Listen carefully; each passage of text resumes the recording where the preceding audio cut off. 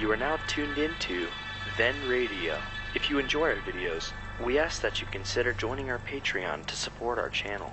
Don't forget to like and subscribe so that you never miss a new video. We hope you enjoyed today's episode, and as always, thank you for watching.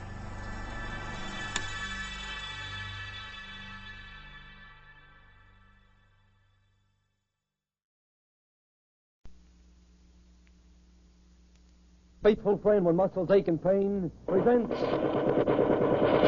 Gangbusters.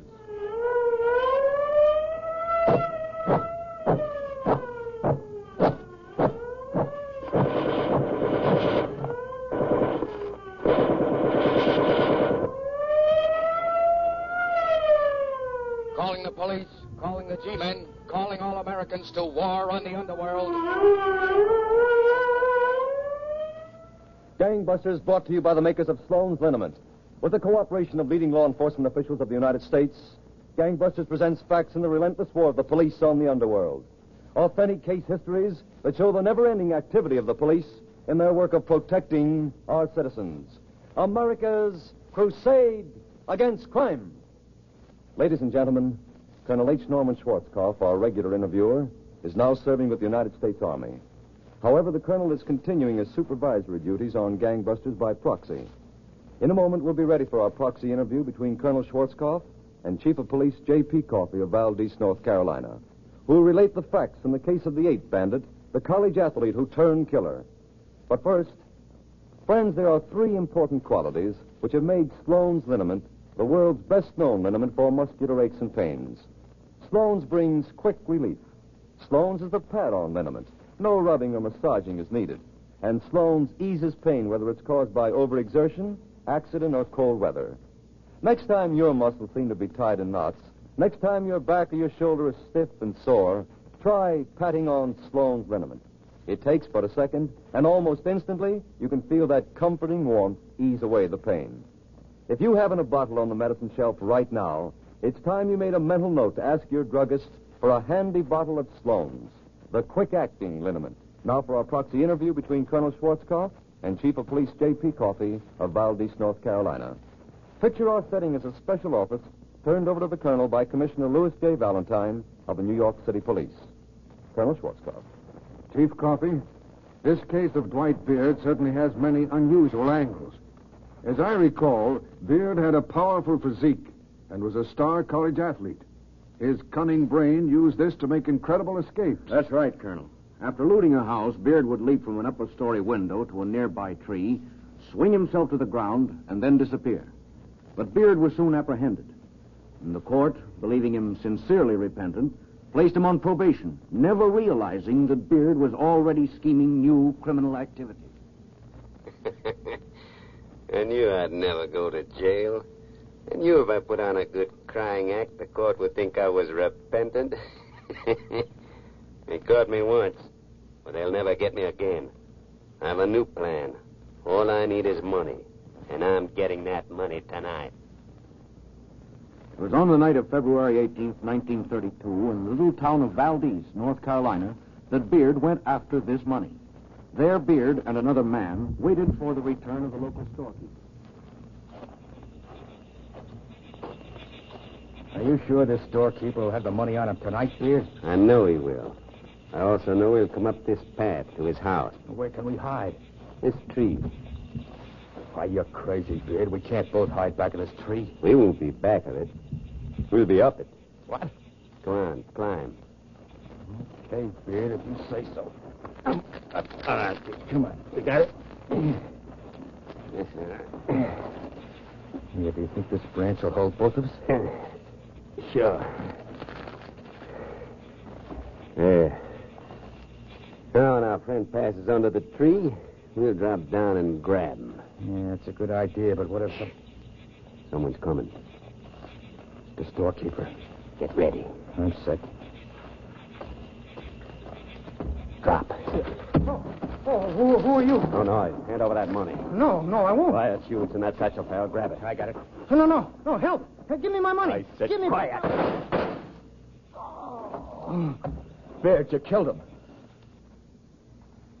In this brutal manner did Dwight Beard commit his first murder, Colonel. Immediately, printing presses roared as thousands of police circulars were sent to all nearby police departments.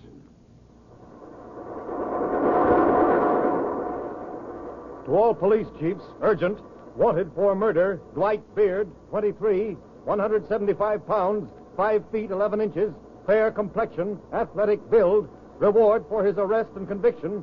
Notify J.P. Coffey, Chief of Police, Valdez, North Carolina. Thus, Dwight Beard started his life of crime, Colonel, a hunted man. He was recognized but not captured in Georgia, in Louisiana, and in Florida. But for months, nothing more was heard of Beard. He had taken on a new name. Then, in April of 1933, a significant meeting took place between two men in St. Paul, Minnesota, in an apartment house. That's my proposition, Wilson. The police will never suspect us. I worked this plan out step by step, ever since I was in college. I admit you have something unusual, but I don't trust you. Let's put our cards on the table. You say your name is Donald Haynes? Well? Let's not kid each other. I know that's not your real name. Listen, Wilson. As far as you're concerned, my name is Donald Haynes. Okay, Haynes. Whatever you say. I need a partner who has the proper underworld connections. You have. You coming in with me? Yes or no? Well, Haynes, let's put it I said this I'll have way. access to every wealthy home in the city. These rich people will be my friends. It's a setup in a million. What makes you think that you, a stranger in town, can just walk out and get to know all the ritzy people living around here? Why, it'd be like sending me to New York to crash the 400. That's right, Wilson. You couldn't do it. But I can. You sure hate yourself. But I still want to know, how are you going to do it? With these. These gout sticks are going to open the doors of the wealthy to me. What? Yes, Wilson. These gout sticks. Are you nuts? It may take a week, it may take a month. But I have each step carefully planned. I start tomorrow on the golf links. And you'll see how I make out. I can't miss. All right. Tee up my ball, Caddy, and we'll see what I do in this last hole. Yes, Mr. Haynes. By the way, just what is my score? Well, Mr. Haynes, I never see such golf shooting all my born days. Just 3 strokes under the course record already. Not so bad, eh? Well, Mr. Haynes, yours is a wizard. You're only a new member of this club, but all the other members been asking me who you is and how you shoot golf so good. That's so? Let me have the driver. Yes, sir. It's par 4 on this hole, sir. It's a dog's leg. The green's about 300 yards away. All right. Here we go. Right over that pond. Lordy me. Look at that ball go like an old eagle eye right over the pond. Mr. Haynes, you done it on the green and one. You see that? On the green and one. Not so bad, if I do say so myself. Oh, wait till the folks back at the clubhouse hear about this golf shoot, Mr. Haynes. They'll never get over talking about it. No, sir, never.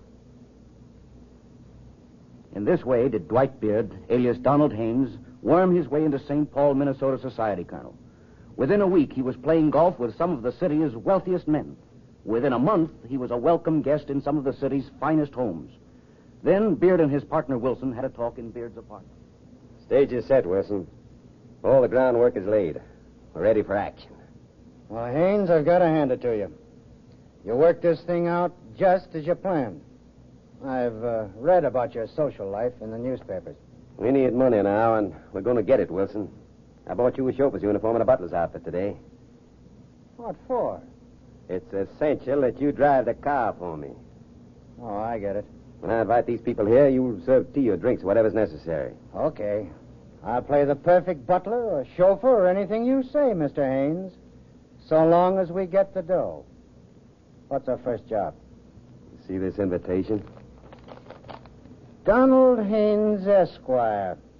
Mr. and Mrs. G.B.F. Smythe request the pleasure of your company at a dinner dance to be held in honor of Count and Countess... Some visiting celebrities. Can you imagine the wealthy people and all that jewelry stuff each woman will be wearing in order to impress the Count and Countess? There'll be a fortune there. Yeah, but Haynes, Are you sure you can pull a job like this alone? Listen, Wilson. I know every inch of this Smythe's home. I know just what door to enter, so no one will see me. The whole job will take less than 5 minutes. Sounds okay to me. This Saturday evening, you'll drive me to the Smythe's. The guests are in for an unexpected surprise.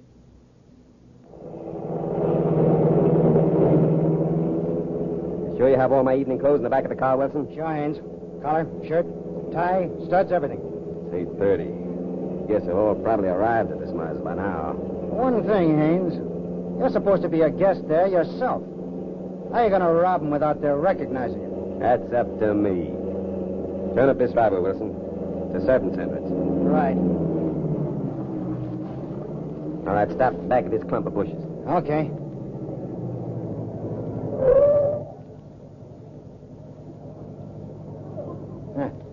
Quite a party in there.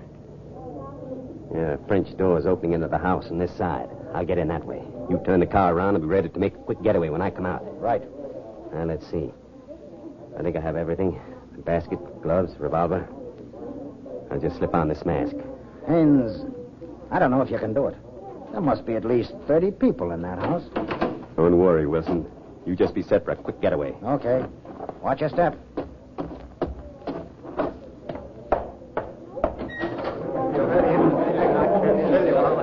All right, everyone. Don't make a move. They're right where you are. He's wearing a mask. Quiet. I don't want to have to kill anyone. And no heroics from you men. Now, ladies, start removing your jewelry. Drop it in this basket. You men, empty your pockets. Well, I don't know. Come on. I mean business. This is an outrage. Quiet. This is my wedding ring. Do I You can have keep the ring, but not that bracelet. Thank you. Here's my bracelet. This is the most terrible thing I've ever Put heard. it in there. Thanks for the jewelry. I'll be going now, but I'm warning you. I'll kill the first person that starts after me. Good night. Take this basket, Wilson. Okay, Haynes. Hop in. Step on it, Wilson. Fast.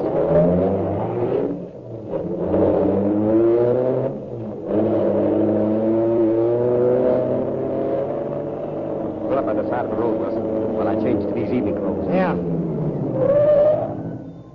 Now I gotta get dressed fast. And then what? After you're all dolled up? You drive me back to the Smythe's, of course. They're expecting me. You're going back there? Listen, stupid. 3 minutes ago, these people were held up by a masked gunman in a gray suit, light hat, and tan shoes. 5 minutes later, I arrive in evening clothes as an invited guest. Yeah? You think anyone would ever figure that I'm the one who just held them up? Well, when I get back there, if they haven't already called the police, I'll do it for them. Police records show, Colonel, that Beard pulled more than 50 robberies in this manner. Yet, Chief Coffey, for all his cunning, it's evident that luck played with him.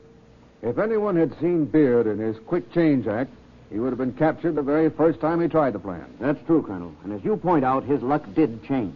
Chief Coffey, before you tell us how this murderer and thief was discovered, Charles Stark has a few words for us.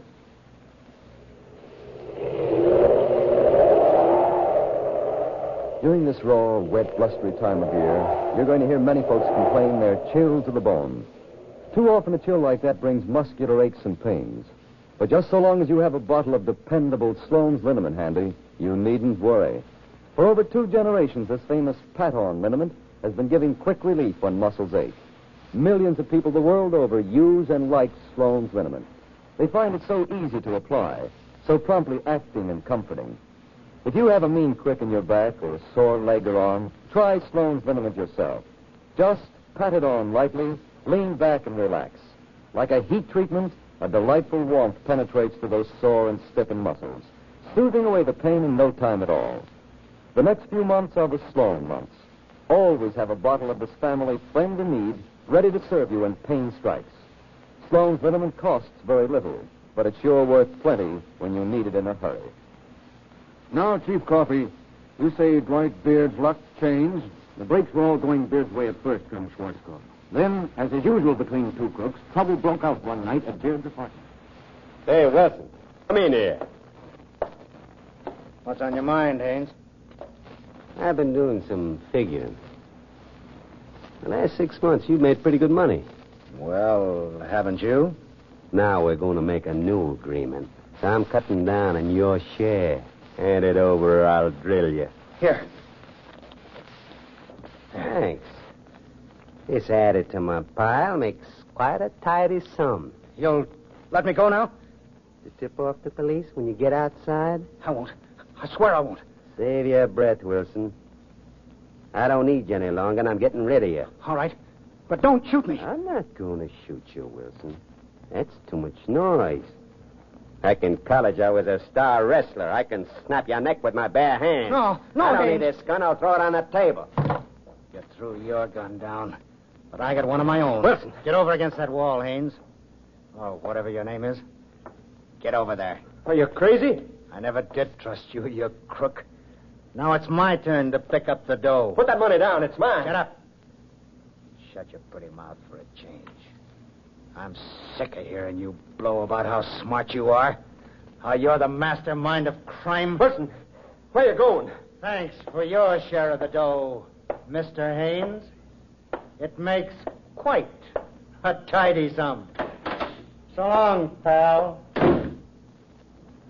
With Wilson gone, Beard had to work alone, Colonel. 2 nights later, in the living room of a wealthy Minneapolis family home. Marion, dear, Yes, George? what are you reading? Oh, just one of the latest novels. Why don't you get a book and read, too, George? You seem so restless tonight. I was down at police headquarters today. Yes? Oh, have they traced any of the stolen jewelry? No, it takes time.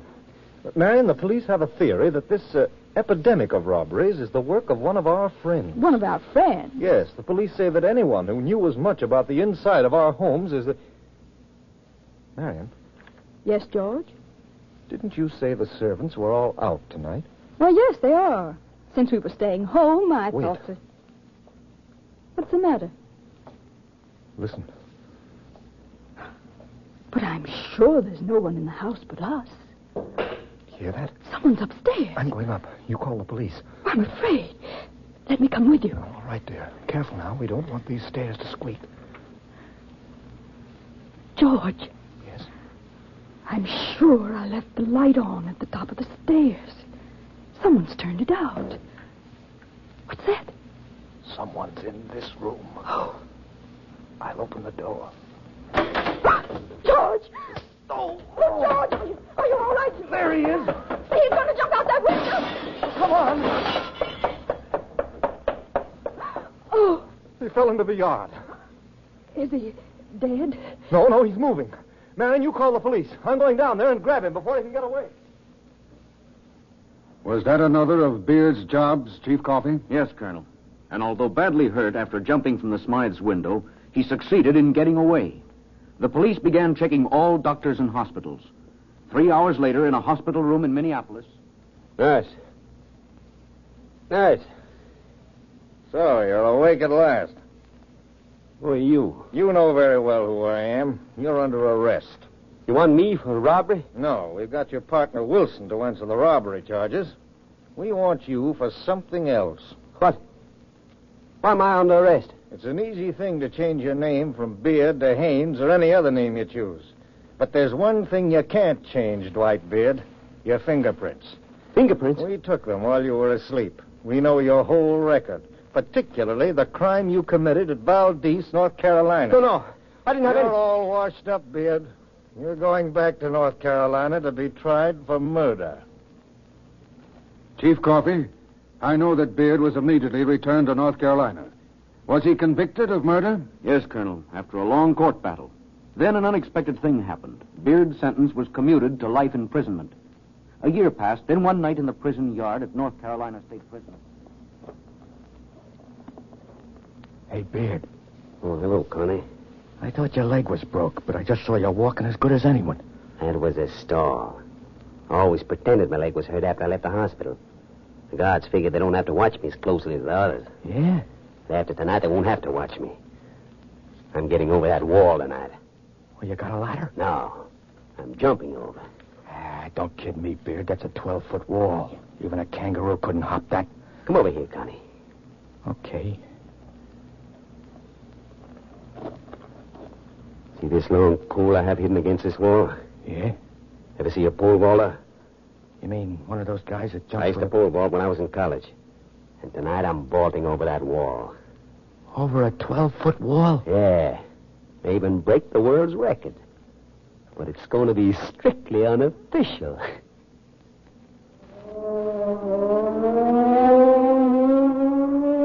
Attention, prison break. Dwight Beard, murderer, escaped from North Carolina State Prison at Raleigh. Beard is 5 feet 11, 175 pounds, light complexion, athletic build, extremely dangerous. May be riding freight train heading south. Watch all trains heading south.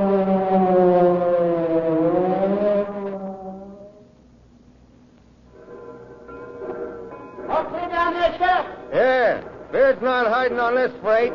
You can signal the engineer to go ahead. Okay. All clear. All clear.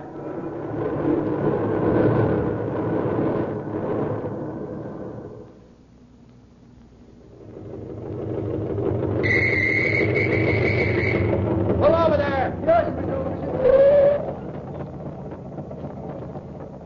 See any white man along the roads as you came through? No, sir, boss. I ain't seen no one but myself all the time. All right, get going.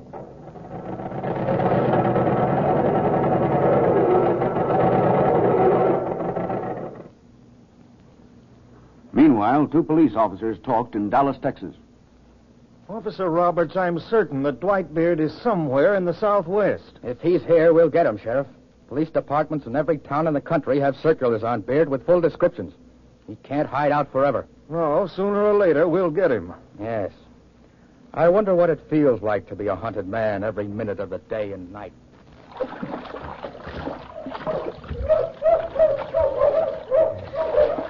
This river's like ice. But I gotta get across. They're after me. After me with bloodhounds. Won't let me rest night and day. Everywhere, cops, cops, cops. Driving me crazy. They won't let me sleep. I can't sleep. I can't sleep. I can't sleep.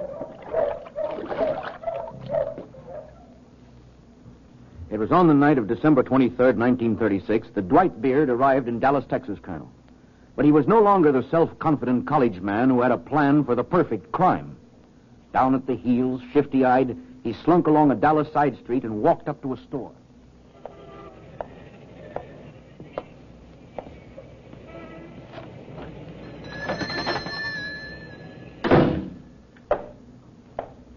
Yes? You wish something? Listen, guy, hand over your money or I'll kill you. I swear I will. No. Don't. Here, take the money. That's better. If you try to follow me, I'll kill you. Help! Hold up! Help! You dirty rat!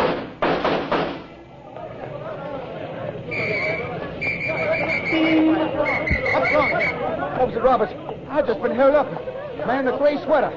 He ran down that cellar. Get back, all you people. Out of the way. Get back, all of you. Officer Roberts, don't go down there. He isn't. Officer Roberts! Officer Roberts!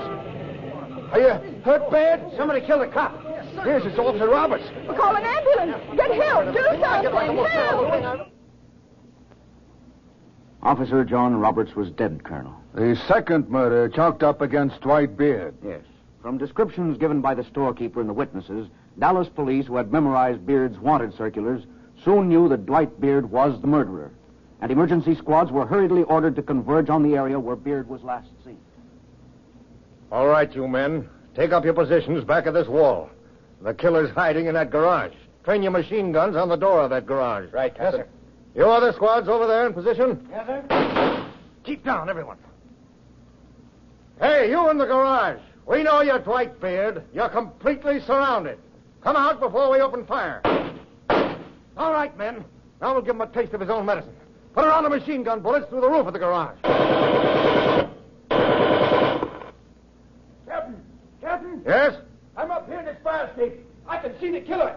He's climbed on the roof of the garage. What? And there's a truck parked in the street. He's going to try and jump in it and get away. Come on, men. Follow me. There's the gunman. He's going to jump past him. Grab him. Oh, I got him. I'm hurt. Let me go. Let me go. Get up on your feet. Put the handcuffs on. I didn't do anything. I'm hurt. I didn't do anything. So you thought you could jump to that truck and get away? A college athlete, huh? Come on, Dwight Beard. Start walking. Your jumping days are over.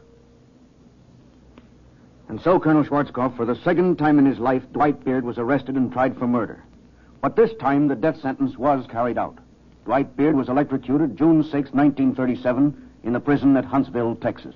Thank you, Chief Coffey, for bringing us the facts in this case of Dwight Beard, the ape bandit. It's too bad that a college education, athletic ability, and social accomplishments should have been used to rob good householders and snuff out the lives of law-abiding citizens.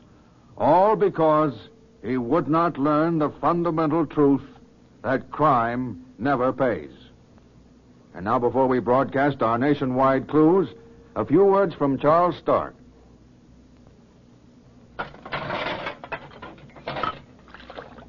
Now that Mother and Sis have finished the dinner dishes, the last job in a long, hard day, they'll know what I mean when I talk about a weary back and sore arms. So many people suffer needlessly at a time like that, when just patting on Sloane's liniment will bring them quick and comforting relief. This famous liniment is the friend of all the family, the enemy of muscular aches and pains for more than 50 years. Try it just before going to bed for those housework aches. Or perhaps Dad has a stiff neck from sitting in a draft, or the youngster bumped his elbow playing football. In all those little family emergencies, Sloane's will help smooth out the kinks in those aching muscles. It's easy to apply, just pat it on, and you can feel it go to work like a heat treatment to bring you back to yourself again. If you haven't a bottle on the medicine shelf right now, make sure to ask your druggist for Sloane's liniment when you go shopping tomorrow. And now, the clues. Warning, citizens of Southwest, watch for escaped Texas bad man Charles G. Duffield, 24, 5 feet 9 inches, 147 pounds, black hair, brown eyes, tattoo, word chief, upper outer left arm, tattoo, emblem, heart and dagger with bird and ribbon, outer right arm. This man, notorious Dallas robber, escaped last week from State Prison Farm in Texas. Attention, citizens of western states. Beware a man 6 feet or more, 200 pounds, dark bushy hair, small mustache, wearing dark trousers and jacket which look new. This man wanted for robbery last week of store and for subsequent kidnapping and beating of woman, leaving woman unconscious along road, Ely, Nevada.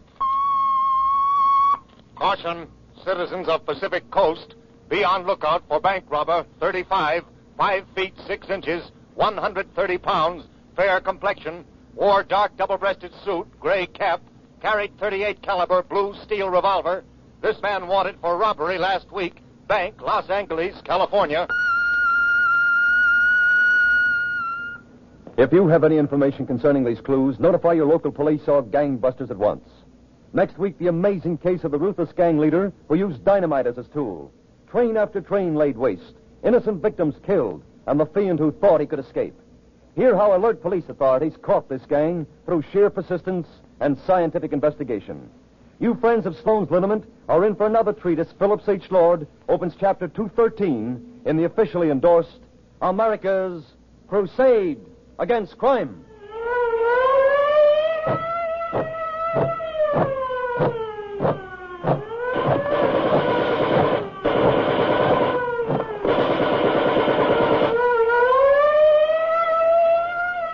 Calling the police, calling the G-men, calling all Americans to war on the underworld.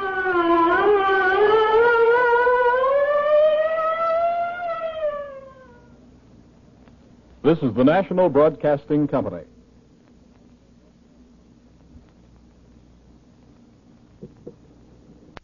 Last week of store and for subsequent kidnapping and beating of woman, leaving woman unconscious along road, Ely, Nevada.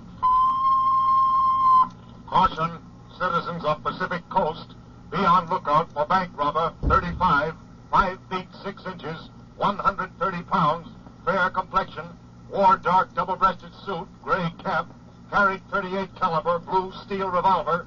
This man wanted for robbery last week, bank, Los Angeles, California. If you have any information concerning these clues, notify your local police or gangbusters at once. Next week, the amazing case of the ruthless gang leader who used dynamite as his tool. Train after train laid waste, innocent victims killed, and the fiend who thought he could escape. Hear how alert police authorities caught this gang through sheer persistence and scientific investigation. You friends of Sloane's Liniment are in for another treatise. Phillips H. Lord opens chapter 213 in the officially endorsed America's Crusade Against Crime.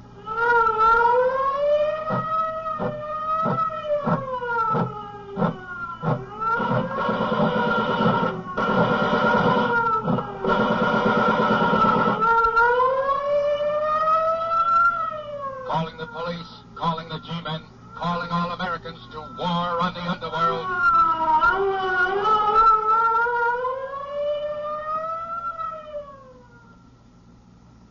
This is the National Broadcasting Company.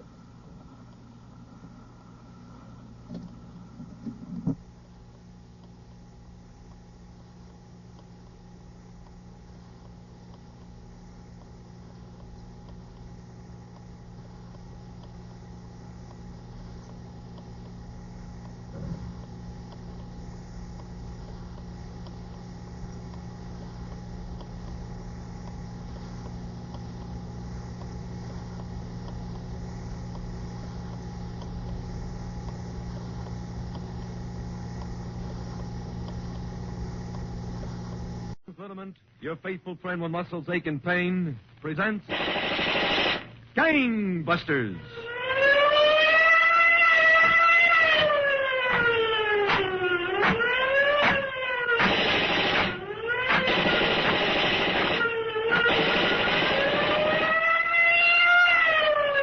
Calling the police, calling the G-men, calling all Americans to war on the underworld. Gangbusters, brought to you, the men and women of America, by the makers of Sloane's Liniment. With the cooperation of leading law enforcement officials of the United States, Gangbusters presents facts in the relentless war of the police on the underworld. Authentic case histories that show the never-ending activity of the police in their work of protecting our citizens. America's crusade against crime. Now, for those of you who are familiar with the name Schwarzkopf, just an editorial note, and we'll get right back to the program. Colonel Schwarzkopf, who oftentimes interviews the lawman who brings in the story to Gangbusters, is, of course, in actuality, the father of H. Norman Schwarzkopf, General of the United States Army. And so this is kind of interesting to hear him portrayed, his father portrayed as a law enforcer. And also interesting, there's the character of the lawman, a sheriff, a judge who comes on the program, Judge Miller, is played by none other than Bill Johnstone, who about the same time was playing The Shadow on the Mutual Network. So there's a couple of interesting voices to listen for here. Now for our proxy interview between Colonel Schwarzkopf and Judge L.D. Miller of Chattanooga, Tennessee.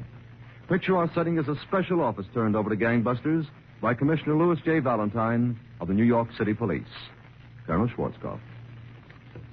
Judge Miller, I understand that Charleston and Rogers, the nickel and dime bandits, were hunted by the police of 6 states. Yes, Colonel Schwarzkopf. Actually, 8 different police departments were after them within a period of 30 days. But why do you call these particular criminals the nickel and dime bandits? Well, Colonel, James Carlson, the brains of the combination, had a theory of crime different from any criminal in all my experience. I got a new slant on stick-ups that'll pay big dividends. I'm going to get me a smart partner that knows how to use a get.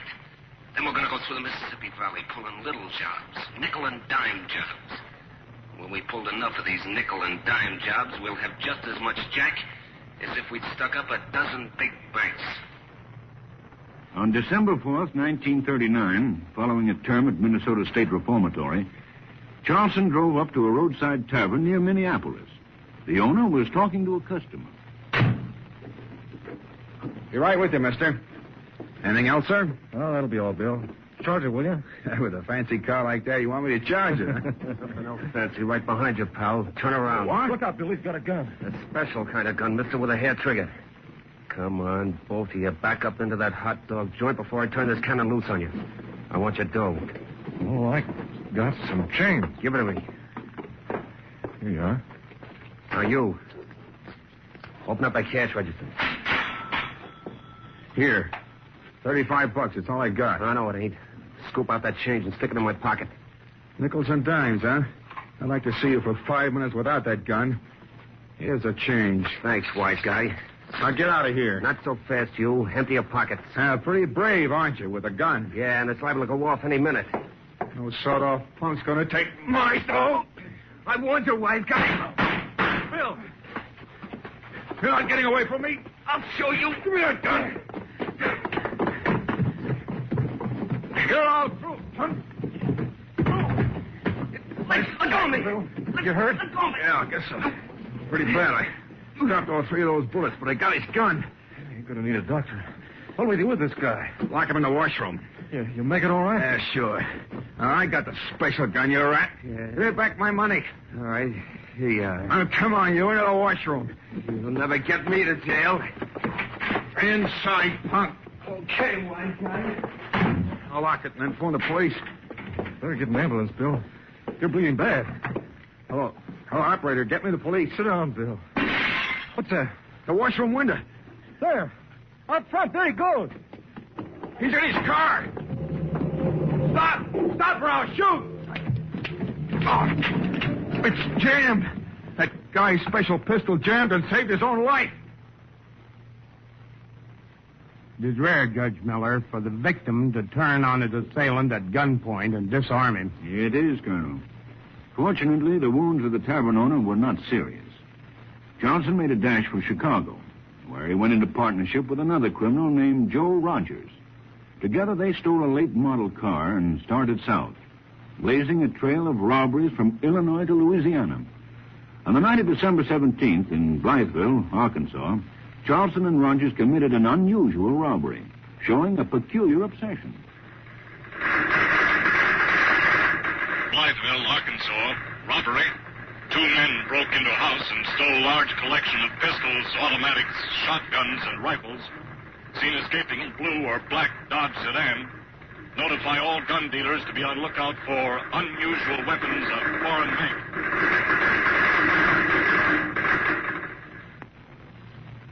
A few days later, Colonel, Charleston and Rogers were in Minneapolis, waiting in a stolen new Buick sedan across the street from a small apartment house. Boy, this is the life, huh, Rogers? You said it, Charleston. Cops and newspapers screaming about us from here to New Orleans. Nothing for us to do but sit back and take it easy. I'd sure like a drink right now. Yeah, so would I. Wish that baby of yours would hurry up. It's only 10 past 11. I told her to sneak out at 15:15. She made up her mind to come with us? Hope so. You know me, Rogers. Wine, woman, and song. Yeah, I know. But when are we going to quit this small-time stuff and go after something big? Like what? Banks. Forget it, Rogers. Knock over a bank and every cop in the state's after you. Just think of the dough we could pick up in banks. All we've been getting the places you pick is chicken feed. Nothing but nickels and dimes. There's nothing you can't buy with nickels and dimes, Rogers. If you got enough of them. Sure, but we could... There's no buts to it. It adds up, see? And the rap for little jobs is nothing like it is for a bank. But in one bank job, we... Listen, sap. Hey, take it easy, will you? Banks have guards, and the guards have guns and tear gas. They have balconies to ambush bank bandits. They have burglar alarms to call the cops. Don't you see, we can get as much in a flock of gas stations as we could in a dozen banks. And no risk. Maybe you're right. The way I figure it... Hold it, Charleston. Here comes your girlfriend. Oh. Hello, baby. Hello, Jim.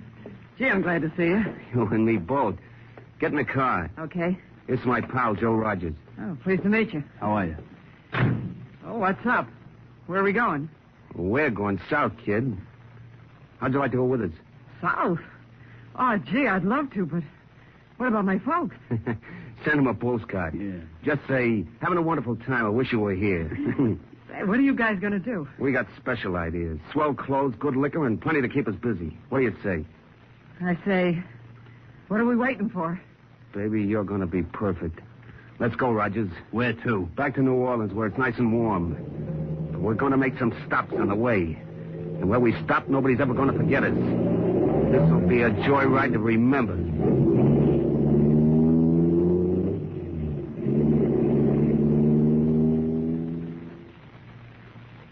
That was near midnight, Colonel, on December 21st, 1939. 3 days later, Chief C.R. Bryan of the Chattanooga, Tennessee Police was sitting in his office when Police Captain Homer Edmondson walked in with a message in his hand. Good morning, Captain. Good morning, Chief Bryan. This just came in on the teletype. Thought you'd like to look at it. From Sweetwater, huh? Yes, sir. Arrest 2 men wanted here for robbery of roadside cafe this morning, 3 a.m. One man about 20, weight 150, blue eyes, light hair. The other one, older, weight about 140, dark hair, slender. Both bandits wearing leather jackets. That's a pretty complete description, Chief. These bandits took $60 in currency, cigarettes, liquor, and a large amount of nickels and dimes. They're heavily armed. Large amount of nickels and dimes. That sounds familiar. You're right, Captain. This is the 6th report in the last few days that used those exact words. Yes, and each report was near Chattanooga. Have you broadcast this message to the patrol cars? Yes, sir. Right after it came in. Send it out again, Captain. This is the first good description we've had of those men.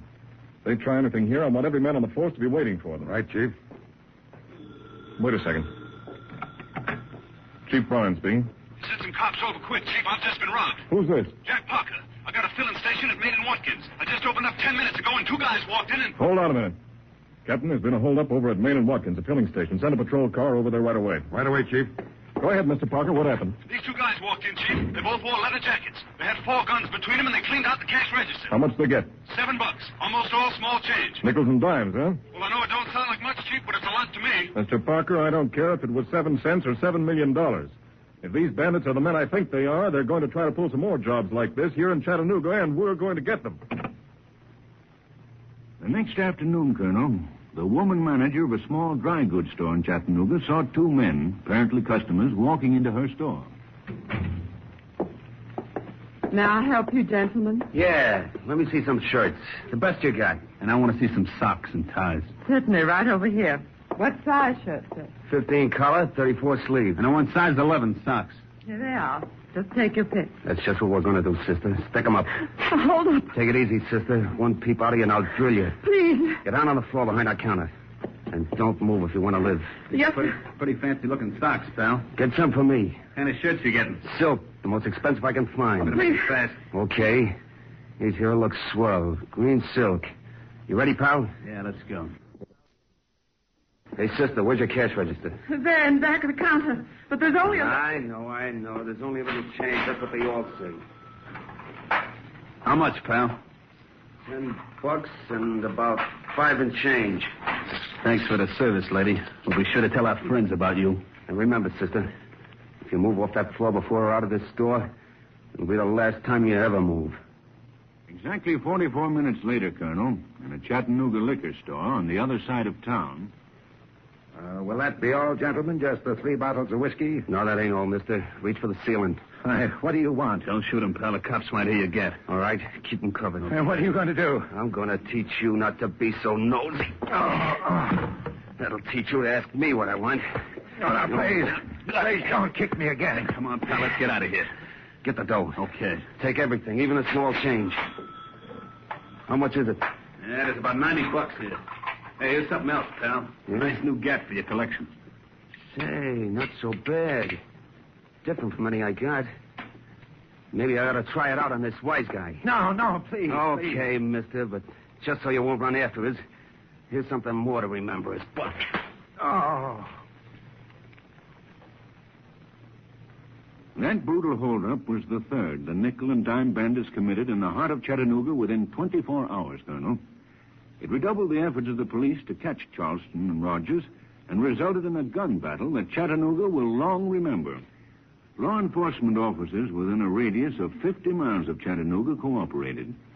At a special meeting of police representatives at the office of Chief C.R. Bryan, all possible angles were discussed. Fortunately, men, we have a complete description of these 2 bandits. and definite identification clues. What are they, Chief Bryan? Well, first, Sussman, there's the nickel and dime angle.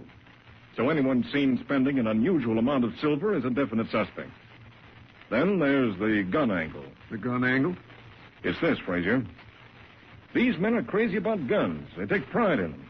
Not just as weapons, but as items to collect. So the bandits might just show off their guns sometime without staging a holdup, huh? Particularly if they'd been drinking. And that's still another clue, Chief Bryan. The amount of liquor they consume, judging by the amount they've stolen. And the girl with them. The one that's been seen in their car. Now, we have her description. All right, Captain Edmondson. These are all valuable clues, men. And we have one other advantage. From what these bandits have said to their victims, they don't expect the police to go after them seriously. Just because the thefts have been relatively small, huh? Exactly. That gives me an idea, Chief. What is it, Edmondson? Maybe we can get these bandits through a weakness in their own system. How, Captain? Let's give these clues to every reliable citizen in the vicinity of Chattanooga. Every small storekeeper.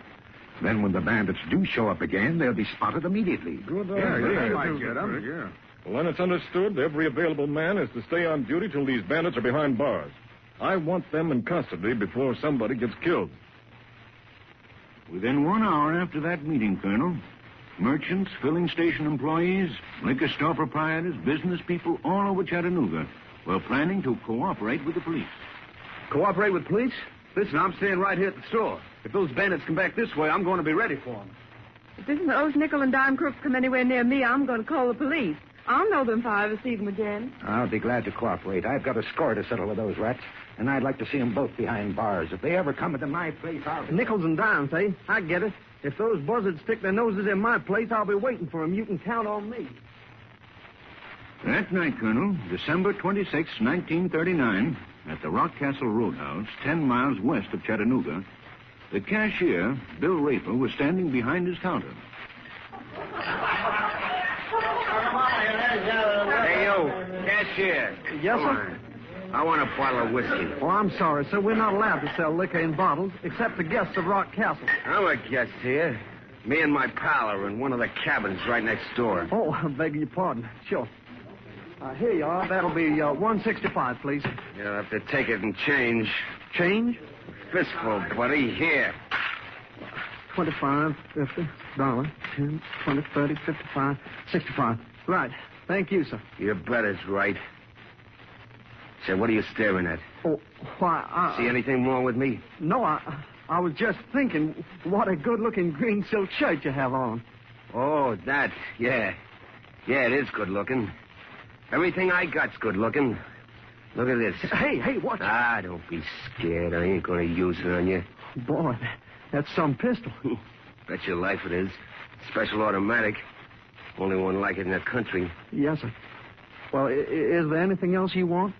Yeah, sure. I almost forgot. Give me some of those box lunches you got, huh? How many? Let's see now. 3, please. Here they are. Do you want me to carry them for you? Yeah, that's right. I'm getting a little rocky. Hey, Joe, take over, will you? Okay. I'll be right back. Let's go, sir. Now, which cabin is it? Second one on the left. This the cabin? Yeah, I'll knock. Hey, open up. Come on, open up. It's me. Come on. Pipe down, will you? Come on, let me in. Where's Babe? I reckon I'll be getting along, mister. Yeah, sure. See you later, mister. Good night. Yeah, I'll see you later.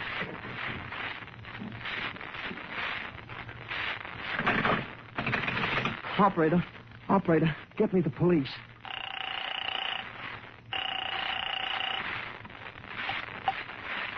Police headquarters, Chief Bryan speaking.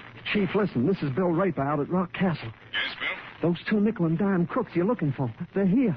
How do you know? I'm positive, Chief. Every single clue you give me. The nickels and dimes, the guns, the liquor, everything checks. Did you notice a car? Yes, sir. It's a big, black, new 1940 Buick. Where are they? In a cabin right next door. How many? 3 of them, sir. 2 men and a girl. That's what I call fine cooperation, Bill. Sit tight and don't say a word to anyone. I'll send an emergency squad out there right away.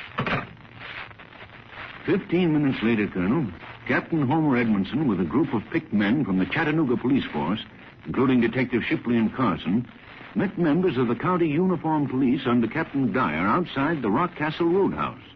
The cashier, Bill Raper, was waiting for them. Which cabin are they in, Mr. Raper? That one with the lights on, Captain Edmondson. All right, men. Sussman and Fraser, you stick with me. All right, Captain. Now, we'll go to the front of the house. Shipley, you and Carson cover the back with Captain Dyer. You got that? Right, Captain. What's our plan, Captain? Simply to close in and get those bandits. We can't start shooting till we're absolutely sure these are the men we want. But if they show the slightest resistance, open fire with riot guns immediately. Ready? Yes, sir. Let's go.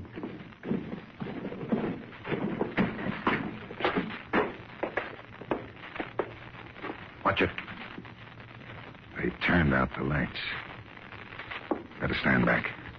I'll knock.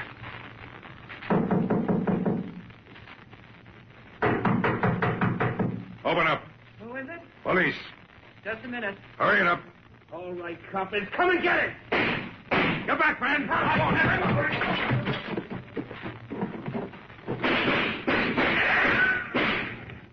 Captain, just listen to those bullets bounce. All right, men, open up with your riot guns.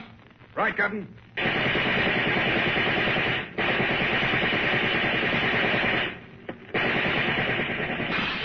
Get down low, babe. Those cops are using riot guns. We'll fix them, Jimmy. I'll load your pistols. Roger. Yeah? Cover the back door. I'll cover the front. Okay, Charleston. Come on, coppers, try and take it. You'd better give up in there. You're surrounded. We'll give them hot lead.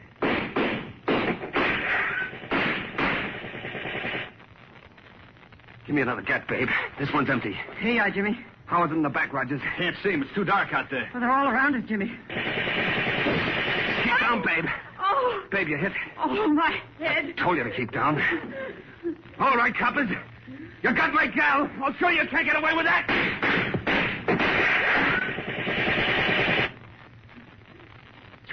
Charleston, there's a copper creeping up in the back. You cover the front, Rogers. I'll get that cop. He's coming right up to the back door. What are you going to do, Jimmy? Shut up, babe. I'm running this show. Open your hands, all three of you. I'm waiting for you, cop. Jimmy, you killed him. I'll say I killed him. I got his gun, too. Jimmy, they got Rogers. Lie down on the floor, babe. I'll get him for that. All right, coppers. I got one of you. Who's next?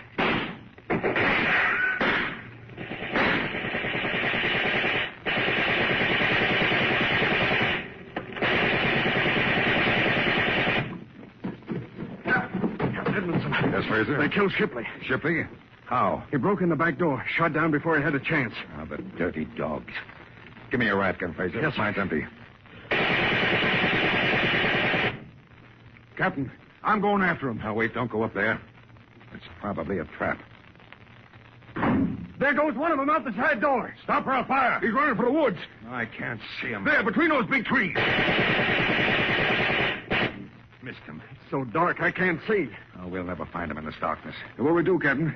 He might be hurt. Dyer, you and Carson follow him. I am going to get some bloodhounds.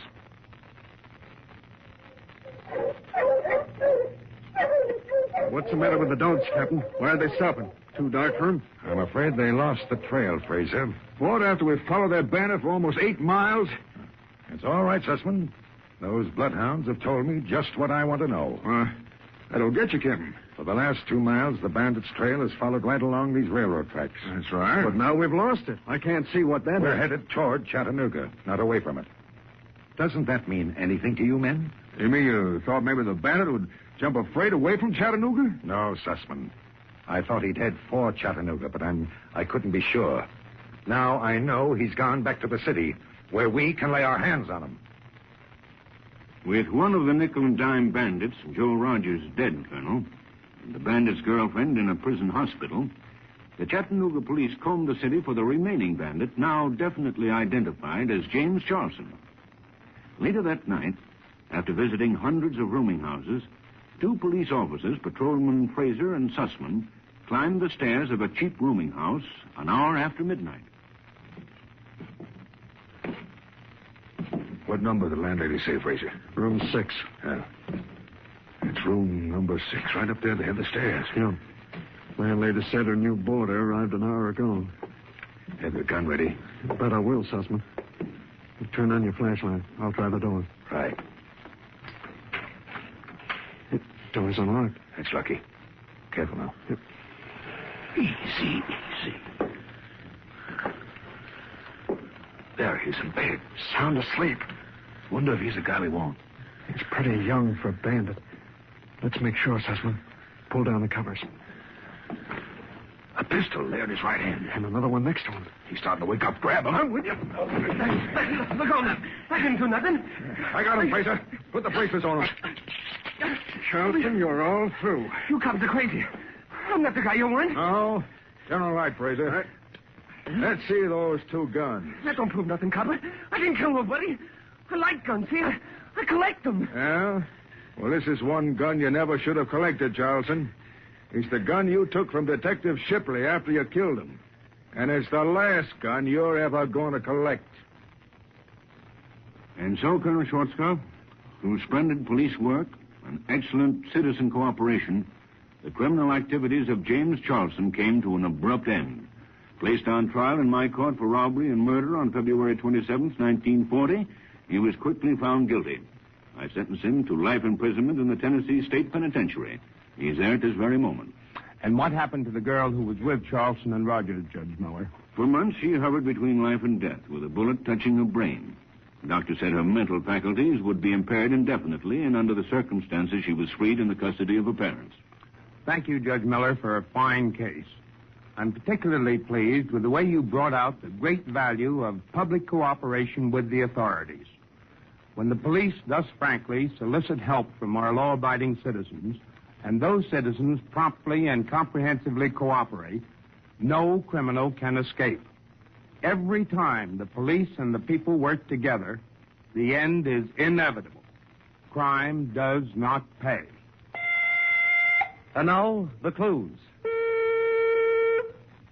Special bulletin, all citizens.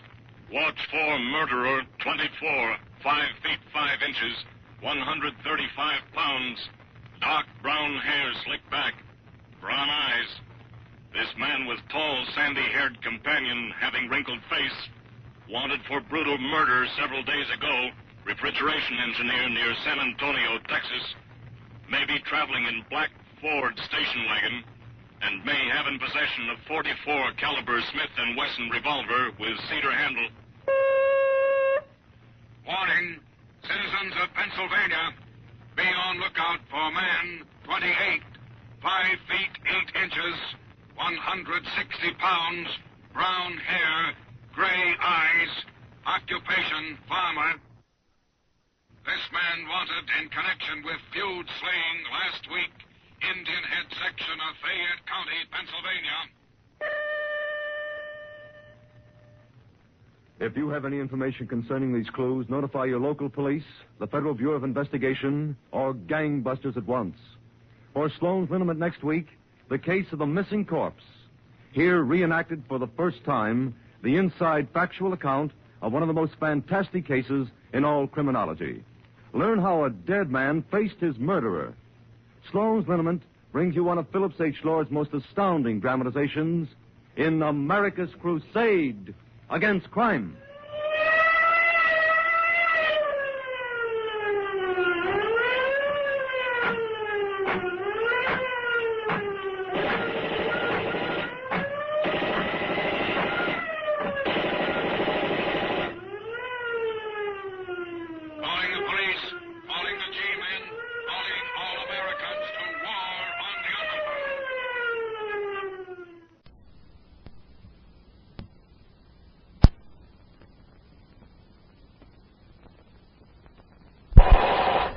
Gangbusters.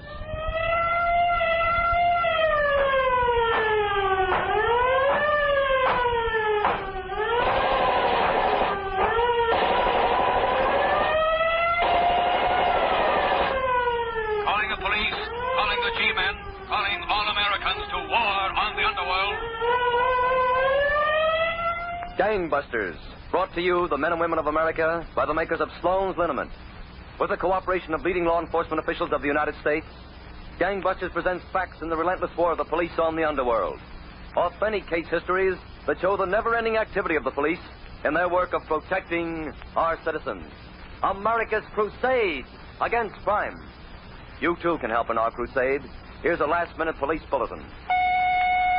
Nationwide alarm. Attention all citizens. Watch for Clifford Davidson, 32, 5 feet 7 inches, 208 pounds, brown hair, blue eyes. This man, veteran criminal and escape artist, broke from jail, Wewoka, Oklahoma last week, where he is awaiting trial for murder, allegedly committed following a previous escape from prison. Caution, this man is dangerous. Gangbusters urge you to be on the alert for this criminal. We will have more clues for you at the end of our program. In a moment, we'll be ready for our proxy interview between Colonel H. Norman Schwarzkopf and prosecuting attorney Stanley Wallach of St. Louis County, Missouri, who will discuss the strange case of the missing corpse in which a dead man convicted as murderer. But first, April showers, they say, bring May flowers, but they also bring the muscular aches and pains that often go with damp and windy weather.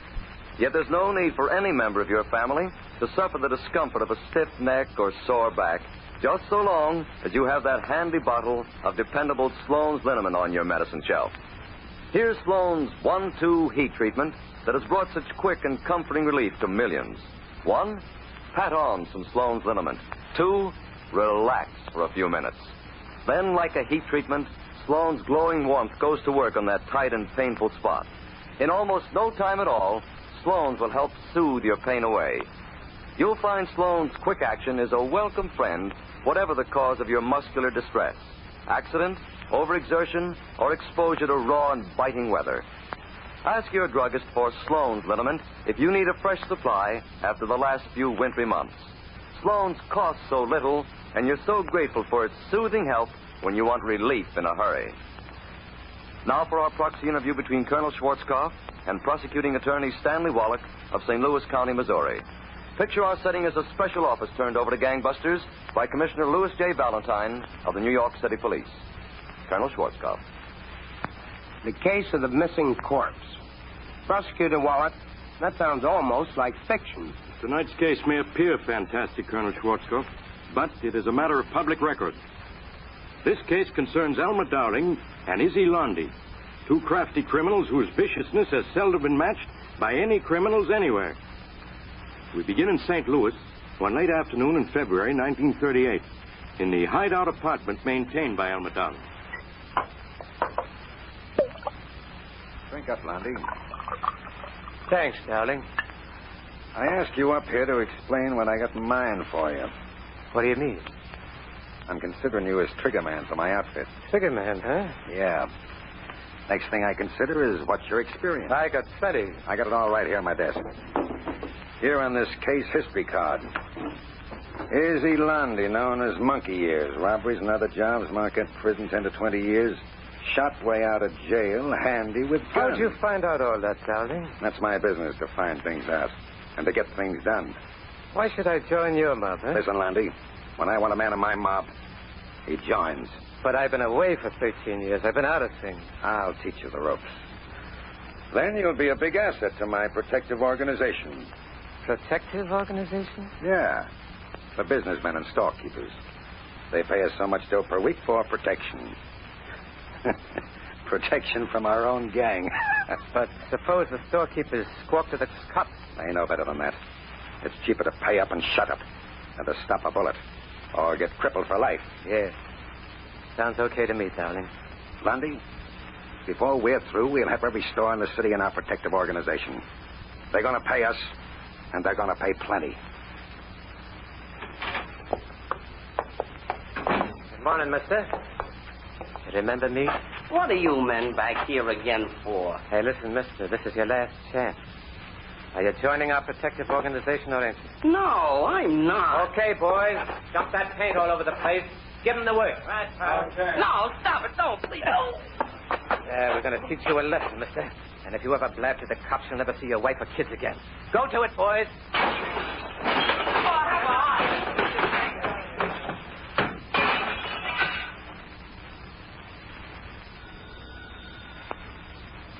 Don't answer that phone, buddy. My business comes first.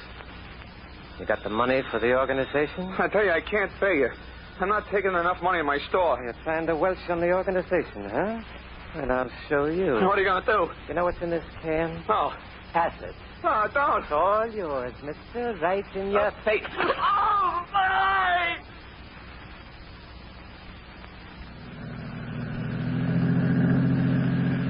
That's the dry cleaning store on the corner, Red. The one Dowling wants us to take care of. I got the dynamite already, Lundy. All right, drive by the store and I'll light the fuse and heat it. Hey, Lundy, there's a guy down the block. Don't worry about the guy down the block. I'll light the fuse. There! Step on it, Red. There!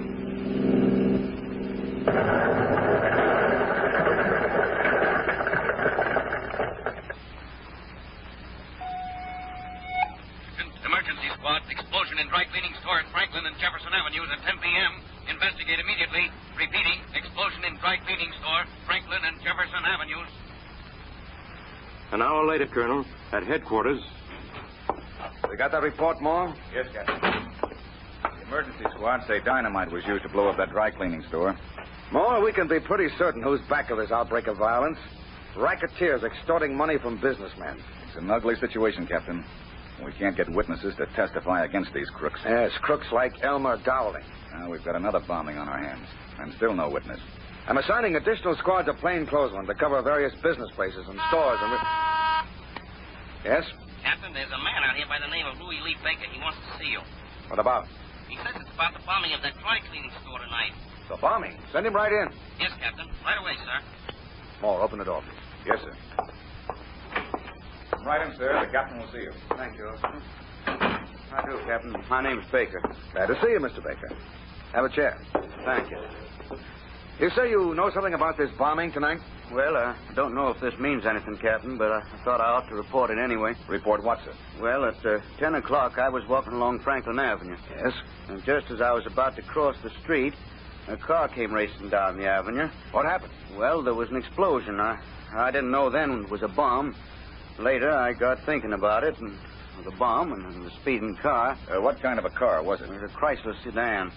I didn't see the license number, but I did get a good look at one of the men in the car. Oh, is that so? He was sort of pasty looking. Had very black eyebrows and big lips. Anything else? Well, the one thing I noticed most of all were his ears. His ears? Yes, sir. Stuck way out. What's that? Well, I never saw a man whose ears stuck out so much, sir. Was he stockily built? Well, yes, he was. This means something to you, Moore? I'm not sure yet, Captain. But I used to know a criminal who fitted that general description to a T. Monkey ears, they called him. If it's the same man, he's a gunman of the worst type. All right. We'll have Mr. Baker go through the identification files. If he can pick out the picture of the same criminal you have in mind, we'll have our first positive identification to help smash this gang. And the picture that Louis Lee Baker identified, Colonel, was the picture of Monkey Ears. Izzy Lundy. The authorities moved fast and arrested him in a few hours. Some good police work, Prosecutor Wallach. Indicted for this bombing, Lundy posted bail and was released by the courts pending trial. He immediately phoned Dowling. Yeah, Dowling, that's why I'm calling you. That Baker guy's identified me for the bombing of that dry cleaning store. I'll go to jail, I will. Hold it, Lundy. Where are you calling from? From a drugstore. I'm afraid to come near you. The cops are on my trail. Yeah, I thought so. Now, let me think. This is serious, Dowling. You've got to help me. Yeah, I know how serious it is. Once the cops throw you in jail, they'll probably get more information that'll lead to me. You? I'm the guy that's in the jail. I'll think of the spot I'm in. Hey, wait a minute. What did you say is the name of the guy who saw the bombing? Baker. Louis Lee Baker. Baker, eh? Is he the only witness the cops got? Yeah. You sure of that? Positive. Good. What do you mean, good? If something should happen to this witness, the cops wouldn't have no case, would they? That's right, Dowling. Well, something is going to happen to him. We're going to find this guy, Baker. And when we do, he won't be a witness. He'll be a corpse. Meanwhile, Colonel, at headquarters, the captain was talking with Mr. Baker. Mr. Baker, your identification of Izzy Lundy as the cleaning store bomber is the first good break we've had in our campaign to rid this city of racketeers. I'm glad I'm able to help, Captain. You'll realize, Mr. Baker, that your life is in constant danger. Yes, sir. That gang will stop at nothing, absolutely nothing, to prevent you from testifying at Lundy's trial. So we're going to hide you on a little farm near Sykeston, Missouri. You know where that is? Yes, sir. About 150 miles south of here. Yes. Under no circumstances are you to leave the farm unless accompanied by our men. I understand, Captain. When we want you, our men will show their credentials and will tell you the captain wants to see you. Now remember that phrase. The captain wants to see you. Yes, sir. The captain wants to see Mr. Baker was taken to this farm, Colonel, and given ample police protection. Then a startling event occurred. Prosecutor Wallet, we're anxious to hear this startling occurrence, but right now, here's Charles Stark with a few words.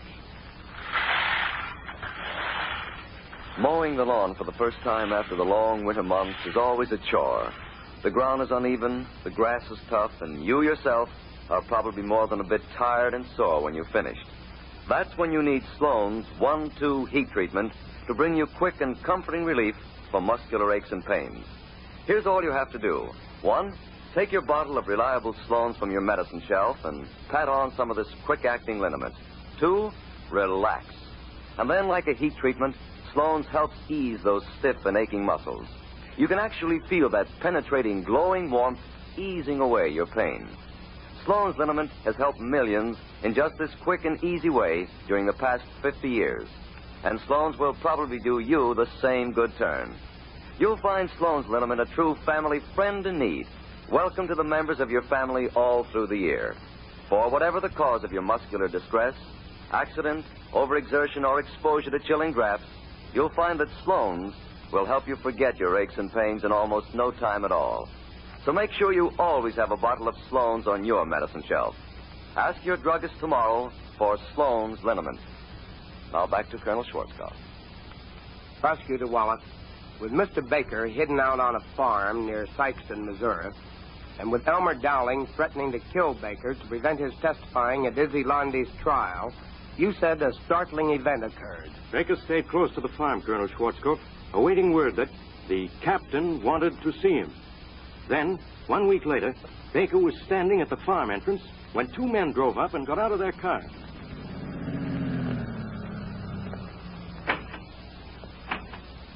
Oh, Baker. Mr. Baker. Yes, sir. You gentlemen want to see me? Yes, Mr. Baker. We're detectives from headquarters. Detectives? See our badges?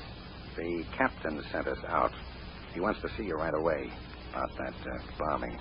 The captain wants to see me. Now, if you'll just get in the car. But I'd like to leave word with the men at the farmhouse where I'm going. We haven't so got time for that. This is urgent, Mr. Baker. We don't want to keep the captain waiting. Well, you know best, sir.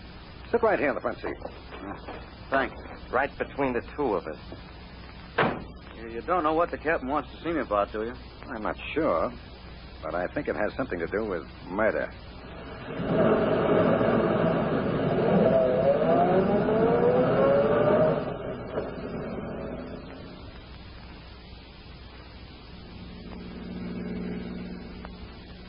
Gentlemen, we've been driving for an hour. It's getting dark. We're going in the wrong direction. This isn't the way to town. Baker. Yes, sir? We're not going to town. What? The captain's going to meet us at a house that's up this side road. Oh. Why didn't you tell me about this before? We got our orders. Here's the place now. Oh. That house looks deserted. There's no light. Don't worry about that, Baker. Well, where's the captain's car if he's going to meet us out here? Yes, we're living ready. How about it, Tom? I guess we are. Let's go in the house anyway. Yes, sure. Come on, Baker. I'd rather wait here in the car. No, Baker. We're going inside. Come on, Baker. Orders are orders. All right. I'll do what 2 men say. Quiet around here. Ain't it, Baker? Yeah. Maybe that's it. Let me take your arm, Baker. Take my arm? Yeah, it's so dark. You might stumble. You're sure the captain will be here? Step inside, Baker. So dark in here, I can't see. Turn on your flashlight, pal. Sure. Go on inside, Baker. Hey. There's no one in this house. It's empty. Deserted. That's right, Baker. That's why we brought you here. What do you mean? Just this. Wait. I want to make sure.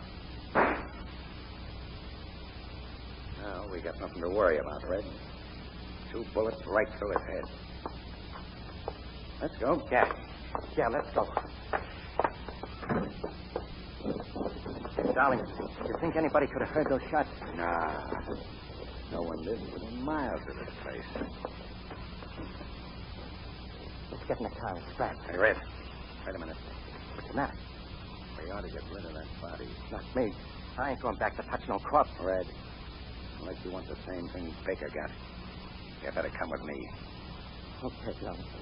But I don't like it. Yeah.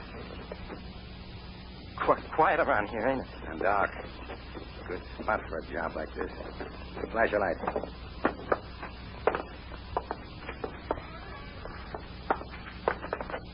Darling, look. Say, what The corpse, the body. It's gone. But it can't be. It was right here on the floor a minute ago. Flash your light around. The room is empty. But he was dead. I killed him. 2 bullets right through his head. Then where is he? A dead man can't get up and walk away.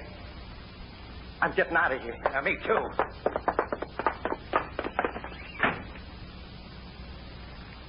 Prosecutor Wallace, you mean to say the corpse, the victim's body, was actually gone? Yes, Colonel. By a strange miracle of fate, Louis Lee Baker had not been killed. Though suffering intense agony, he had managed to crawl out the back door of the deserted house and hide.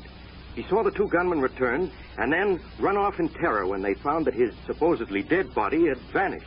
So that's why the corpse was missing. What did Mr. Baker do? He dragged himself to the side of the road where some passing workmen found him and rushed him to a hospital.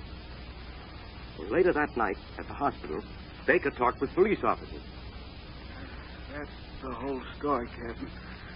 They shot me twice in my head, but I guess I'm too tough to kill. I don't feel I ought to question you any further, Mr. Baker. You need rest. Captain, I want to tell you all I know. All right, Mo, take this down. Yes, Captain.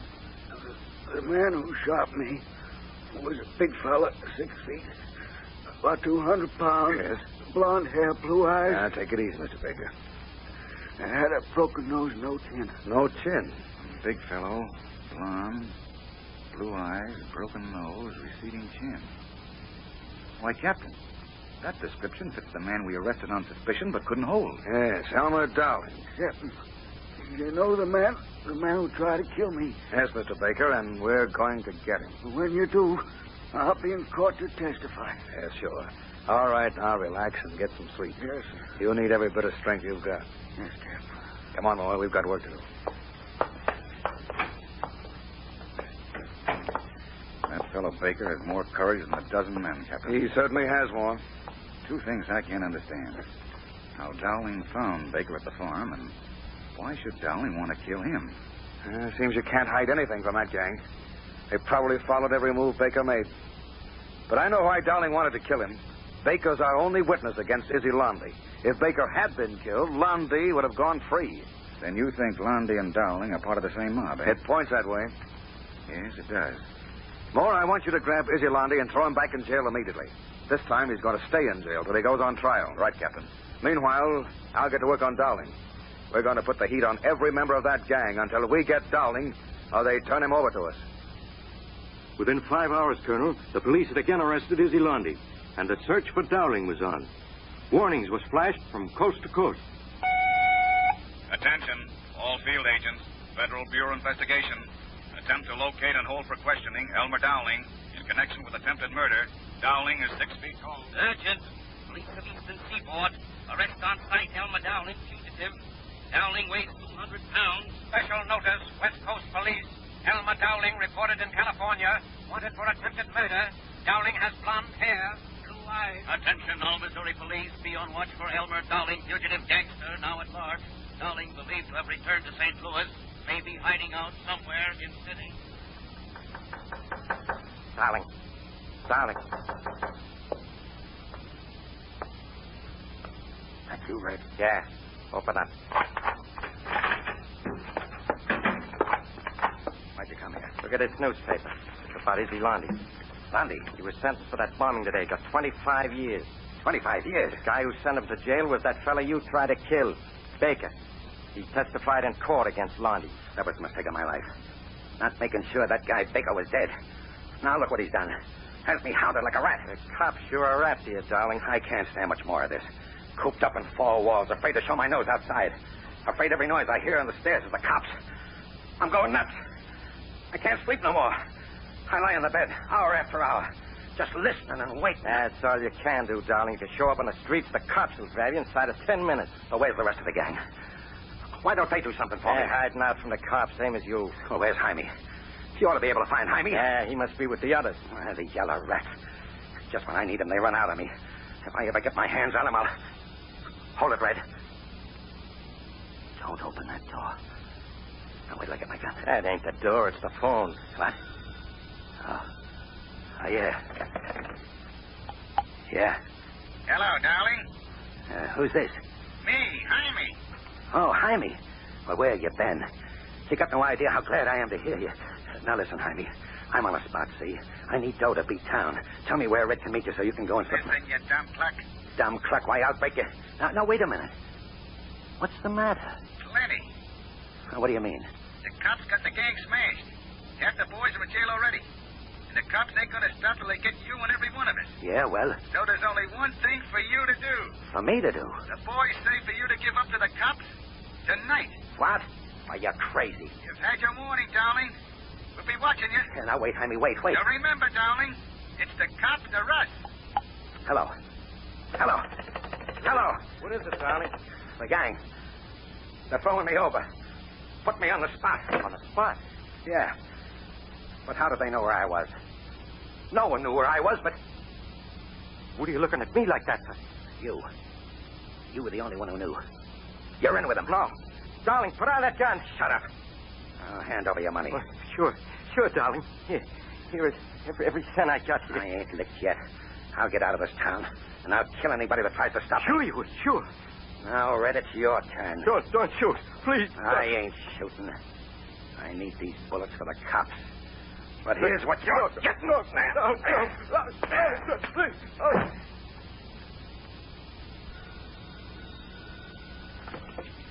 Hello, headquarters. Listen, Copper. You want Elmer Dowling. I know where you'll get him. Who is this? Never mind who it is. Oh, check this call. Listen to me. Go out to the waiting room of the Taylor Avenue car station, and you'll find Dowling if you get there fast enough. Maury, hung up. What was it, Captain? Another tip on Dowling. Get a special squad. We're going out to the Taylor Avenue car station. It may be a false alarm, but we're going to investigate at once. All right, Maud, pull up here. There's the car station. Right, Captain. We'll leave the car here so Dowling won't see it. Follow me, men. Yes, sir. Come on. Any special instructions, Captain? If Dowling is in this waiting room, we've got to be careful. He's sure to be armed. And I don't want any innocent person hurt. Yes, we'll have our guns ready. I'll know Dowling the second I see him. Here's the waiting room. Careful now, men. A lot of people in there, Captain. See that big fellow sitting there hiding back of that newspaper? It's Dowling. Wonder if he sees us. He's getting up. Now, hold it, men. We don't want any shooting. He's going out the back way. Good. You two men guard this front door. Yes, Captain. Oh, you and I'll go around back. Come on, fast. Right, Captain.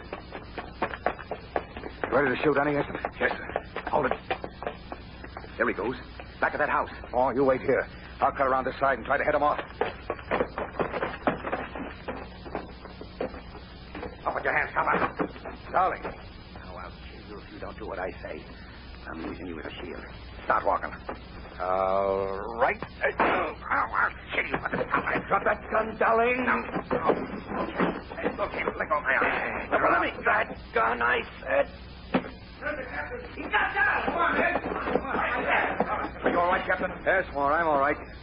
This rat isn't. Put the handcuffs on him. There's a man waiting at headquarters to see you, Dowling. What man? The man you tried to murder. A missing corpse. Elmer Dowling was positively identified by Louis Lee Baker, Colonel, and went on trial for the attempted murder of Mr. Baker on March 4th, 1940. He was convicted and was sentenced to 30 years in the state penitentiary at Jefferson, Missouri. This has been a most interesting case, Prosecutor Wallace, and I want to congratulate you on your successful prosecution of Dowling. One of the most impressive features of this case is the fine courage displayed by Mr. Baker, who refused to be intimidated in his efforts to help the police smash this mob. In these days of national stress, America needs citizens who support the law enforcement authorities and who are not afraid to face the gangsters and reveal them as real enemies whom this country must face. Thank you, Prosecutor Wallace, for helping us to prove again that crime does not pay. Now, before we broadcast our nationwide clues, a few words from Charles Stark. I should like to leave you with a reminder. Muscular aches and pains often arrive without warning or invitation. During the summer months to come, when we are all more active, take the wise precaution of always having a bottle of dependable Sloan's liniment on hand. You'll discover that Sloan's will help you get the quick and comforting relief you want. 1, pat on some Sloan's liniment. That's all. Just pat it on. 2, relax.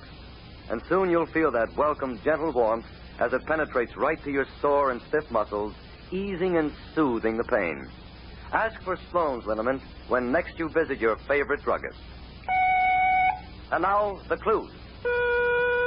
Attention, citizens Southwest. Look out for man wanted concerning murder. Negro, 33, 5 feet 7 inches, 135 pounds.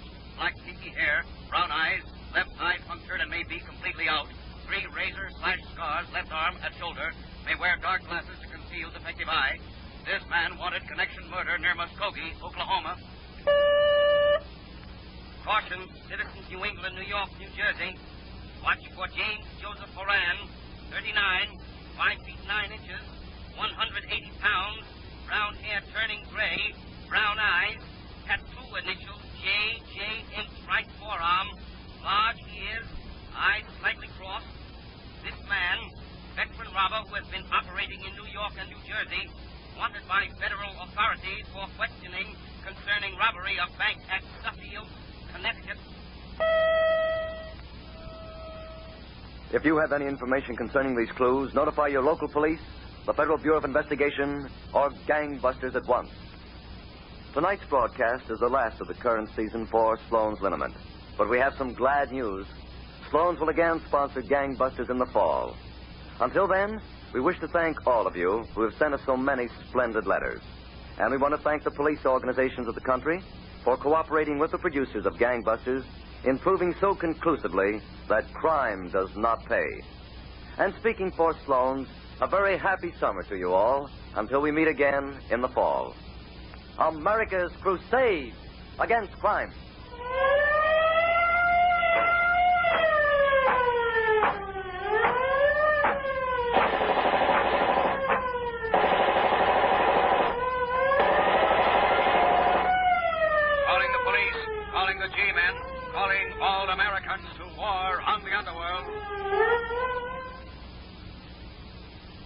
This is the National Broadcasting Company. Company.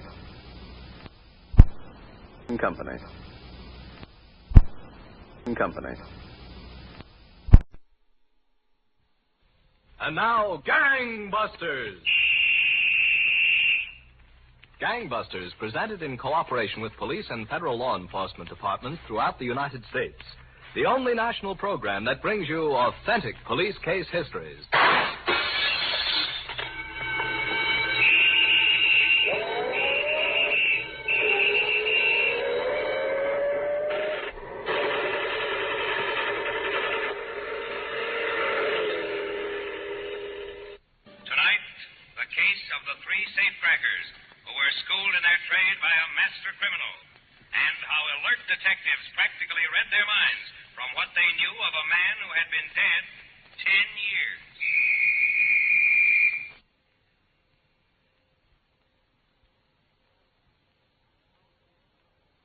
And now to Gangbusters and facts that show the operation of our law enforcement officials in their war against the underworld.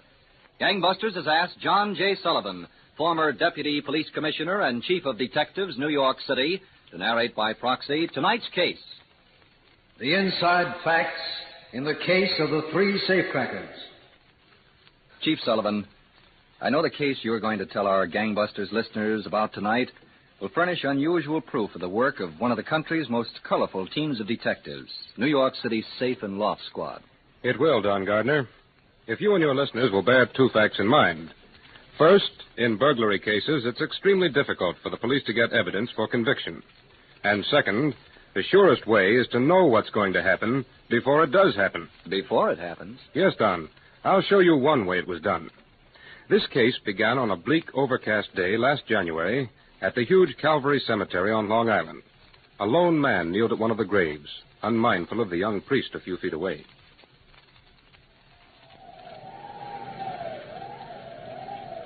It's been a long time, Pete, but I haven't gone back on you. I want to be all you were. If you don't mind, more. I always looked up to you, Pete, and I still respect you. I've got the same kind of ideas you had. Oh. Well, hello, Father. Can I assist you in your prayers, my son? No, thanks, Father. It's not what you'd call prayers. Besides, I was just leaving. Bye, Father. Goodbye, my son. Thanks anyway. Next time, maybe. Well. Hello, Father. Oh, Captain Hanson. Are you policemen always hiding in the trees? Not always, Father. Sometimes we come out in the open. And are you here on business? No. I came out to visit the grave of an old friend. But, maybe it'll develop into business, Father.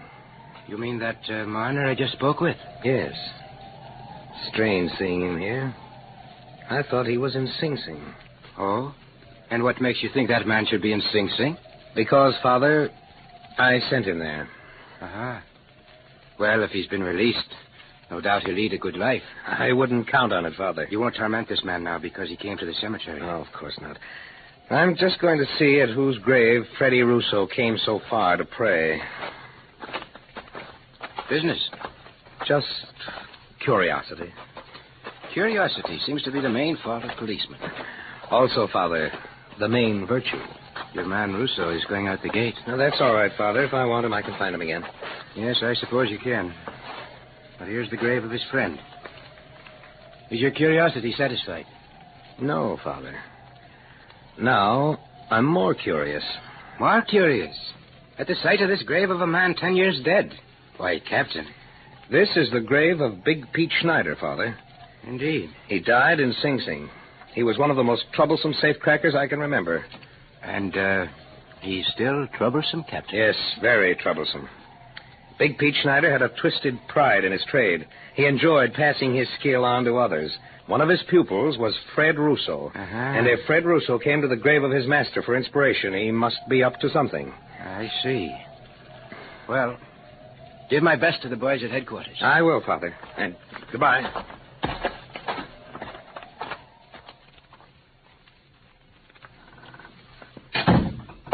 Vera. Vera. The dinner's on the kitchen table. Go eat it. What's the matter? Can't you get your nose out of that magazine and give me dinner? You get here on time and I'll eat with you. If you come late, you help yourself. Where you been? Busy. You didn't go to work today. I don't want you spying on me, Vera. Who has to spy on you? I can tell by the look on your push you didn't go to work. Okay, I was out in Long Island seeing an old friend. Now listen to me, Fred. You stay out of trouble. Will you lay off? You'll be heading back up to Sing Sing. It's all right for you. They give you 3 meals a day up there. But what am I supposed to do? Go out scrubbing floors or something? I told you to lay off. Now that you're out, you ought to have sense enough to stay out. Big dreams you got. Always big dreams. You got a good job. You're making good money. Play it straight.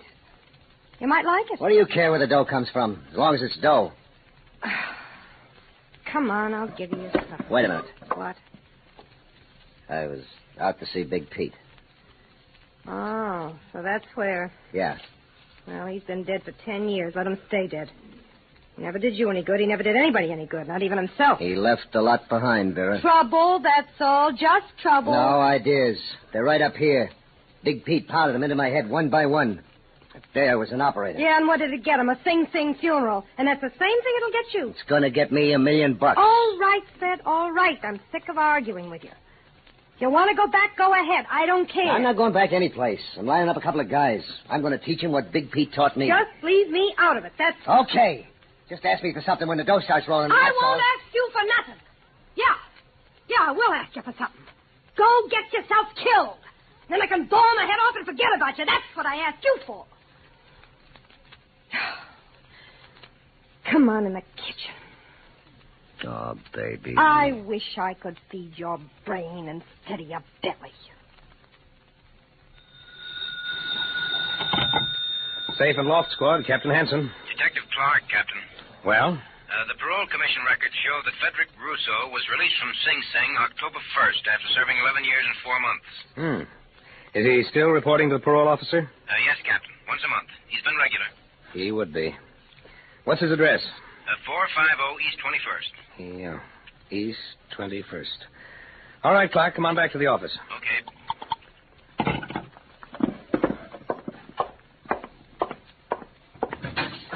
Sergeant Ryan. Yes, Captain. Come in here a minute. Sure thing, Captain.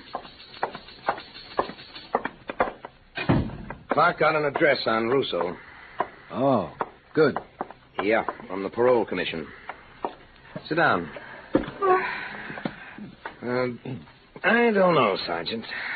Russo might be going square. But what was he doing out visiting Big Pete's grave? Maybe looking to knock the knobs off some more safes. And if that's so, he can't do it alone. Now, I want you to find out who he's got and what they're up to. Yes, sir. You've got yourself, Clark, Sanders, Burns, and Garnett. I want somebody on Russo every minute until we find out what's going through his mind. You got it? We won't let him out of our sight, Captain. Wait till Clark comes in, Sergeant, and then get going. Okay. And remember one thing. I want them caught in the act. No other way.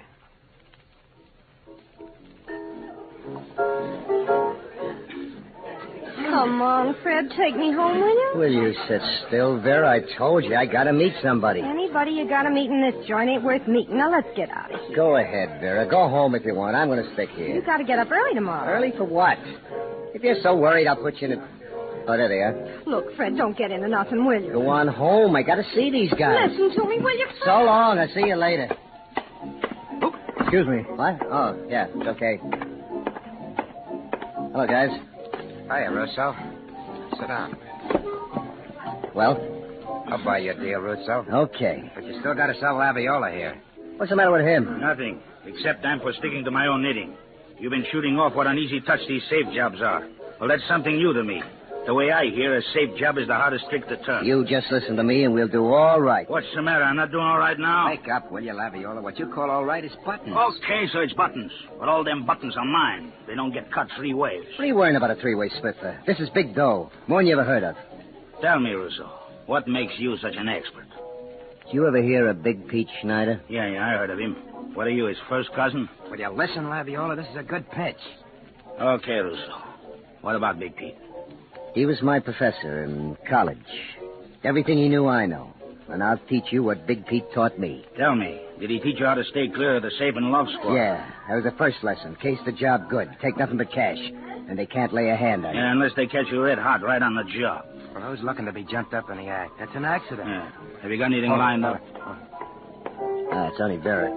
I'm going home, Fred. You coming? You stop talking about it and go ahead. I'll see you later. Now, listen here. Oh, good night.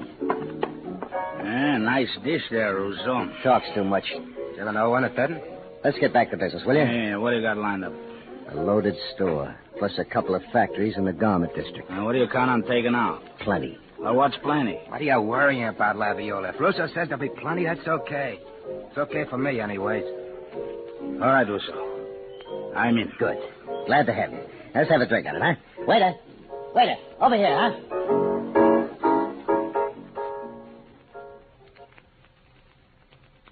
Russo sat there with the girl for a while, Captain. Yeah? Then these other two came in and took a booth, Joe Pelletieri and Frank Laviola. Mm-hmm. Russo left the booth and joined them. They're still talking. Okay, Sergeant. This looks like the mob. When they leave, one of you get with each of them. And stay with them. So, Don, even as the criminals were organizing, New York detectives of the Safe and Loft Squad were aware of their activities and laid their plans to capture them in the act. But unexpected developments upset the best-laid plans.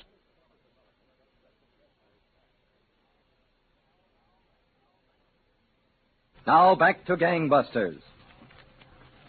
You were telling us, Chief Sullivan, how detectives of the New York City Police Department's Safe and Loft Squad had under surveillance a gang of criminals they knew were planning a series of large safe burglaries. That's right, Don. And the assigned detectives, working in teams, trailed their suspects around the clock. Days went by, however, and the criminals failed to make a move. Then one night, Sergeant Ryan and Detective Clark followed Russo and one of his confederates, Joe, into a Bowery dive and watched them as they stood at the bar.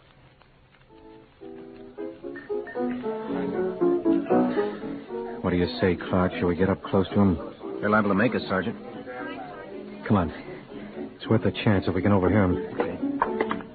You get around on that side of him. Right. You guys gotta listen to me, Joe. I know what I'm doing. Roman here, fella. What? Yeah, plenty. We have a glass of beer. You can't blame him, Russo. He's getting the edge. So am I. You've been waiting long enough. Okay, we're ready to go. When? In a couple of days. Oh, that's more like it. First, we need a few things. For instance, what? Well, there's stuff on this list here. Hey, that's a lot of hardware. We gotta get it. Where's that beer? We split the list up. Buy the stuff in hardware stores. One item in each store. Now, let's go find Leviola. I think I know where he is. Drop some change in the bar, will you? Yeah. Come on. Now, we get this stuff together. Now, the three of us go out and take a look. Did you catch what they said, Sergeant? Yeah, keep hot on them, Clark. I'm going to call Captain Hanson.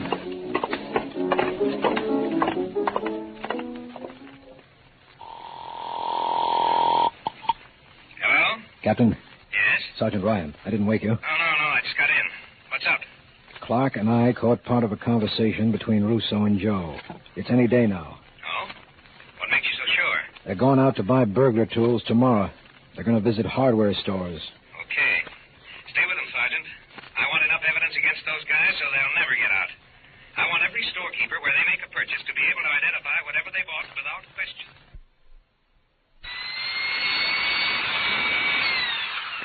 Well, you want to buy that one? I don't know. Electric grills don't grow on trees, not yet. That and the other one you looked at are all I got. Maybe it'll be okay. It should be. It's guaranteed for all kinds of heavy duty. You got plenty of bits? Yeah, plenty. Make up your mind about the drill. I got to answer the phone. Yeah. Phone, customers, phone all around this place all day long. Larry's Hardware. Hello. Don't say anything, Larry. Sergeant Ryan, Safe and Loft Squad. Oh, hello. That guy in your store looking at the electric drill. Sell it to him. Yeah, but... Sell it to him, Larry, even if you got to cut the price. Okay, if you say so, but, well, this business I don't understand. Just be sure you can identify it later. Okay. And the guy, too. Make a note of the serial numbers. Oh, yeah. But now I understand. Okay, Larry. Be around to see you later.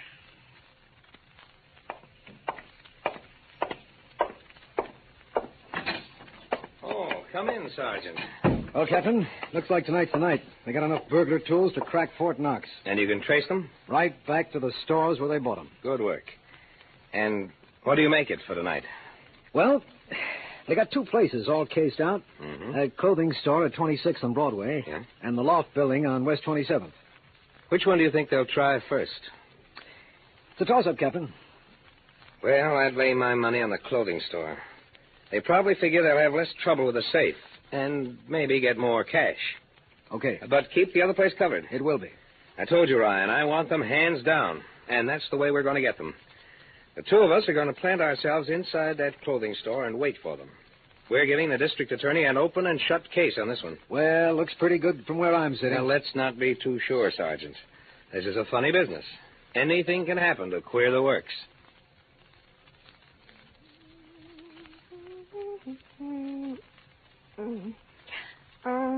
Fred. Yeah? What do you want? Come in the kitchen a minute, will you? Oh, these things. Yeah? What do you want, Vera? Open up this jar for me, will you? Yeah, sure. Hey, where are you going all dressed up? Out?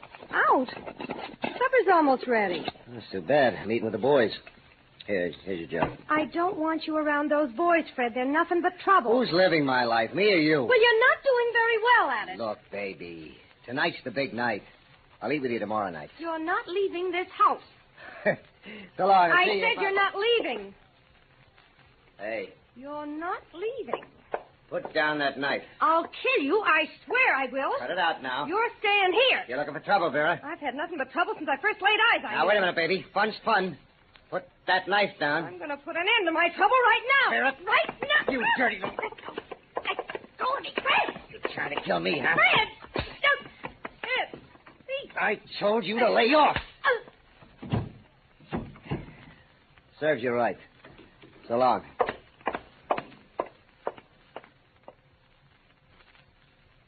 What time is it, Captain?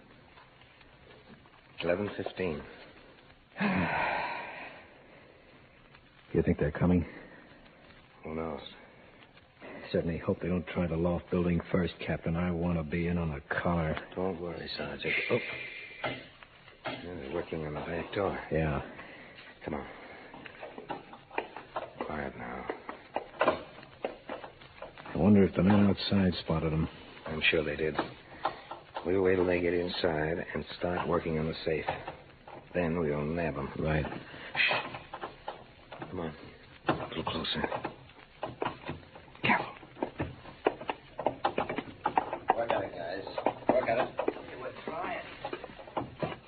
This is the first time I wanted burglars to get into a building.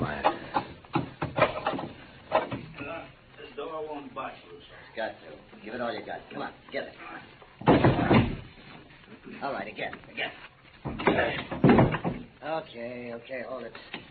What now? Oh, leave it lay. Let's get out of here. Hey, but boss. We can't crash the door. Let's go. Get the stuff together. What do you say, Captain? Shall I give the signal to grab him? No, let them go. I want more than an attempt charge against these guys. We'll get them on their next one.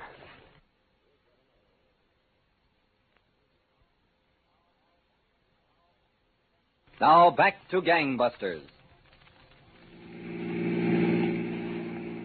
Russo, Big Pete Schneider would sure be ashamed of you now. I would expect a burglar-proof door. Anybody but Russo. Lay off, will you, Laviola? Big Pete must be turning That's over. enough. Take a right here, Joe. Yeah, Russo. We still got the loft building. We clean it out. We get 50 grand. Yeah, if they got no burglar-proof doors. Let me worry about that. Just do like I tell you.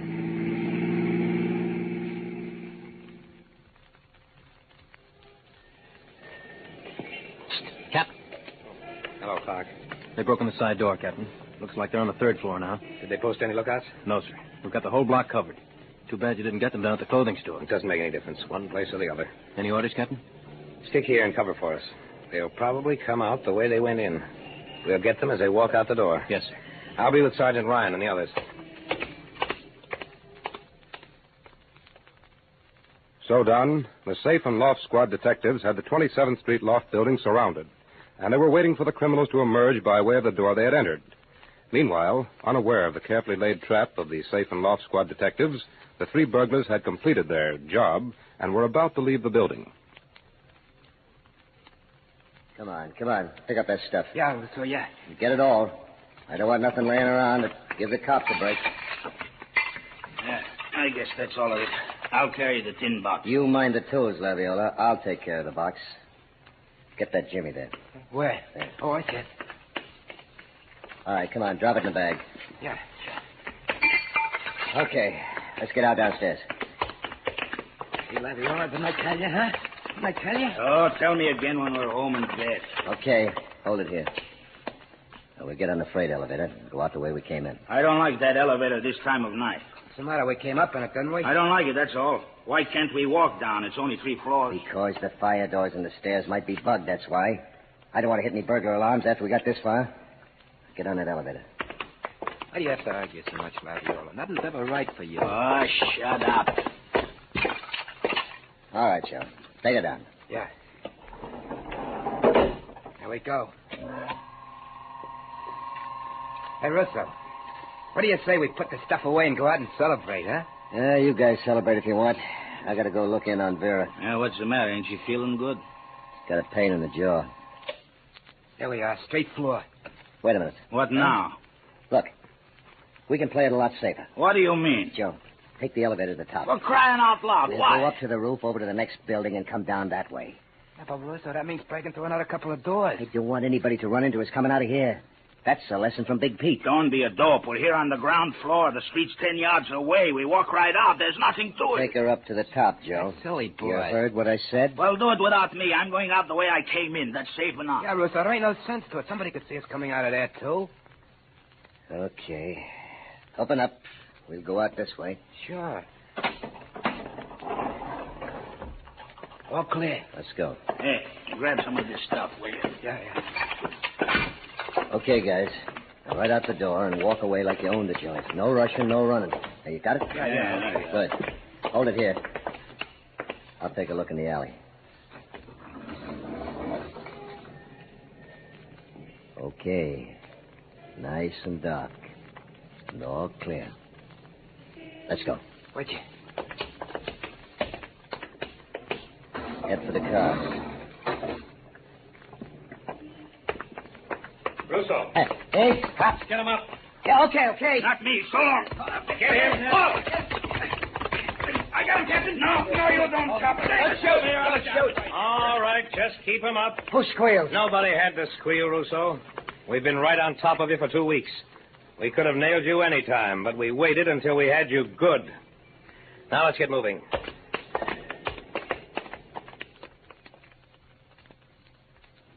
So, Don, that was how one gang of burglars fared at the hands of the New York City Police Department's Safe and Loft Squad. They're all back in the penitentiary. It was a real illustration of fine detective work, Chief Sullivan. Yes, and I think the men of the New York City Safe and Loft Squad deserve congratulations for their mighty good job. They certainly do, Chief Sullivan. And gangbusters, thanks to you for telling us this factual case history.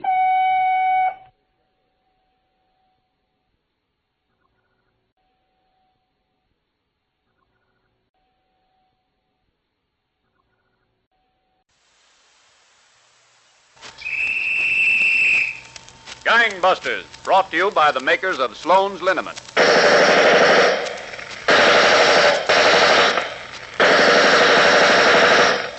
Calling the police, calling the G-men, calling all Americans to war on the underworld. Tonight, the case of the black-bottomed bandit, the gay young southern killer who used 2 weapons, a machine gun and a clarinet. But before we begin tonight's case, let's consider the cases of all you folks who find that March dampness almost always plagues you with muscular aches and pains. Well, there's no need for you to endure the discomfort of a stiff neck or a sore shoulder. Just reach for your bottle of Sloan's Liniment and enjoy the same quick and comforting relief that Sloan's has brought to thousands during the past 50 years. You'll find Sloan's the easiest of liniments to apply. All you have to do is pat on Sloan's Liniment, that's all. Pat Sloan's on the sore place and relax.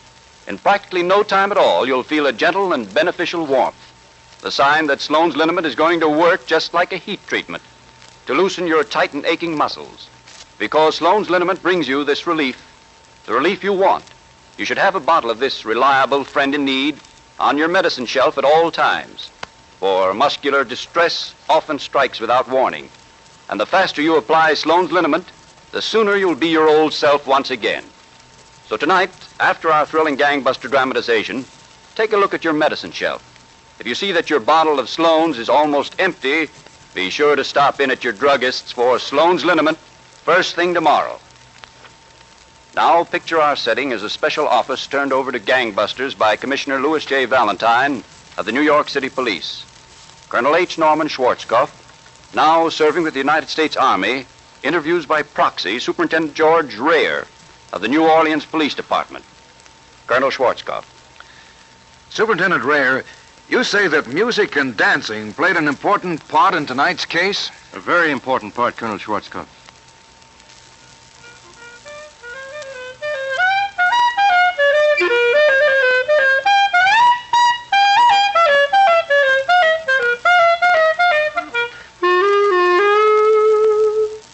That's what I want out of life. Music. Dancing. To have 100 girls falling on my neck. Hear 'em call me the big shot. All I need is the money, and I'll get that with this.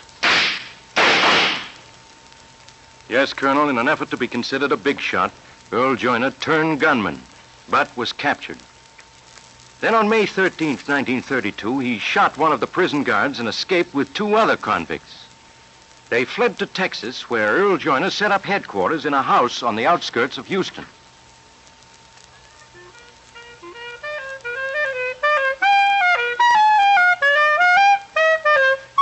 Cut it, will you, Joyner? Playing that same thing over and over again. Yeah, lay off, Joyner. It gives me the willies. You guys don't appreciate hot music. I'd appreciate some of that money you said we was going to make. Me too. Well, what do you think I've been doing the past 3 weeks?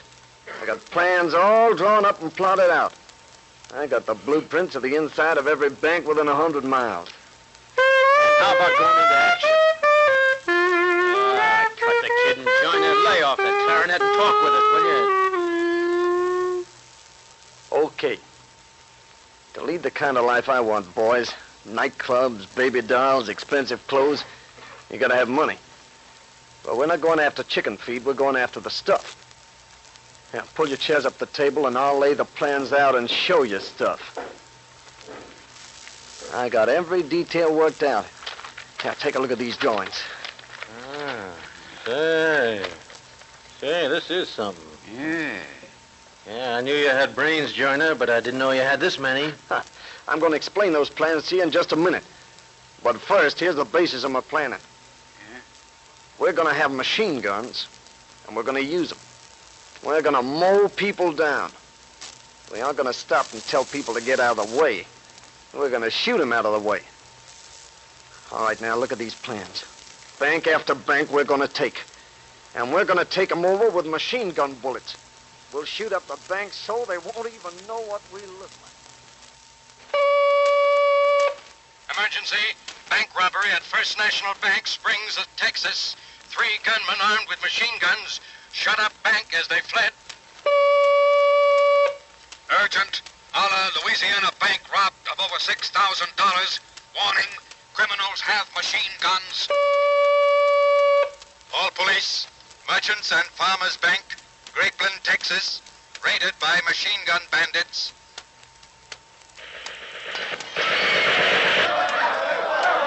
Okay, boys, give the people in this bank another blast, one they'll never forget.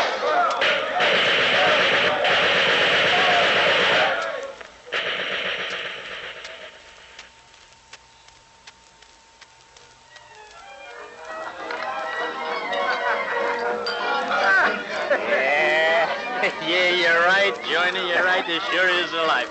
Plenty of dough and one nightclub after another. Yeah, boy. Look at Blondie over there, Joyner.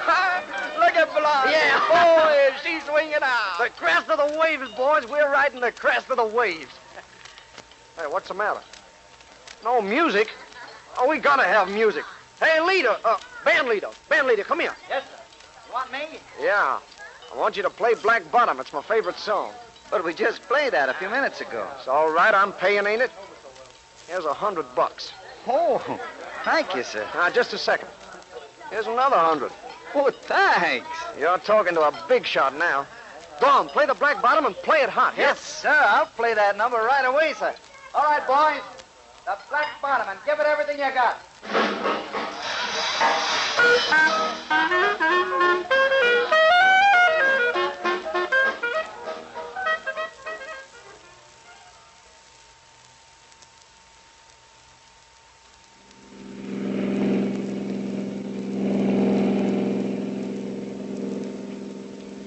You know, Joyner, I think we've shot up more banks in a shorter time than any gang that ever operated. We ought to get a good haul from this bank in Ponchatoula. How's it feel to have a rope tied around your neck, Mr. Bank President? He doesn't look much like a bank president now, does he? Oh, it's the biggest stunt you ever pulled, Joyner. Kidnapping this guy from his house to make him open the bank vault. But you better loosen that rope a bit. You don't want the guy to croak on us before we get to the bank. Hey, which road do I take, Joyner? On to the left. The bank's up the street to the left there. Okay.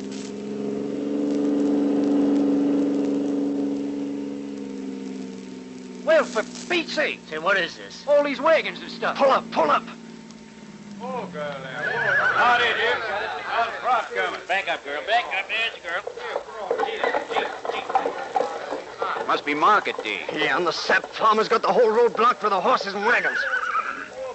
They're all around the bank, too. They'd spot us in a second if we try to go in. Looks like the job's off. A couple of those farmers are looking this way. They may spot this bank president in the car and know something's wrong. We better get out of here. Turn up the side road fast.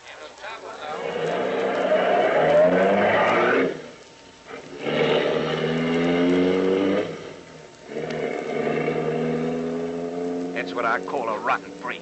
Yeah, now we can't use this bank president. What are we going to do with him? Chuck him out.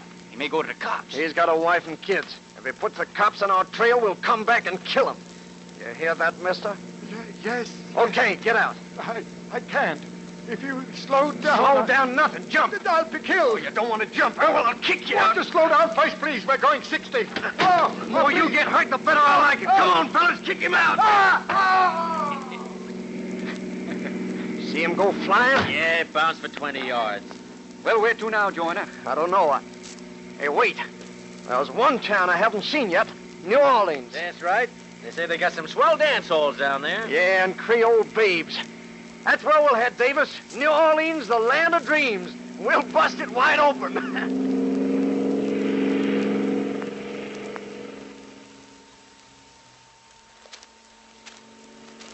Look out! Open fire, men. Fast! You imagine they sideswiped our car without crashing. Any of cars and after them. Come on. Step on it. They're getting away.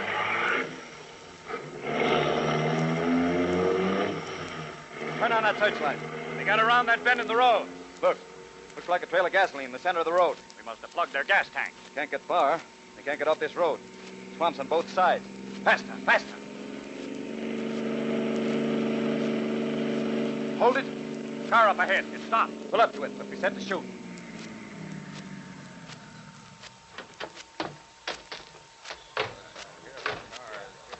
It's the bandit car. There are the bullet holes. Car's empty.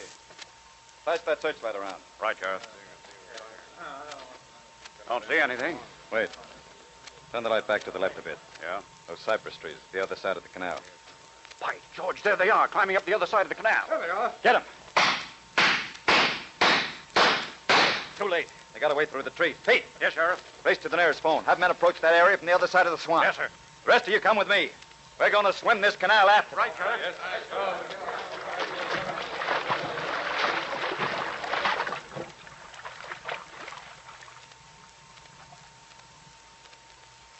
Certainly exciting action, Superintendent Rayer. But before you tell us the outcome of this chase, Frank Gallup has a word from our sponsor.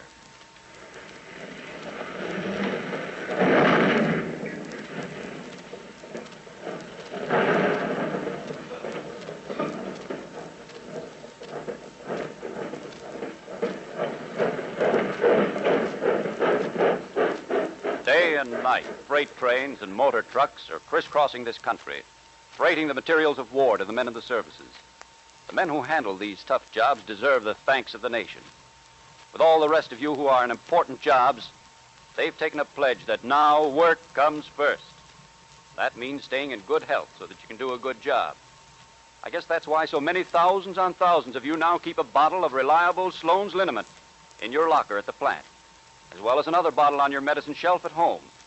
For you've learned from bitter experience that muscular aches and pains often strike suddenly, especially when you're on a strenuous and tiring job. Sloan's, you'll learn, takes hardly any time at all to apply.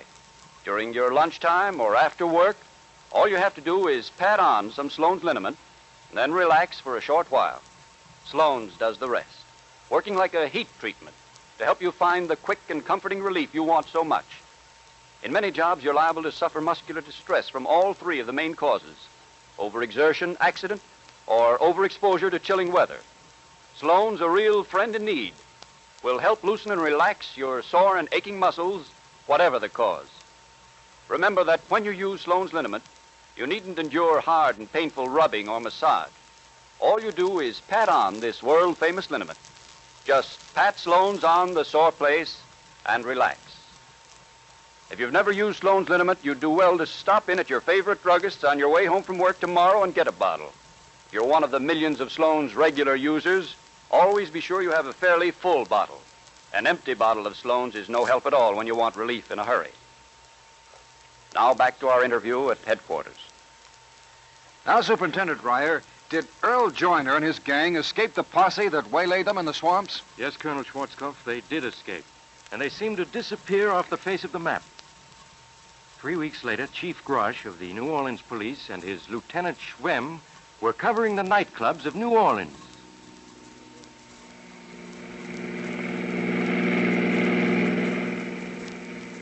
It's after 2 in the morning, Chief Grosh. Don't you think we ought to call it a night? Oh, I guess so, Lieutenant Schwem.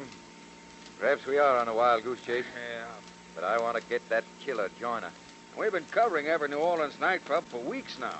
Joyner was here. We'd run into him before this. Yeah, but nightclubs and girls and hot music are his weakness. Wait, Schwem. There's the Kit Kat Club up the street.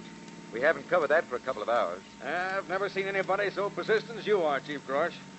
You got on a trail of someone.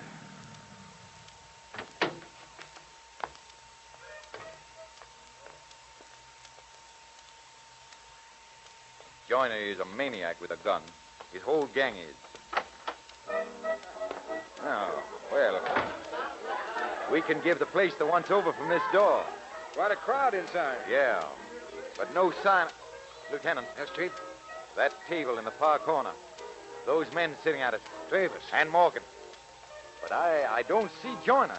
No, I don't either. Problem is, how are we going to approach that table without them spotting us? They'll have guns. If they ever start shooting with all these people inside... Yeah, it'll be a wholesale murder. But look, I got an idea. What, Chief? Here's a couple of waiters' aprons. We'll put these on. Say, that's a swell idea. Yeah.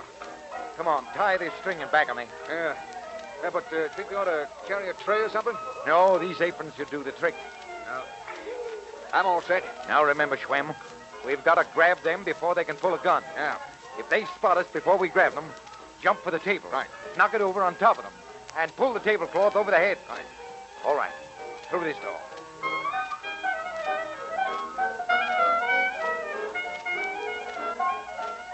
Now, not too fast, Schwem.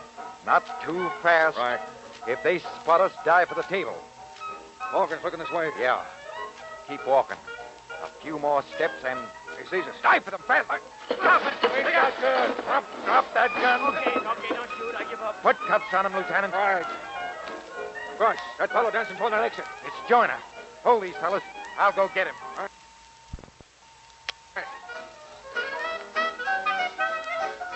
Joyner, look out! Cops! No, you don't, Joyner. Come here. Let go of me. Let go Want of to me. put up a fight, eh? No, I give up. Bet your life you do. Come on, Joyner. Start walking. Your dancing days are over.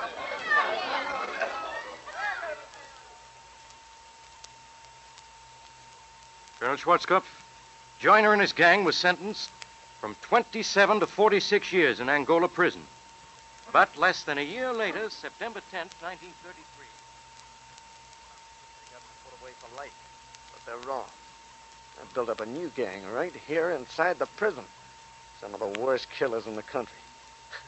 Wouldn't want to meet us up a dark alley, would you? Well, you will.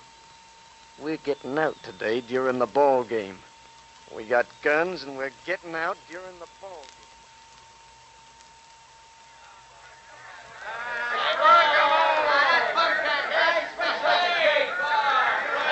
Okay, boys, now's the time. Shoot in the crowd. Kill him, kill him! Make for the front gate, come on! Here's a guard. Shoot him! Back of this building. Visitor running this way. Plug him, don't wait, plug him! Okay, hold it. Yeah? Well, what is it, Joyner? The captain of the guard should be at the front gate. He'll have the keys. There he is. He don't see us. Kill him. That got him. We'll grab the keys and get out of here. Come on, fast.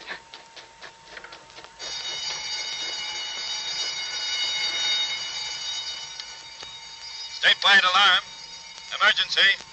13 convicts, led by Earl Joyner, have shot way out of prison. 3 men killed, including captain of guards. Killers are heading north. Block all roads and form posses.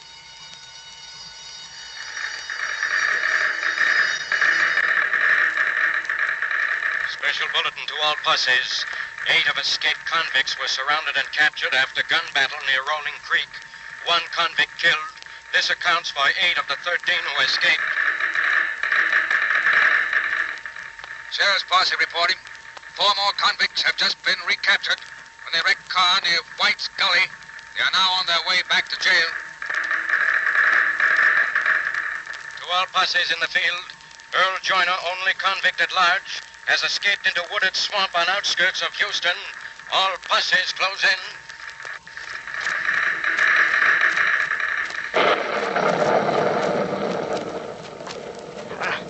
Cops, after me. It only stopped raining so I can see something.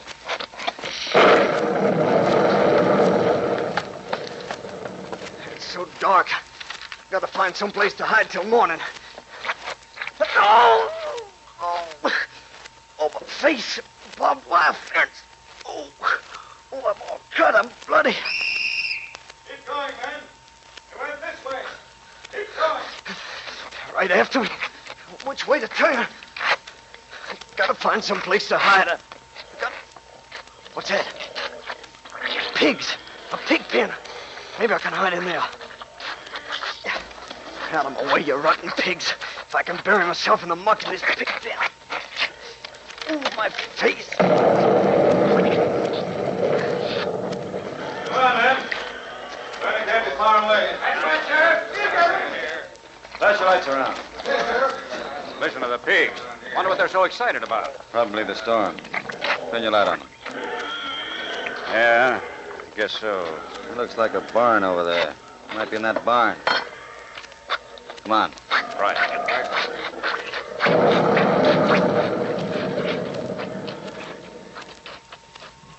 Get your snoot out of my face, you dumb pig. Oh, my face hurts. But I fooled the cops. Yeah, I'll hide here all night and then I'll get away.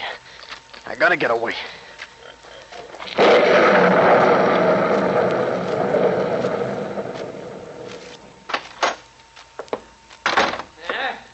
Who are you? What do you mean bursting into my house this way? Shut up, farmer. Open your mouth and I'll kill you. Yeah, all right. You're gonna hide me, see? I need clothes and food, and I need medicine for my face. It's all cut and swollen. Those cops got me crazy, running and hiding and running. I can't stand no more. I'll kill you. I'll kill everyone. What's that? Coppers outside in the car. Yeah. You want to die? You want to die right now? No. And don't tell them about me. I gotta hide. I can... Oh, those rafters up by the ceiling. I can climb up there.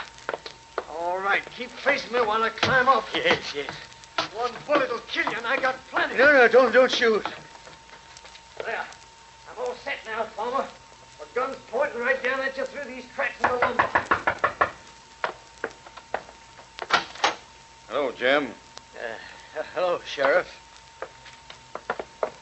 Jim, we're looking for an escaped convict. You seen anything of a stranger around these parts? No, Sheriff. He's here somewhere. We've been trailing him 2 days now.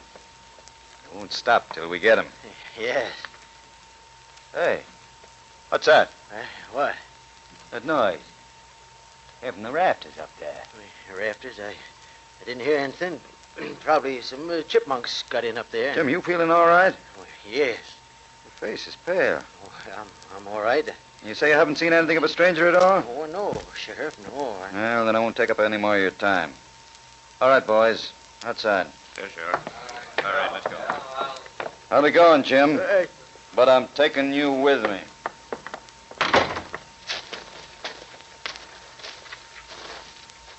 All right, Jim. You can talk now. He's in there, isn't he? Yes, Sheriff. Up on the rafters. He's got a gun. I knew something was wrong the way you acted. You'll get him. Keep your guns on that door, men. Right. Join us in there. If he tries to come out, shoot. Right. Bill, you come with me. Right. We'll go around back and climb in through the window. Come on. Here we are. I'll go in first. Careful, Sheriff. He's got a gun. Give me a hand. I'll pull you in. Ready now. Okay, Joyner. We have you surrounded.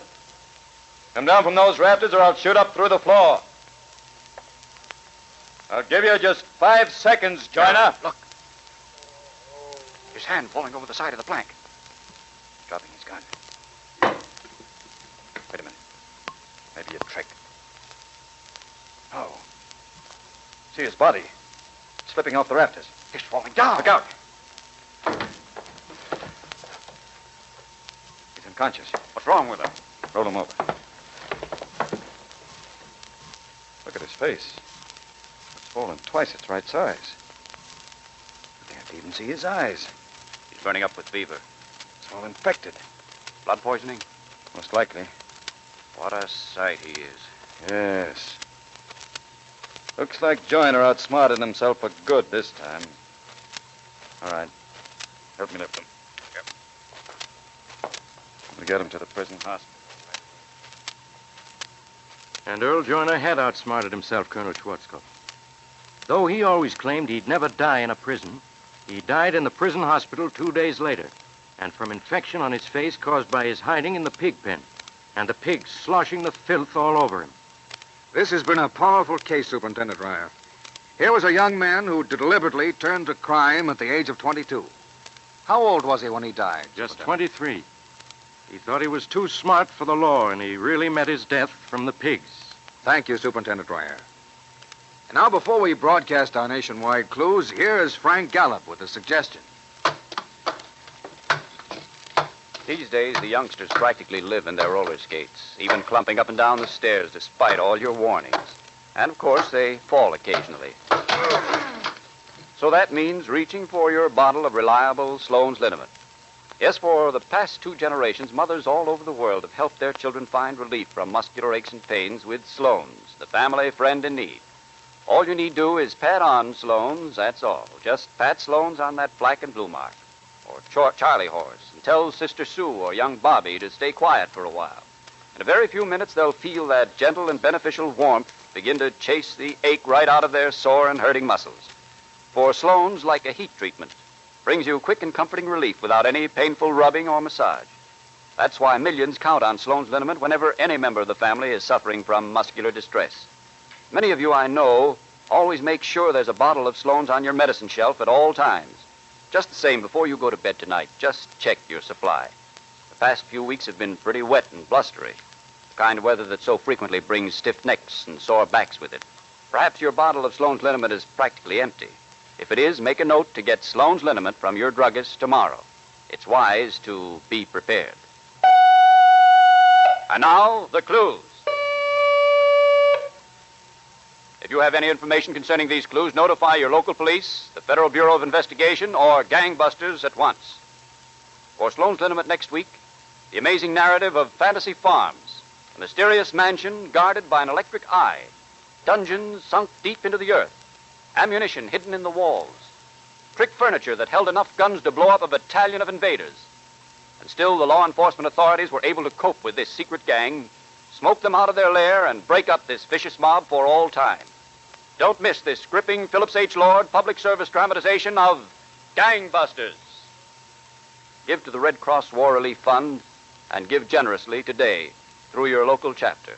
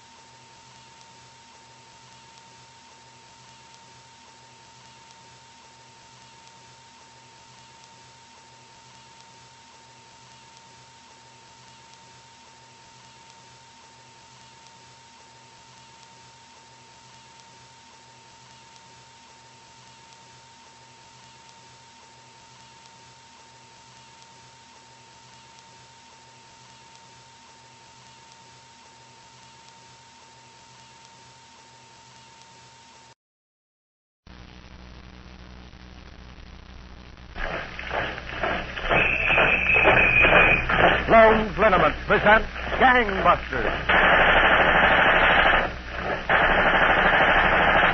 At war, marching against the underworld.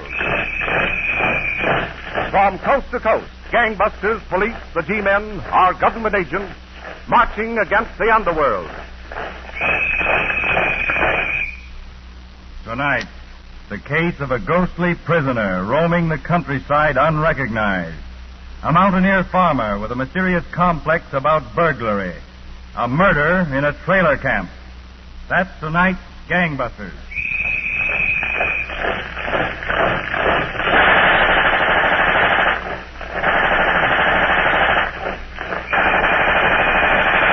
Now picture our setting as a special office turned over to gangbusters by Commissioner Louis J. Valentine of the New York City Police for a proxy interview between Colonel H. Norman Schwarzkopf, United States Army, and Edgar Sims, Chief of Police, Alexandria, Virginia. Colonel Schwarzkopf. Chief Sims, in these times of hidden enemies within our nation, tonight's case is very timely. It is, Colonel Schwarzkopf. And tonight's case is a very exciting one. You make it sound very unusual, Colonel. It is, Frank. About an unusually vicious criminal. Well, Colonel, I don't want to seem to step over into your department, but I know a criminal who, in his way, is just as undesirable. I'm talking about muscular distress, and anyone who has felt that insidious sudden ache or pain knows just what I mean. Still, I'm happy to report this particular felon has met his match. For the past 50 years, Sloane's liniment has been busy driving the soreness and stiffness out of aching, painful muscles, bringing quick and comforting relief to millions all over the world. Sloane's is the pat-on liniment that works like a heat treatment. All you do is pat on Sloane's. That's all. Just pat it on the sore place. And then, like a heat treatment, that gentle warmth seems to get right at that knot of trouble in your stiff neck or sore back. If you happen a bottle of Sloane's on your medicine shelf right now, be sure to ask your druggist for Sloane's liniment when you're doing your shopping tomorrow. All right, Colonel Schwarzkopf. Well, Chief Sims, at what point do you intend to start tonight's case? August 21st, 1938, at 7:15 that morning, in an outlying section of McCreary County in the Kentucky hills, Mrs. Godfrey was struggling with a dog in a farmyard. Now, hold still. Open your mouth, Tiger, like a good dog. Lie still there now. Here, Tiger. Open your mouth. Howdy, Mrs. Godfrey. Oh. What's the trouble? Plenty's the trouble, Mr. Buchanan. Help me with my dog here, will you? What's the matter? He's been poisoned. Hold his jaws open while I pour this vinegar down his throat. Now, look out he don't bite. Yeah, I got him. But just vinegar won't help him. I don't reckon. Why, vinegar's always good for poison, so I've heard. Quiet. Quiet. Hold him, Mr. Buchanan. Knocked the vinegar bottle right out of my hand. Look out. I gotta let him go. He's trying to bite me.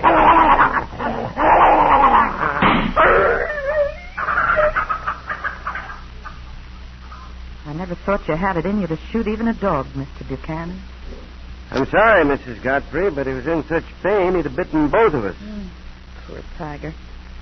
I guess we should have shot him ourselves when we first found him like this. How long ago was that? Half an hour ago, just before Mr. Godfrey left. Where'd Mr. Godfrey go? Sheriff. Somebody poisoned Tiger and then robbed the house while we was asleep. That's right funny. What? I got my trailer parked over at the tourist camp in Pulaski County. Well, what about it? Well, just before I left the trailer camp, I heard 3 farmhouses over there were robbed last night. And in every case, the dogs were poisoned. Well, we'll see what the sheriff has to say. Oh, I suppose, Mr. Buchanan, you've brought the wicker seat and willow basket I ordered last spring. Yeah. I've got those things already woven for you, Mrs. Godfrey. They're right in the car, and I'll get them for you. Attention, all Southeast Kentucky sheriffs and police. 8 houses burglarized last night while occupants were asleep. Watchdogs poisoned before each robbery.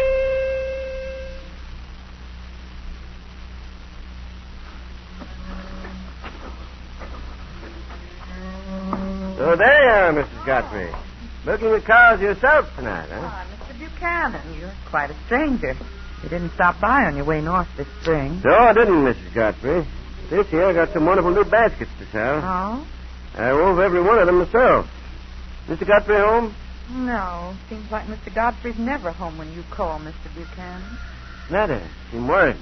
Well, Mr. Godfrey does go away from home a heap more than he used to. He ain't been the same since that time we got robbed last year. How do you mean, ma'am? Well, he swears he's going to catch the burglar who robbed us and kill him.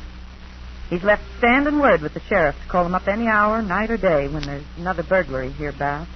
You mean there's been more robberies since last year? Oh, mercy me. One last night over in Wilton and another one night before last in 4 Acre. Mr. Godfrey says there'll be another one tonight, too. Another tonight? How does your husband get all this advanced information? Seems like he just feels it in his bones. Like last night. Why, Mr. Godfrey was off for the sheriff's on a hunch almost 3/4 of an hour before the sheriff called him up to stop the Wilton robbery.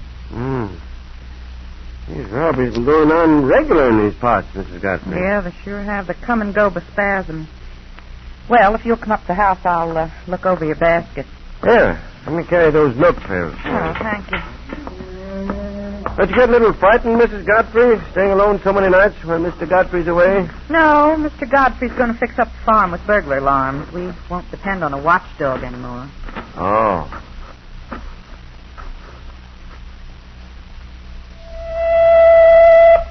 Attention. Third burglary in southeast Kentucky on third night in succession. Godfrey Farmhouse, pillaged second time in 2 years. Watchdog poison. Warning. New outbreak of robberies in Greene County, Tennessee. Same localities burglarized as were looted mysteriously last year at same time. Colonel Schwarzkopf, the Cumberland Mountain region was up in arms by this time, but the wave of burglary subsided as quickly as it had arisen, just as it did the year before. Then another year passed. And another epidemic of robberies broke out, Chief Sims? Yes, but not in the same territory, Colonel Schwarzkopf. From July to November 1940, dwellings were burglarized through northern Virginia. In the office of Fairfax County, Virginia, Detective Henry McGarrity and Detective Lieutenant A.R. Stanley of the Alexandria City Police questioned one of the recent robbery victims. Mr. Wilkins, just before your house was burglarized, there were a couple of strangers seen around your place. Yes, Detective Stanley. The day before my house was robbed, a fellow came around and he tried to sell me some baskets and seat covers he'd woven. Came around to sell you woven baskets and seat covers, eh? Yes, Detective McGarrity, and the next day he came back again. Returned the day after the robbery, huh? Yes, sir. He said he thought that I'd told him I might think over buying some of his goods. Did you ever see this man before, Mr. Wilkins? No, but he sold one of my neighbors a willow bark basket. And he mentioned having a trailer over at the tourist camp by Alexandria. What about the other man who came to see you, Mr. Wilkins? Well, he acted kind of like a nut. He said his name was Godfrey, and he came from down in Kentucky. Said his own house had been robbed twice and 2 of his watchdogs killed. And it got him so mad that he's been chasing around the country ever since, trying to catch the burglar who did it. He's supposed to be the best shot in Kentucky, too. Didn't you tell me this Godfrey showed up at your house a few hours after the robbery? Yes, sir. Must have driven like the wind to get here from the Cumberland Mountains. It's over a 600-mile trip. The report on the robbery didn't go out on a teletype until nearly dawn, did it, Lieutenant Stanley? 5:25, to be exact. A basket weaver at a trailer camp in Alexandria, and a mountain farmer from Kentucky, both showing up the day after Wilkins' house was burglarized. Something very strange here. Chief Sims, I know this case is approaching its climax. And the most stirring and spectacular one, too, Colonel Schwarzkopf. Yes, but before you tell us about it, Frank Gallup would like to make a few predictions. Well, predicting the future isn't as difficult as it sounds, Colonel Schwarzkopf. For instance, I can predict right now that hundreds of thousands of people are going to be plagued by muscular aches and pains during the next 6 or 7 months. How do I know? Because that time of year is known as liniment time, when folks everywhere count on Sloan's to avoid needless discomfort caused by simple muscular distress. Most of them are already prepared, with a full bottle of Sloan's liniment ready and waiting on the medicine shelf for the first twinge of pain. Now, for those of you who are not ready, I have this friendly tip. Get a bottle of Sloan's at your favorite drugstore as soon as possible. Muscular aches and pains, as you know only too well, strike suddenly, without warning. Overexertion on your job, a slight accident, or overexposure to blustery wind and rain often results in stiff, sore muscles that make your life miserable. When you have a bottle of dependable Sloan's liniment handy, though, you can expect quick and comforting relief in just about a jiffy. Sloan's, you know, is the pat-on liniment. That's all you do, just pat it on the sore place. And like a heat treatment, Sloan's goes right to work, helping to loosen and relax those tight muscles. So make sure you have a bottle of Sloan's liniment on your medicine shelf at all times. Well, Colonel Schwarzkopf, I've finished with my predictions. What did Lieutenant Stanley find in that trailer camp? I was just going to ask that question of Chief Sims myself, Frank. Chief Sims, did Lieutenant Stanley and Detective McGarrity go to the trailer camp at Alexandria, Virginia? Yes, Colonel Schwarzkopf. but the basket weaver, Buchanan, whom they were looking for, had left. The other campers told the investigators Buchanan had set off with his trailer for the Cumberland Gap. The Virginia police thereupon got in touch with Middlesboro's captain of police, Barton.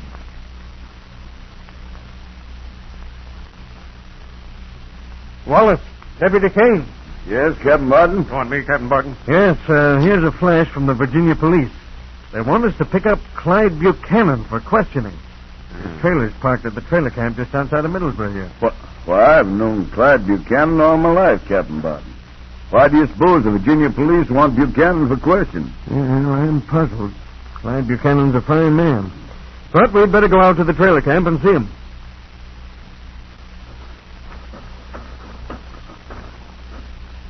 Yeah, that's Buchanan's trailer right at the end of this lane. Look, Captain Barton. Buchanan's coming out to meet us. Hello, Sheriff Wallace. Captain Barton? Sheriff. What brings you gents out here? Well, Clyde, to tell you the truth, we've come to see you. Me? What for? Well, the Virginia police seem to think you've had something to do with some robberies. You don't mean you're arresting me? Well, there's some kind of mistake here. All right, I'll go with you and straighten it out. Just wait till I get a hat and coat. Just a minute, Clyde. You got a gun on you? I always carry a gun. You know that. Driving nights and stopping in lonely places sometimes like I do. Well, you'd better give us the gun, Buchanan. Sure. I'll give you the gun, all right. You shot the sheriff. Stop! Halt, Buchanan! You stop, Captain. Where you are. I'm shooting you too, Deputy. Not if I get you first. You're crazy trying to shoot it out with me, Deputy. I shot the gun right out of your hand. Now I'm finishing the job. Oh, no. Your gun's empty. The sheriff's safe. Hold him! Get Buchanan! There he goes! Into those starboards! Out of the fire! Look out!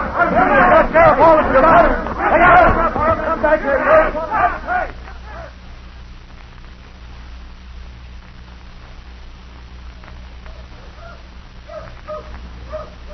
Who's in charge here? I am. I'm County Attorney Fred Miller. And I'm Detective McGarry from Fairfax County, Virginia. We're the ones who sent you the call that we want Buchanan for questioning. I know. Now we want him for murder. Yeah, so I've heard. If it's burglary evidence you're looking for, you'll find plenty in Buchanan's trailer over there. Chloroform, several different kinds of poison, and more money than a man could honestly make weaving baskets. What about this fellow Godfrey? His actions struck us as suspicious, too. Godfrey? Yeah. Oh, you mean Farmer Godfrey? That's right. Well, he's innocent, but I don't know how long he's going to be. Oh, what do you mean by that? They tell me Godfrey's set off without authority as a one-man posse to track Buchanan down by himself. Now, if Godfrey does catch him, he'll kill him. He's cracked on the subject. When are you starting after Buchanan? Right away. We're giving the bloodhounds a scent now. Come on along if you like. Oh, thanks. Here you are, boy. Take a good smell of this. Now, what's that? That's part of one of Buchanan's shirts. You take another sniff, boy. That's it. Say, this dog don't look big enough to travel with a pack. He's still a puppy. Never been out before, but this case will give him training. He's cunning, little thing. Here you are, puppy. Come on now, sniff again. That's a good little puppy. All ready, men? All right, let the hounds off the leashes.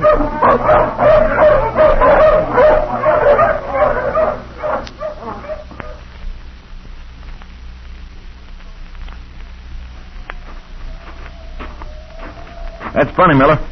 The hounds led us right up this mountain trail. Now they're running around in circles again. They've lost the scent, McGarity. Buchanan knows his mountains and his dogs.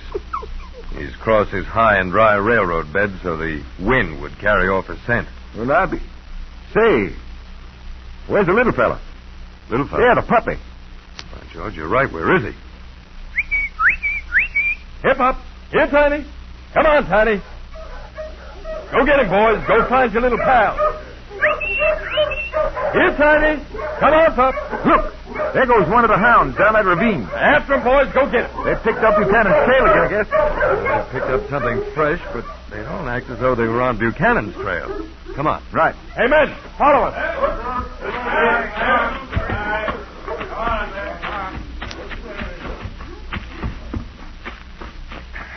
Well, here's the bottom of the valley. Now, where are the hounds? Listen. See, they found something over there in that thicket. What's that? Come on, there's somebody in there. Hello! Posse! Around that thicket! Let's go, McGarry. Right.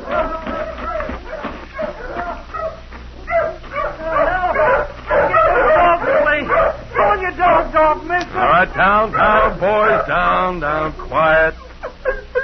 All right, youngster, climb down out of that tree. Hey, this young fella's hurt. He's got a big gash on his head. No, I'm all right now. What happened, young fellow? I don't know. I was hunting squirrels, and all of a sudden something hit me on the head. When I came to, my rifle and squirrels were gone. There was a little dog sniffing a piece of raw meat. And then the whole pack came A along. little dog? Where? Well, right over there where the big hounds are. All right, go away, boys. Go away. Get away from that meat. Dead. A poor little pup. Yes. Buchanan must have had a vial of poison on him and poisoned this piece of squirrel meat to throw the hounds off again. That dirty yellow skunk. He was a good hound. He'd been killed on his first hunt. But he set us back on that killer's trail. Buchanan can't be very far away. Say, if you fellas are a posse, I'd like to go along with you.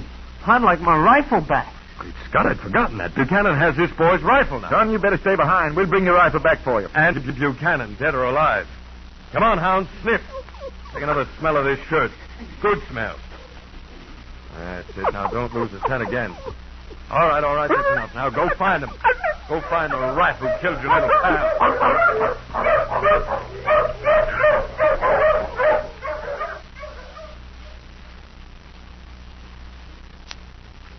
Oh, that's where Buchanan went, all right, McGarity. Dogs lost the trail again at the foot of this cliff. That means that Buchanan must have climbed up the cliff. But he never could reach the top, Miller. No, he's most likely in that cave halfway up or a crevice above it. We'll just wait till the rest of the posse have taken their position. Down out of there, Buchanan. You don't, I'll go up and get you. Who's that? That wasn't one of our posse. It's Farmer Godfrey back of that rock. Godfrey? Yes. You got to stop him from committing murder. Hey, Godfrey, keep out of this. I'll keep out of nothing. I'm going to get that killer Buchanan. You'll have to go over there and stop him. Yeah, but you'll expose yourself to Buchanan if you do. Buchanan's held his fire so far, that's a chance I'll have to take. You stay here and keep that cave covered. Right. You're a fool, Attorney Miller. Buchanan might have picked you off crawling over here like that. You look here, Godfrey. Buchanan's saving his fire till it means something. It's more than you've been doing. I'll shoot it out Buchanan any day. I'll stand in the open and let him stay in that cave and still knock the finger off his trigger when I see his gun flash. He's robbed my home twice, and he's a killer. You'll have to have mighty good eyesight, Godfrey, to see a gun flash up in that dark cave. I ain't fixing to stay here. I'm going up after Buchanan right now. You move 1 foot beyond this rock, and I'll shoot you. Why, that snake in the grass Buchanan robbed my house twice, poisoned 2 of my dogs. And you'll shoot me if I go after him. What kind of law is that? It's law and order, Godfrey. You can't take the law into your own hands. That's my duty. Well, what are you planning to do? I'm going to make a dash for that boulder up ahead. I'm going up after Buchanan myself. Well, all right. I'll hold my fire. But if Buchanan gets you, I won't hold off any longer. All right, that's a promise, Godfrey. Wish me luck.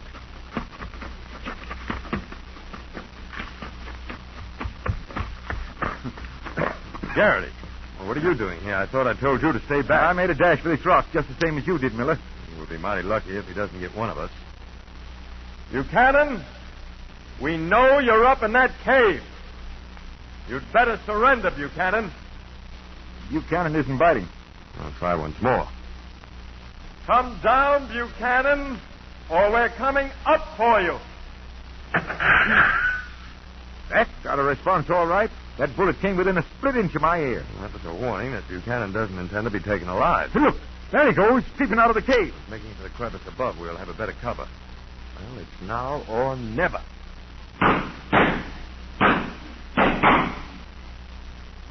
You got him, Miller. Yes, you got him. Yes, he's falling, and he'll land right here at our feet.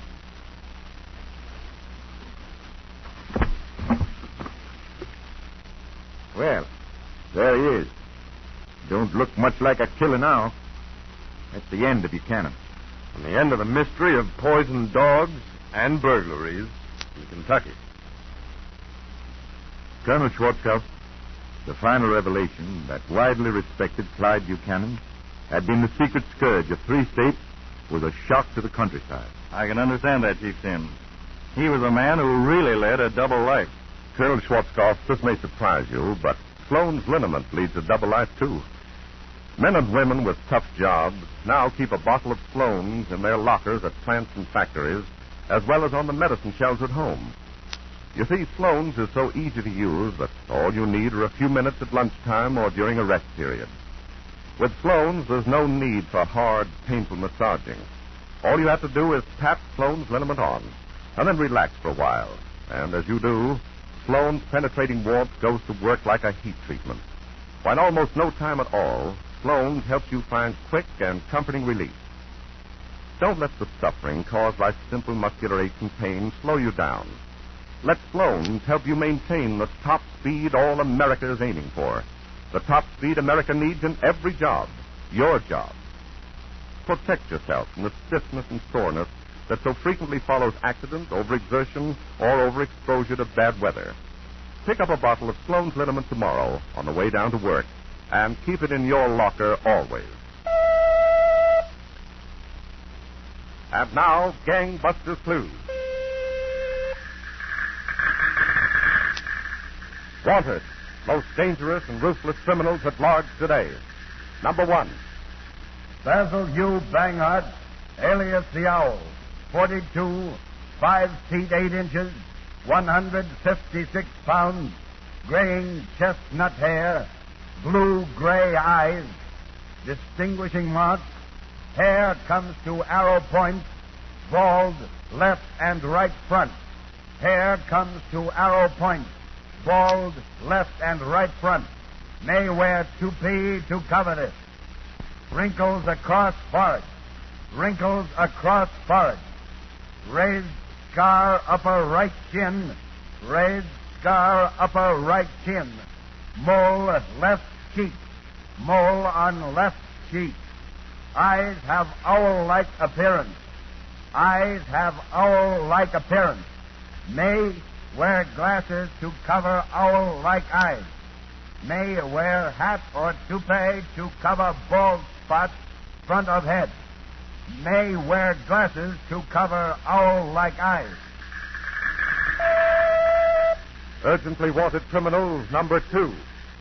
Roger Toohey, 44, 5 feet 5 3/4 inches, 139 pounds, graying chestnut hair, blue eyes, distinguishing marks: hawk-like nose turns to left, hawk-like nose turns to left, mole below right side of nose, mole below right side of nose, prominent lump left side of neck, prominent lump left side of neck, lower lip turns under, lower lip turns under, amputated right thumb tip, right thumb tip amputated. May wear gloves to cover this defect. Urgently wanted criminal number 3. Matthew Nelson, 40, 5 feet 10 3/4 inches, 149 pounds, chestnut hair, scar right forehead, deep set grayish blue eyes, protruding chin, repeating, scar right forehead, deep set grayish blue eyes, protruding chin. Urgently wanted criminal number 4.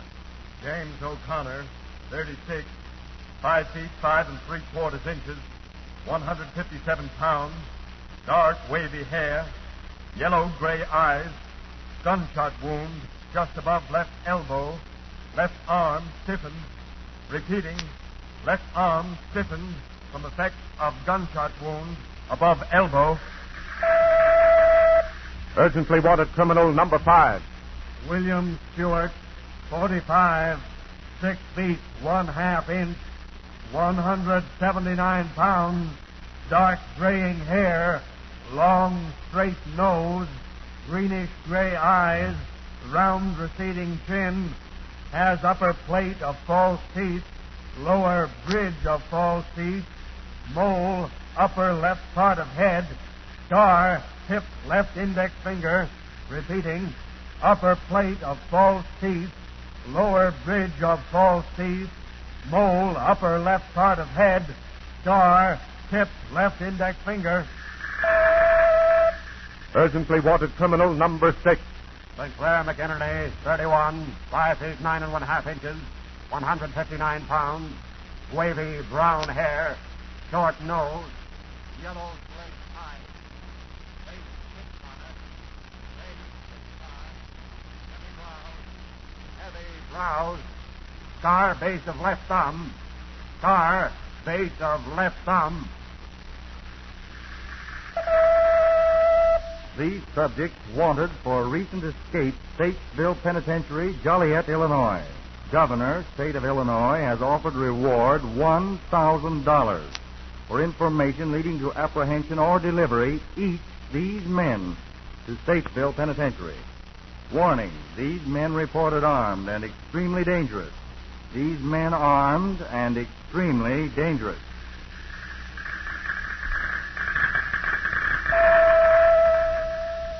If you have any information concerning these clues, notify your local police, the Federal Bureau of Investigation, or gangbusters at once. And now, here's what Philip H. Lord has planned for next week.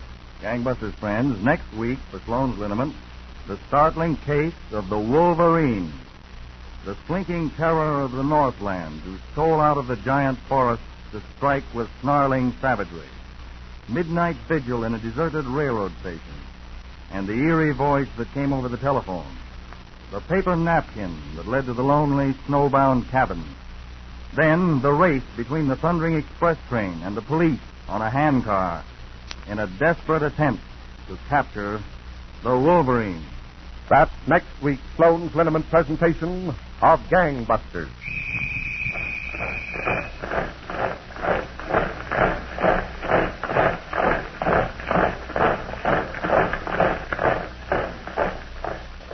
Gangbusters is a Philip H. Lord production which has originated in New York.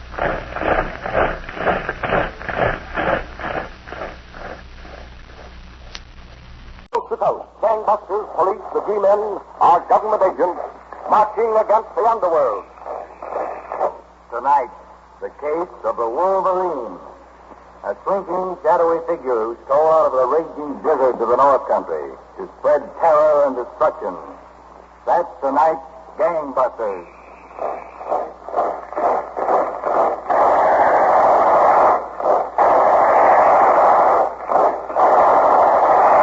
Our picture setting is a special office turned over to Gangbusters by Commissioner Louis J. Valentine of the New York City Police for a proxy interview between Colonel H. Norman Schwarzkopf, United States Army, and Tim Curran, former sheriff, Delta County, Michigan.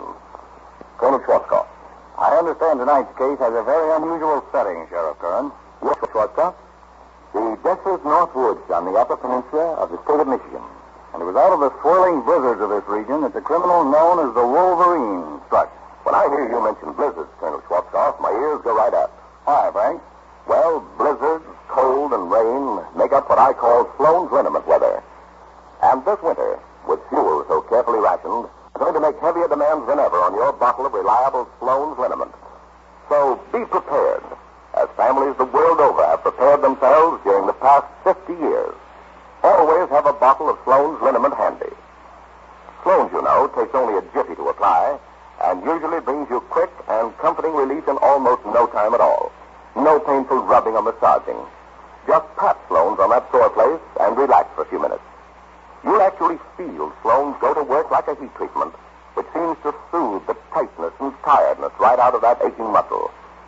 Don't let winter catch you unprepared. Ask your favorite druggist for a bottle of Sloan's Liniment tomorrow. And now, Colonel, what about the blizzard you were discussing? Well, Sheriff Curran, where and when does the case of the Wolverine begin? Late one cold winter's night near the town of Gross, Michigan. A fur trapper, Pierre DeGan, and his dog trotted through the heavy snowdrift toward the shack of another isolated trapper, John Charles. It was beginning to snow heavily. A blizzard was setting in.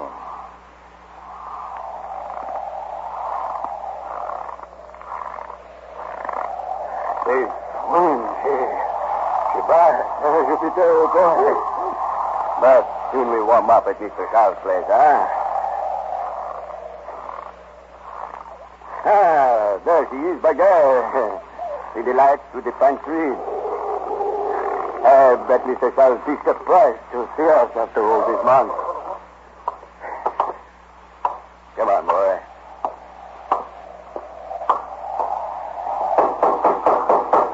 Mr. Charles. Mr. Charles.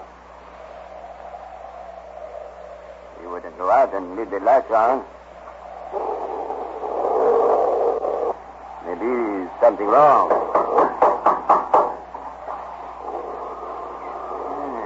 Look at that. The door is swinging open by herself. Come on, boy. We go in and see. Mr. Charles. Mr. Yes. Mr. Charles rang on the door. Oh, good God. His head all bare. Hello? Anyone here? Hello? I'm here. Run back up with your hands. Come on up with your hands. What have you done to Mr. Charles? Shut up, Mutt. My Jupiter! You steal my dog! I'm killing you, too, for sticking your nose in here at the wrong time. I can die there with your dog.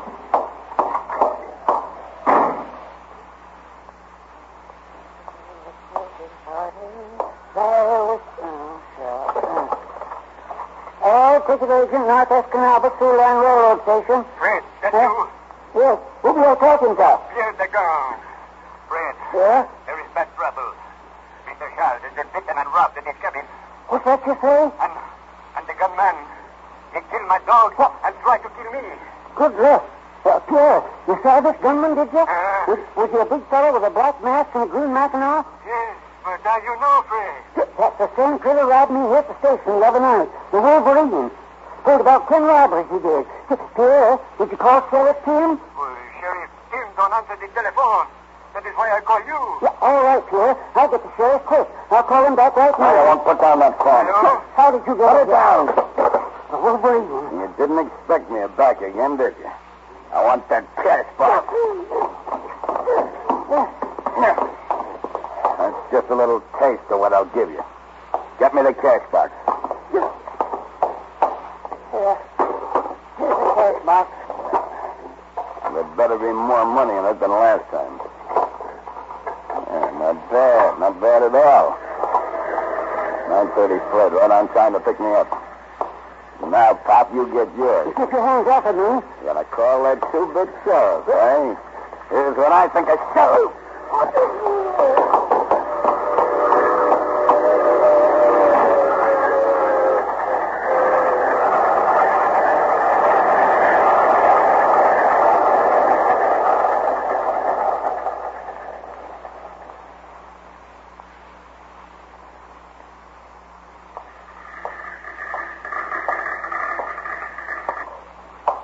Sit down, Detective Ross. Been doing a little checking on some police reports. Sheriff Tim, this case has me dead beat. You're right. No wonder they call him the Wolverine. Seems to have an animal's instinct to avoid every trap we've set. Now, let's do a little reasoning, Detective Ross.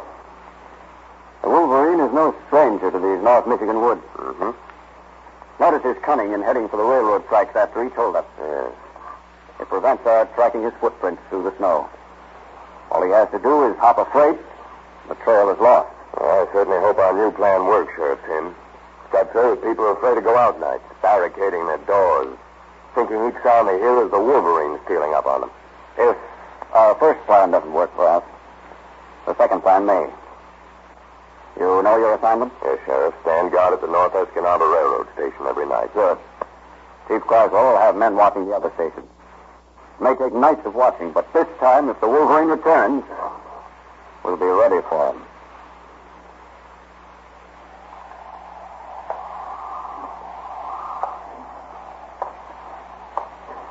This railroad station's like an ice house. outside than in here. It'll be long after midnight.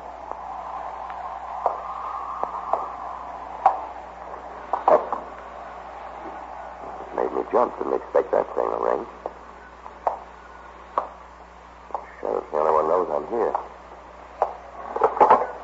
Hello? Hello? Hello? Hello? Well, who is it? Who is it?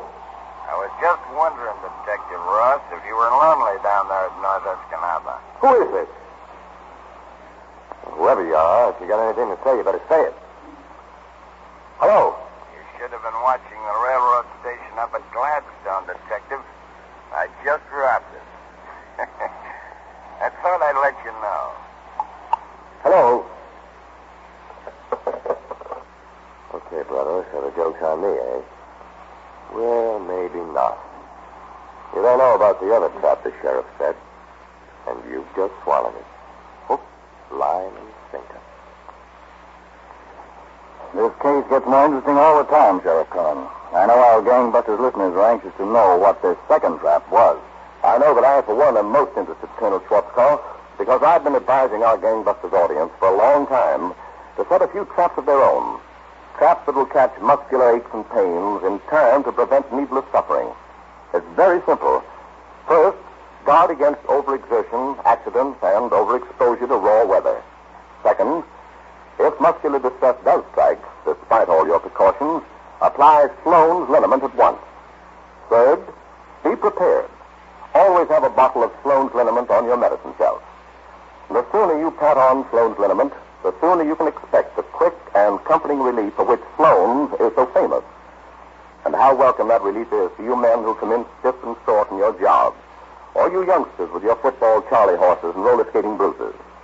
Yes, even to you mothers, who often feel that a day's washing and cleaning seem to tie your muscles into knots.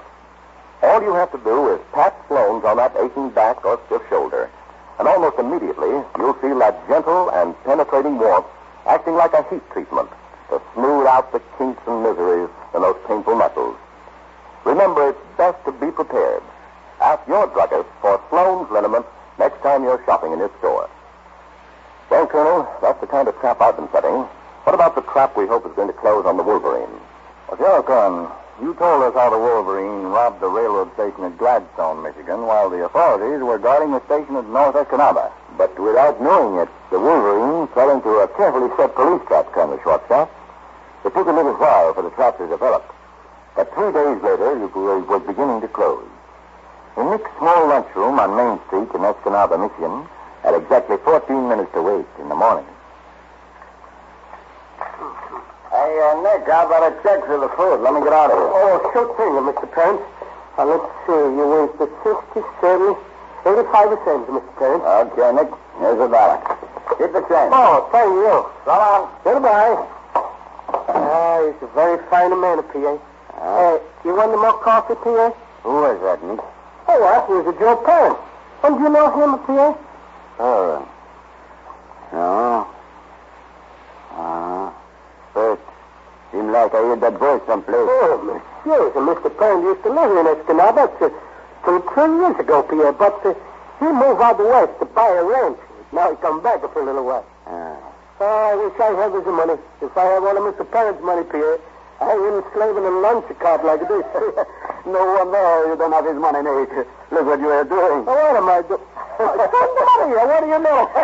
I roll up a dollar bill and give me with the paper napkin and instead of throw it away. That's a good one out of me, all right. Throwing away dollar bills. I better put it in the cash register. That's a good one. Me throw $1 bill away. Then, at 9 o'clock that night, Colonel. I'm so excited, Chief Croswell. I rushed right over here to your police office. Chief Croswell, don't you see?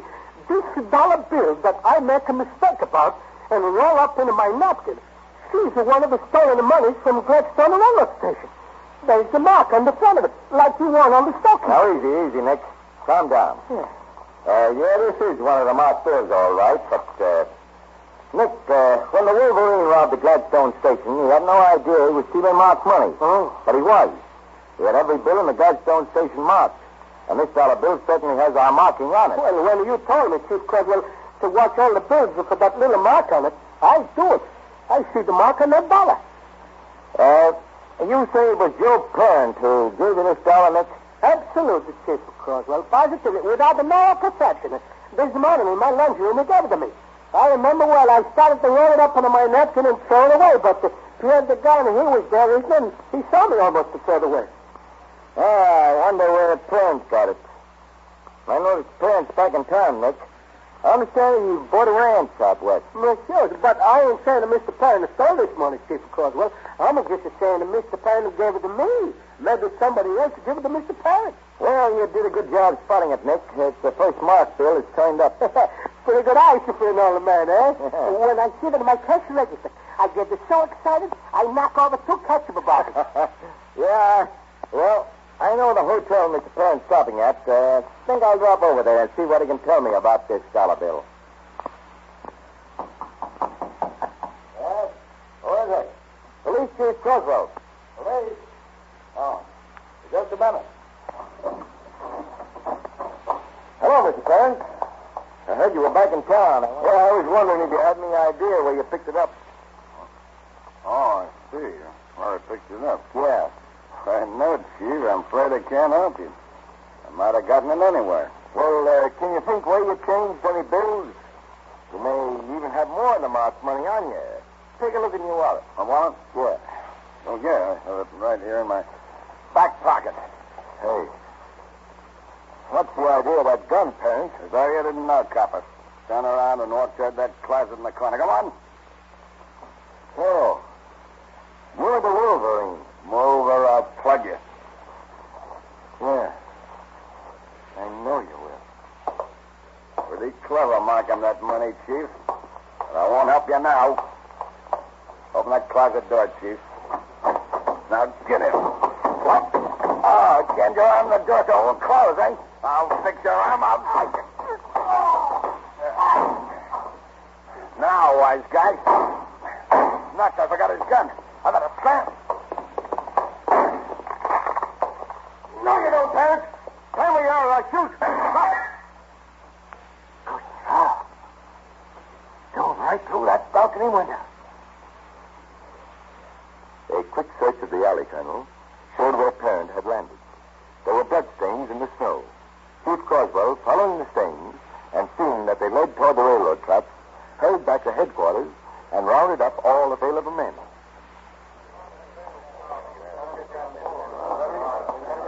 All right, men. Now get lanterns and flashlights.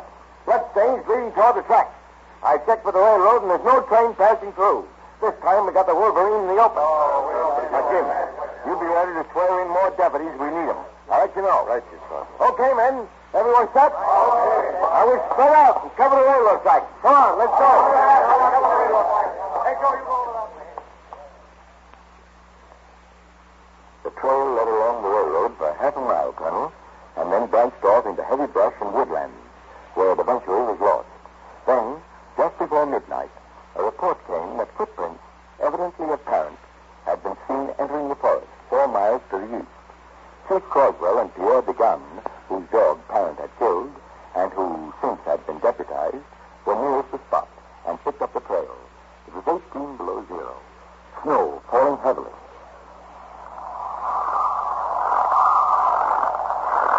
Chief Creswell, this snow she falls so fast, she'll blot out Parent's footmark. Well, we gotta hurry, Pierre. Looks like he's heading for Big Perch Lake and the railroad beyond. You're the best trapper in the state, Pierre. If anybody can trail him, you can. Yes, we got to be careful, Chief Creswell. So may wait in ambush and kill before we see him. Stop. Huh? Something moving over there by those bushes. That is just another of those square devils. They ever bunch together in wolf packs, Chief Creswell. We be in one tough butt. Yeah. Well, let's go on. What color? Stop. There is something up ahead this time. A shack just back of the street. That's probably why Parent headed this way. To get to that shack, out of the wind. We sneak up to that side window. Careful now.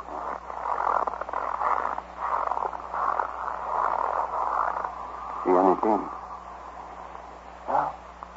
Looks empty inside. Let's try the door.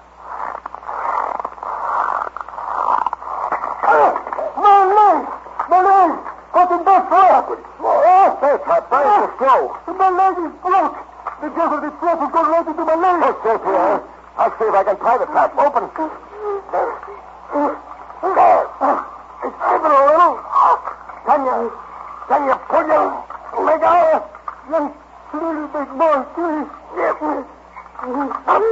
That's got it here. The legs ripped to pieces. The devil belongs at this trap.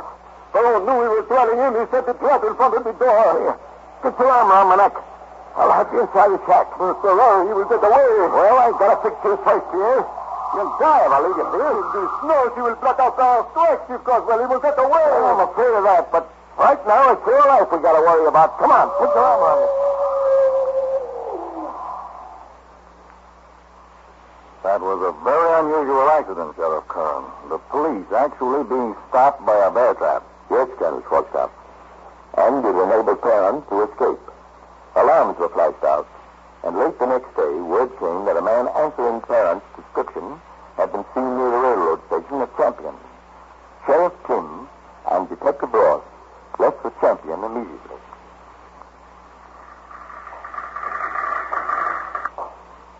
Well, Sheriff Kim, I guess there's no sense hanging around this railroad station any longer. That must have beat it when he saw the station agent had spotted him. Yeah. What I'm afraid of, Detective Ross, is that Sarge will hop a train and head for the Canadian border. Well, there are no more trains out of here tonight, Sheriff. Now, what there is a 10:30 train leave from over at Astoria tonight. Sheriff Kim, we could never get over there in time. It's 5 after 10 now, and Astoria is 11 miles away. We've got to make it in time. But how? There's only one possible way. See out there on the railroad siding? The handcar, Sheriff Kim? Yes. That's our only chance. We've got to pump that handcar and get to Astoria before the train does. Holy smoke. Come on, there's no time to lose. Every second counts.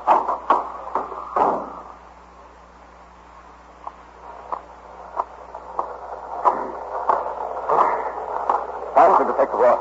One breath. This is the first time I've ever pumped a handcar, Sheriff Kim. My half broke. Keep pumping. That mighty force will be catching up on us any minute now. I've gone after criminals a good many ways, but never before on a handcar. If the train overtakes us while we're on this trestle with it, some Sheriff. Faster.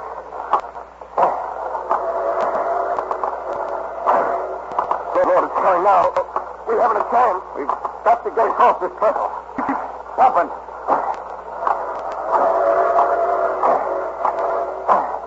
We can't make it. We're almost there. I can see the engine lights right back of us. Come on.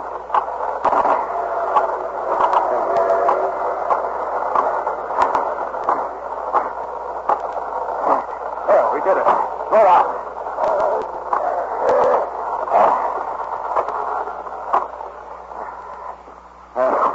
Got to dump this handcar car off the tracks so the train will be right. Come on. Lift. All right. Right with you. Put your off a bit further. Now run for the railroad station and fast. All right.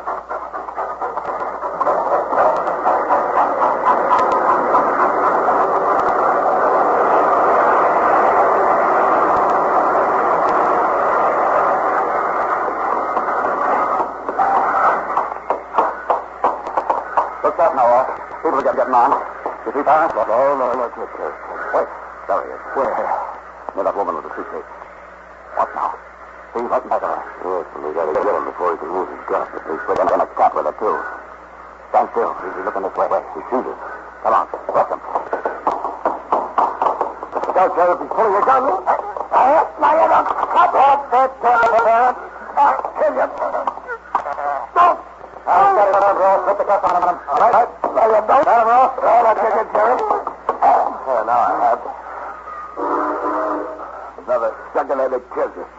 Hopping trains was always part of your scheme, Parrot. But this is one train you're missing. Come on. are going in the opposite direction.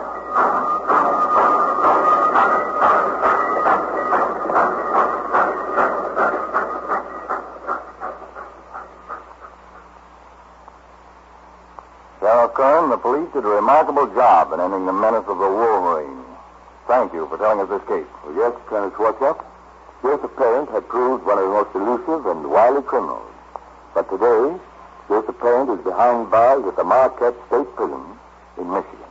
Well, that certainly was quick thinking on the part of Sheriff Kim and Detective Ross in using that handcar to cut off Barron's escape. I was just going to mention that, Colonel Schwarzkopf. But when Detective Ross complained a few seconds ago that his back was half broke with working the handcar, it brought to my mind the many letters we've received from regular railroad men applauding Sloan's liniment. And praise from them is praise indeed. Yes, Sloan's liniment helps to save many an hour's work that might otherwise be lost. And these days, when every pair of hands count, that's important. And that's the reason so many men make sure to keep a bottle of Sloan's liniment on the job with them, as well as on the medicine shelf at home. Because Sloan's is the pat-on liniment. All you need is a few minutes during a rest period or your lunch hour to apply it to that sore and aching muscle. Like a heat treatment, Sloan's will be helping to bring you quick and comforting relief while you work. Just pat Sloan's on. That's all there is to it. So tonight or tomorrow, on your way home from work, drop in at a convenient drugstore and get a bottle of dependable Sloan's liniment to keep in your locker. You'll find Sloan a real friend in need when you want relief in a hurry. And now, Gangbusters presents its nationwide clues of criminals still at large.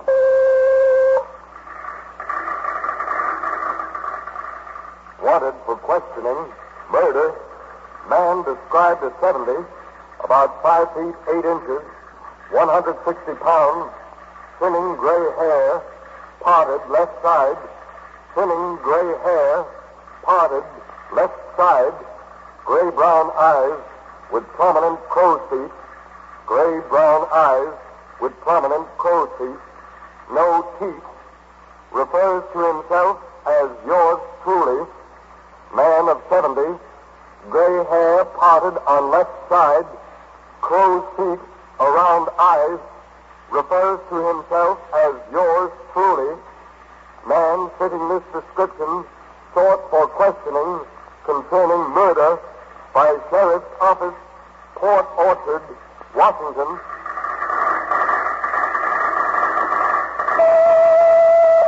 Charged with bank robbery, George Thompson, 32, 6 feet 1/4 inch, 155 pounds, hair dark, combed back, long nose, deformed, slopes to right side, long nose, deformed, slopes to right side, long neck with prominent Adam's apple, long neck with prominent Adam's apple, large hands, walks very erect, never wears hat, likes to play cards, never wears hat, likes to play cards, man, 32, tall, slim, nose sloping to right, long neck with prominent Adam's apple, man fitting this description, wanted for questioning, bank robbery, Katona, New York. Charged with violation National Motor Vehicle Theft Act, Edward Hendrickson, 42, 5 feet 9 inches, 165 pounds, heavy black hair, dark eyes, scar over right eye, scar right cheek, scar left front chin, mole left cheek, nose turns up at end, gold cap upper front tooth, tip left index finger amputated, neat dresser, likes to play golf, bridge. If you have any information concerning these clues, notify your local police the Federal Bureau of Investigation, or gangbusters at once. And now here's what Philip H. Lord has planned for next week. Gangbusters, friends, for Sloan's Liniment next week, we're going to take you behind the scenes as a modern police department unravels a series of baffling incidents. Learn how the police found a paper matchbox, an umbrella, and an antifreeze tag.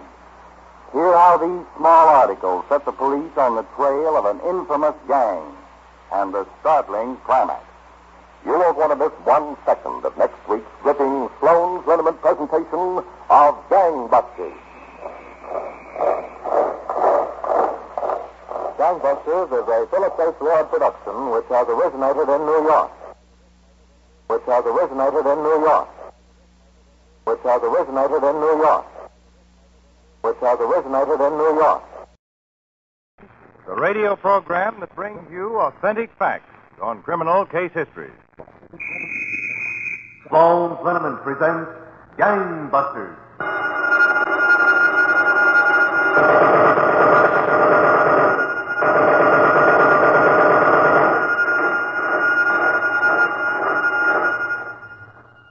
Tonight, from the files of the New York City Police, official facts on the Broadway and Coney Island murder.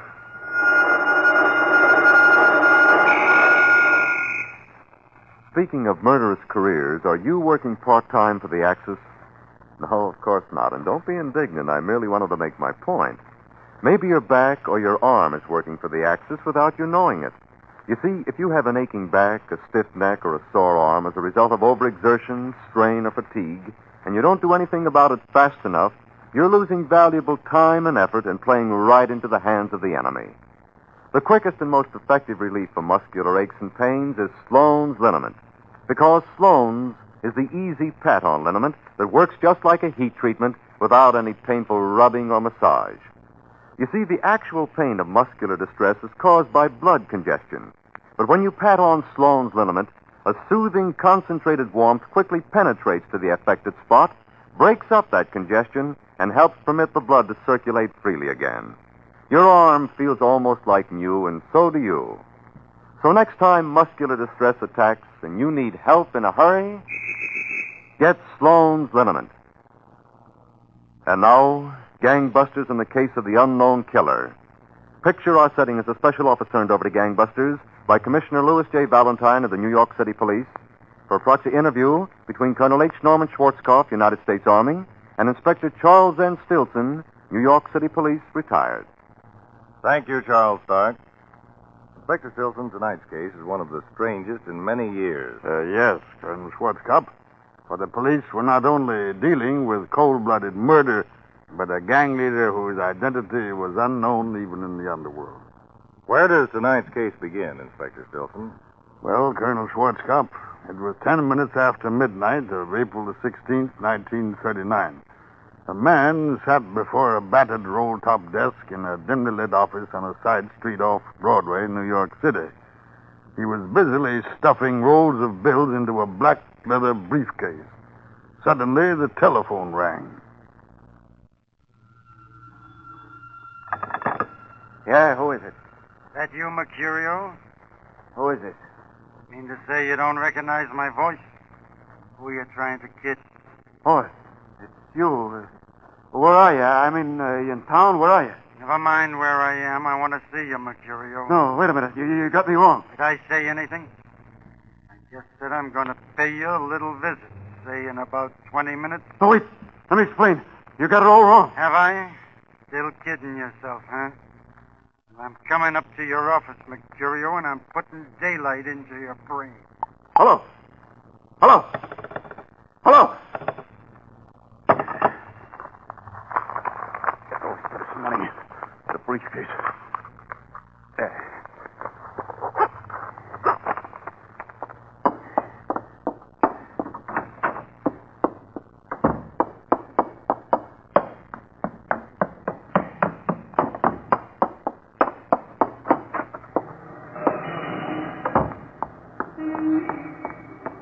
Going my way, Mercurio? You. What? I thought you said 20 minutes. Just my little joke. I was calling from the phone booth next door. Listen, let's talk this over. Can't we talk it over? The gun's in my overcoat pocket. Shall we turn up this alley? Alley. Get going. Please, you gotta believe me. I wasn't holding out your share of the door. Honest, I wasn't. A nice little alley to walk in, isn't it? Look, the door's in this briefcase. You can have all of it, every cent. Big-hearted guy all of a sudden. Just take the briefcase. Now we're square, pal. We're square. That's right, Mercurio. All but this.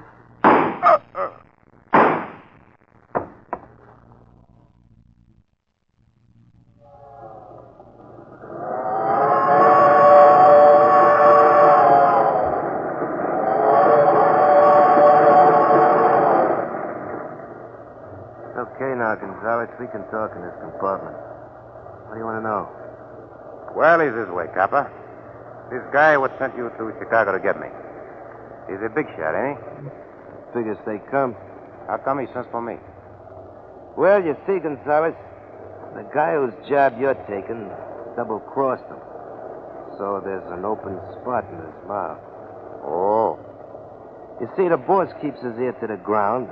Hears that you're doing a good job in Chicago, so he sends for you. What kind of guy this boss is, Copper? I don't know too much about him myself, Gonzalez. Huh? You're his head man, ain't you? Yeah, sure. But it don't pay to get curious. Not with this guy. Where are we going to meet in New York? His office or headquarters? Boss don't have no headquarters.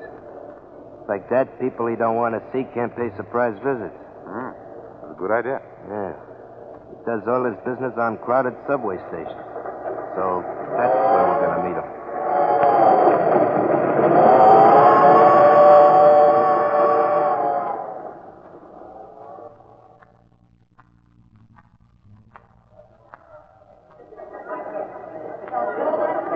Copper, this is the first time I've been down in New York subway. Yeah? Yeah. Well, this is the busiest subway station in the world, Gonzalez.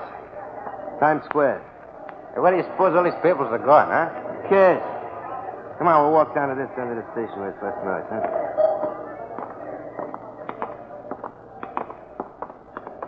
We got to wait long? You can answer that as well as me. All I know, he was told to wait. Hello, Captain. Huh? Oh, boss, I didn't see you back at that post. And you're Gonzalez. That's right. Glad to know you. I've heard some good things from Chicago about you, Gonzalez. Handy with a rod, they tell me. Sure. Both hands. Good. I'll try that hand of yours tonight on the payroll job.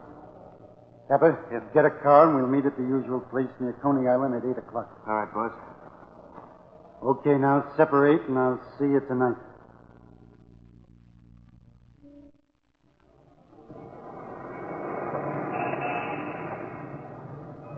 That's the movie house over there by the boardwalk. Now, you got your part straight, Capper? Yeah, sure, Killer. I stay in the car and be ready for the getaway. How about you, Gonzalez? Very sure. When the manager comes out with the money, I massage him with a bullet. For the last time, I'm telling you that I'll handle the manager. You take care of the cop who'll be with him. Well, I figured I handled both of them. You do what you're told. Boss, they're coming out of the movie now. Okay, Gonzalez, get out of the car. Capper, be ready for a fast getaway. I'll be ready. Come on, Gonzalez. Keep your gun out of sight till we're on top of it. How about it, boss? Okay now? A few more steps. Just look at that cop. He thinks he... Now, kill him. Help! Hold up! Help! We've got no time to waste on you, mister. I got the money. Hey, wait, the cop ain't dead yet. Now he is. Here comes the car. Come on, boss, up in. Nice job. Shut up. Get going. Come on, get going.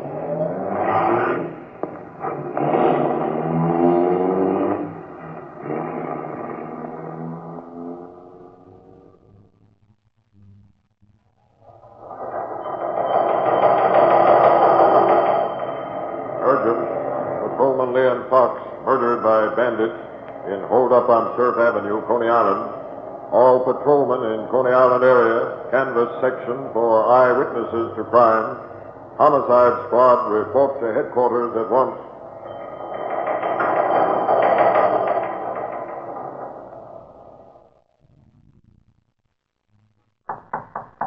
Come in. Captain Edison's man out here wants to see you about the Coney Island murder. Bring him in, Sergeant Hurley. You off today, Doctor? I'm Captain Dennison. Sergeant says you have some information about Patrolman Fox's murder. That's right, Cap. My name is Figgy Nash. I'm a photographer. You know, I take pictures. Movies? Well, sort of. You know, you're moving along the sidewalk, and I snap your picture. And you send me 2 bits, and you get the real art job. You know. I see. And now, about the information you have. Yeah, well, on this night when the 2 rods burned down the copper, the policeman, I'm working 1st Avenue across from the movie house. Then you saw the holdup? Well, no, not exactly, Cap. You see, I'm busy pursuing my profession. I'm taking a close-up of a slick chick that's anchoring down the avenue, and then the fireworks start. Oh. Later, though, I develops the picture, and I takes one look, and I figures that's the McCoy. Here, take a gander at this. Yeah, that's very nice, but... Hey, what's that in the background? That's why I said it's the McCoy. See, there's a guy sitting in a car. As soon as the shooting starts, he gets underway, and he picks up them 2 stick-ups. Good work, Siggy. Sergeant, come here. Yes, sir? Sergeant, take this photograph down to identification. Have them make a blow-up of the face of that man in the car. See if anybody can identify it. Yes, sir. Siggy, I want you to know that we're grateful for your cooperation. Oh, I think nothing of it, Cap. It's all part of a day's work. She sure was a slick chick, wasn't she, huh? Ain't often I get a dame with so photogenic. What's on, Cap?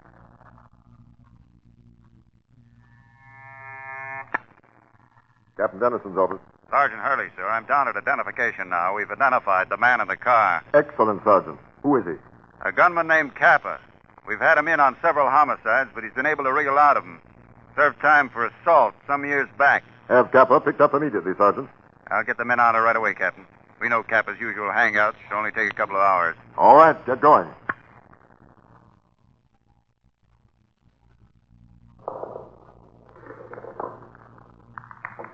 You say that fellow Kappa spends a lot of time here in your pool room, Bonnie. Oh, yes, sir, Sergeant. He's a nice boy, too. You know, he's never no trouble. Yeah. What's he do for a living? Working? Work, eh? Why? When you're so lucky with the dice, why work, eh? What makes you think he's lucky? Why, only other day, he come to me, I got a chance of $120 in a silver, 2 bills. I shouldn't be so lucky. Here it comes now. Hello, Captain. Hello, Penny. Hello. Just a minute, Kappa. How are you? Sergeant Hurley, Police Department. What do you want from me? I ain't done nothing. Sure. That's just what I tell him, Captain. He's all right. We'd just like to have you drop down to headquarters for a little talk. Suppose I don't want to come. Well, I think I can persuade you. Okay, I got nothing to worry about. No. Keep that corner table empty, Penny. I'll be back in a half an hour. All right. Come on, Captain. Captain's anxious to get the answers to those questions. It's a Penny. You think some quiz program. Yes, you think it's quiz. It's funny. Personally, I prefer crooners, Kappa. I kind of think you're going to croon plenty. All right, Kappa, it's no use calling around anymore. You're going to tell us who the 2 other men were who killed Patrolman Fox. For the love of my Captain, ain't you been listening to me? I tell you, I don't know what you're talking about. Stand up when you talk to Captain. Okay. All right, now, Kappa. Who are the 2 men you picked up in that car after the shooting? I tell you, I didn't pick up no one. I was just driving along. Just driving along, huh? Just drive? Who told you to stand up? He did, the sergeant. Well, sit down and hurry up about it. Okay. What were you doing driving along Surf Avenue? Just driving along, I tell you. So that's all you got to say for yourself, just driving, huh? Okay, Kappa, put your hat on. We're going up to the DA's office. It's okay with me. Be better than all these questions you guys... Take that hat off. The sergeant just told me to And who told you to stand up? Didn't I say sit down? Yeah, sure. Well, sit down. Okay, you guys ought to make up your mind. Who are the men in that car with you? I tell you, there were no guys in the car with me. What are you waiting for? I said to come along with me. Holy smokes, what are you guys trying to do? Stand up when you talk to the sergeant. Well, you just told me not to... Never mind what I told you. What are you going to tell us about the 2 other men in the killing? Oh, give me a break, will you? I can't think straight. First you tell me to stand up, sit down. He tells me to put Take on my that hat off. I didn't mean nothing, Captain. I was just showing You know, we gave Fox a break, Kappa. You drove the murder car, Kappa. No, I'm not. Telling you, You said before you did drive the car. Yeah, sure. I mean, It might go easier on if you'd cooperate. Stand on your feet when the captain's talking to you. I don't know nothing. I tell you, I wasn't near the movie that night. You said you were driving along Surf Avenue, didn't you? Yeah, sure. Well, that's right by the movie, isn't it? Yeah, sure. Show him that photograph, Sergeant. There you are, my friend. See what's directly behind you? The movie house where the killing took place. I'm being framed, I tell you. Get back in that chair. Oh, let up, will you? Where'd you get $120 in silver the day after the holdup? In a crab game, I tell you. You're lying, Capper. Who's in this with you? Nobody. I ain't in it. You fired the first shot. I didn't. Gonzalez. Gonzalez, he says you did. You going to let him pin it on you? Who is Gonzalez? I don't know any Gonzalez. You just said you did. Stand up on your feet. Okay. Gonzalez wouldn't front for you like this. Let me think, will you? What are you standing up for? Oh, lay off, This will is your you? last chance, Capper. Where's Gonzalez? Tell us about Gonzalez. Come on. Okay. Okay, I'll tell you. Only let up on me. He's at the Alvin Hotel, room 704. Now, will you leave me alone? Who's the other one? I won't tell you. I don't know nothing. You can't make me say no more. All right, Sergeant, take him away. We're going over to that hotel and pay a call on this fellow Gonzalez. Front, boy. Yeah, Mr. Crane? Take this luggage up to room 501. All this stuff for one guy? He must be the 4 Hawaiian. Never mind the wisecracks. Take the stuff up. Honest, Mr. Crane, I can't. My back's so sore, I just can't lift anything. Didn't you pat that Sloan's liniment on? Well, gee, I meant to, Mr. Crane, but a couple of boys came up. You go to the drugstore and get some Sloan's liniment. I just pat it on, huh? Not rub it. Right, just pat Sloan's on. It'll work like a heat treatment. Gee, thanks, Mr. Crane. Hey, wasn't that Captain Dennison just went up the elevator with that police sergeant? Never mind that. You go get that Sloan's liniment and pat it on quick. Yeah. And get back here fast so you can get to work. Here's the hotel room, Captain, 704. All right. You know how to handle it, Sergeant? Yes, sir. Have your gun ready. There's no telling what we may walk into. Maybe Gonzalez not in. Yeah? Telegram for you, Mr. Gonzalez. Telegram? Oh, okay. Shove it under the door. It's collect. 63 cents I gotta get. Okay. Wait a second. Okay, well, let's have... Hey, now what is this? Yes, a police special 38 caliber. I wouldn't try to reach that artillery in your shoulder harness if I were you. I'll take that gun, Gonzalez.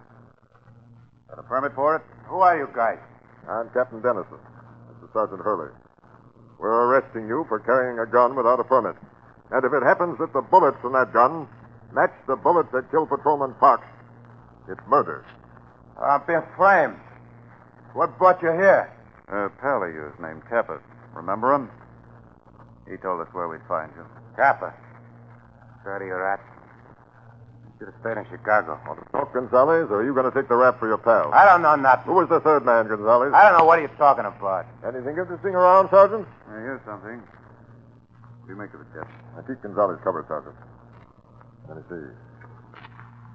It's a memo pad. It's like a number was written on the top sheet, then torn off.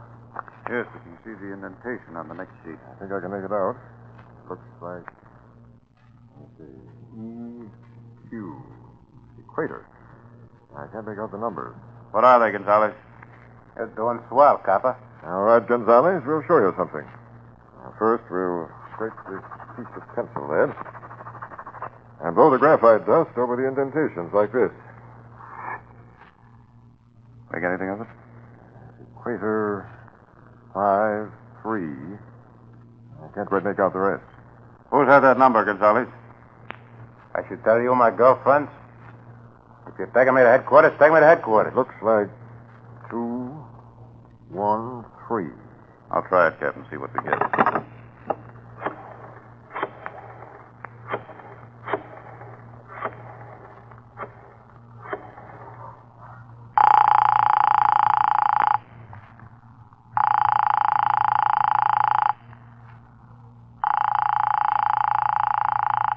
No answer. Well, let's go to headquarters. You seem pretty anxious, Gonzalez. We're waiting right here. Huh? Whoever the third man is, he'll probably get in touch with you, and without knowing it, he's also going to get in touch with us. Well, you guys got me on a gunshot. What do you want to wait around here for? Shut up, Gonzalez. Sergeant, get that phone number to headquarters and have the men check its location. Yes, sir. Meanwhile, I'll notify the telephone company and have them put an extension phone in this room right away. Oh, I get it, sir. Yes. We're going to wait here and listen in on whoever phones our friend. So sit down, Gonzalez. Make yourself comfortable. We're here for the duration. Sit down.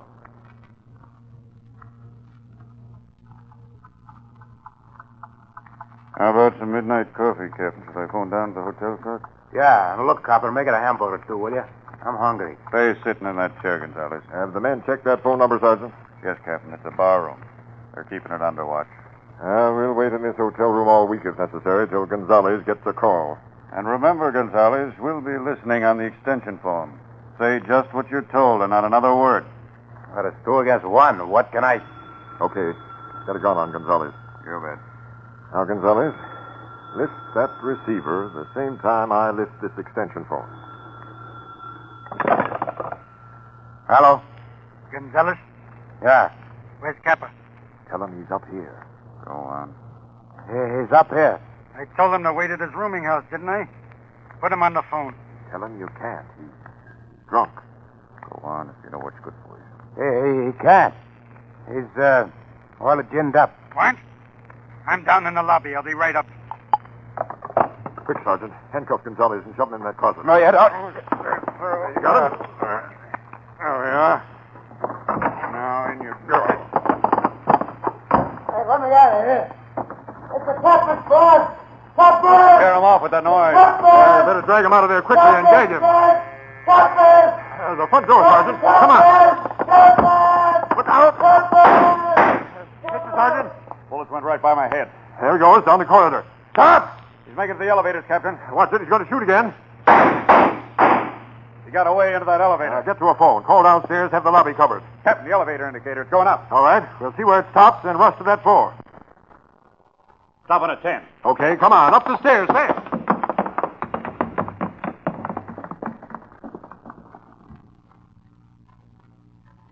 Oh, Edward, did you hear that noise? Sounded like shots. Probably a truck backfiring, honey. Oh. Are you almost ready to leave? As soon as I comb my hair.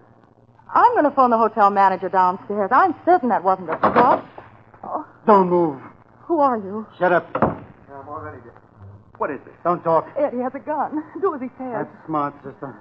I've already killed 2 guys in my life, and I'll kill you if I have to. What do you want? The cops have got me sewed up in this hotel. You're going to hide me until the coast is clear. Do as he says, Ed. I'm frightened. You, sister, come here. Oh, what for? You're just about my size. Maybe I can squeeze into your clothes and get out of here. Take your hands off my wife. Keep back, or I'll pump a bullet into you. Oh, no, you don't.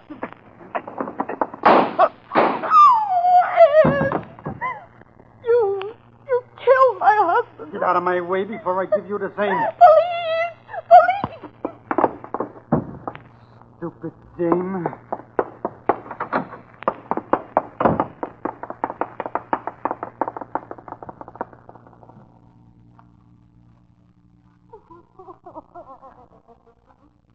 All right, now, madam, please try and pull yourself together. Tell us what happened. My husband, he killed him. Well, we've got the hotel surrounded. The killer can't get away. That's probably for me. Yeah? This is Sergeant Hurley, Captain. He's been spotted on the mezzanine. We're cutting it off now. Good. How about the elevators? All cut off, Captain. All staircases are covered, and all guests have been notified not to unlock their doors. All right, Sergeant. Bring an elevator up to this floor. I'll meet you at the elevator shaft. Yes, sir. Be right up.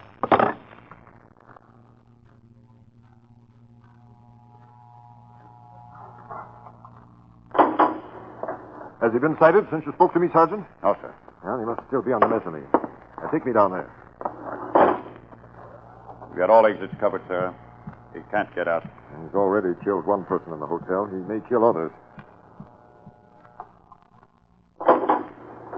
Come on. We'll go over every foot of this floor ourselves. Captain, down there. Someone coming out that doorway. It's him. See the gun?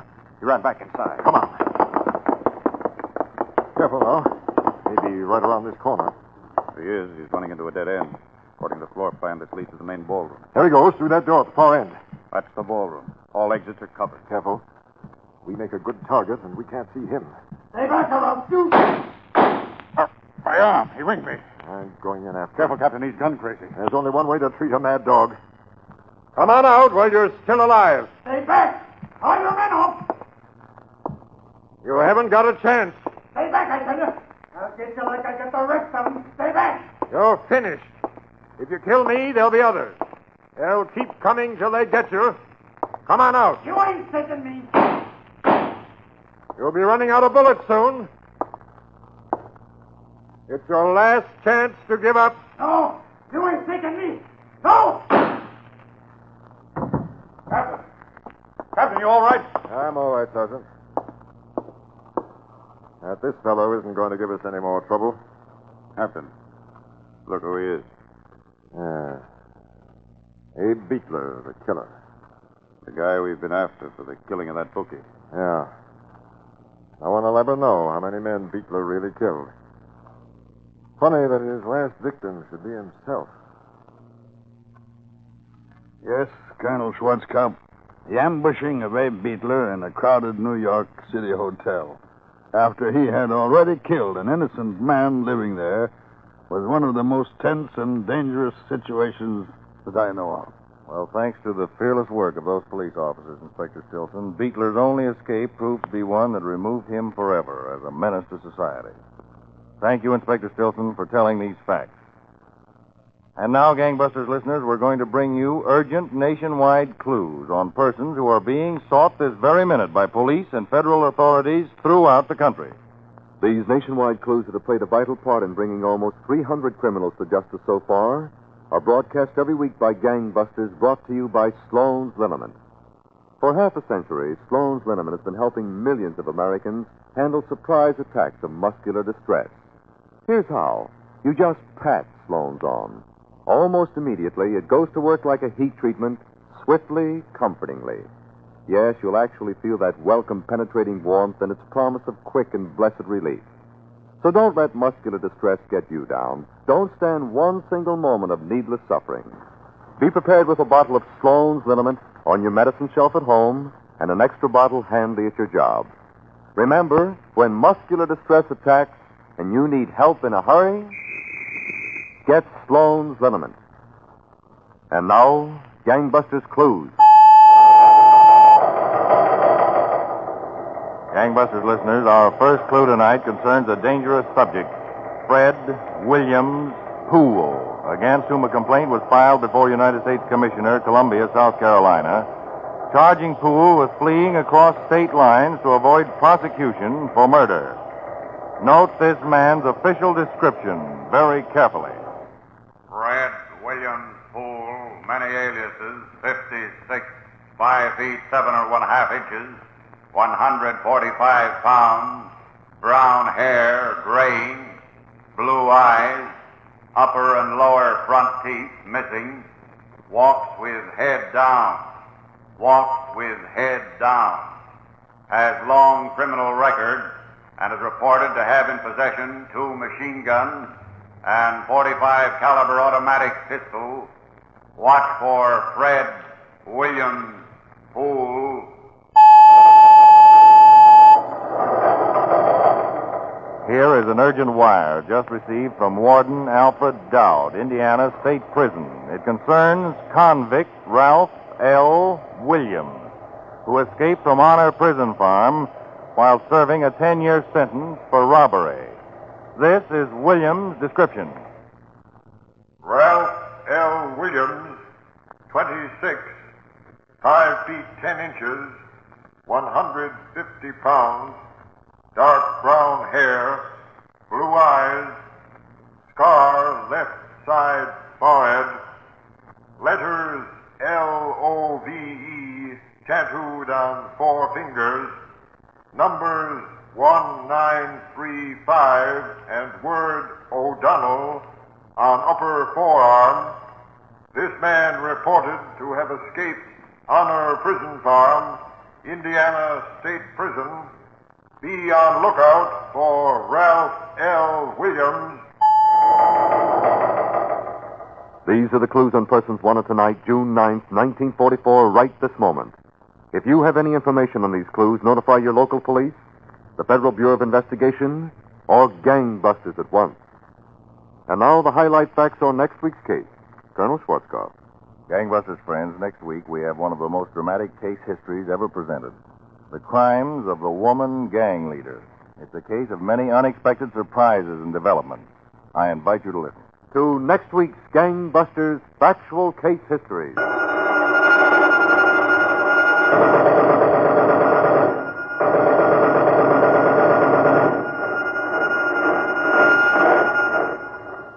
Gangbusters Factual Case Histories is a Phillips H. Lord production for the makers of Sloan's Liniment. Remember, when you want help in a hurry, get Sloan's liniment.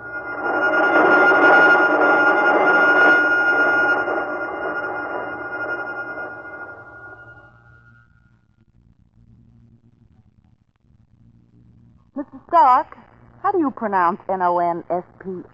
Non-spy? I pronounce it safe from offending. Oh, Because it acts instantly, dries quickly, and keeps you bath fresh from 1 to 3 days. good. How do medical authorities pronounce Nonspi? Non-spy? They pronounce it safe from skin irritation. Oh, Because so many medical authorities have found it to be non-injurious to the most delicate skin tissues when used according to directions. wonderful. How do laboratories pronounce Nonspi? Non-spy? They pronounce it safe from clothes damage.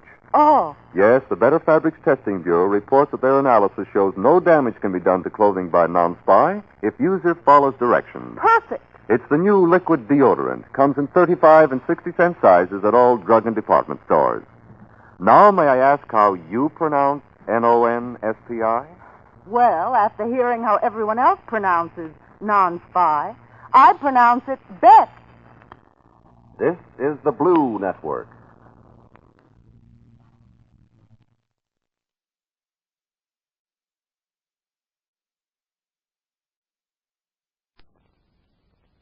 Law enforcement departments throughout the United States, the only national program that brings you authentic police case histories.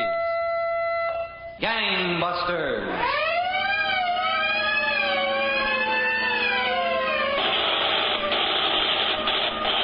Tonight, the case of the costume killer, who was an old hand at his trade and a hard master to his apprentices, until he learned the first lesson of society at the hands of skillful detectives. And now to gangbusters and facts that show the operation of our law enforcement officials in their war against the underworld. Gangbusters has asked Chief J.A. Pitcock, who recently retired as Chief of Police, Little Rock, Arkansas, after 31 years of service, to narrate by proxy tonight's case. The inside facts in the case of the costume killer. Chief Pitcock, from what you've told me, I know tonight's case is so fantastic, the facts about this criminal are hard to believe. Yes, Don Gardner, but I've got his signed confession to murder right here in my hand. Well, when did you first hear of this man, Chief Pitcock? Well, Don, our reports start not too many months ago in the city of Paragould, Arkansas. A tall, slim man about 40 had been sitting in the front parlor of his rooming house. He'd heard a knock at the door, and he was on his way to answer it. All right. Hello, Mr. Osprey. Well, come in, Joy. Don't stand there like a tired old field horse. Yes, sir.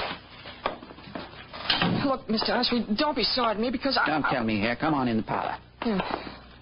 Kids, spend your days and nights trying to pound a little something in their pumpkin heads so maybe they'll amount to something. Get in there. Yes, sir. Well, what were you going to tell me, boy? Get it out of you. Think you wasn't born with a tongue. I tried, Mr. Osprey. Honest, I tried. Sit down. Yes, sir. Now, you got to listen to me, boy. For years I've been showing kids how to do this. Kids, they all think they're smarter than you. Oh, I don't think I'm smarter than you, honest. Well, if you listened close to me and done exactly like I told you, you wouldn't have had no experience like that. I tried, Mr. Osprey. You didn't do it like I told you. You didn't do a thing I told you. Well, I was awfully scared. That cop came pretty close, awful close. Well, after you'd listened to me and after you'd opened the window like I showed you how to open it, you'd have been in there and out with a stack full of stuff before that cop even got close. Yes, sir, I guess I would, but... But nothing. I got boys all over this city and lots of other cities. I showed them what to do and how to do it. Now, me and you are going back to that store tonight, and me and you are going to come home with a gunny sack full of stuff. Yes, sir. And then after we get that, I'm going to show you a few other things. How to disguise yourself up good so nobody can pick you out. How to pick a lock with just a hairpin. How to break a man's arm with just one twist. Do I have to learn that? Of course you got to learn that, boy. Sometimes you got to hurt people. Sometimes after you don't hurt people, you get hurt yourself. And hurt bad. Did you ever hurt anyone? Only because I had to. Bad? Bad enough. I killed him. Killed him? Only two. Oh. That's what I did my time for. And if I'd killed the third one, I wouldn't done no time at all. But I got soft-hearted. Serves me right. Now, never you get soft-hearted, boy. Oh, no, sir. Now, you listen to me. And I'll tell you how we're going to get in that store tonight. Maybe you ought to use the glass cutter some more. Shh, boy. You got it. Sure, I got it. Okay, Joey, I'll give you a boost up. You unlock the window. Yeah. Now grab a hold. Okay. Now, up you go. Okay, now. Reach in, unlock the window. Yes, sir. Wait a minute. A little higher. Yeah. Okay, okay, I got it. Good boy. Now come on down. If you hadn't did it like this last night, we wouldn't have had all this bother tonight. You got your gunny sack? Yes, sir. Okay. I'm going to boost you in. You know what to take. And when you get it, you meet me back the room. Ain't you coming in with me? There ain't but one way to learn, boy, and that's do it yourself. But, Mr. Usher... Don't stand there arguing with me. Now come here, I'll boost you. It ain't fair. Now up you go. Okay, that's enough. Now jump down. Yep. Everything all right? Yeah, I think so. Good boy. I'll see you back the room.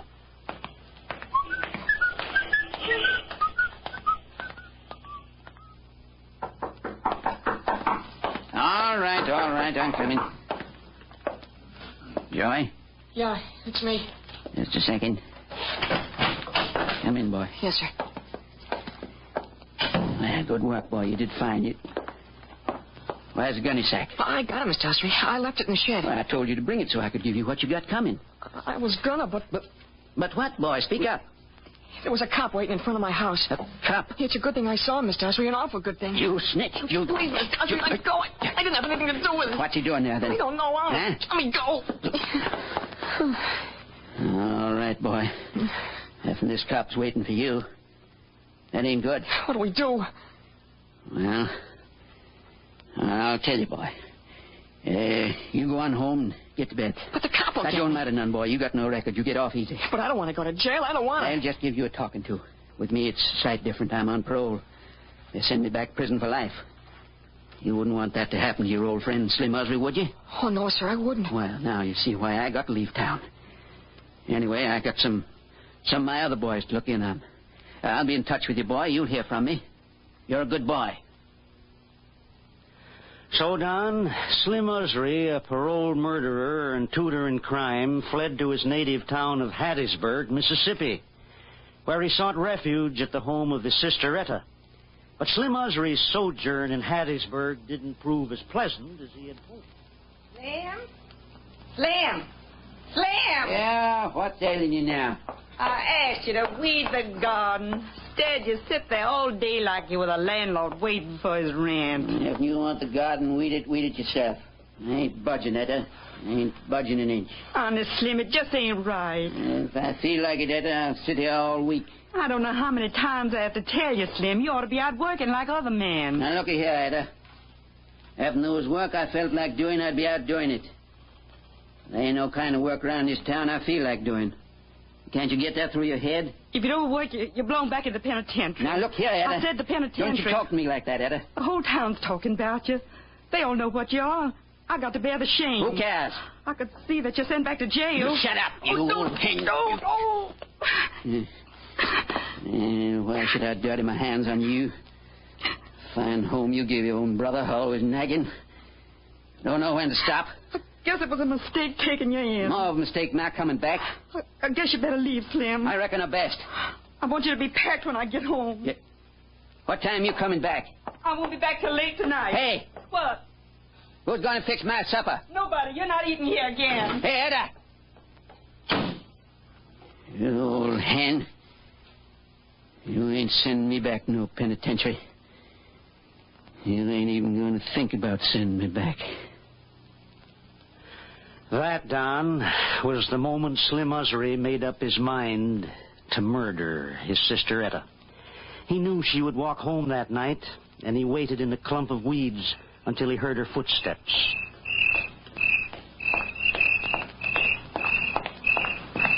Etta?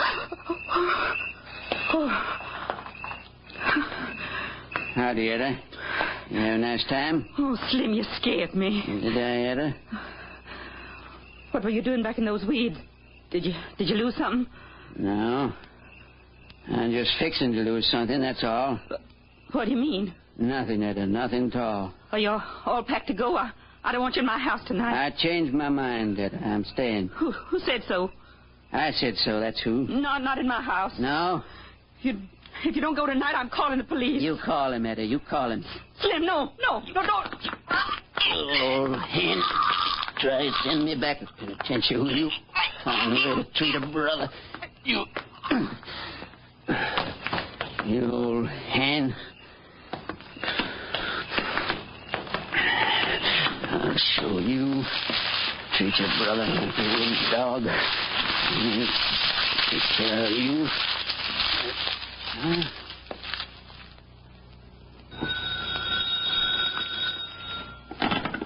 Deputy Sheriff Clarkson. Deputy Clarkson, this is Slim Osry. Yes, Slim. It's my sister, Etta, Deputy Clarkson. She left the house yesterday to go visiting. She didn't come home all night. Where'd she go, Slim? Well, I don't rightly know, Deputy Clarkson, but you know, Etta, that ain't like her. Something must have happened to her now. Would you help me find her? All right, Slim, I'll be right over. So, Don, the murderer, Slim Usry, reported to the authorities that his sister Etta was missing, although it was Usry himself who killed her. But in carrying out his plan to fool the police, Usry ran into unexpected difficulties. Okay, let's break right here. More from Gangbusters right after these messages on 670 WMAQ. George Burns and Gracie Allen. Boston Blackie. Edgar Bergen. John and Blanche Bickerson.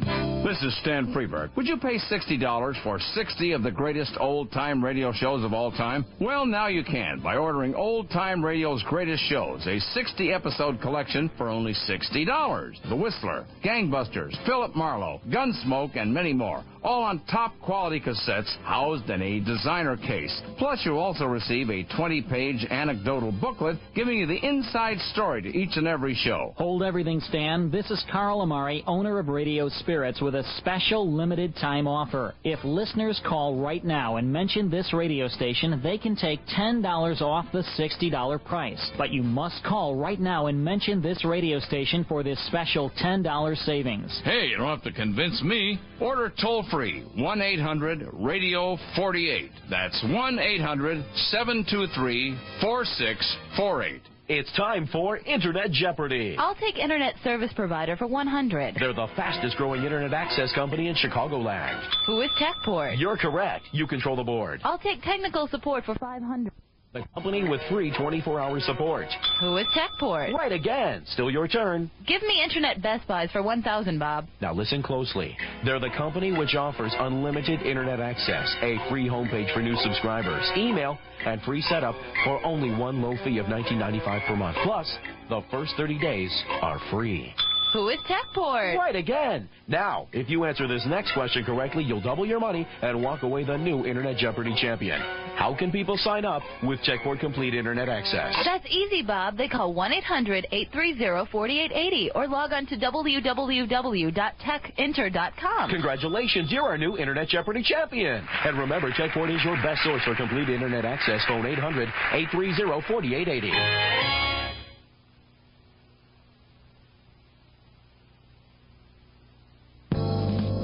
Now, let's get back to Gangbusters. Now, you were telling us, Chief Pitcock, that Slim Usry murdered his sister Etta and then reported her missing. Yes, Don. And an investigation was started. The weeded area of the neighborhood was on the list of places where deputies thought the woman might be found, and the search there was in progress.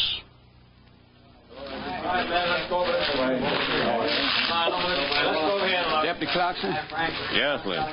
You don't reckon we'll find Etta in here? If anything happened to Etta, it'd break my heart. I know how you feel, Slim. Let's cut the talking and look. Okay.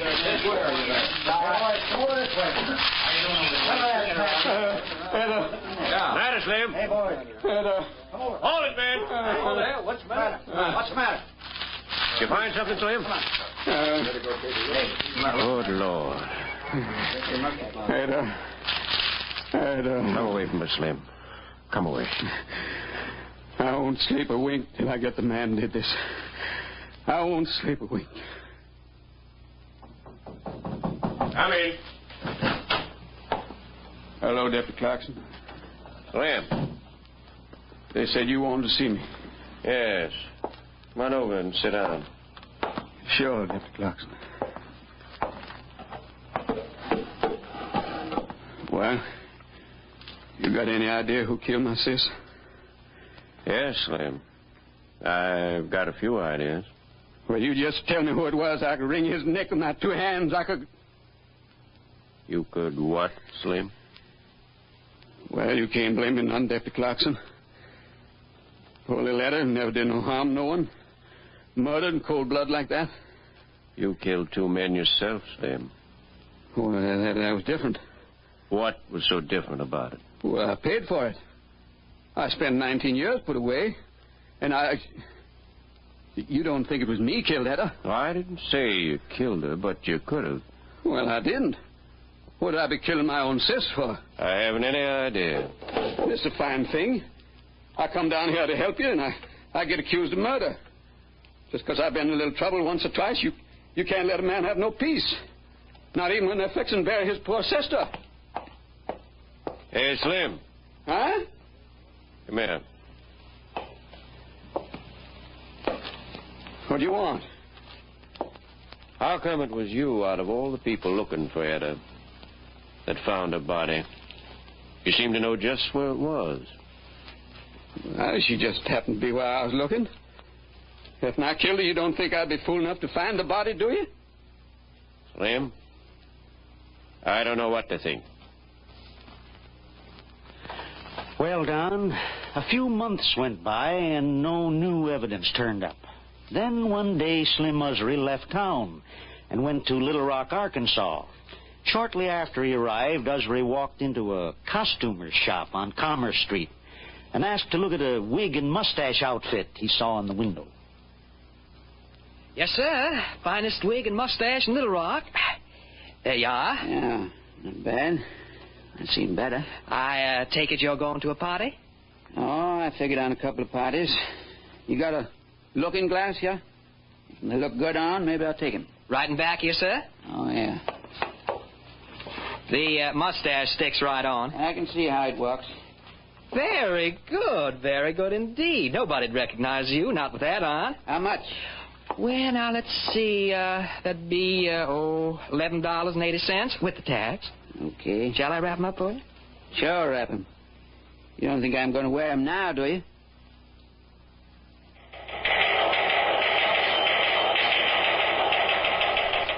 Attention, all squads. Be on alert for bandit who robbed auto rental agency 6th and Scott of several $100s in cash. This man, described as tall and slender, apparently wore black mustache and wig as disguise. Caution, this man is armed and dangerous.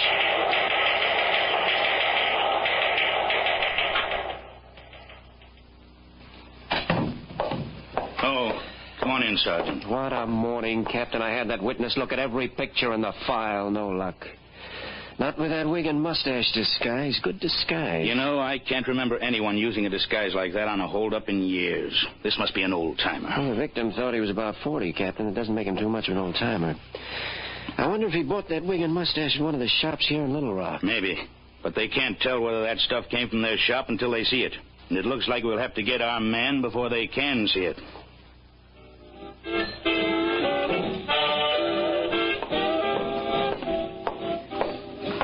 Hello, Mr. Usry. Huh?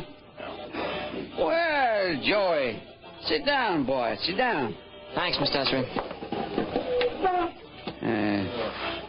Call me Slim, Joey. People around here know me as Slim. Okay, Slim. Fine gravy you growed. How about a beer, Joey? Oh, no, thanks. Later, maybe. Well, I came as soon as I got your letter. Yeah. Well, I wrote to you, boy, because I like you. And I want to do something for you. I was sure glad to hear you didn't go to that reformatory. Well, it was like you said. They gave me a talking to and let me go. They haven't caught me since. That's good boy, Joey. I figured when I got your letter you needed some help. Not just yet, boy. First, you gotta finish your lessons. Lessons? Well, I could do okay now. I've been doing okay. Well, maybe you could, but we gotta be sure about it. Now, tonight, I'm gonna try my old disguise trick again. You recollect I was telling you once about disguises? Yeah, I remember. Well, boy, tonight, I got a nice little old cafe all picked out. It'll be so easy I won't need help from you. I wouldn't need you even if you was ready. So you just stick around my room.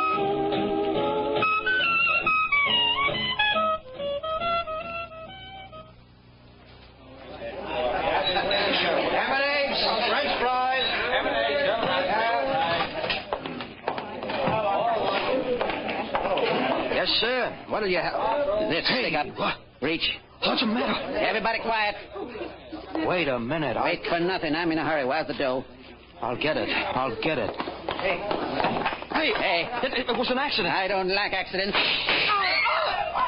Now, don't anybody move till I'm gone. Anybody follow, get the same. Get him. Get him.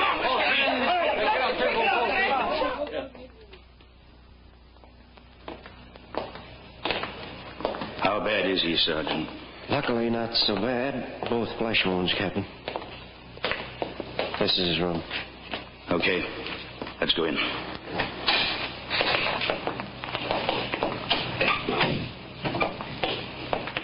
Hello, Mr. Walters. How do you feel now? Oh, not bad, considering. I'm Captain Crossman. Oh, hello. Mr. Walters, do you think you could recognize the man who held up your cafe and shot you? I don't know. Maybe I could. I ought to know that mustache anywhere. Mm-hmm. Is this the mustache? Yeah, that's it. I'd swear that's it. It was found in an alley near your cafe. The hold-up man was seen running up that alley. That's it, all right. Thanks, Mr. Walters. We know where it was bought. Now all we've got to do is find the man who bought it. I'm telling you, Joey, just like I tell all my boys. If you miss doing something one way, no matter how many times it worked, it ain't good no more. That seems crazy to me. All you gotta do is get another mustache. No, boy, the police and everybody else on that mustache and wig trick. I gotta try something else. Yeah, but you promised I could try the mustache trick. I said no, boy. When I say no, I mean it. Maybe we pick up and go someplace else and try it, but not here in Little Rock. It's nuts, Slim. And we're just getting set here. Well, I don't know whether I'm going to stay or not. They got a big charge against me. I could have killed that man last night. No, the guy was shot up a little. Serves him right. Maybe I should have killed him. Sure. So, he'd have been number 3. Joey. Number 4. Number 4? You heard me. You mean you killed somebody since I saw you last? What if I did? If you want no account. Getting back, we got to change our way of operating. We got to Boy, where you going? I'm going out for some air. Well, now watch out where you go and what you do. Well, just going out to get you a present. Present, boy? For me? Sure. And one for myself. I'll see you later, Slim.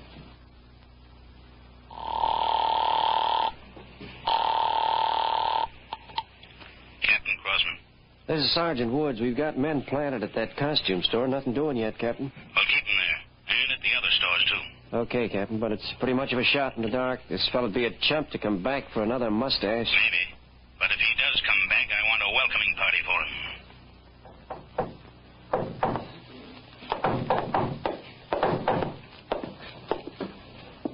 Joey? Yeah, Slim, open up. Where you been, boy? Get in here. I told you I was going out to buy a present. Oh. Is that it there? That's it.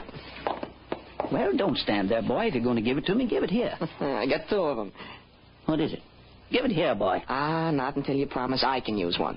One what? One of these mustache outfits. Mustache outfits? Uh-huh. Where'd you get it? Hey, let go. Please, Slim, let go, will you? Where'd you get it? At the same store you showed me. Please, Slim, you hurt me. Please. I ought to kill you, boy. I ought to beat your brains out. No, please. You could have brought the cops here. You know that. There were no cops. I looked good, honest. Let go, Slim. Huh? No cops? I'm positive. I didn't see anybody. Well, as long as you didn't see no cops, I guess be no cops coming here, huh? Sure. Everything's okay? Yeah. You didn't listen to me, Joey.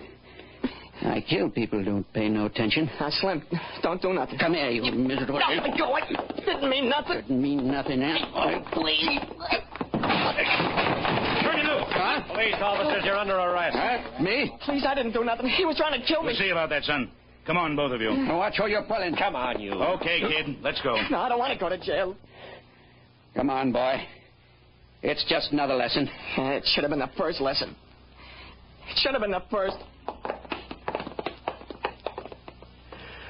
So, Don, that was the end of the teacher of crime. And Usry, who thought he had committed a perfect murder, made the worst mistake of all. He told someone about it. And the boy Joey told the police. In the Little Rock jail, William Usry confessed the murder of his sister Etta. Usry was returned to Mississippi, where he died in the electric chair in the Forest County Jail a few months ago. Well, congratulations, Chief Pitcock, to you and to the men of the Little Rock Police Department who solved this terrible crime. Principal roles in tonight's dramatization were played by Bill Smith and Jack Grimes. Don Gardner speaking. Gangbusters is a Phillips H. Lord production. And that's production. And that's production. And that's production.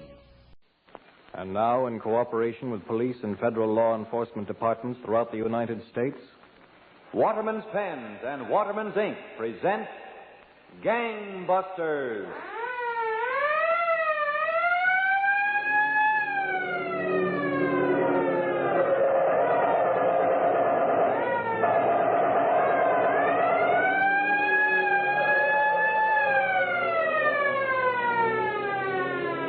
Out of the foxholes of Europe, from the steaming jungle swamps of the Pacific, our men are now coming home to a new America.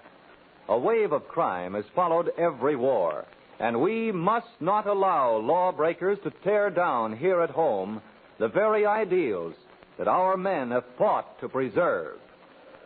Tonight, Gangbusters presents the authentic inside facts concerning a killer who felt he was even too tough for the Army. And so Louis J. Valentine, who has just resigned as commissioner of the largest police department in the world, takes over to interview by proxy Chief A.S. Harper, Chief of Police of Amarillo, Texas. Commissioner Valentine. Chief Harper, I believe that one of the surest ways to combat crime is to expose it. Now we would like to have you rip this case wide open tonight. Well, Commissioner Valentine, I'd like to start back in October 1942 at 10:30 in the evening. A small-time gangster, Doc Rickett, was sitting with his girlfriend in a fashionable Cincinnati nightclub.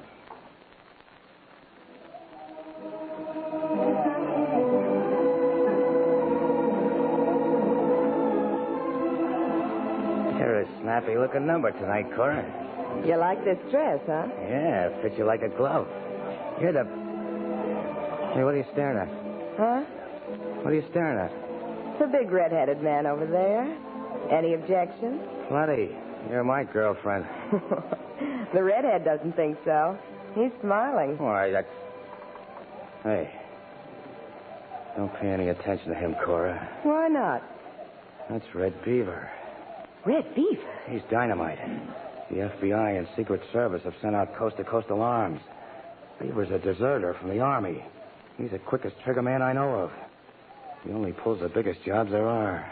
Thanks, Rickett. I thought he was interesting. Now I'm sure. Now you've done it. He's coming over.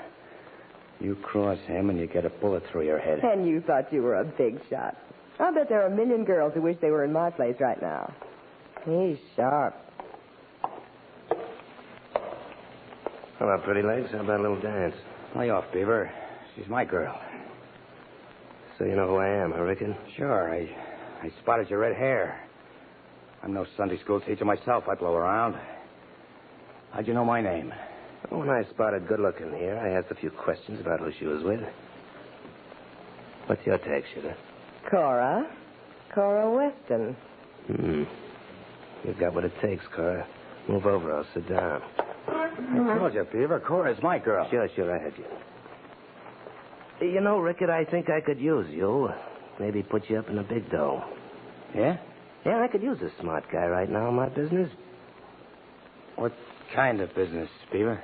The entertainment business.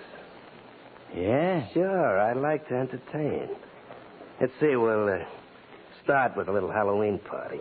A Halloween party? Where? In the Avondale branch of the Second National Bank.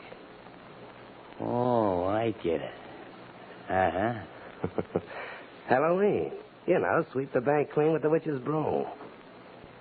Suppose you take a walk for a couple of minutes, Rickett. I want a little board of directors meeting here with Cora. Well, Graham. Okay. Okay, I'll get a drink at the bar, and then I'll be back. Smooth, honey. You're plenty smooth. You're kind of sugar-coated yourself, Beaver. Believe in holidays, Cora? I guess so. Why? Today's Columbus Day. Remember, Columbus discovered America and moved in. So? So I'm taking a tip from him.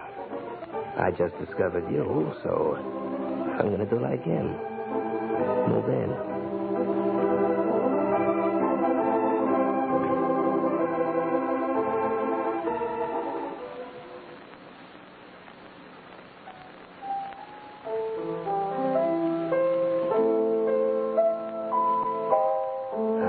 This ain't bad, Cora. Sitting in your apartment, you playing to me. Want me to fix you a cocktail, Beaver? After 2 weeks, you have to ask me. I'll answer. Oh, no, I'll do the answering. Hello? Oh, is that you, Beaver? Sure, it's me.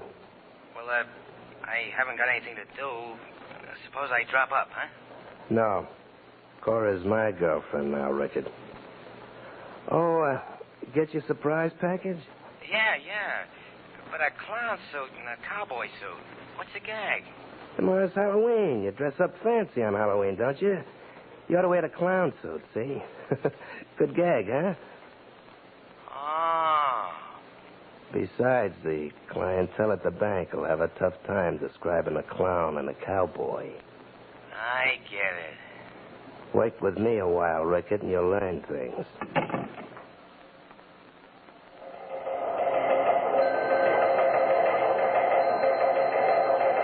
Attention, all police. Avondale branch of the Second National Bank just robbed of $7,000 by 2 men in Halloween costumes. One dressed as a cowboy, one as a clown. Approach with caution. These men are heavily armed. That's all. Well, Agent Hurley, we'll put that warning on every teletype through the state. We at the FBI appreciate your cooperation, Captain Morse. The bandits' stunt of dressing in Halloween costumes was a touch of genius. Nobody can seem to identify them. But I've always noticed that when a man gets money easily, he spends it easily. So, as just one possible trap, I sent out an alert to nightclubs, bars, racetracks, and pool rooms to watch for men who seem to be spending money too freely. Good. Perfect. I never guessed they're spending a little too much money is what we're waiting for.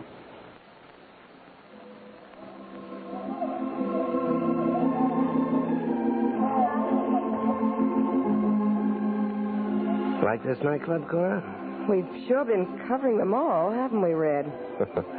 That's me, Cora. Everything in a big way. Yeah, but, Red, you've been cracking so many banks. Every day, headlines in the papers. Rickett's so scared he doesn't even dare leave our hideout. He's pretty jealous, you know, Red. You taking me away from him. You leave Rickett to me.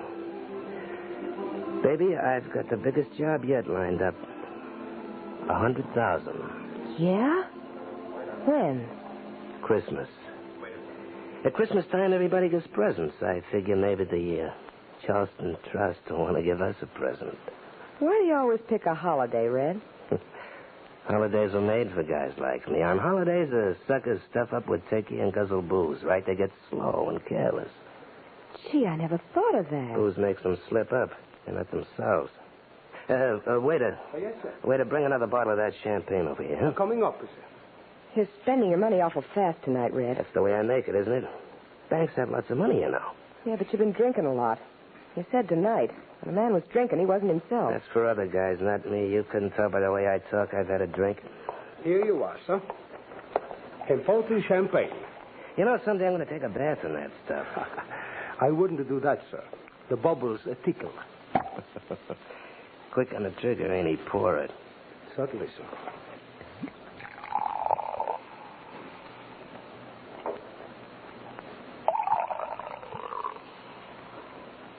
Anything else, sir? No. Here. Buy yourself a house for Christmas. Here, take it. Thank you, sir. Yes. Thank you, sir. Thank you.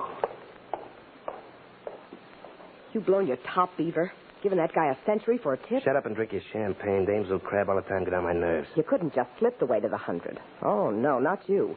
You had to make a production of it. I said shut up. First thing you know, you... Now, you button that loose lip of yours or I'll slap you again. Now you've done it, you fool. That army sergeant saw you slap me. Oh, yeah? I eat army sergeants on toast. Oh, he's going to use that for an excuse to come over and meet you, huh? Going to chisel in like I did to get you away from Rickett. What's the matter? Something wrong? What's it to you? Can I do anything for you, miss? No. Everything's all right. Hey. What was you figuring on doing, chum, if it hadn't been all right? Ah, take it easy, buddy. You've been celebrating a little too much. I suppose because you're in the Army, you figure maybe I'm easy pickings, huh? Now, look, I don't want any trouble as long as the young lady says she's all right. Okay, I'm leaving. Oh, so you were going to pull that Prince Charming stuff, huh? Put that gun away. This time, Sergeant, you ran into a tough customer. Oh, if you're so tough, why don't you join the Army? We need some good fighters. Oh, the Army, huh? I don't see you being so brave. And besides, I don't like the looks of an Army uniform. Red, follow me. We've got to get out of here.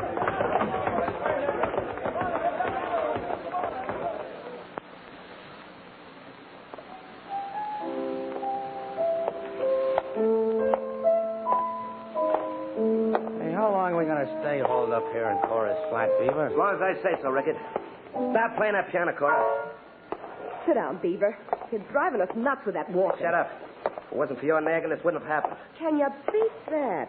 Red gets a snootful, blows his top, shoots an army sergeant, then tries to pin the rap on me. You hadn't ought to be so quick with that rod, Beaver. You going to start telling me how to operate? No, it ain't. Killing comes pretty easy to me, Rickett. I'd remember that if I were you. The same goes for you, Cora. What's that? It ain't a woodpecker.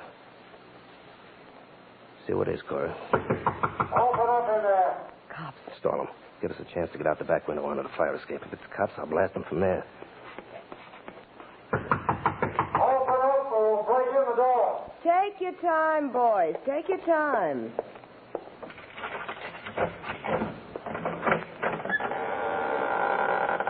Okay. What you selling? I'm Captain Morris of the Cincinnati Detectives. Mr. Hurley's a federal agent. So what? We're looking for a man who was seen coming into this building. Why pick on me? Every man who comes in this building don't come up here. Unfortunately. Cut the comedy. We know he's here. Step aside. Hold it, copper. I'm old-fashioned. I don't let strange men into my apartment unless they've got search warrants. Really? Yeah. And that goes double for coppers. Well, by an odd coincidence, I happen to have a search warrant. Right here. Well, if you must come in... What was that? Come on. Come back from that fire escape into the room again. With your arms up.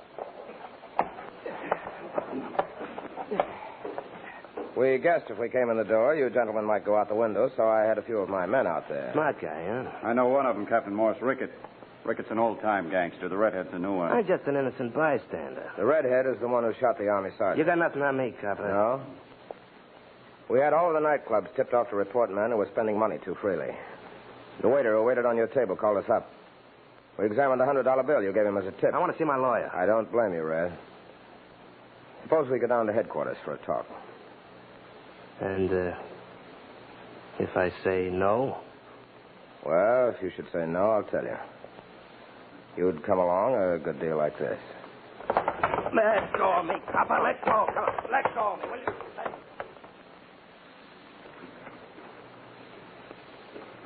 So Red Beaver started moving fast, Chief Hopper. Yes, Commissioner. Red Beaver didn't know what had struck him till he was safe behind bars. But the crime history of Red Beaver had not yet reached its peak. Tonight marks the first broadcast in this L.E. Waterman Company presentation of Gangbusters. And we're proud to have been able to select as chief investigator and commentator for these programs a man who has been a police officer for almost half a century and who last midnight resigned after 11 years as police commissioner of the New York City Police Department. Louis J. Valentine, as head of the largest police force in the world, has made contacts with and influenced police procedure on a nationwide scale. Federal, state, and local police departments throughout the country know and respect Commissioner Valentine as being in the forefront of our constant war against crime. Gangbusters and the L.E. Waterman Company are proud that Commissioner Louis J. Valentine will act as chief investigator on these factual cases. Well, Commissioner Valentine, how does it feel to be facing a microphone? Frankly, Mr. Gardner, it's harder to face than a gangster with a gun. But the L.E. Waterman Company has provided me with an opportunity to do something I've wanted to do for a long time. To me, Gangbusters, which names names and states facts, is the ideal way to prove the folly of crime to those who might otherwise be led astray. And it's going to be my purpose to see that every program is pointed to bring about a better, safer, happy America for all. Thank you, Commissioner. And now, in recognition of your never-ending fight against crime, the L.E. Waterman Company makes the year's first network presentation of its Waterman's Deluxe Pen and Pencil gift set to you, Commissioner. Thank you, Mr. Gardner. It certainly is beautiful. But I already have a Waterman set, one that was presented to me when I became a captain of police in this department 19 years ago. And I'd rather miss one of Mrs. Valentine's home meals than lose that set. Well, Commissioner, I don't blame you. But we do want you to have this newest model Waterman's. Thanks, Mr. Gardner. I accept it gratefully. And I'll use them both. And now, Commissioner Valentine, back to the case of Red Beaver. Chief Hopper, Red Beaver was in the Cincinnati prison. Yes, Commissioner Valentine. And it was 16 minutes before 9 on the evening of February 12th. Red Beaver lay sprawled in his bunk, watching water pouring from his wash basin to the cell floor. Finally, he walked over to the bars separating him from Doc Ricketts' cell.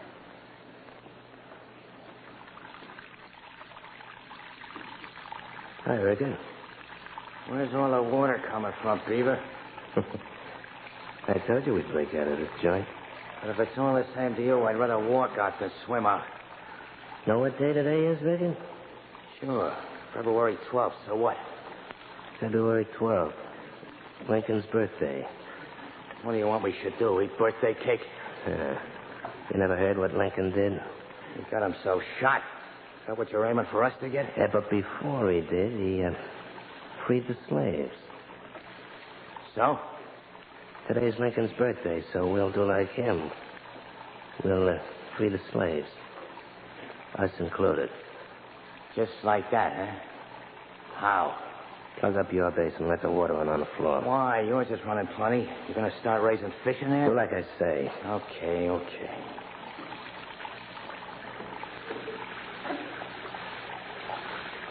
Good. Now we'll wait a minute, and we call a guard. Then what? We yell for a dry cell. While we're switching, we hit him over the head and make a break. How's the water coming? You could launch a ship in here now. Okay. Rattle a cup. Guard! Help! Hey, we're being flooded! Get us inside!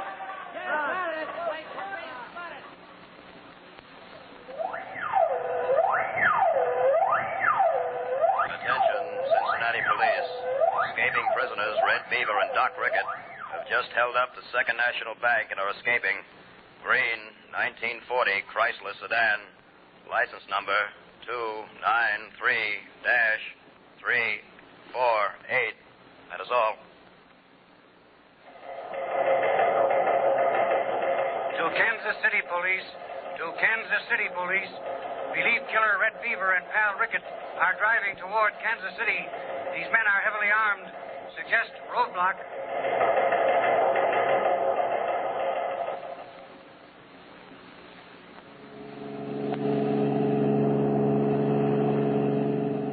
I can't stand this strain much longer, Beaver. I'm cranking. Don't worry, we'll be all right here in Kansas City. The whole country's looking for us. I always do things in a big way, Rickett. But I tell you, Kansas City's safe. I got it all figured out. Roadblock up ahead. Why, those rotten coppers. Coppers all over the place. I'll run over them. I'll kill them. Hold on.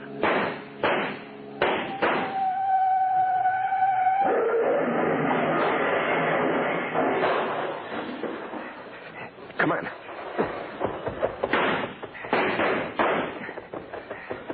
I'm all in. All this been going on for days. This cop shooting at us.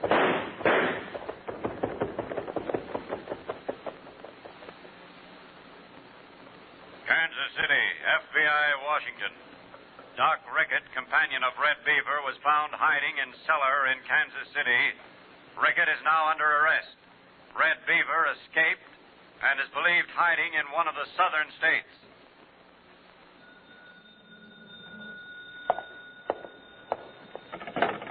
Hello? Hello, Edward? Oh. Oh, yeah, sure. This is Edwards. That you, Helen? Sure. Yeah. Wait a minute. Let me sit down, huh? You tired? I'm just not used to this Texas weather yet. How do you like it here in Amarillo? Well, that depends upon how well you like me, baby. But I haven't seen you very often. I'll see you tonight. All right. Sure, we'll go to a club. Wait a minute. What's the matter? Hold it. Can you beat that? Huh? What's the matter? Two women out in the street. They bump cars. Are they mad? Uh-oh. Look, the little one's shoving the big one around. No, the big one, she won't take it. Wow. What happened? The little one gives the big one a slap. Uh-oh, the cop's seen him. Hey, this is a grandstand seat. Hey, they're looking up here at the window. They can see me laughing at them. Say, you're as good as a radio fight announcer. The cop's walking across the sidewalk toward my window here. Hey, this is a laugh. Why? If you only knew, sister. Hey, mister, you saw these two women bump cars, didn't you? Sure, I seen them, officer. I was looking right out the window here. Which one was at fault? No, you don't. You don't get me between two dames, especially those dames. If one of them was cute, it might be different. Hello? Wait a minute, baby. I'm talking to the cop here. Well, I guess I have to take him up to the station house. Will you come up with me and tell what you saw? Now, wait a minute. I'm not going... Okay. Okay, sure, I'll go with you. I'd be much obliged if you would. Sure, I will. Hello, Sugar. I'll call you back later. All right, Edward. I gotta go see justice done. Well, copper, lead the way. I'll put on my hat and be right with you. This is the gentleman I was telling you about, Captain Kirkman. He was sitting in the window and saw the two women bump fenders. Oh, I appreciate your coming up to the station, huh? That's all right. What's your name? Jack Edwards. Oh, I'm Captain Kirkman, and this is Captain King. I'm glad to meet you. Oh, sit down, Mr. Edwards. You got a pretty good police station here at Amarillo, haven't you? Oh, it serves its purpose. You a stranger in Amarillo? I've been here a couple of months.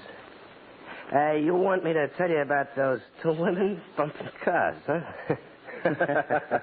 Yes, but you don't happen to know a man by the name of Red Beaver, do you? Who? Red Beaver. He's an escaped convict and a killer. No, I never heard of him. What do you ask me? I was just wondering, Red, that's all. Call me Red. My name ain't Red. It's Jack Edwards. Oh, I see. Here. There's a wanted circular for Red Beaver for desertion from the Army and killing an Army sergeant. No, I don't know what you're talking about. Detectives standing back to you all have their guns out, Red. No, I didn't kill nobody. It wasn't me. I didn't kill him. What a sucker I am. Yes, you are. All police officers have been on the lookout for you. Think of me ending up here. With them two dames to bump their cars, I could bump them off. Didn't figure it might be a little plant to get you up here without any shooting. And I thought I was smart. Me, Red Beaver, being took in by this one-horse joint. I didn't kill that guy, though. We'll leave that to the United States Army, Beaver. They're asking for you. No, look, I'll do anything. I'll tell you anything you want to know, but don't let the Army get a hold of me. Don't let the Army get a hold of me, please.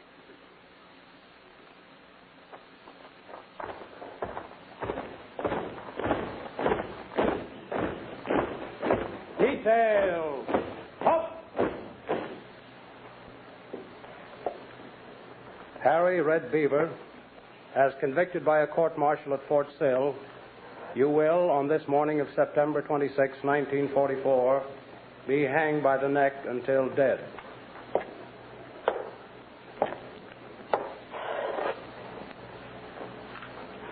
Harry Bever, have you anything to say? No, I guess I ain't got nothing. May God rest your soul.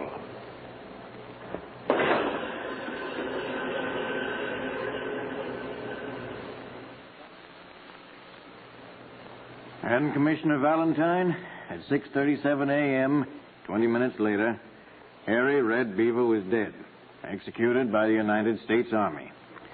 Chief Hopper, this has been a terrific case tonight. One I doubt that we will ever forget. I wish that every person in this country might have heard it. Yes, Commissioner Valentine. To Red Bever, the men in the uniform of their country were suckers. He knew better. He knew how to get easy money. But it didn't turn out that way. And it never does. And now, before we present our urgent last-minute bulletins on persons wanted by the authorities at this very moment, the case of Red Bever is over. But the case of the missing words remains a mystery to millions of Americans. Their only clue is the peculiar behavior of a fountain pen, a pen that sometimes writes on and on without ever seeming to run dry. And then again, it seems out of ink almost before it starts. The reason is that, in the first instance, the pen was filled with Waterman's wonderful blue-black ink, and thus gave thousands of extra words. The second time, however, a different ink had been used, and fewer words resulted. This tremendous difference, ladies and gentlemen, is because Waterman's blue-black is all ink, true ink. No solvents, no added chemicals, no dilution. That's why, by actual test, Waterman's blue-black ink gives you up to 6,500 more words per filling. Think of it. Up to 6,500 more words per filling than other inks tested. Now you can cut those messy pen-filling chores perhaps in half. Now you can write steadily for hour after hour after hour without pausing to refill your pen. And all you have to do is to make every filling a Waterman's filling. Yes, you can solve your own case of the missing words forever with Waterman's blue-black ink. And remember, Waterman's ink is also available in 7 other pleasing and distinctive colors. All come in the convenient tip-fill bottle. Each only 10 cents. Now, Gangbusters Nationwide Clues. Chief R.F. Worsner, Dayton, Ohio Police Department, announces a reward of $8,500 is being offered for return of 2.5-year-old baby Ronald Thompson and conviction of his kidnapper. Here is description given Gangbusters by Dayton police of alleged kidnapper. Woman known as Mary Wilkie, 40 to 45 years old, 5 feet 6 inches, about 150 pounds, ruddy complexion, reddish brown hair, believed hennet, brushed back and up, speaks with slight accent, possibly southern or eastern, pleasing personality. Renew vigilance for this woman. Reward now offered by Dayton, Ohio Police, $8,500. From Denver, Colorado Police, urgent bulletin concerning suspect wanted for questioning in connection with murder of J.A. Richardson, that city. Suspect described as follows. Andrew Cyphus, alias Jack Wood, alias William Hammond, 36, 5 feet 6 inches, about 150 pounds, dark hair, brown eyes. When last seen, according to police, wore khaki shirt or jacket with blood stain on right shoulder and sleeve, where he supposedly was shot in struggle with victim. Suspect believed to have left scene of crime in company of woman in green Pontiac sedan, bearing Los Angeles license ending in numerals 80. Watch for Andrew Cyphus. Wanted for questioning. Murder. Denver Police Department. If you have any information concerning these clues, notify your local police, the Federal Bureau of Investigation, or Gangbusters at once. Now, here is Commissioner Valentine. Next week, Gangbusters will present the case of the Red Evening Dress. It's about a girl and her love for a killer. Remember, next week, same time, same station, one of the most unusual cases Gangbusters has ever presented. In the meantime, when you are buying a fountain pen or when you're buying ink, just look for the name Waterman's.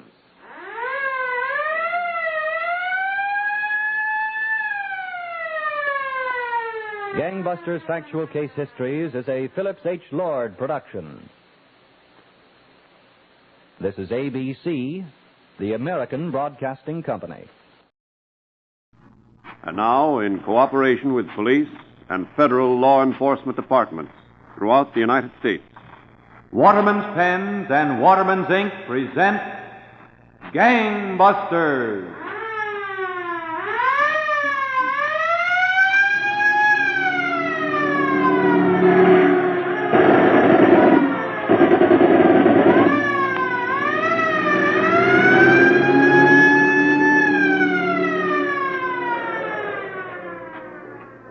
Out of the foxholes of Europe, from the steaming jungle swamps of the Pacific, our men are now coming home to a new America. A wave of crime has followed every war, and we must not allow lawbreakers to tear down here at home the very ideals that our men have fought to preserve.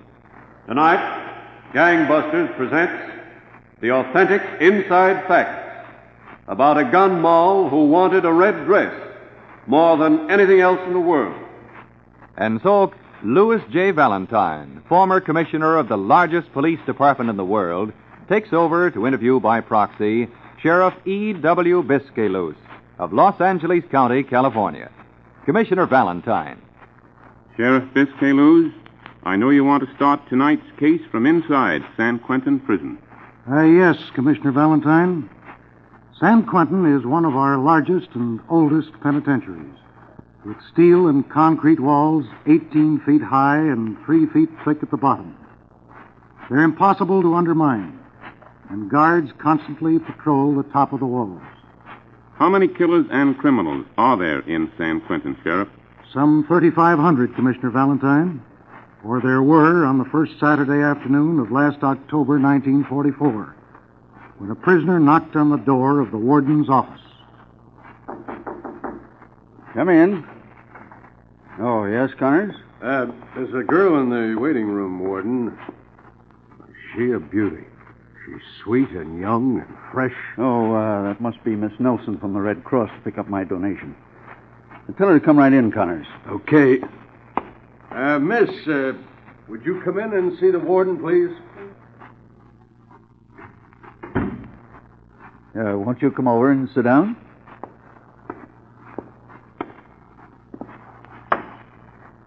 I didn't expect you so soon. I'll have the Red Cross check made out in just a moment. Red Cross check? Why, yes. I don't understand. Aren't you Miss Nelson from the Red Cross? No. Oh, I see. Who are you? Juanita Hanson. Oh, I'm sorry, Miss Hanson. I was mistaken. I was waiting for William Crane to be released. William Crane? Yes. Why? You, related to Crane? I'm his girlfriend. Just a moment, please. Warden speaking. William Crane is in the outer office, sir, ready to be released. All right, Connors, send him in.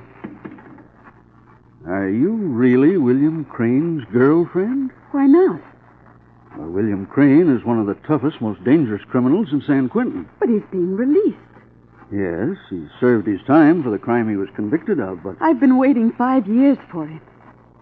Miss Hanson, you've only one life. You're young, beautiful. Your whole life is before you. I'd think it over if I were you. Hello, Warden. Oh, come in, Crane. Hi, kid. Hello, Crane. Well, Warden, looks like this is where you and me part company. Crane, I hope I don't see you here again. Remember this. Hard work never hurt anybody. That's what the warden at Joliet told me before they turned me loose. I see. Well, good luck then. No, I ain't shaking hands with you, Warden. You've got a good girl there, Crane. Think it over. The sermon through? Yes, it's through. Come on, kid. Let's blow.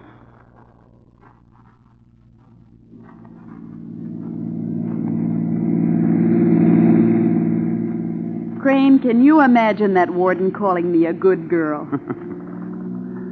What do you got fixed, Juanita? If this cab driver doesn't fall asleep, we should be there in half an hour. It's a place at Cobblestone Cabins, just north of Bakersfield. Shaky O'Leary's out of the jug. He's up there waiting. Okay. Things are going to start popping and popping fast.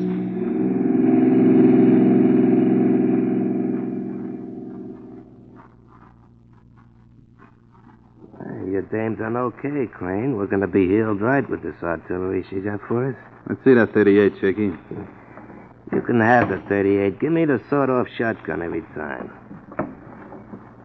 There's a swell hideout, huh, Crane? Yeah, Juanita did all right. Imagine her putting up white lace curtains. Well, good looking herself.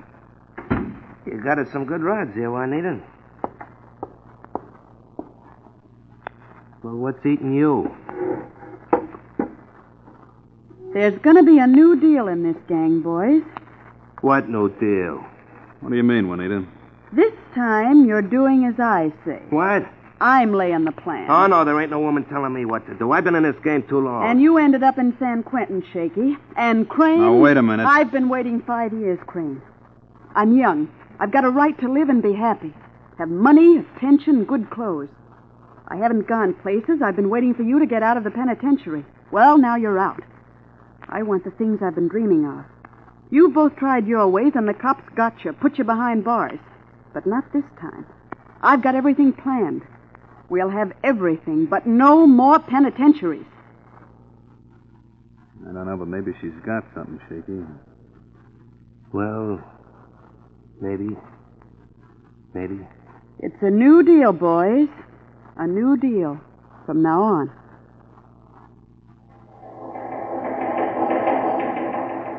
To all cruising police cars, Farmington Hotel, 3974 Wilshire Boulevard, just robbed by 2 gunmen and beautiful girl. Man just held up by 2 gunmen at 1516 Sunset Boulevard. 3rd holdup by these gunmen today. Emergency. Grocer on Breed Avenue just held up at gunpoint. Large sum of money taken. Girl driving black sedan. Warning. These gunmen are heavily armed.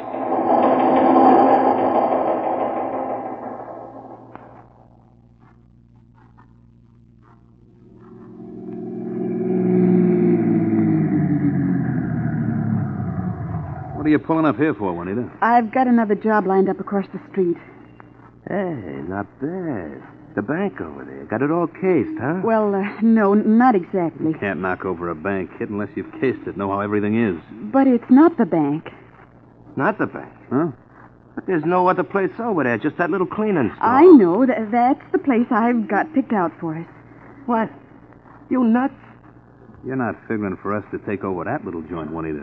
Crane, you don't understand good planning. You see, you all need different clothes. The cops are giving out descriptions of what you're wearing. Now, you can't go out and buy clothes. You'd be recognized. Yeah, but a cleaning store. This time, Juanita, no. But you've got to. You've got to. What is this, anyhow? For my sake, you've got to, please. What's back of all this? Why have we got to crack that cleaning store? Come on, why have we? I told you, Crane. I've been wanting clothes all these years I've been waiting for you. Now, I can't get out and buy any. I'd be recognized. In the window of the cleaning shop, there's a red evening dress. It's the most beautiful evening dress I ever saw. I've never had an evening dress. I've always wanted one. Red, just like that one. Oh, please, please, I've waited so long. I want that red dress. Can you beat that? All right, kid. We'll crack the cleaning store. We'll get us some different clothes and maybe the red dress. Come on, Shaky. Over to the cleaning store. We'll let Juanita have her.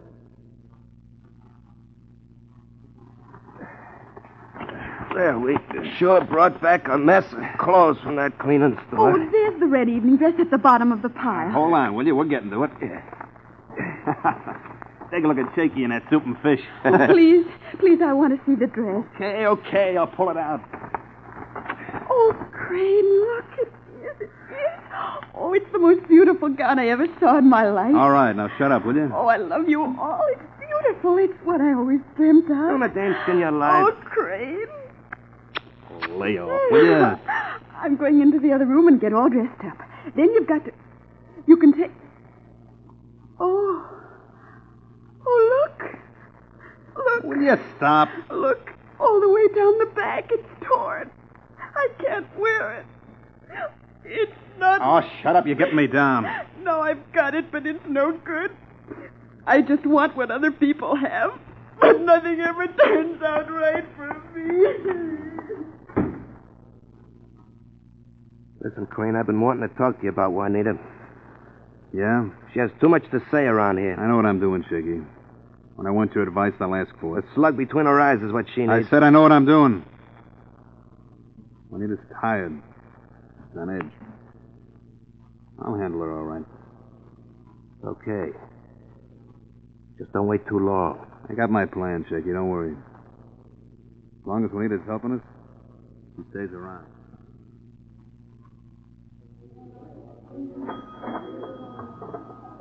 I'm telling you, Crane, a roadside stand like this, it's nothing but peanuts. Juanita's put her finger on a bankroll here. He's that tall man at the far table. A big-time gambler from Denver. He's got a roll of 3,000 or 4,000. Says who? I sent her out alone last night. She lamped him. I'll go out and have the car running. Yeah, look at your dame, Crane. She's got the jitters worse than ever. Never mind that. Okay, this is it. All right, folks, this is a stick-up. Reach. Hold on. Pipe down, over here. What do you mean? I said pipe down. What is...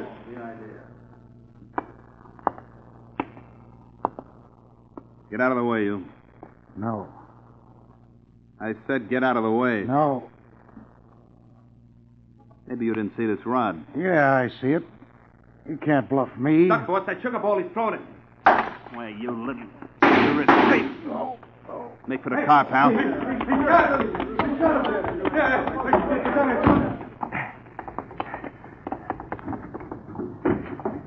Get going, Juanita. I just bumped a guy. You killed him?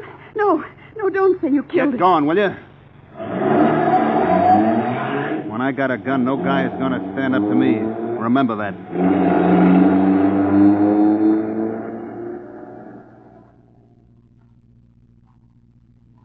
Crane made his getaway. Sheriff Fisk, Caluce? Yes, Commissioner Valentine. He literally was riding at the crest. But something which Crane hadn't counted on soon took place. And now, Commissioner Valentine, I'd like to ask you a question. Isn't it true that one of the hardest things a police officer has to learn is to spot the difference between the guilty and the innocent, between the false and the genuine? That's right, Mr. Gardner. But modern scientific research and equipment have made it a lot easier to tell the difference. Yes, friends, and modern research methods have also made it easy to prove the difference between one ink and another, to prove a difference that is truly amazing. For example, recent tests of nationally known inks show that Waterman's Blue Black gives you up to 6,500 extra words every time you fill your pen. Think of it. Up to 6,500 more words per filling than any other nationally known ink. That means you save all the muss and bother of frequent refilling. You save time, money, and that annoying loss of thought continuity. That's fine, Mr. Gardner. But what makes such a big difference? Well, simple enough, Commissioner. It's because Waterman's Blue Black ink is all ink. No solvents, no dilution, no added chemicals. Every drop is packed with true ink quality, the kind that writes on and on and on. And because it's all ink, Waterman's Blue Black is second to none in resistance to air, light, time, and moisture. Suitable for all types of pens, for all kinds of paper. Leaves no blurry lines, has no unpleasant odors. So switch to Waterman's Blue Black and get just what you ask for, ink. Remember, too, that Waterman's ink comes in 7 other pleasing and distinctive colors, all in the amazingly convenient tip-fill bottle. Only 10 cents. And now back to tonight's case of William Harlan Crane and Commissioner Louis J. Valentine. Sheriff Biscay Luz with William Harlan Crane shooting a man and apparently riding high and wide. What was the next development in this case? Well, it was the day after the shooting, Commissioner Valentine. A woman was sitting in a chair. A spotlight was on her face. Her whole body trembled, and she nervously clasped and unclasped her hands. Finally, she turned to the man who was quietly watching her. Tell me, Doctor. What is it? Young lady, you're in bad shape. Your whole nervous system. You're burned out. What'll I do? You must have lived a pretty, unusual life. Yes. Yes, I have. Whom do you live with? Why, just some people. That bruise on your face. Oh, it's nothing. It's nothing. Do you have a boyfriend? Yes. Young lady, I know more about you than you think I do. What do you mean? I thought so. Well, I'm going to give you some tablets for your nerves. I've got to have something. One of these tablets should put you to sleep, fast asleep. Take only one at a time. I'm giving you 5 extra ones, but don't use them unless you have to. Thank you, Doctor. When you get home, take one and hide the others so no one can get to them accidentally. Improperly taken, the tablets can be dangerous. Yes, sir. And thank you, Doctor. Thank you. And you won't tell anyone I was here, will you? No. Now, young lady, you've got to learn to relax. Take things easier. A lot easier. Have some fun.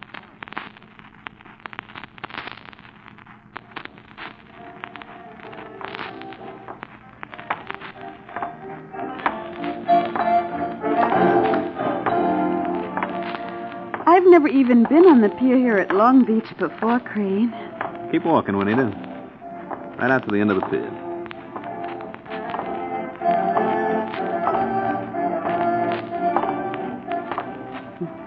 Everybody seems so happy, laughing and everything. I'm not hearing any laughing matter. Keep walking.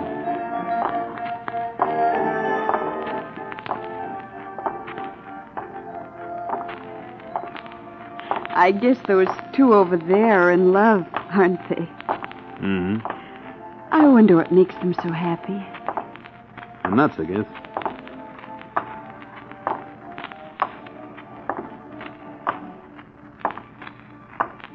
We've passed everything now. There's nothing way out at the end of the pier, Crane. Keep walking. Oh, what are we coming out here for? I'll tell you when we get there.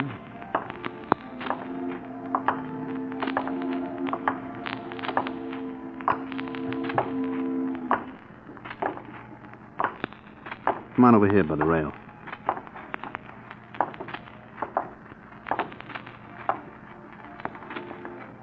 Now lean over the rail.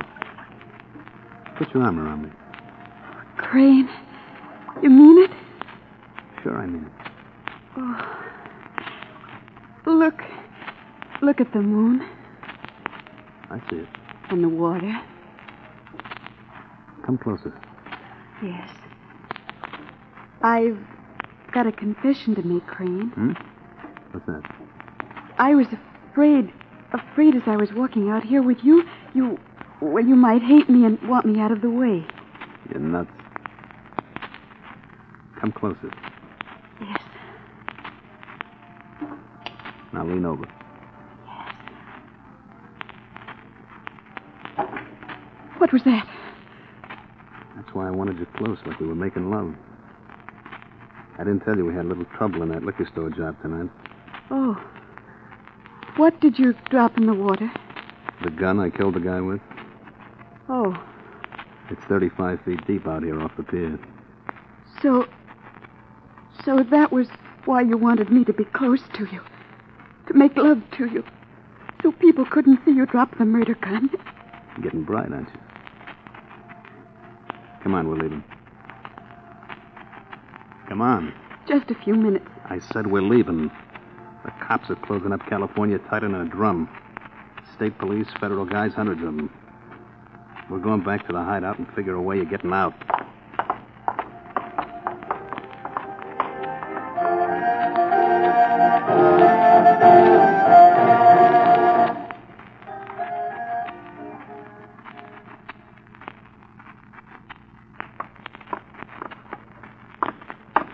I'm going nuts, I tell you, Crane, nuts. This hideout's bad as a cell. Stop blowing your top, Shaky. You gotta listen to the short wave and hear what the cops are doing. Police control cars, attention. This is Lloyd Smith, night dispatcher. You're to act upon the orders of Captain C.W. Ellison.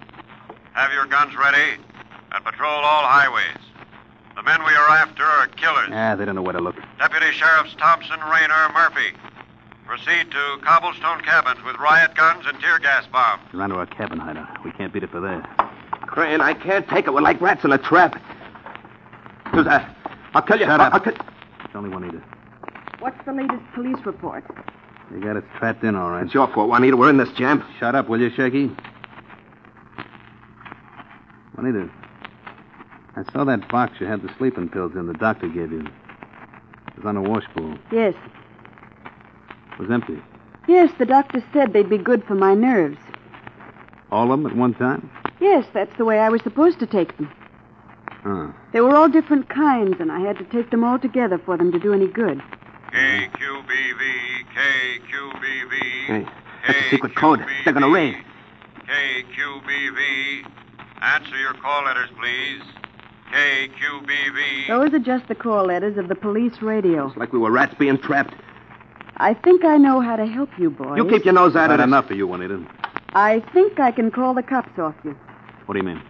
You and Shaky get in the car, start driving toward San Fernando. 15 minutes after you've left, I'll call the cops and tell them there's been a killing on the other side of town. I'll describe you two, and all the cops will go racing in the wrong direction. Yeah? Yeah? What are you willing to do that for? If you stay here, you'll get caught. I can slip through alone and meet you next week. Yeah. I don't know, maybe that's a good idea. Yeah, it's the best idea we got, sure. Wait a minute. How come you're willing to take this chance, Juanita? Crane is my boyfriend. Aren't you, Crane? Sure, baby, sure. You know I love you.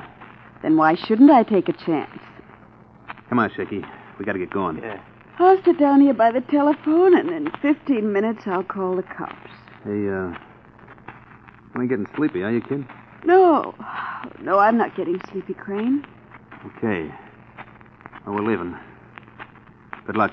You want to give me a kiss before you go, Crane? None of that stuff now, kid. The time's too short.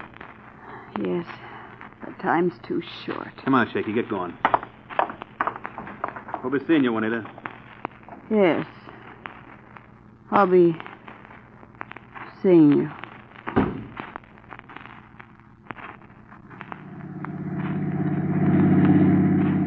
Will you pass that car in front of us, Crane? We've been trailing it 20 miles. It's doing 40, Shaky. I don't want to take a chance of being picked up for speeding. No cop's going to take me. I'll blow my brains out first. Cars 47 and 2. That's state police. Be ready for instructions. You suppose the cops will get Juanita back there? Sure they will. She can't tell nothing. Yeah, should have pumped her full of lead weeks ago. Attention, all police. Is there anybody living but police? The body of a girl has just been found in a house on the outskirts of Long Beach. Juanita, she's dead. This girl was sitting by the telephone. Death was due to the overdose of sleeping tablets. Juanita's dead, and she's here, in the air. Examination of the house leaves no doubt, but it was occupied by the gunman. Cartridges were found, and fingerprints of Shaky O'Leary. And it's me. And the prints of William Harlan Crane. That is all. Crane, she's dead. Stop shaking, will you? She knows how we wanted to kill her. She's laughing at us. Sure, that's what she does. She's laughing at us. 42, calling headquarters. That sounds awful loud. I'm getting you, 42. I'm proceeding 40 miles an hour along Highway 19. That's where we are, Crane. We're directly back of Killer's car. Car 29 directly in front of them. We have them hemmed in. Crane, there is another car right in back of us. Break out that back window and use your shotgun. Yeah. Shoot to kill him. Go on, shoot some more. I couldn't hold the shotgun. It dropped out the back window. You stupid fool. Start shooting with your rod, then. There's a roadblock up ahead. Now we are caught.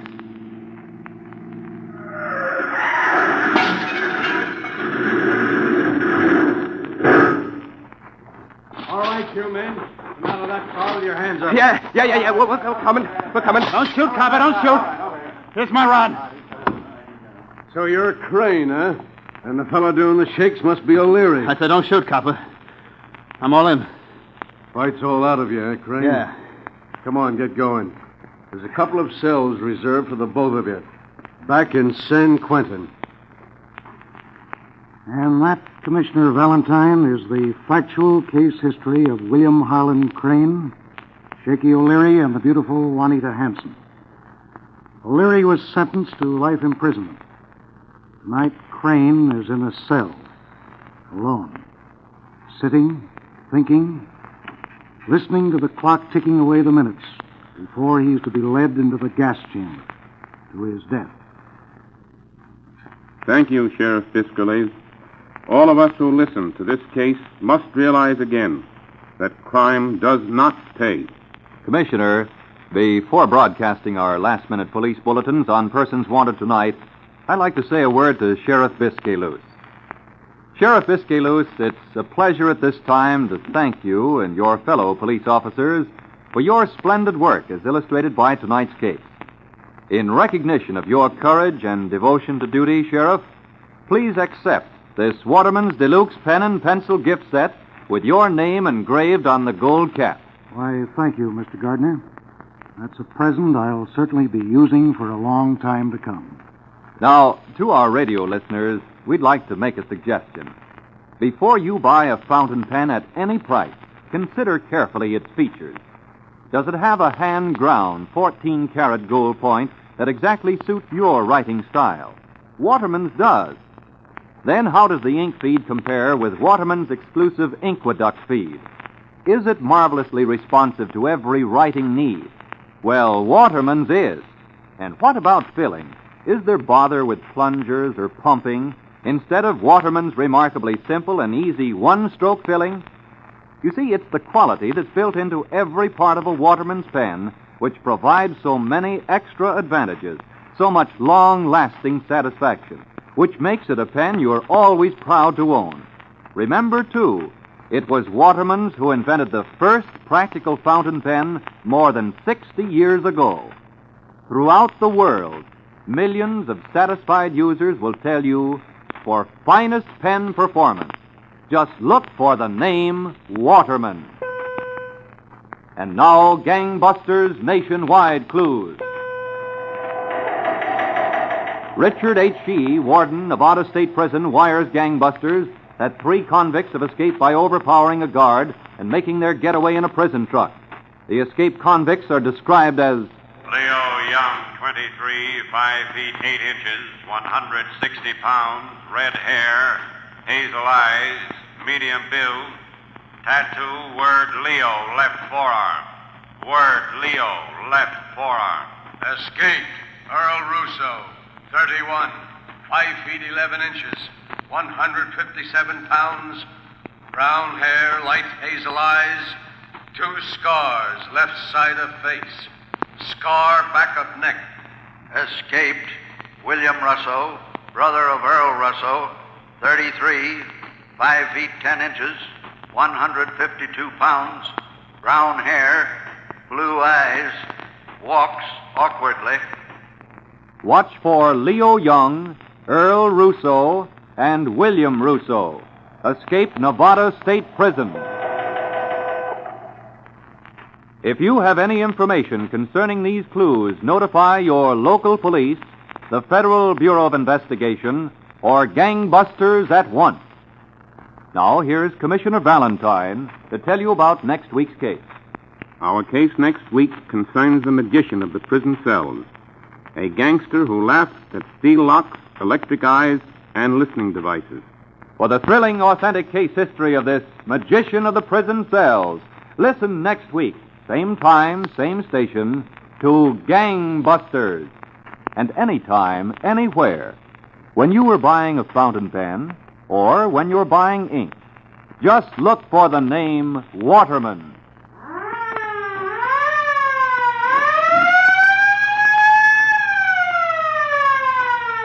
Gangbusters Factual Case Histories is a Phillips H. Lord production.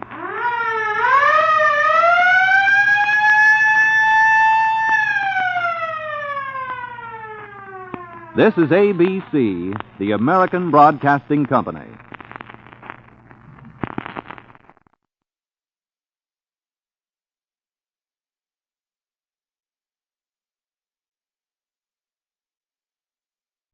Gangbusters!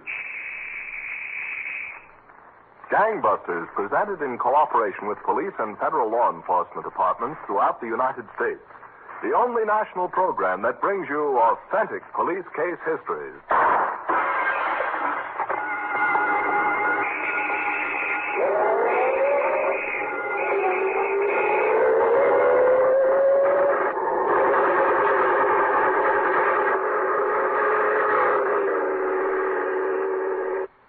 Valentine, who has just resigned as commissioner of the largest police department in the world, takes over for Gangbusters to interview by proxy Chief of Police Hans Halverson of Rayne, North Dakota. Commissioner Valentine.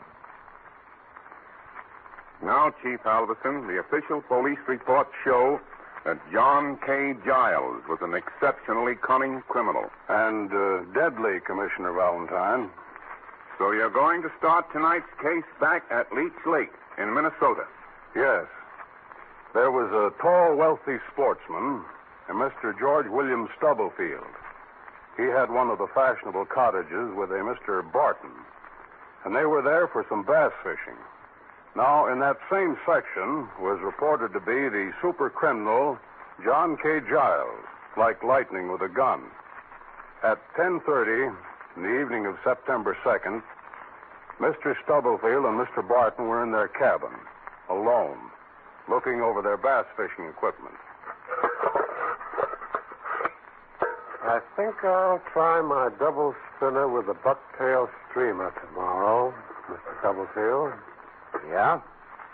Well, let me see it. The water's pretty warm in the lake, and I think the bass are down pretty deep. It's here somewhere. Get those hands up. Both of you. Get those hands up or I'll shoot. Well, we have company. I know you're both rich and you're alone out here in this cabin. I guess he means it too, Mr. Stubblefield. Young man, don't you realize that crime doesn't pay? I don't want any sermons. I want cash. Well, it so happens we have our hands in the air. Very little money grows on ceilings. All right. You first. Me? Yeah, you. The name is Stubblefield. All right. Lower your right hand and pick out everything there is in your pocket and drop it on the floor. It'll get all dirty. Do as I told you. All right. All right. But I only have $100 or $2 in my pocket. There's some. And here's some more. I wouldn't try to pick that gun up. Don't you anymore. Hey, don't. Look. My hand. I told you, young man, crime doesn't pay. The easiest thing to do, Stubb, would be to put a bullet through the back of his head and drop him into the lake. Hey, no. You can't do that. Hey, let me go, will you? Say, you don't suppose he's that famous gunman they say might be around this section? That John K. Giles? Oh, I doubt it. No. Hey, no. I'm not Giles. Oh, I just pull little stuff. All right. I'm going to count to 3. If you're still around... 1, 2. Streak of lightning, huh? That's the best show I've had in weeks. If he only knew he tried to hold up the famous John K. Giles himself. He ought to be wrapped in swaddling clothes. You know, Barton, the feel of this gun in my hands, well... Bank charge? Yeah. The one I've been planning. The bank at Ray, North Dakota. But what's the matter with what we're doing now? 2 wealthy fishermen, the bass are biting good. You've got 3 rich dames here crazy about you. There's plenty of women and plenty of bass other places. Start packing up, Barton. This little gun, and you and me, are going to pay a visit to Ray, North Dakota.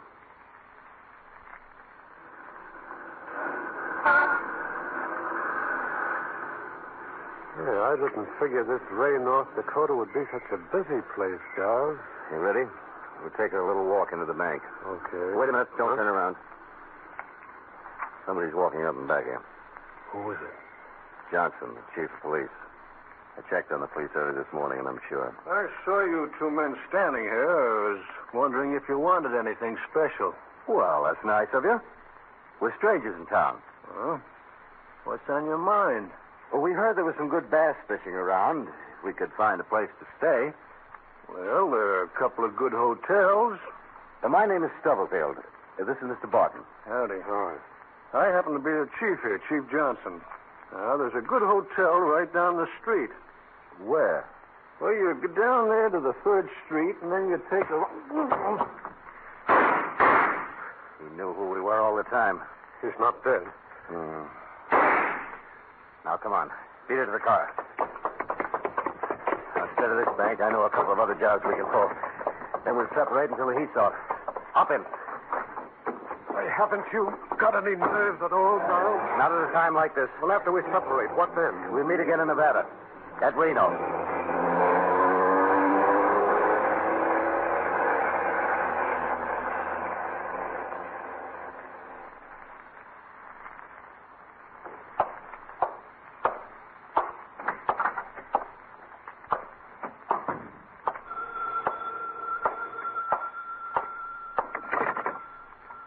Hello? That you, Giles? Who's calling? It's me, Barton. I'm downstairs. Well, welcome to Reno. I missed you, Barton. Come on up. I'll be right there.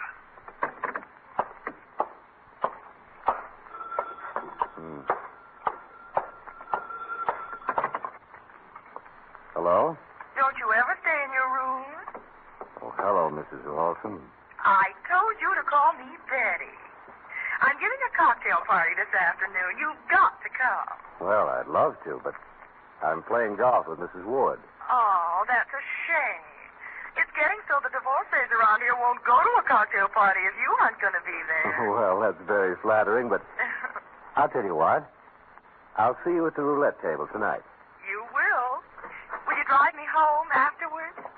Hey, what a swanky joint. Oh, somebody just come in? My butler.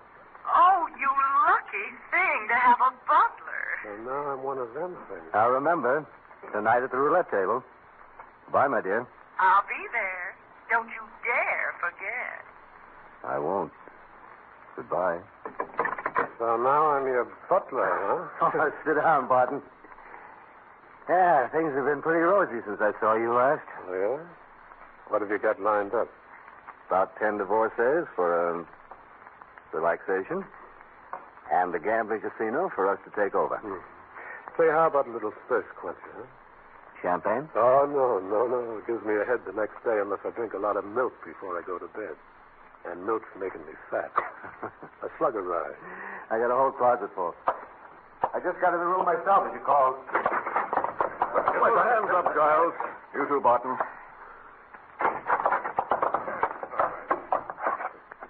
Well, police popping out of liquor closets. Police popping out of bathrooms. Any more under the bed? Put the cuffs on both of them. All right, I mean, whether it's a nice reception I get, Giles. Don't worry, Barton. We'll get a little rest for a few days. And we'll break out of whatever they put us into. Pretty cocky, aren't you, Giles? As cocky as you cops are lucky. No, it wasn't luck, Giles. After you killed Chief Johnson in Ray, North Dakota, you robbed the First National Bank at Genoa. Then you hired a private plane to bring you from Salt Lake City here to Reno. Well, where do we go from here? You're going back to Iowa. You've escaped from every prison you ever put into, Giles. But you ever hear of the specially built Potawatomi prison? Hey, that's quite a name, isn't it? The Potawatomi... Oh, never mind. I'll be out of it before I can pronounce it. And so, Commissioner Valentine, cop killer and escape artist John K. Giles is headed for prison. But we've just started our case. Well, Chief Halverson, we certainly want to hear what happened next. Now, back to tonight's gangbusters case of John K. Giles and Commissioner Louis J. Valentine. Now, Chief Halverson, cop killer John K. Giles was headed for prison. And Commissioner Valentine, Potawatomi Prison in Iowa was the last word in prison. Giles and Barton were being ushered through the prison corridor.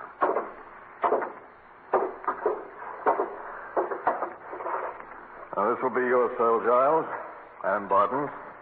Quite an iron box, this, isn't it? You're quite an escape artist, Giles. That's why a special cell like this was built for guys like you. You see, it's built on a turntable made of steel. There's only one door to it. The floor is steel. Well, in fact, you might try it out with a hacksaw blade. I would, if we had one. Use the one you have hidden in the heel of your shoe. Oh. I guess they've got us this time, Giles. All right. Seeing you know I've got a hacksaw blade, I'll try it just for fun. When you go through a door and have metal on you, it signals.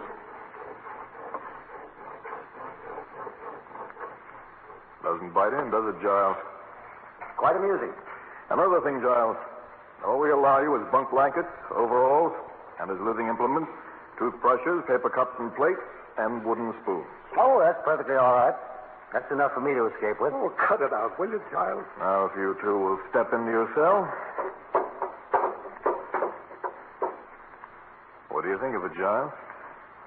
Well, personally, but of course it's just my own opinion, I think it stinks. I tell you, Giles, I can't stand it in this cell. I'd rather rip up this blanket and string myself up.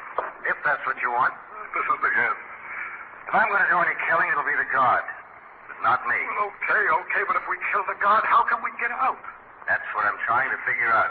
Maybe we could kill the guard and use his clothes. Joe, set up that speaker and take it on the earphones while I take this call. Hello? How long before you come home, Walter? Well, I probably won't even be home tonight, dear. Oh, why not? Well, I'm in a little room in the basement under the special cell. We're determined that Giles isn't going to escape. But Giles is in the escape-proof cell. He couldn't escape out of that cell. Well, this Giles is superhuman. We're not taking any chances. We've got a microphone hidden in the wall, and one of us stays down here by the speaker every second. Are they still plotting to escape? Giles can think up 2 new ways every 10 minutes. We let them go ahead and then stop them just about as they start something. Walter, the baby's got a new tooth. No kidding. That's what I wanted to tell you. Oh, that's swell. I'll call you back, darling. I've got to listen into Giles and Barton. All right, Joe. Switch it back. Okay, I see. So killing the guard is out. Maybe somehow we could get into a fight. Be badly hurt. Even then, I don't think they'd let us out of this cell. I'm going to turn in, Giles. I'm all in. My brain won't work. That's where my brain starts to work the best. I don't want to stay cooped up in this cell the rest of my life. All right, go to sleep. Let me do the thinking. I wish I'd been a Sunday school teacher or something. Good night. What's the matter, Barton? Think you're dreaming? Huh? You all finished? Sure. Say, you gone star crazy, Giles? What? What's the matter? You thought I was asleep, but I've been watching you for an hour, putting water through that little hole in the wall. No savvy? What's the gag? The cops have got a microphone in the wall. What? They've been listening for days to every word we've said. How do you know? I sounded the wall. Well, why didn't you tell me? I wouldn't have said some of the things I did. I wanted you to talk just like you didn't know. You were making up all those crackpot ideas to escape. It kept them busy, their minds occupied. Well, I was doing some special thinking to myself. Yeah, but why the water? Can't they hear us now? Water short circuits wires, Barton. That's what I've been pouring it through this little hole in the wall for. They'll think just something has gone wrong with the amplifier. While they're sending for a radio repairman, we'll do our real planning. Have you thought of something? We're going to start out of here in about 2 minutes. Now, listen, you wouldn't kid me. You wouldn't kid me about Look, that. we didn't have anything to work with, but I made something. I chewed up part of a paper plate till it was a pulp. Yeah? Then I chewed up a few cigarette papers. And using that as a plastic, I pushed it into the cell lock here. And I got an impression of the lock. Holy smokes, but what good will that do? Then I used both of our toothbrushes. By rubbing them on the sharp corners of the cell, I shaped them with the right notches and curves. And those brush handles will unlock the lock. Oh, you're crazy, Giles. It wouldn't be possible. Then you stay here. I'm leaving. Just outside in the garage is a blue police car. The door of the garage is steel. But if the car hits it hard enough, I think it'll give. I don't know whether I'm awake or dreaming. Here. Here's the toothbrush handle. Let's get started. If you can open that big cell lock with that rig. Oh, it can't be done, Giles. Wait. It's open. Holy smokes, I'm safe. Come on. You let the guy signal our escape. Hurry.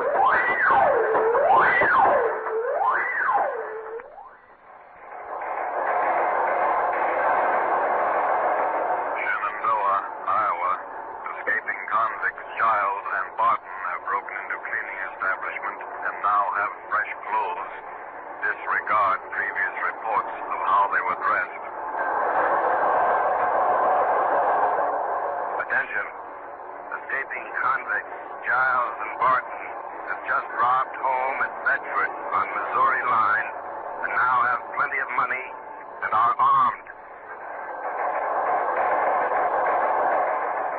Gangbusters warning to New England police. Be on lookout for dangerous killer John K.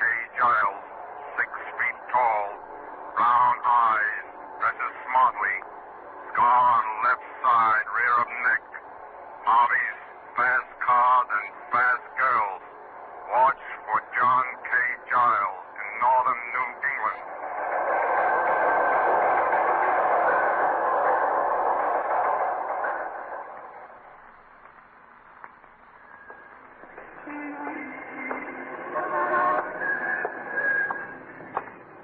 Pardon me, buddy. Got a match? What? I'm all out of matches. Oh, yeah. I got one here somewhere, I think. Good. I just saw you come out of the movies. How'd you like it? Well, not bad. You haven't got a bad little town here. Mr. Concord, New Hampshire don't take second place to any town. You know, there's a lot of excitement in town today. Yeah, why? That criminal Giles, you know, in the papers. Yeah? They found the car he'd been driving in town in a parking lot last night. They think he'll be around. Yeah, okay, bud. Don't move a muscle, Giles. There are 4 officers who've come up behind you with submachine guns. They'll cut you in 2. So that was the store, huh? And I fell for it. Yeah. And we have your pal Cook, too. Remember, boys, this guy killed one chief of police without giving him a chance.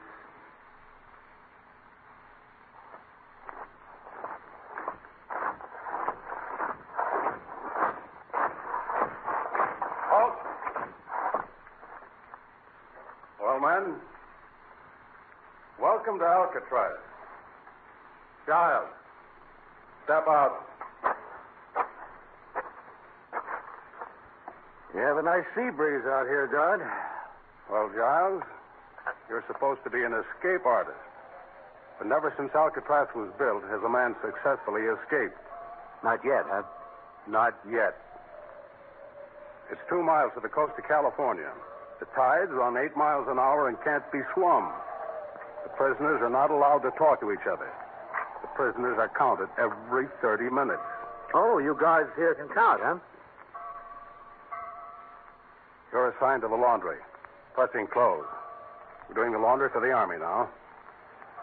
And besides, Giles, a cop killer isn't very welcome at Alcatraz.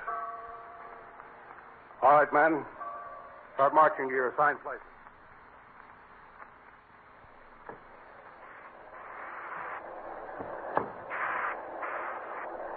So they'll stick me in the laundry with this steam pressure. Let me talk to anybody. Eh? They made a mistake by letting me help load the wash into the Army boat with the docks. Uh-huh. The guy could get a GI outfit. Pants, shirt, belt, and socks. He might slip on board the boat when it's leaving. Yeah. But you can't steal an outfit all at once. You gotta be patient. Stay here. Maybe. Yeah, one thing at a time. Hiding under the dock. And everything must fit me exactly. Or I'd be noticed when I go on board. Yeah.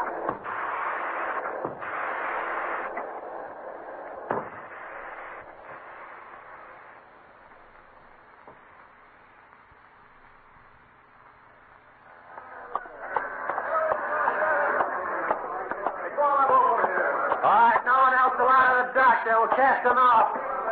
You got all aboard your board? It's all aboard, Sergeant. Fine. I'm going aboard, then. Yeah, they're sailing right off, huh? As soon as we get the gangway up, Sergeant. That's the stuff. Every trip, the sooner we can get away from this Alcatraz dock, the better I like it.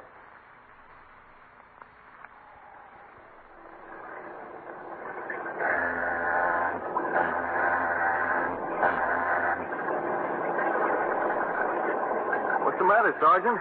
Cold? No, I just thought I'd sit down here behind the lifeboat, take a little rest. That's quite a sight, isn't it? Alcatraz fading in the distance. Yeah. I hate that dump. Some of those guys in there are pretty tough babies, huh? Yeah. I guess a fellow in there has a pretty helpless feeling. See nobody ever escaped. Yeah. Not like sitting out here with the wind and the sea. Yeah, this is great. Orders have just come through. There's some trouble. Yeah? I just came from the radio house. They just made their 30-minute count at Alcatraz, and one of them cons is missing. Holy smokes. A fellow by the name of Giles. He's a cop killer. Hey, wait a minute. You mean radio says one of them Alcatraz guys is on our ship? Yeah, a fairly tall guy. Good looking. They're going to start a search. Oh, look, guys. If there's a killer like that on the ship, what'll they do? You're swinging now, see? We're starting to head back to the rock. We're heading back to the rock? Yeah. What's the matter? You seasick?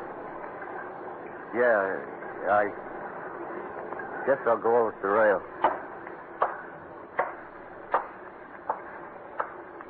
What's the matter with him? Hey, you notice how he acted? I don't think he's seasick. Hey, I'll bet you. I don't recognize him. I'll bet you Hey, he's starting to climb the rail. That's Giles. Sure, he's going to commit suicide. Come on, let's rush him. Come on, get back. Well, Giles, Okay. Okay, you got me. I'm through. I'm washed up. Yeah, washed up. For keeps. I'll go back to the rock and die there.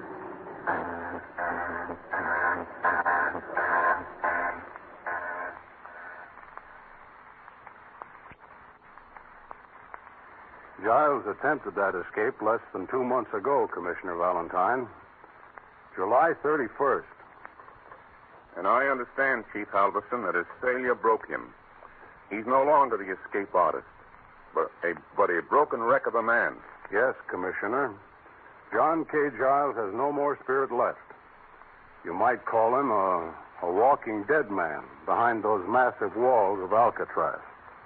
Well, Chief Halverson, this has been a terrific case and just proves again that crime cannot pay.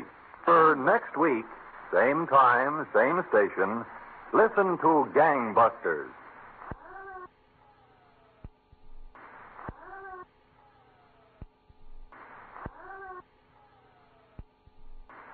And now, Gangbusters!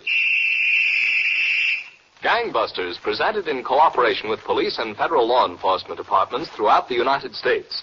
The only national program that brings you authentic police case histories.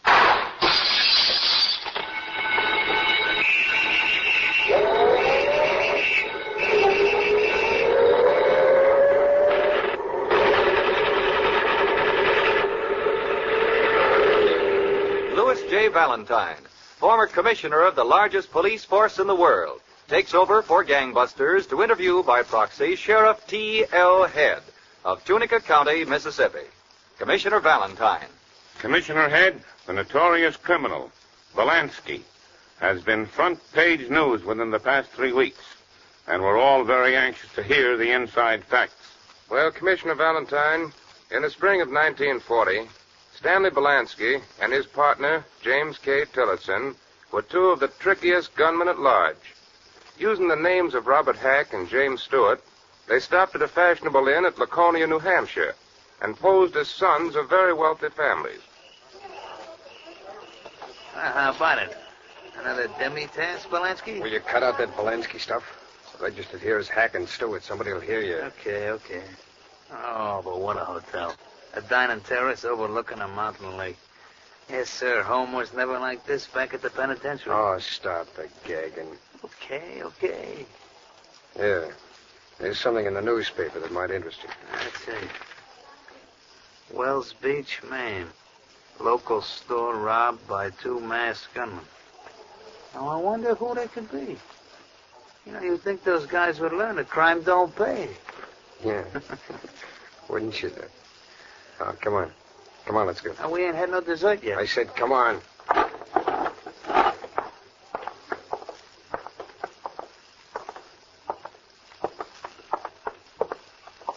Okay, here. Lean against the rail like this, kind of casual like. What for?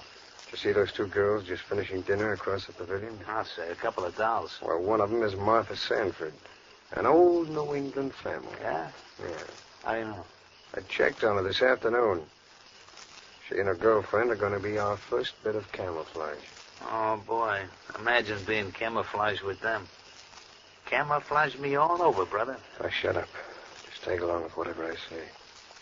I think it's just horrid your mother and Dad want to drag me off to Bar Harbor. Yes, I wish I could stay on here with you, Martha. Anyway, it won't be for another 2 weeks. I beg your pardon, but aren't you Martha Sanford? Well, I guess. Oh, I guess you don't remember me. So many fellas were giving you the rush at Dartmouth last winter. Oh, were you at Dartmouth that week? Yeah. I guess I didn't make much of an impression, though. My name is Hack, Bobby Hack. Bobby Hack. Were you in the ski jumping contest? No, I was just a spectator, but, well, Jimmy here, he tried to break his neck in the ski jump. Me? Oh, I'm sorry, Miss Sanford. This is Jimmy Stewart. How do you do? And this is Julie Harris. How do you do? Hello, Miss Harris. Well, you girls seem to be going somewhere. It was nice meeting you again, though, and perhaps we'll see you now that we're all here at the resort together. I don't see why not. Well, that'll be fine. Well, goodbye, Miss Sanford. It's been a pleasure, Miss Harris. Yeah, me too. Goodbye. Well, goodbye. Look, for Pete's sake, will you cut out that Me Too stuff? But, Bielanski, what did you let him get away for? We could have dated him easy. There's no rush. No rush at all. We won't pull another job until next week. Then we'll use him proper. Attention, squad room. Report from Cambridge, Massachusetts on warehouse robbery. 2 gunmen believed heading this direction in black Buick, Massachusetts license, heavily armed and dangerous. All police be on alert for this car.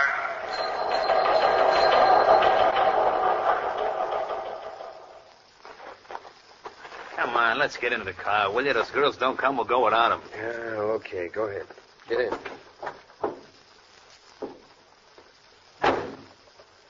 Society dames never are on time anyhow, Tillotson. Should I go into the hotel and tell them to shake a leg? Look, you don't tell society dames like them to shake a leg. Oh, you don't, huh? Okay. But I'm still sick of waiting. Oh, here they come now. Hello, have we kept you waiting long? Well, if 1 hour ain't long, you ain't. Oh, don't pay any attention to Jimmy, girls. I'm trying to cure him of the habit of saying ain't, but he says some of the Harvard boys say it. So Really? Hop in, girls. Jim, get in the back seat with Julie. Okay, you're the boss. And he does have a grouch. Indigestion? You'll get over it, Martha. Well, girls, where'll it be? It really doesn't matter. Hey, pal, look what's coming. Scram. Cop. What did you say? Get going, will you? That flatfoot's coming over to the car. What's the matter with you boys? Oh, pardon me. Is this your car, young man? Why, yes, officer. Black Buick, eh? What's wrong with that, officer? It may be nothing, miss. Only we're looking for a car of this type in connection with a holdup over in Massachusetts. It was a very idea. Are you accusing us? I'm not accusing anybody. Just checking. Oh, never mind, Julie. The officer has to do his duty. New Hampshire plates. The Bandit car had a Massachusetts license. Well, there's your answer, officer. Okay, pal, let's go. Just a moment. You're probably okay, but let's see your driver's license and car registration. Oh, I certainly, officer. Well, I'm sorry, I don't seem to have them with me. Now, see here, this is ridiculous. I'm Martha Sanford, officer, and if you want proof of who I am... Well, I'm you not can worried call about you, young woman. But your escorts here will have to identify themselves. I'll stand on the running board. You better drive to the police station. No, you don't, copper. Step on it, pal. Bobby, what are you doing? Sit low in your seats. Fire! Bobby, stop this car. Shut up. That cop's running back to his car. He's coming after us. Oh, please stop. We'll all be killed. Shut up, I'll crown you. You must be Bandit. Look out, pal. You'll hit that tree. No!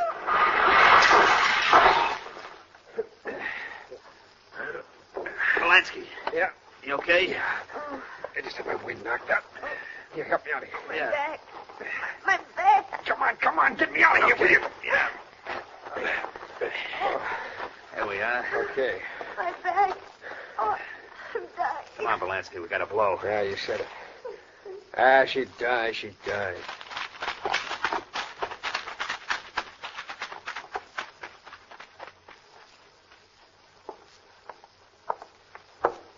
I'm Barton of the FBI, Lieutenant Bever. They told me at the station I'd find you here at the hospital. I'm glad you got here, Mr. Barton.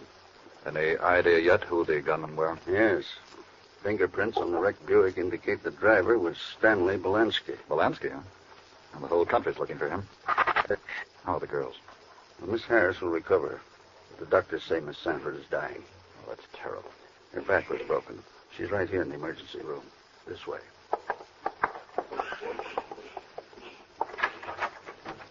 Don't leave, nurse. We may need you as a witness. Good Lord, how young and pretty she is. Miss Sanford, can you see this picture I have in my hand? Is that Bielanski's picture, Lieutenant? Yes. It's not clear. Hazy. I'll hold it closer. Yes. Bobby Hack. He said... You're positive, Miss Sanford? Yes, I know. I'm afraid there's nothing more we can do here, Lieutenant. She identified the picture just in time.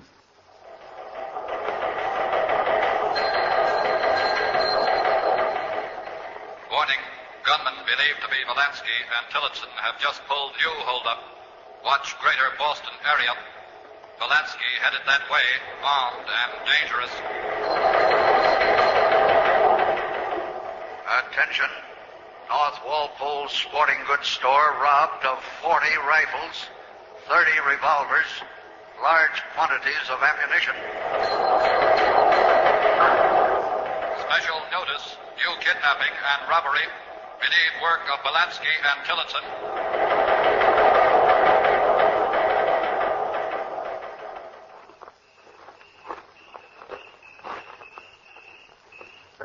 Three Oaks Inn, and the rocks are Gloucester. You know, Tillotson, this is one of the swellest views on the whole North Shore. Let's skip the scenery, Bielanski. It's after midnight. Let's get to work. You know, New England ain't healthy for us no more. We want to get this job over with and head south like we planned. Okay. Just think of it, though, pal. This hotel's full of people. Come on, will you? Will you come on? Okay. Oh, look, the manager's bedroom's that window up there on the second floor. Yeah. We can climb up this trellis. Okay, I'll go first. Just like Romeo climbing up the trellis. Watch it. Yeah.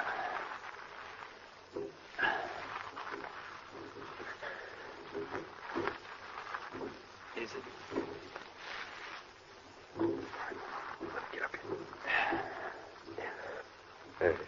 There's the telephone trunk wire. Got it. Right. Okay. All right. Go on in through that open window. Okay. Watch it. All right, come on, fly as you like. Hey, this ain't no manager's bedroom. It's a woman's. Yeah. What did he do? Don't make no noise, lady. You make another sound and we'll choke you right out of this world. Now, who are you? Are you a guest here? I'm the cook, but no good will it do you. Take us to the manager's room. You let me be. Why, you fat cow, I'll break your neck. Mrs. Leary, is anything wrong in there? Mrs. Leary. Who's that? Quiet. It's burglars, Mr. Brown. Wrap that gun around her head. What is this? What's going on? Get your hands up. Why? Get your hands up. You're Brown, the manager, ain't you? Yes. Now get this straight. You've got a lot of wealthy guests here. We're going to go around to each room. You're going to knock on the door and wake them up. We're going to rob every one of them. No, I won't. Do what we say, mister. And after we rob all the guests, then you'll open the hotel safe. We're doing a complete job. Yeah. Spring house cleaning. And don't try any funny work. The telephone wires are cut. We're way off on these isolated rocks, and if necessary, we can kill everyone here. Boy, this will go down in history. Robbing a whole hotel at one time. Yes, Commissioner Valentine. For over 2 hours, Bielanski and Tillotson held everyone in that hotel at gunpoint. And that, Sheriff Head, was one of the most daring robberies in years. Now, Sheriff Head, Bielanski and his partner, Tillotson, after robbing an entire hotel, headed south. Yes, Commissioner Valentine. And they pulled so many big robberies in the South, our time doesn't permit us to enumerate them. But the gunmen continued to follow out their plan of camouflaging themselves by going around with only the leading families and the finest girls. In fact, one such young lady went driving with them just outside of Biloxi, Mississippi.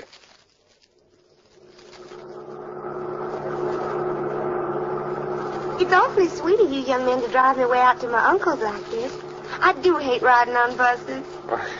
Isabel, it's easy to be sweet to a girl like you. Yeah, besides, you're good camouflage.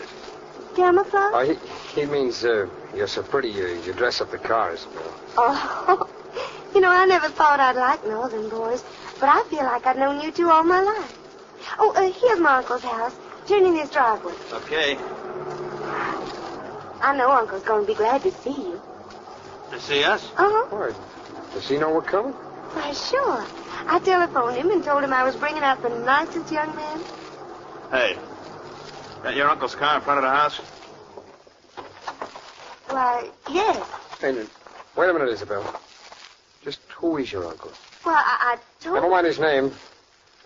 There's a police car there. There's a star on it. Well, what's got you boys so upset? Just because my uncle's a sheriff? It's a trap, pal. She brought us here on purpose. Now, why should I do such a thing as that? Because you probably read the account of the holdup at the Wiggins Bank. Bielanski, a guy's coming out of the house. Yeah, I see him. Well, that's my uncle. Yank the dame back in the car. We'll hold her as a hostage. Come here, you. No, you don't. Oh, yeah, to heck with it. Go on, step on it. Hey, that guy's shooting at us. Keep low. If I could only get my hands on that dame now, I'd kill her. What a rotten trick she pulled on us. I'm telling you, Bielanski, it's getting so you can't trust nobody. Nobody.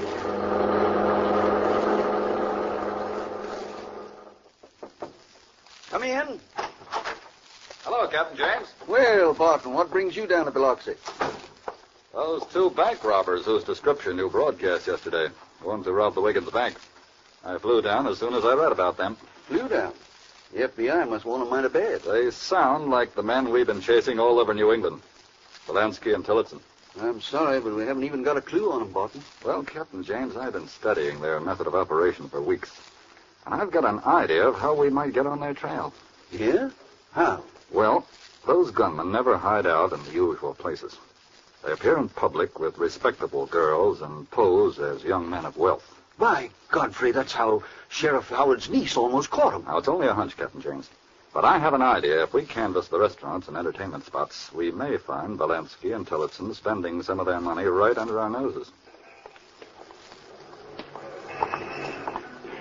This cafe we're coming to isn't exactly the highest class spot, Barton, but it's very popular. Well, we might as well try it, Captain James. We haven't had any luck yet.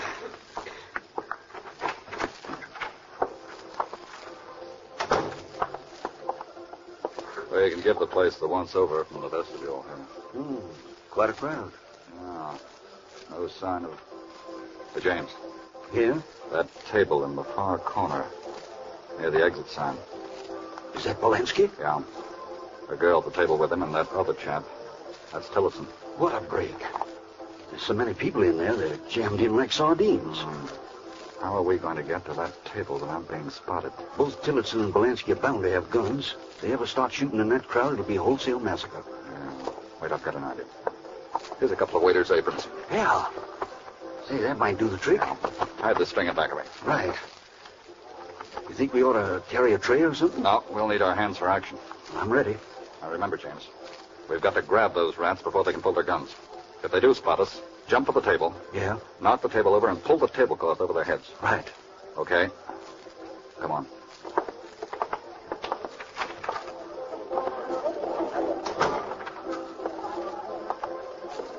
Not too fast, James. Not too fast. Yeah. The girl's looking this way. Yeah, I see her. Keep walking. Just a few more steps. He sees us. Come on, dive for him fast. Right. Got that glass, you lousy. Put the cuffs on him, Chance. I got this one. Okay, you be headed, but they don't shoot. Okay, Bielanski, start walking. You and Tillotson are all washed up. Well, Commissioner Valentine, Bielanski and Tillotson were sentenced to life in prison in the Mississippi Penitentiary for robbing the Wiggins Bank. But just 22 days ago, on October 5th, at 8 o'clock Friday morning, 4 prisoners were loaded into the truck cage at the penitentiary to be taken to the prison farm. One of those prisoners was Bielanski. The prison truck was driving along the road. Now listen, you guys. Yeah. I think we're safe because they got us in this iron cage in the back of the truck here. Well, we had a .38 smuggled into the prison. Kennedy's up next to the driver. They think he's a trusty, but he's got that gun. And he's going to poke it in the driver's ribs. Then things are going to happen and happen fast. You ready? Okay, Kennedy. Stop his truck or I'll blow your head off. Come on, Kennedy, open this cage quick. Come on. Okay, come on, throw that driver in there. Yeah. Come on. That does it. Now, hold on, guys, we're going places. Come on, Kennedy, get this crate rolling. Hurry up.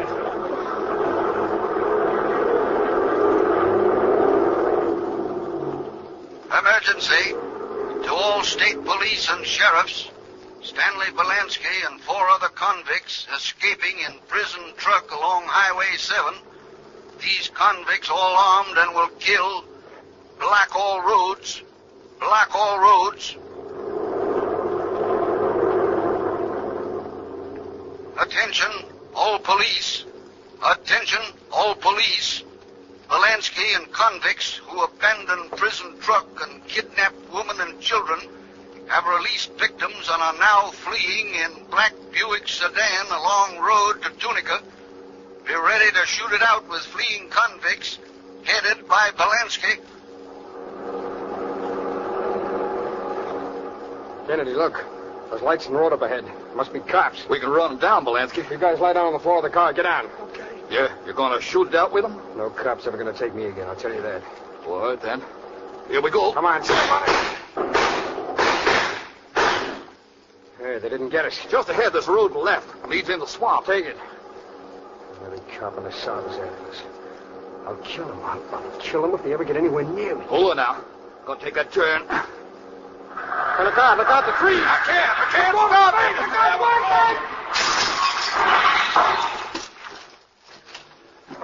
Here. Get out of the car, man. The cops are already come down the road. All right.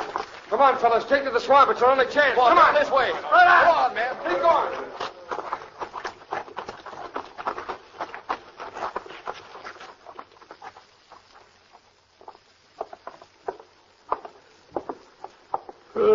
Sure don't know how you ever found this deserted house, Bielanski. You're mighty good. Yeah, those fools were out looking for us in the swamp. But you and me was having ourselves a good night's sleep in this house here. Sun'll be up in a few minutes. Yeah, how are we going to get out of these parts? Don't you worry about that. I got more tricks up my sleeve than these hicks down here ever dreamed of. I think we ought to get going now. Hey, Bielanski. What's the matter? There's a whole army surrounding the house. What? Men, dogs, guns. By the dirty rats. All right, I give up. I give up, coppers. I'm through. And this time, Bielanski, you're through for good. Yes, Commissioner Valentine. Just 3 weeks ago today, Bielanski was caught in that deserted house. And tonight, he's once again in the Mississippi State Penitentiary for life. This has been a very, very interesting case, Sheriff Head. Bielanski could have been a real success in life. But instead, he has nothing to look forward to except prison bars.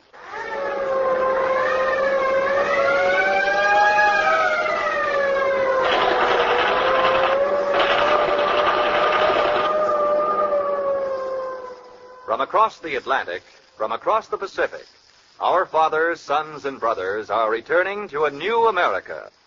A crime wave has followed every war, and we must not allow lawbreakers to tear down here at home the very ideals that our men have fought to preserve.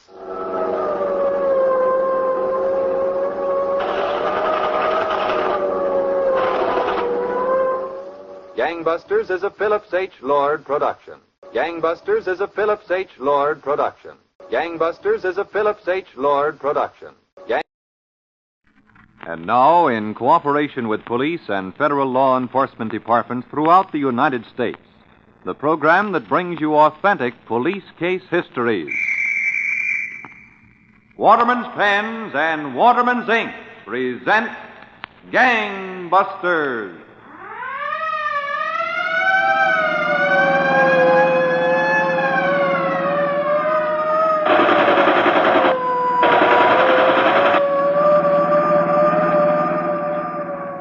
This nation is now in the midst of a serious crime wave, and we must stop the attempts of the lawbreakers to tear down here at home the very ideals for which we have fought. And so Waterman's Pens and Waterman's Ink are proud to present Gangbusters with Louis J. Valentine, former commissioner of the largest police force in the world. Commissioner Valentine will interview by proxy Harvey Scott, superintendent of the Pittsburgh, Pennsylvania Police Department. Commissioner Valentine. Well, Superintendent Scott, tonight's Gangbusters case should be quite an unusual one. It is, Commissioner Valentine. How have you decided to start it? Well, in Pittsburgh, there was a certain professional wrestling school run by a pretty rough type of wrestler. He was known as Hammerlock. A few years ago, this Hammerlock walked up to the mat with a rather slight of build, pasty-faced man who had dropped in for a lesson. Lie down on the mat. This way? Yeah. You're a businessman? Yes, sir. Well, as you have on your business clothes, I can't show you much, but... I just wanted a demonstration. Well, all right. Now, you're flat on your back, but you've got to learn how to keep a man flat on his back. Yes. Now, watch. I fall on my left knee beside you. Then I grabbed your right hand with my left hand. Yeah. Your left hand with my right hand. You weigh a ton. Now, my right knee is free. I place it on your chest. Oh. Now, if you move an inch, I throw my weight on that right knee, and I can break every rib in your body. Will you hold me tight like that, just to let me see how it would feel to try and get up? Yeah, all right. Now, go ahead. Just try to move. I hope I didn't throw you too hard. I just wanted to try my little trick against a professional wrestler. You must have busted my ribs. I guess I'll have to be going. Hey, who are you? I never saw anybody move so fast. Oh, it's just a little hobby of mine. A little pet trick I like to try out against professional wrestlers. Well, I'm sorry, mister. I'll have to be leaving. I don't care what you say, Haynes. I'm packing up and leaving. Step-ins, slips, and undies, huh? This trunk will never hold them all. Your boyfriend ain't gonna like you leaving like this, Cora. I'm bored stiff. So So you're getting out. When I get this trunk packed. I'll bet all them lace-under things cost a hunk of dough. He's so goody-goody. Well, he makes me sick. Hey, he's my pal, you know. Well, I'm too young. Read books, go to the movies. Look out, Kitty. I love you, but I'm packing. Cazzara ain't gonna like this, Cora. Well, that's too bad. He's not even a man. There were only some excitement once in a while. Now, listen, kid. I've got to tell you something. I'm fed up with his goody-goody. What do you want to tell me? Will you swear never to tell? That good, huh? Will you swear? Okay. Cazzara's been pulling jobs since 1923. What? He's robbed freight trains, maybe a dozen other places. And a couple of times he shot it out with the cops. Cazzara. You ain't heard nothing yet. Cazzara ran a gang that had this town on its heels. If it weren't for a bad break, Cazzara never would have been caught. But they were scared enough of the guy to give him a wrapper from 10 to 60 years in the Western Penitentiary. Ain't you lying? Oh, no, sister. Not Cazzara. You're teamed up with a guy who, if the cops knew who he was when they faced him, half of them would faint. Gee, I wanted excitement, but I didn't bargain for all this. You better get them pretty little undies back in the drawers before he gets here. Why, he wouldn't think nothing of killing me if he wanted to. You said it. Oh, hello, Haynes. Hello, Cazzara. Hello, honey. Hello, Cazzara. I'm glad to see you. Oh, it's warm out. Yeah, it's kind of hot in here, too. It shouldn't be, though. Us living up on the 8th floor. I wouldn't mind a good, cool lemonade. Oh, the trunk. Oh, yeah. While you were gone, I got a telephone call that my mother was sick, a heart attack. Oh, I'm sorry. I was packing to go see her, and then I called the doctor, and he said she was much better, and I wouldn't have to come, so I'm unpacking. That's good. I'll help you to unpack then. Oh, well, first I'll fix you a lemonade. Oh, good. That's fine. I'm glad you're here, Haynes. Yeah, I know. I just happened to drop by. Good. I'm glad you like Cora as well as you do. I dislike that cat. Come here, kitty. Come here now. Now, nice kitty. Now, nice kitty.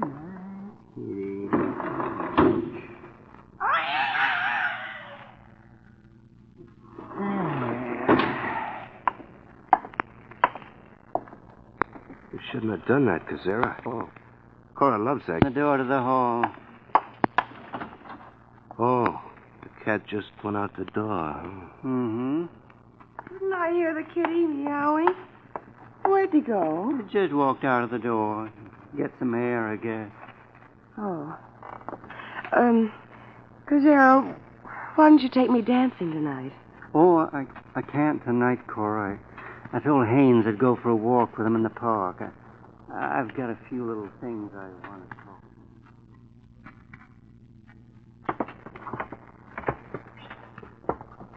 about. Who are you, men? You're a pretty tricky old gent, aren't you? Please, you'll put down the gun, please. A big wholesale house, and instead of a safe, you wrap your money all up in greased paper and hide it here in your cold storage room. Get it, pal? Sure. Please, it's all the money I got. You know, some people recently have been very foolish. They've tried to identify me to the police. It's a big mess of it here, boss. Just shove it in your bag. Now, you won't identify me to the police. Please, I'm an old man. There's a lot of money there. Take it and go away. Got a big haul, boss. It was all done up in nice little packages. That's why I cased this place for a week. Now, mister, it's your turn. Holy smokes, you threw him right over your head. The fall knocked him unconscious. Come on. Close the refrigerator door. Right. That'll hold him. Icebox starting to freeze again, Cazzara. What do you know? Maybe you'll be frozen stiff.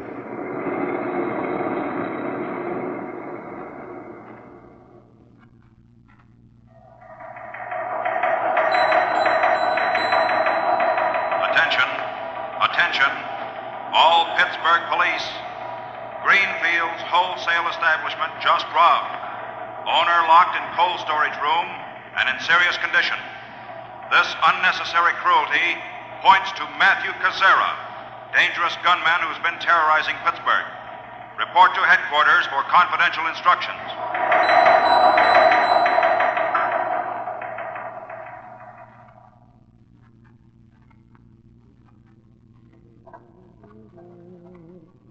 Oh, you've done enough primping, Cora.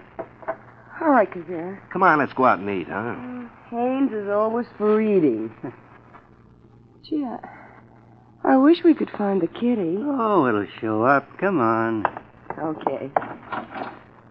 You boys will have to give me a lot of attention tonight. Hey, what is this?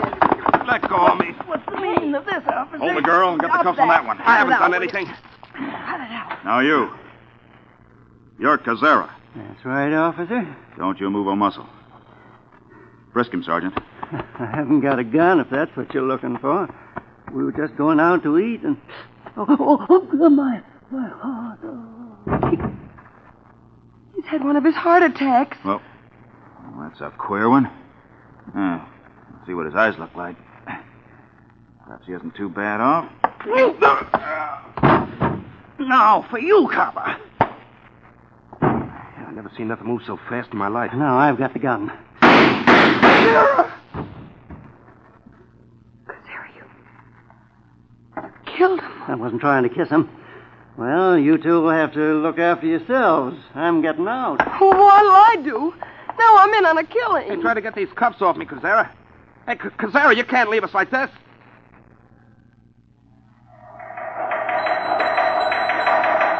The identity of the gunman responsible for the killing of Detective Lorch and for many recent robberies has been established beyond doubt. Killer is Matthew Cazzara, 5 feet 8.5 inches, brown hair, blue-gray eyes. This gunman is a killer and must be apprehended at once.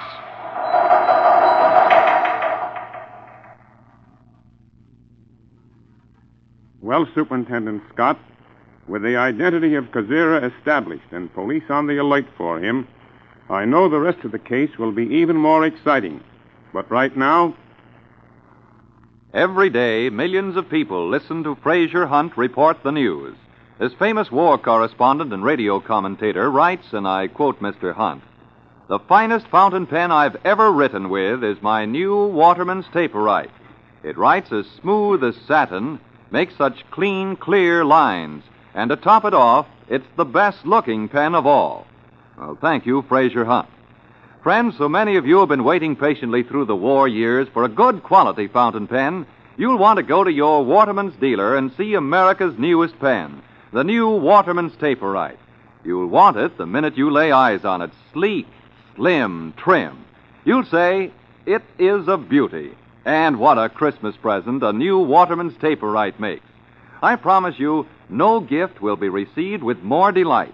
But better start buying now because the demand will exceed the supply. You can get Waterman's pens and Waterman's pen and pencil sets, both the new Taperite design and the new standard point design, in a variety of styles and prices. Every one built to the standards of craftsmanship which have made Waterman's pens famous for their superlative writing.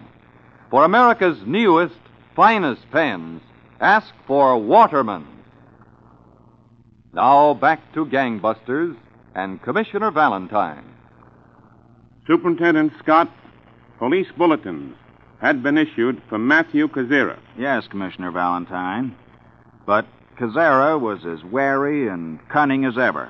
He had other plans.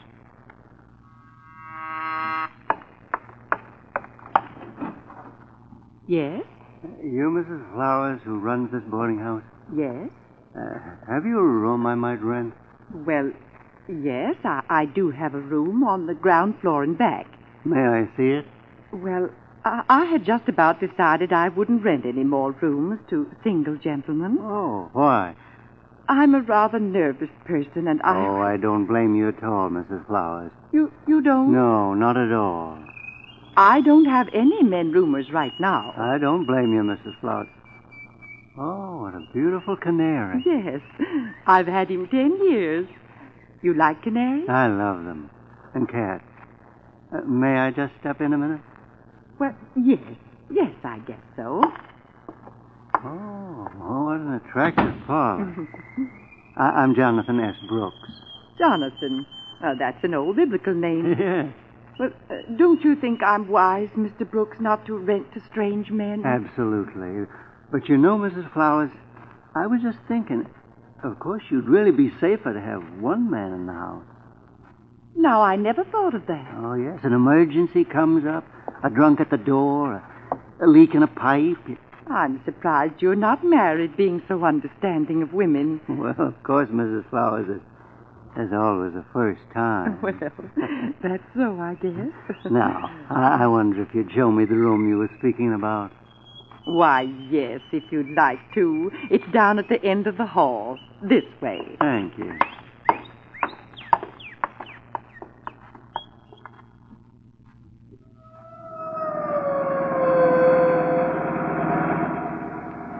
Car 1, calling headquarters. I'm getting you, Detective. I've just finished talking again with Haynes, Cazzara's partner who was captured with Corey's girlfriend. Nothing new on the whereabouts of Cazzara. Then, take your map of Pittsburgh, Bielanski. The one we divided up into squares. We'll have different squadrons cover each square for rooming houses. You're to take square 5. Yes, sir. Step on it, Tom.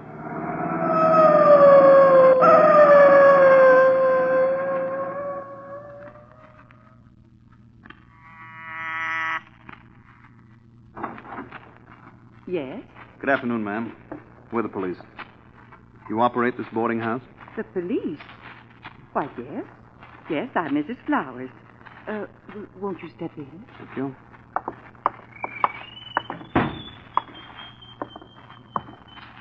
Do you have many men roomers? No, I don't. Not now. See. Well, if you don't take men roomers, there's no reason to bother you. The only man here is Mr. Brooks, Jonathan Brooks. But he's really he's just like one of the family. Maybe he could help you. Where's his room? Right down the hall. I'll show you. You say this Mr. Brooks isn't really a roomer. Oh, no. Oh, I don't know what I'd do without him. Well, I really don't know if there's much sense in talking with him, then. Right here. Oh, Mr. Brooks is such a capable man. I see. We're looking for a man who's a killer. A killer? Yes. Oh, then I'm awfully glad I've got Mr. Brooks staying with me. Jonathan? Jonathan? I guess he's not in.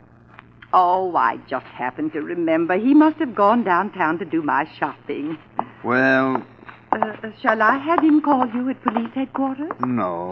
No, it's not necessary, as long as you say he's really not a boarder, but one of the family. Attention. Attention. The Consolidated Drug Supply House just been robbed, and manager cruelly beaten. Manager has identified picture of Matt Cazzara as the gunman. This killer must be caught. Approach with caution.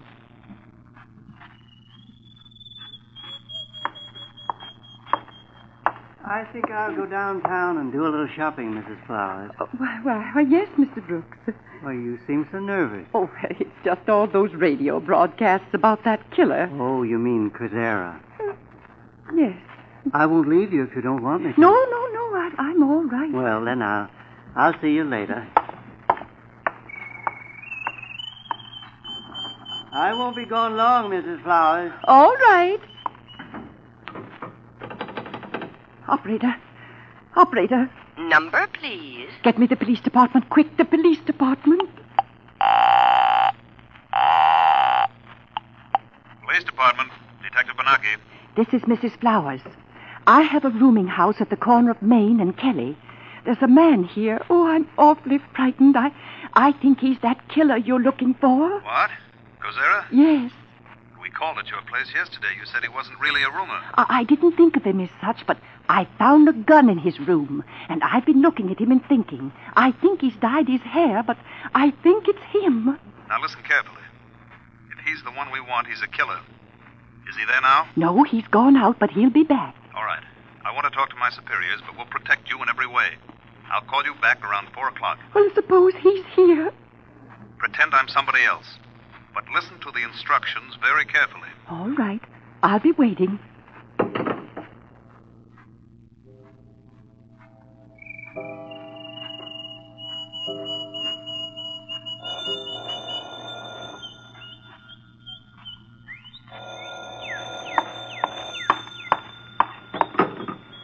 Hello? This is Detective Bielanski. Are you alone? Yes? We're going to wait until after dark to take him. Yes? 9 o'clock tonight. Hello, Mrs. Flowers. Oh, yes. I'm on the telephone, Mr. Brooks. Oh, excuse me. Well, I'm awfully sorry, Hattie, to hear about it, but I'm sure you'll feel better. I get it. But you must listen carefully. When did the doctor say you should go to the hospital? Be in your sitting room at 9 o'clock. Oh, that's a shame. If Cazzara is there, keep the shade up. If he isn't there, put the shade down. You got it? Well, I'm awfully glad you called, Hattie. Don't miss up on those signals. That's all. Oh, I dropped the receiver. Somebody sick? Yes, a friend of mine.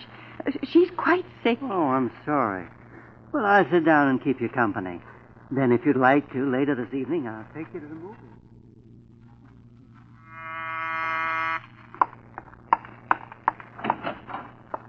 Come in.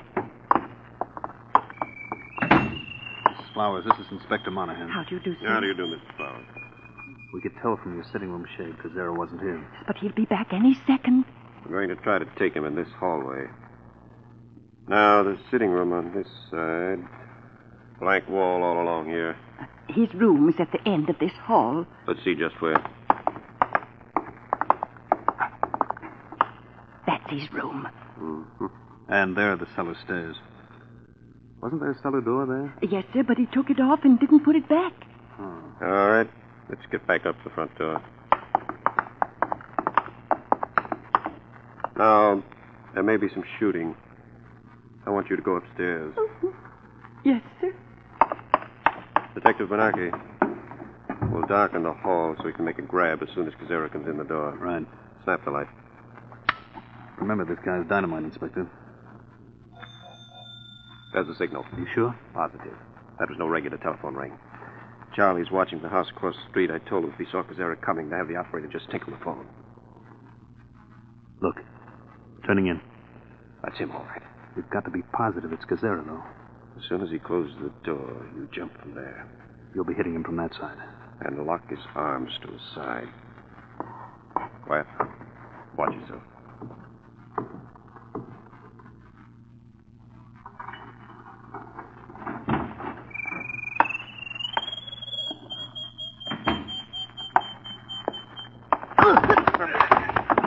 I've got him. Turn the light on. All right, coppers. I give up. Risk him, Bielanski. I've got his arms pinned. I'm through, coppers. I admit it. I'll give up. Here's his gun, Inspector Monahan. A police revolver.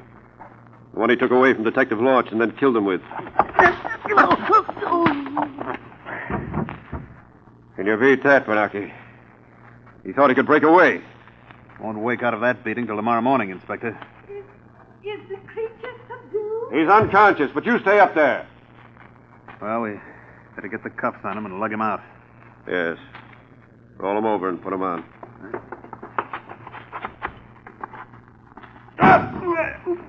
None of your tricks, Cazzara. No. This is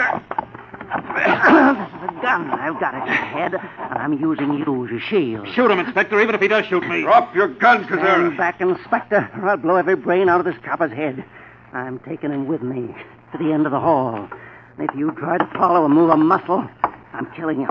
You won't get away with it, Cazzara. Don't kill him. Stand back, I said. I've killed one cop, and I'd just as soon kill this one. Now, cop, I'm going to throw you down the cellar stairs and then kill the other copper. You throw me down the stairs, and you're coming to it. I'll get into this fight, too, Cazzara.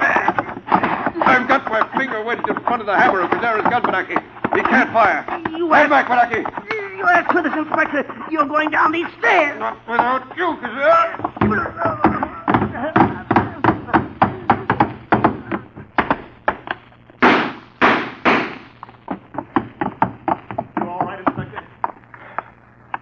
Yeah. Instead of Cazzara landing on top, I landed on top. He tried to get my gun. I let him have it. Roll him over. A bullet through his heart. One through the head. This time, Cazzara really is dead. Superintendent Scott, I want to congratulate Inspector Monahan and Detective Bielanski for getting this killer. Yes, Commissioner Valentine.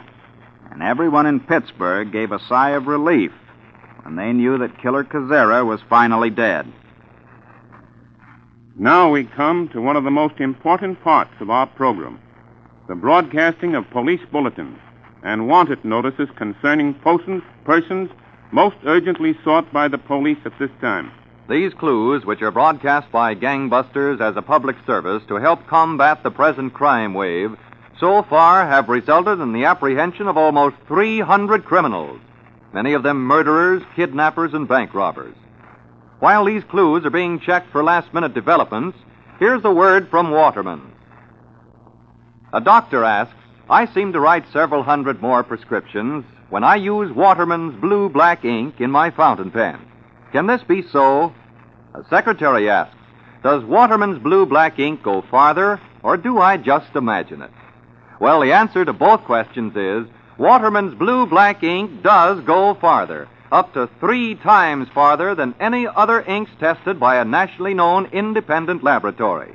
When you use Waterman's blue-black ink in your fountain pen, every filling means up to 6,500 extra words before you have to fill again. Why? Because Waterman's blue-black ink is all ink, no dilution, no solvents. So for greater writing convenience, to save time and bother, get Waterman's blue-black ink, only 10 cents at all stores. There are 7 other brilliant Waterman's colors: jet black, washable blue, South Sea blue, brown, green, purple, and red. All in the famous tip-fill bottles, and all only 10 cents. And now, Gangbusters Clues.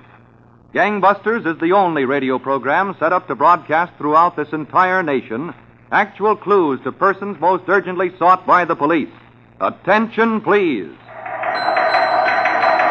Attention. Urgently sought on charge, bank robbery. Matthew Kimes and Olaf Alvin Rogers. These men alleged to have robbed State Bank at Morton, Texas, forced employees and others into vault, and escaped in stolen car with more than $17,000. Listen carefully to their official descriptions. Matthew Kimes, K-I-M-E-S, 38, 5 feet 7 inches, 181 pounds, brown hair, brown eyes, ruddy complexion, heavy build, wears colored glasses most of time. Second alleged bank robber. Olaf Alvin Rogers, 39, 5 feet 7 1/2 inches, 120 pounds, dark brown hair, blue-gray eyes, tattoos, woman's figure on upper left arm, woman's head on lower left arm. Be on alert for Matthew Kimes and Olaf Alvin Rogers, alleged bank robbers. Texas authorities are seeking the slayer of Elnora Collins, 30, whose burned and bruised body was found in a lonely spot on the outskirts of Beaumont, Texas. The man most urgently wanted for questioning in connection with this murder is Riley Brown McCain. Listen carefully to this man's description. Riley Brown McCain, 40, 5 feet 11 inches, 150 to 165 pounds, ruddy complexion, dark brown hair, thin and gray, combed straight back, turquoise blue eyes, eyelids twitch when talking, speaks rapidly, wanted for questioning, Riley Brown McCain. These are the clues of the persons most urgently sought by police tonight, November 24th, 1945. If you have any information concerning these clues, notify your local police, the Federal Bureau of Investigation, or Gangbusters at once. Now here's Commissioner Valentine. Next week, Gangbusters will present Inside Facts on the last of the Wild West gunmen, a case history of a gangster's activities that covered close to half a century and ended in one of the most unusual ways I've ever come across. For the thrilling, authentic dramatization of the last of the Wild West gunmen, listen next week, same time, same station, to Gangbusters. And any time, anywhere, when you are buying a fountain pen or when you are buying ink, always look for the name Waterman. Gangbusters is a Phillips H. Lord production. Are you looking for a good investment, one that is absolutely safe, one that pays good dividends, one that proves your patriotism? Then buy Victory Bonds and hold the bonds you've already bought. This is ABC, the American Broadcasting Company.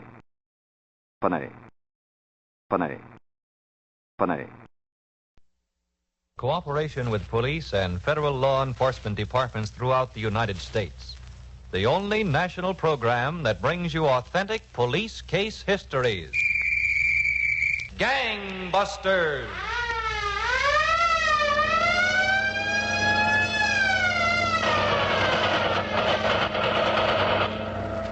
Emergency flash. A crime wave of the most serious proportions is spreading throughout the United States. Tonight, Saturday, December 8th, 1945, a serious crime is being committed every 40 seconds.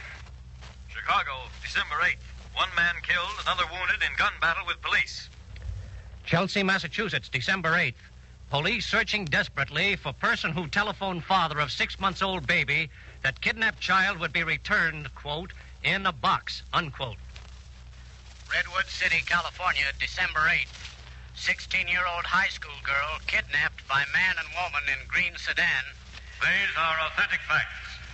Since this new crime wave has started, a murder has been committed in the United States every 3 hours. In its relentless war upon this crime wave, that this country may be a safe country in which to live, Gangbusters presents Louis J. Valentine, former commissioner of the largest police force in the world, who will interview by proxy W.M. Adams, Sheriff, Potter County, Texas. Commissioner Valentine. Now, Sheriff Adams, suppose you start our Gangbusters case for tonight. Well, Commissioner Valentine, I'd like to go back a few years to Dallas, Texas. Sheriff Hart was telephoning to the Texas State Police. This escaped convict is deadly. I consider him one of the most dangerous criminals at large. Now, here's the description. Blackie Thompson, 26, 5 feet 8 inches, weight 150, coal black hair, dark brown eyes, suave, handsome, dresses like a fashion plate. Blackie Thompson will kill on the slightest provocation.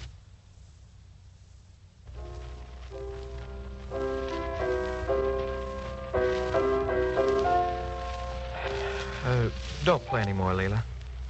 All right, Denny. That's our song. I can't stand it tonight, Leila. Do you realize ever since we were 10 years old, we planned to get married? I'm sorry, Denny. Leila, you're just infatuated. You don't know anything about him. He only came to town a month ago. But I can't help my feelings, Denny. Sure, he's handsome. He's been places. He's flashy. He's exciting, Denny. He's romance. He's everything I ever dreamed of. And I'm just the guy who's always lived across the street. You'll get over it. Never. Well, you don't even know, Leila, what he does for a living. Oh. I suppose that's him now. Is my hair all right? Do I look all right, Denny? You look awful good to me. I'll be back in a minute.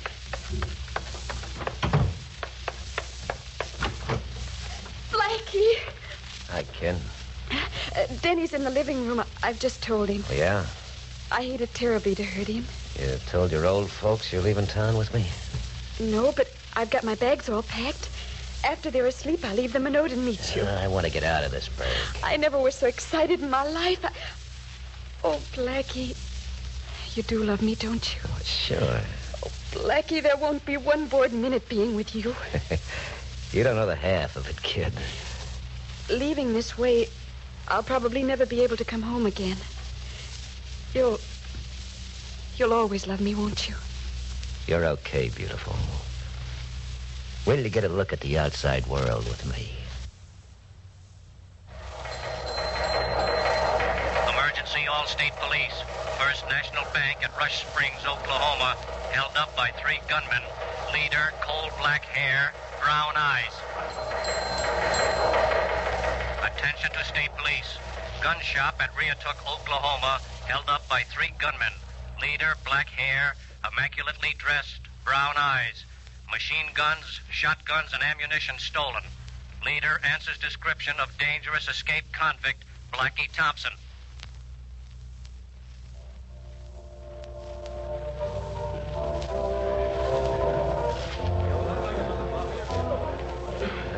Pretty swanky nightclub. Huh, Leela? Hey, you never saw nothing like this in Hicktown you come from. Huh? What's the matter? Oh, I was just listening to that song. It just happens to mean a lot to me. Oh, thinking of that Hick Romeo I took you away from. Well, snap out of it. All right. All right, I'm sorry, Blackie. You wanted excitement. You're getting it, aren't you? Sure. Remember the first night you threw a fit when you found out who I really was? It was all so new to me, Blackie. And now I'm going to give you some real excitement. What? I'm pulling another heist tomorrow. A bank? Yeah, and the heat's on me. You're going to drive our getaway car. I'm going to... Drive our getaway car. All right. All right, if you say so, Blackie. Well, that's what I do say. You still love me, Blackie? Oh, lay off that goo. I'm getting fed up with it. Now, you'll park the car in front of the bank, and I'll take Whitney and go in.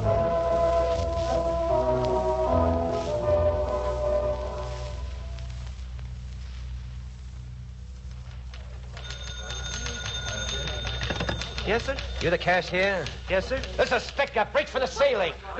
Don't shoot. Reach for the ceiling. My arm. You didn't reach quick enough. Grab the dough. Okay, pal. Shut up.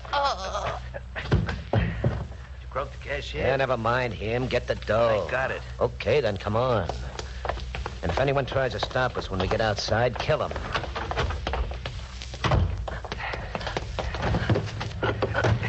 Are you all right, Blackie? I heard shots. Shut your mouth and step on the gas. Step on it, I said.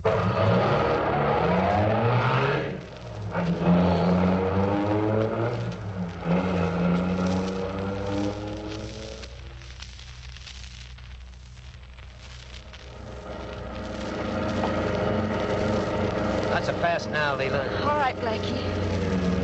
Those cops sent out alarms. They spot a car hitting 60, they'll figure it's us. Keep your guns ready in the back seat there, Whitney. Don't worry, I'm ready. Oh, Blackie, I didn't realize it would be like this. You start whining now, I'll put a plug you just as quick as I would anybody else. All right, Blackie, I'm sticking with you. I always will. Hey, Blackie, you think you'll kill that cashier back in the bank? Oh, what's the difference? We got the dough. Blackie, look. Coming down that other road. A car. Whole posse in it. Yeah. What'll we do? We can't turn back. Yeah, but Blackie... Oh, shut up. We've only got one chance. Now, listen, Leela. You do what I tell you. All right, Blackie, anything you say. Keep driving straight ahead as though nothing's wrong. Yes. If those cops yell to pull up, stop the car. But when you do, pull up just a few feet ahead of them. You understand? What for? Never mind. Get the guns back there ready. I'll crawl in the back seat with you, Whitney. Cops see us, all right. They're waving. Whitney, hide down on the floor of the car. Now, you do what I told you, Leela, or you'll get a slug in the back of the head.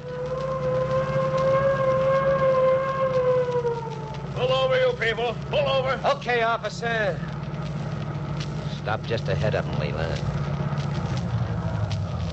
That's right.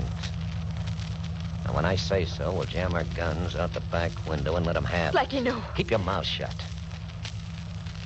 I can see through the back window. Cops are getting out now. Yeah. They're walking this way. Okay, you people. Get out of the car. Let them have it. More. Kill them all. We got most of them, Blackie. It's horrible. Shut up. Get this car going. Blackie, you killed them. You killed them. And I'll kill you if you don't give this car all it's got. No cops taking Blackie Thompson. One member of that patrol posse was killed, Commissioner Valentine. 2 of the others were badly wounded, and another received slight wound. But Blackie Thompson and his gang escaped. Now back to Gangbusters and Commissioner Valentine. What happened, Sheriff Adams, after Blackie Thompson's spectacular escape from that posse? Well, Commissioner Valentine, Blackie Thompson, reckless as he was, thought it best to hide out for a while. He and Leela had a hideout just outside of Bartlesville, Oklahoma. Why, Blackie. Come in, Leela. New suit? New shoes? But what's the idea of the suitcase? Are we going somewhere? Hand me those gloves on the bureau. These? Uh-huh. Pigskin. Pretty hard and rough. Blackie, you were planning on working out on me. No, one little talk with you first. You've been getting on my nerves. I'm fed up. Blackie. And I want no scene. When I'm fed up with a dame, I'm through, and that ends it. But I can't go home. I haven't got any place to go. I haven't got anybody but you. You can't leave me. The reason I wanted to talk to you is... You think you're going to get back on me and tipping off the cops? You got another think coming. No, Blackie, you can't leave One me. word to the cops, and I'll find you and fill you full of lead. After I've given up my home and family and everything for you. These pigskin gloves are just like steel. And you have a beautiful face. I should bump you off now to make sure you don't talk, but just as a little sample... Yeah. Be a long time before that puss of yours looks human again. And if you're even tempted to say a word to the cops, just remember that little sample. Blackie!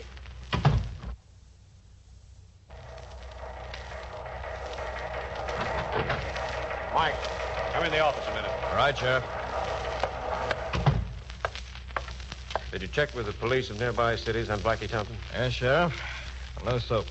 How about wanted circulars? Well, they're just coming in from the printer. I'm sending one to every police chief in the country. Good. Sheriff House office. Is it... Who is this? There's a man you want, Pat, and I know where he is. Who? Blackie Thompson. Blackie Thompson. He said he'd kill me if I ever told. Who are you? I was his girlfriend. Where is he? Tim's bar. I hope you lock him up till he dies. Is his gang with him? I don't know about his gang, but his new beautiful girlfriend might be. Hello. Hello. A tip on Blackie Thompson? Yeah, Mike. From a woman. Blackie's supposed to be over at Tim's bar. I'm driving over right now. But you can't go alone, Sheriff. His whole gang may be with him. I'll take my chances, Mike. This time it's going to be Blackie Thompson or me.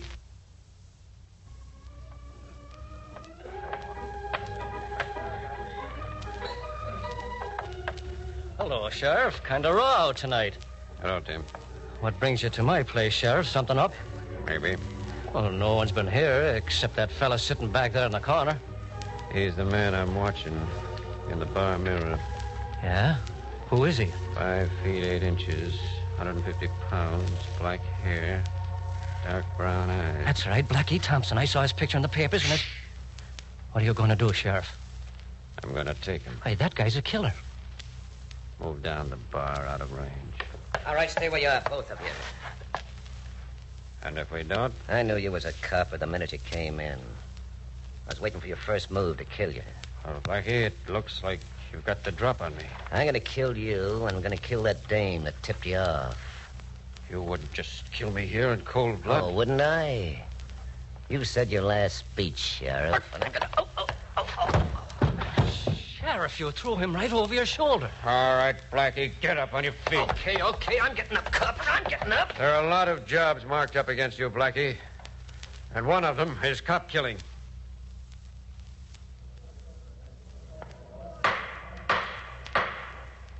Irvin Blackie Thompson, rise and face the court. It is the sentence of this court that you, Irvin Blackie Thompson, for the crimes of kidnapping, murder, and robbery, be taken to the Texas State Prison at Huntsville, and that within the walls of the said prison, on the 24th day of October next, between the hours of 6 and 10 in the morning, a sufficient current of electricity be passed through your body to cause your death.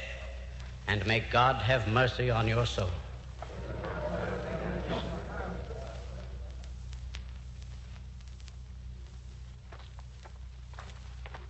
Just a minute, Whitney. You know the rules. Convicts aren't allowed near the death house here. Well, I thought maybe I thought I could see my old pal Blackie Thompson. They're electrocuting him in a week, you know. You have to get permission from the warden. Oh. Well, then, would you... Quiet, got her, I'll kill you. Where'd you get that gun? Open the door of the death house, quick. Surprising what a little gun smuggled in can do. Now walk inside, Screw. Nobody ever escaped from this death house yet, Whitney. Give me those keys. Blackie? Blackie, what cell you in? Over here, Whitney. Hurry, hurry. Yeah. Come on, guard, run with me. Get me out of this cell. Open the door now. Come on. Okay.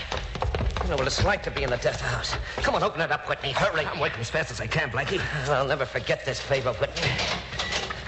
Okay, Whitney. Now I'll take that gun. Yeah, but Blackie... Give me your gun. I'll shove the guard in the cell. That screws out for good. Hey, open my cell, Blackie. Now let's get out of here. Ain't you gonna spring those other guys in the death house? Nuts, let them burn. I'm saving myself. Come on. I've got the ladder hid on the other side of this door, Blackie. Good. No guy ever broke out of this death house before. Now get that ladder. Okay, I got it. Over to the wall now. Okay. Stand the ladder up against the wall. It's okay. I'll start up. No, you don't. I'm first. Oh! Hey, that's no way to treat me after I got you out of the death house, Blackie. Blackie Thompson. Blackie comes first. Hey, look out. The guard up on the wall sees us. Oh, Blackie. Come back. Help me, will you? Help yourself, punk. What do you think I am?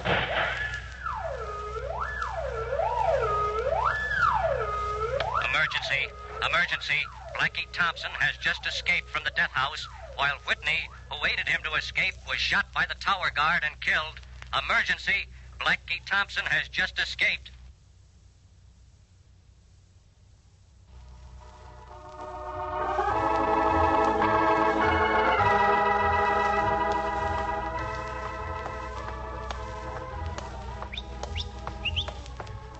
I'm right here in the shadow. Oh, darling. I couldn't see you. You really like these country club dances? No, they're boring. I wish you'd come in. I've been watching you through the window. I knew you were here. I was trying to sneak out.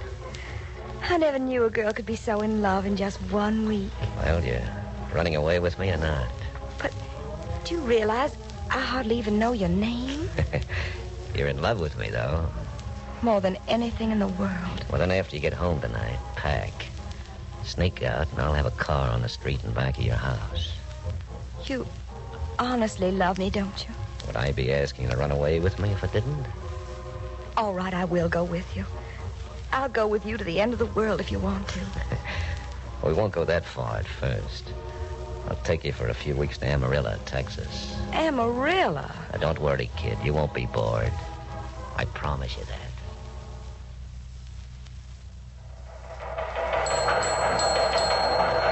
Attention, attention. First National Bank just robbed by gunman, about 28. Black hair, handsome, immaculately dressed. This gunman cruelly beat cashier. Believed to be killer Blackie Thompson. Approach with caution. Sheriff's office. Hello. Hello, what's the matter? This is the sheriff's office. What's the matter? Are you... Who is this? You looking for Blackie Thompson? Blackie Thompson. Every office in the South's looking for Blackie Thompson. He's here, in Amarillo. Where? I don't know. Who are you? I'm his girlfriend. He told me he was going to marry me. He said he loved me. He's found another girl, and I hope you catch him and shoot him and put him in the electric chair and kill him and put him in jail for life. I never, never, never, never want to see him again. Hello. Hello. Hello. Attention, Texas Police. Blackie Thompson reported to be here in Amarillo. All patrol cars cover main highways. Killer Blackie Thompson reported here in Amarillo.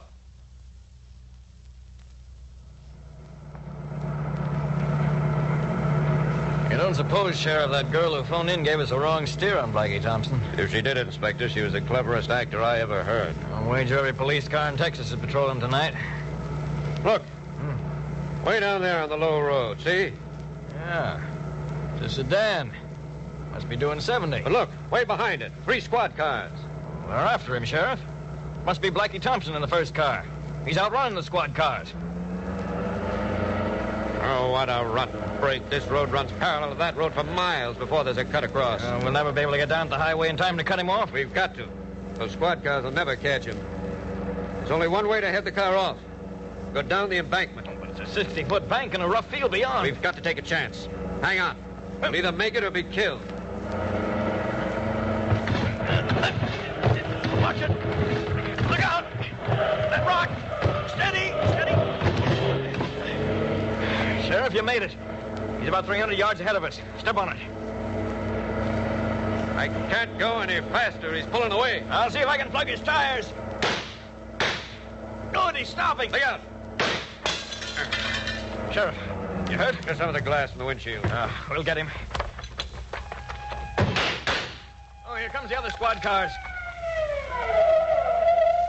Come on, men. There he is, right by his car. Spread out on the sides of the road. Lie low, men. Open fire. All right, men. Hold it. Careful. Thompson may be playing possum. I don't think so. Keep your guns on him, though. If he starts to get up out of that road, let him have it.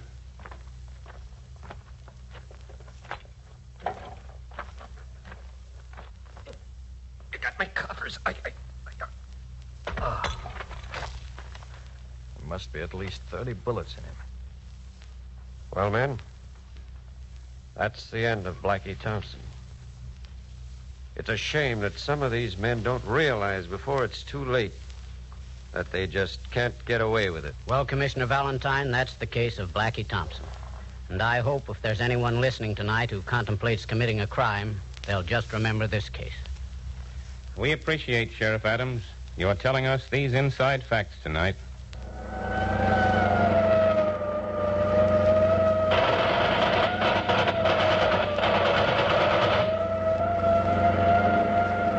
Gangbusters is a Phillips H. Lord production. And now, in cooperation with police and federal law enforcement departments throughout the United States, the only national program that brings you authentic police case histories. Gangbusters!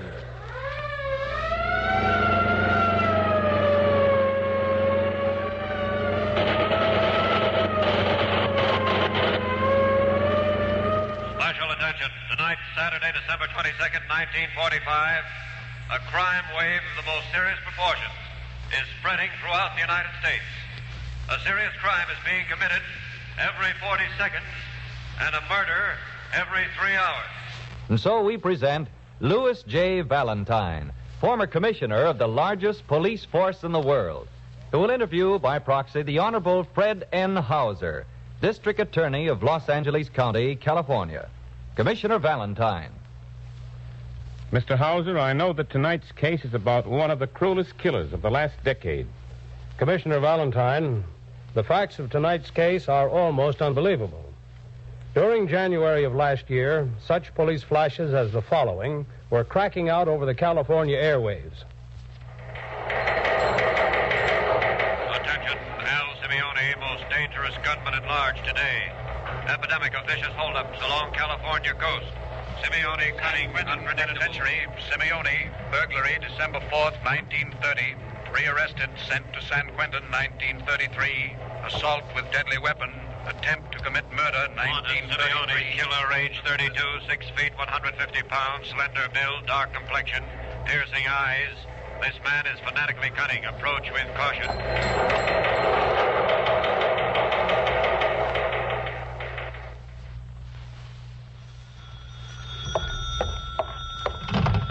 Hello, darling. Oh, Al. Listen, baby, I'm treating you to a late dinner tonight. Well, then I can see you tonight. Yeah.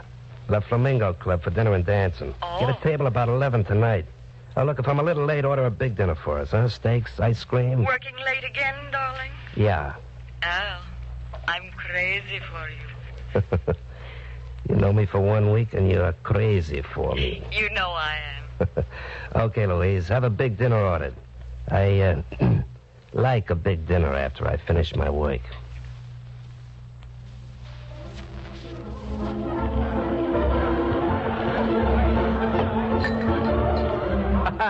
Hey, this is a nice place you got here. Well, we like all people to be happy and gay in Ash's Cafe.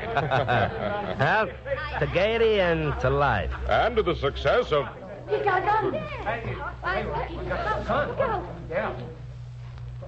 Stranger, put away that gun. All of you stay right where you are. This is a hold-up. You're the owner. Open a cash register. You're joking. Open the cash register. But you've been sitting at the bar drinking for an hour. You're a friend. You're joking. I'm late for an appointment. Open that cash register. All the money.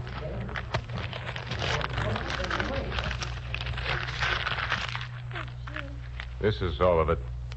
Turn your back and close the register. Why should I close it? Turn your back and close the register. If anyone moves, I'll kill them, too. I'm late for a dinner appointment. So long, folks. Okay, somebody get the police. They shot him and killed him. Murder. Emergency. Killing at Ash's Bar. Wanton murder of proprietor. Killer slight of build. Black hair. Dressed as fashion plate. Has nervous habit of clearing throat. Description fits that of lone gunman Simeone. This killer is fiendishly cunning. Sound a general alarm. This man must be taken dead or alive. Oh, darling, I've ordered the most wonderful dinner for us. La Flamingo's best. You like that, huh? Steaks, French fries, and broccoli with hollandaise. Only a brunette would know what a man loves to eat. Do you really like brunettes better than blondes, Al? I never looked twice except at a brunette. Well, you're terrific. I've only known you a week, but I'd die for you. What a charming way to make love. Al, why were you so late coming tonight? What business are you in? Well, you laugh. Why? I'm a toy salesman. I sell children's toys. No, why would I laugh at that? That was why I was late tonight. I had to meet a man at the cafe. I could make more money, but the pleasure of knowing when you sell toys, little children will play with them and be happy. Oh, Al, you're so sweet. I didn't know there were men like you. Didn't you? No. But you do make money at it, Al.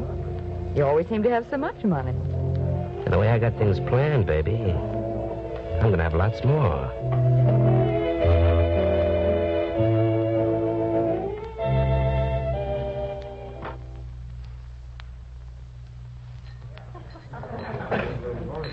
This is a holdup.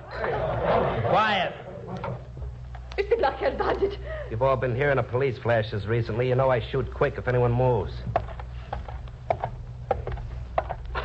Well, that's strange. A woman tending bar. I am Mrs. Ortega. My husband owns this tavern. I only do it sometimes to help him. Your husband here tonight? Yes, in the back room. Louis Ortega was a veteran of World War I. We have a son who's fighting in the Pacific now. That's nice. Somebody turn the radio on. I like to have music. Thanks. That's the idea. Now, Mrs. Ortega, open a cash register. I will not do it. My husband and I work hard for our money. The music sounds pretty. Now let's have the music of the cash register opening. No. Well, shoot. You would shoot the mother of a boy who's fighting for your country. If he were here, you would not dare talk to me like this. But he isn't here. Don't you dare talk to my wife. No. I stand in front of her. Oh, dramatics, huh? Oh, you're the one I wanted anyhow. Forget the cash register. Open the safe. I will open it. You can have everything there is. Suits me. Open it.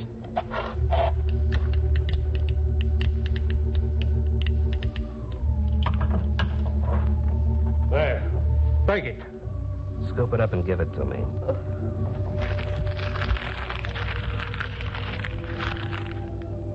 Put it in this bag.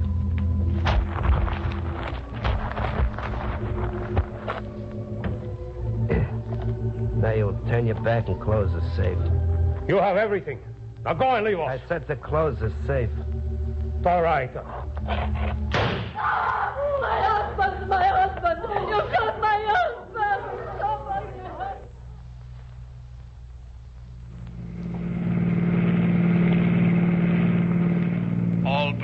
cars. Murder, Ortega Cafe, 5124 Madison Road.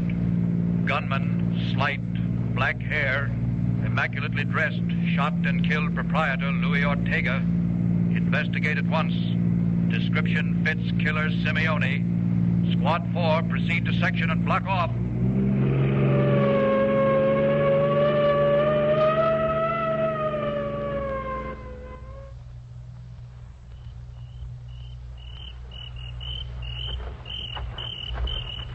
Oh, Al. Huh? I'm here, on the bench. Oh, it's so dark I didn't see you, Alan. Gee, I've been so scared waiting for you. Yeah. Come on, sit down. What's the matter, honey? No cute little blonde ever ought to be scared. Well, the park's so dark, and you're late. Then all of a sudden I heard the sirens of police cars. Oh. Yeah, some unscrupulous person probably pulled a holdup. No, I was foolish. Now you're here, I'm not afraid. I love blondes. No brunettes? I hate brunettes. I'm afraid you'll sweat me off my feet, Al. 5 days and you're it. Good. I had a little work to do, but I've looked forward all evening to meeting you out here on the park bench. Al, what do you do for a living? Me? Oh, you'll laugh if I tell you. No, I won't. I'm a salesman for artificial limbs. Limbs? Artificial limbs, legs, arms. I don't know, it gives me a feeling of worthwhileness, bringing happiness to people who are unfortunate. Oh, Al, you do. I could make more money other ways, but what's money beside the finer things in life? Al, you're wonderful. Well, I don't think I'm so good, but what's my opinion against thousands? There goes the police siren again. What's the matter, you nervous? Of course not. Not with you here. It's just a police car, probably hunting down some gunman. Well, I hope they get him, too. Sure. They're probably after that gunman who's been doing a lot of killing in cafes. Oh, but don't worry, honey. You got me right here to look after you. I got a lot of plans, baby. And you're in every one of them. Mr. Hauser, I certainly agree with you that Al Simeone was one of the cruelest killers of the past decade. I know you have many more interesting facts to tell us. But first... Now, back to Gangbusters and Commissioner Valentine. With killer Al Simeone loose, Mr. Hauser, I know the district attorney's office as well as the police were faced with quite a problem. We certainly were, Commissioner, because Simeone combined the worst features of a master criminal. He was vicious, tricky, unpredictable. One particular instance should be noted.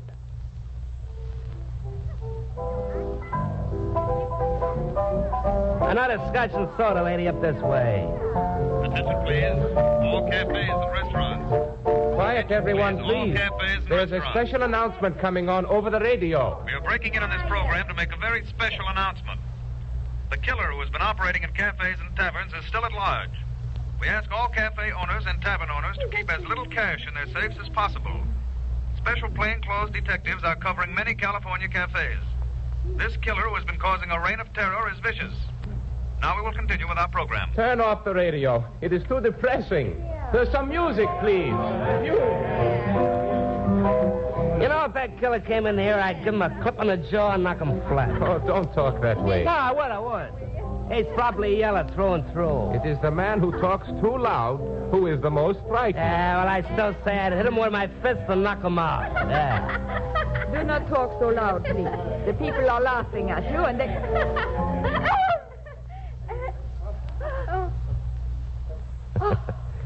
An amusing way I have. You think I'm the braggart. No, I'm him. Up in the cash register. Don't shoot. Don't. I will give you all the money we have. Open it. Yes. Yes, I will open it. I've been watching this place. You have extra money in hand. You would take that money from us. So hard my husband and me work. Don't get him angry, Mama. Let him take all the money and go away. No. We worked for it too hard. Don't make a move, anybody. You shot my wife. My wife. Shot Dave's phone. I'll shoot anyone else who tries to stop me.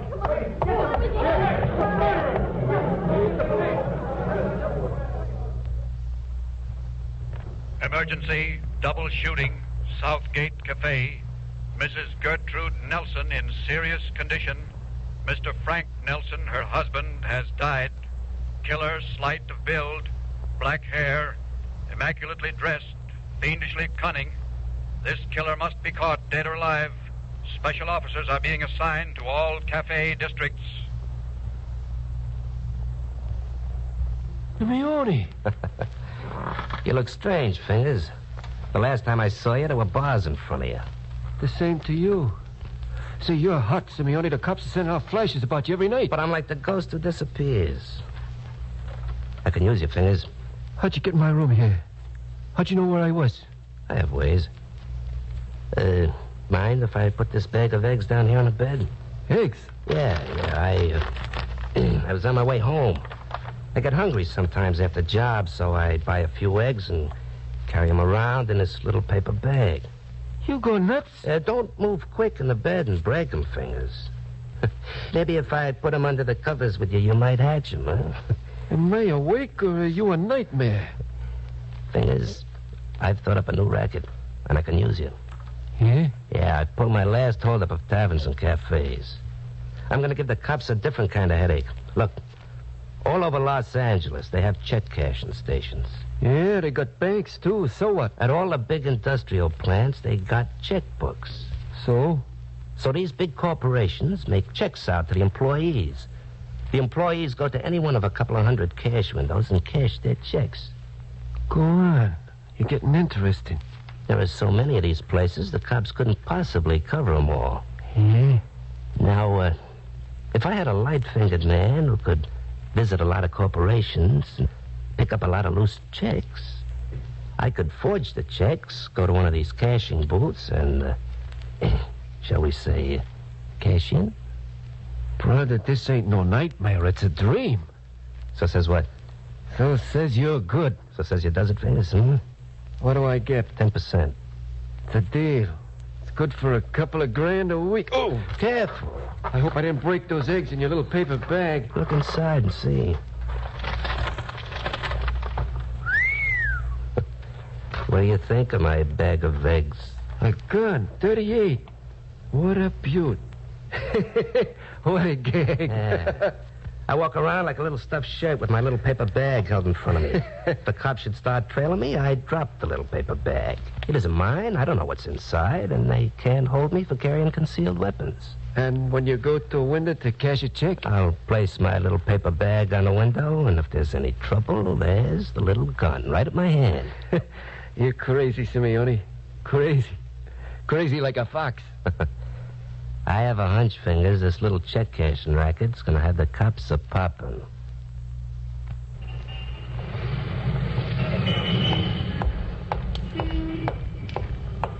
Pardon me. Pretend you know me. I'll scream. I'll shout for an officer. I'm an officer. Here's my badge. Oh. This is very confidential. I know who you are. A cashier at the Acme check cashing service. What? Well, yeah. We're contacting you this way so as not to place you in any danger. Shake hands with me. Yeah. That's a picture I'm putting in your hand. A picture of a criminal we're after. If he stops at your cash window, tell him you can't cash his check. But to go to the check cashing window in the terminal building. You understand? Yes, sir. That's all you need to know. We didn't want to contact you at your home. Thank you, that's all.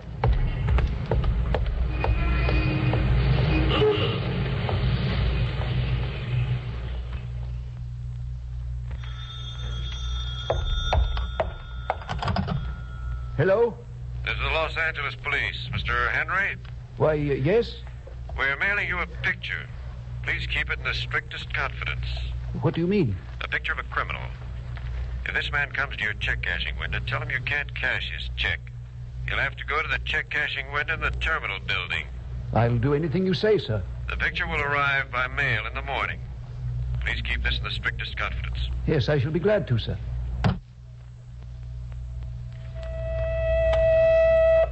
Headquarters. Captain, this is Inspector Harwood. Yes, Inspector. There are scores of check cashing windows in Los Angeles. Now, between the district attorney's office and our own department, we've contacted almost every clerk.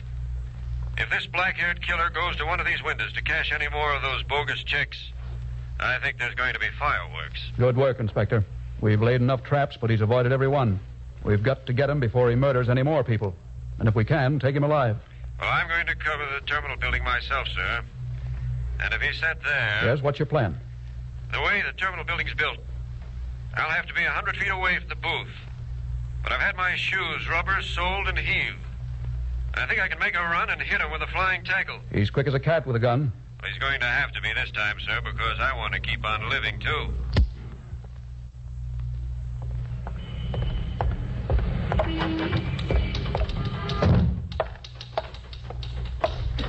Well, hello. Good morning.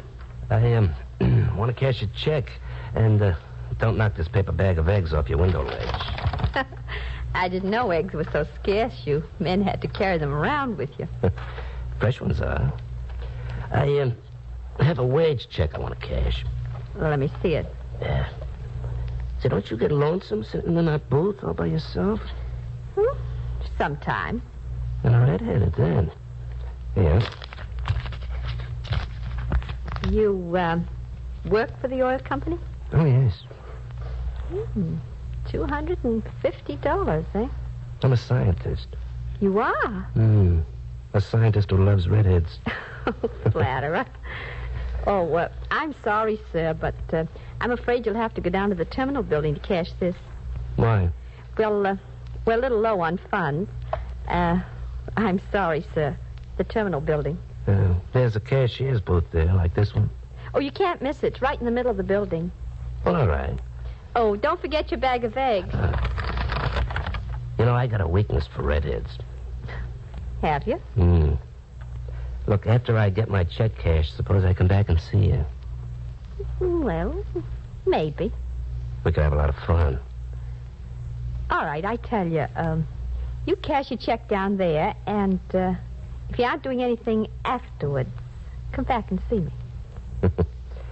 It's a date, Red. You'll be seeing me. Maybe. Operator, give me the terminal building, quick.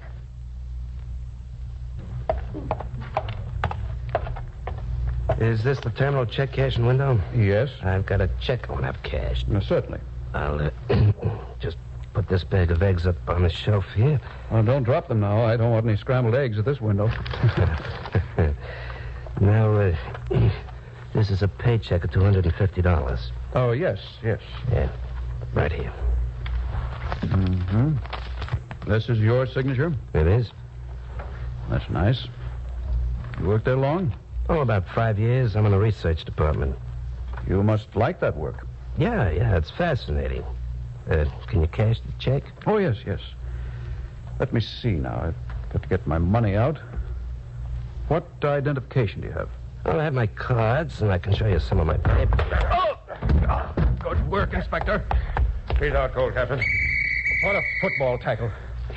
He's a slippery article, Inspector. He had his gun in his bag. I'll get these cuffs on him. Inspector, you've tackled the cruelest killer on the West Coast, and he still doesn't know what struck him. He will, though, by the time the courts get through with him. That's why I wanted him alive, so they could give him what he's got coming to him. What hit me? What hit me? The law, Simeone. The law.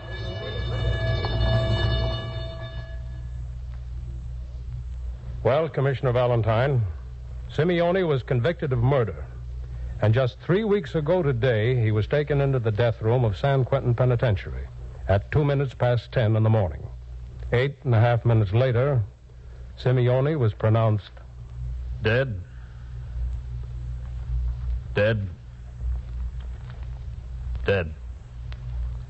Thank you, Mr. Hauser, for telling us the facts in tonight's case.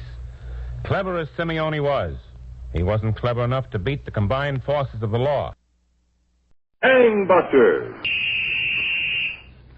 Gangbusters, presented in cooperation with police and federal law enforcement departments throughout the United States. The only national program that brings you authentic police case histories.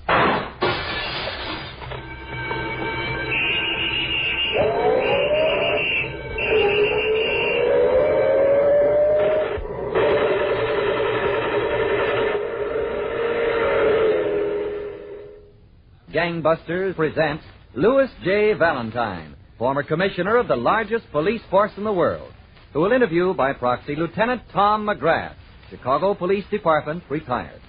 Commissioner Valentine. Lieutenant McGrath, I know Winslow Urban terrorized the Midwest for years. Yes, Commissioner Valentine. To Winslow Urban, crime was a big business. Where others sought thousands, he went after millions. Urban was so cunning and so daring that on one occasion he was able to rob hundreds of families of their life savings at one blow. And that's tonight's case, Lieutenant McGrath. Where would you like to begin?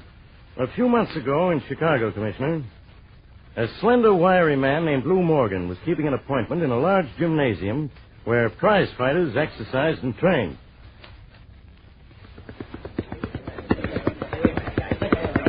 Hi, Joe. Been waiting long? About time you got here, Morgan. Urban's getting impatient. This time he wants everything set and perfect. And no more excuses. Everything's okay now, Joe. I got it all figured like Urban wants. You took enough time. He wants a clean job, Joe. It takes time. Okay, come on.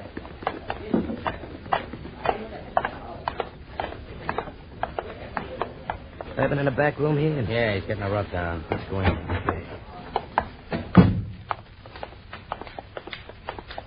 Morgan says it's all set, Urban. Hi, Urban.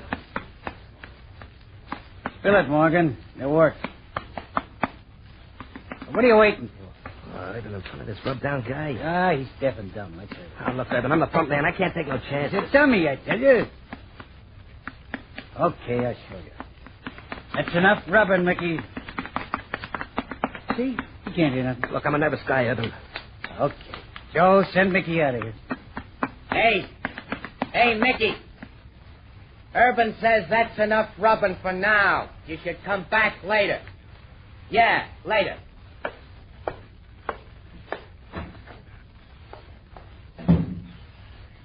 Okay, Morgan. What's it look like? It's an easy mark, Urban. Ought to be 200 grand. I told you to find out about the burglar alarm. I did. Well? No burglar alarm. How do you know? Well, that's what took me so long. Like I told you before, the place looks like a business office, see? But they got a big vault with a tin door. Some people don't like to keep money in a bank, so they rent safe deposit boxes from this outfit. They got hundreds of boxes. How do you know there ain't no burglar alarm? They got a watchman instead. He lives upstairs over the office. Me and him, pals. I make friends with the guy, see? We take a walk, have a couple of beers, and before you know it, I got the layout of the whole vault. The same as if he handed me the blueprints. Yeah, it'll be a cinch, Urban. You could drop a bomb in there, nobody'd hear it. What about the doctor that has his office on the second floor? He's the only one upstairs besides the watchman. You case the doctor? Sure, even let the doc examine me. You got nothing to worry about. Him goes home every night. You gonna do the job, Urban? Yeah. When? Friday night. Then I guess I'll blow out of town for the weekend. You want your 10%. You do a piece of work for it. What do you mean, Urban? Somebody's got to put this watchman on the spot. We don't know him, so you're the one who's going to do it. Oh, no, Urban, I can't. I'm up to my neck now. If I put the finger on that watchman, the cops will hang it on me, sure. You'll do like I say if you know what's good for you. Yeah. Okay, Urban. When's the watchman make his rounds at the vault? Every hour on the nose. Takes him 15 minutes. You carry a time clock? Yeah, he punches at the 5 station. What's he do after he makes his rounds? Takes a walk, maybe for 45 minutes. But look, Shut up. You're going to have that watchman in tow. I figure it'll take 3 hours to open the vault and crack the lockboxes inside. You got to make the watchman's rounds for him, or the alarm will go off. I'll take care of that, Urban. Meanwhile, I don't want no nosy cops spotting a Jimmy door. So we go in with the watchman's key. And we keep the watchman where he can do no damage. Yeah, Urban, I see your point, but look... Friday night, you'll take a walk with that watchman at 10:15. When you get to the corner drugstore, go in for cigarettes. Leave the watchman standing on the corner. Me and the boys will handle the details from there on. Just you have the watchman outside that drugstore.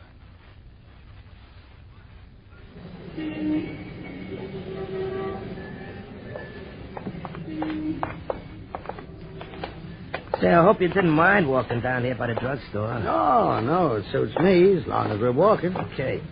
You know, walking's why I like being a night watchman. Oh, yeah? Yeah. You can go out for air, between rounds. Yeah. Well, I just want to step in here for a minute. Okay, let's go. No, all I want is cigarettes. You wait here a minute, huh? Oh, wait, come to think of it, I need cigarettes myself. Oh, yeah? Well, yeah. Okay, what do you smoke? I'll get them for you. Oh, now, listen, I couldn't let you do that. I'll come on in. What's a pack of cigarettes? Just stay here a minute. I'll bring you some out. Okay, but okay with me. Pardon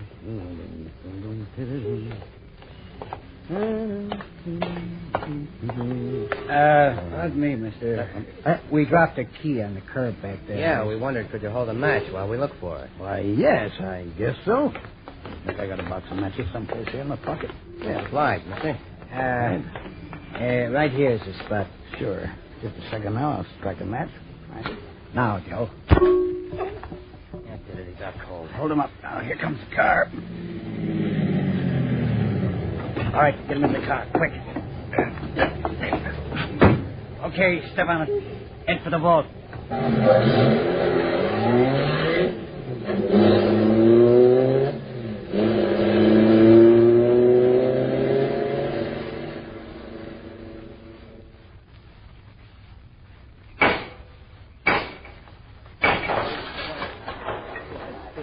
Look at it, thousands. That gold mine.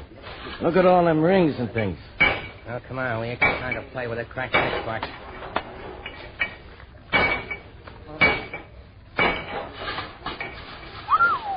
What a haul. Am I seeing right? $100 bills. Joe. Yeah, Urban? Come here. Keep on cracking them boxes, boys, while I see what Urban wants.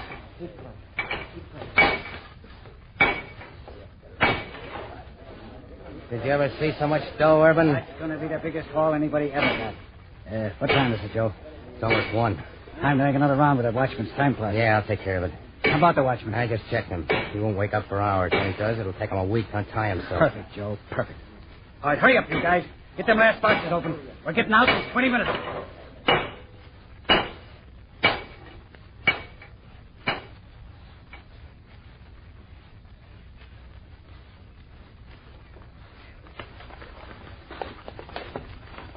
Looks like whoever broke into this vault made quite a haul, doesn't it, Sergeant? No telling how much, Captain Rogers. Oh, what a mess. Look at it. Mortgage papers, registered bonds, heirlooms. Everything they couldn't use. Thrown it all over the place. They left this behind. Imagine what they took with them. Any fingerprints, Sergeant? Not a print, Captain Rogers. Did you check that watchman story? Yes, sir. I'm sure he's in the clear. But he's all we've got to work with right now. Somebody cased this job perfectly. Yes, they knew every corner like a book. Right now, it points to the man the watchman took a walk to the drugstore with just before the robbery. What's the watchman have to say about this man? He's given us a pretty accurate description, but it could fit 1,000 suspects. All right. Put men to questioning everyone in the neighborhood, Sergeant. Maybe someone else noted this finger man. Meantime, we'll get an estimate of the loot. I hate to think of the figure when it gets totaled.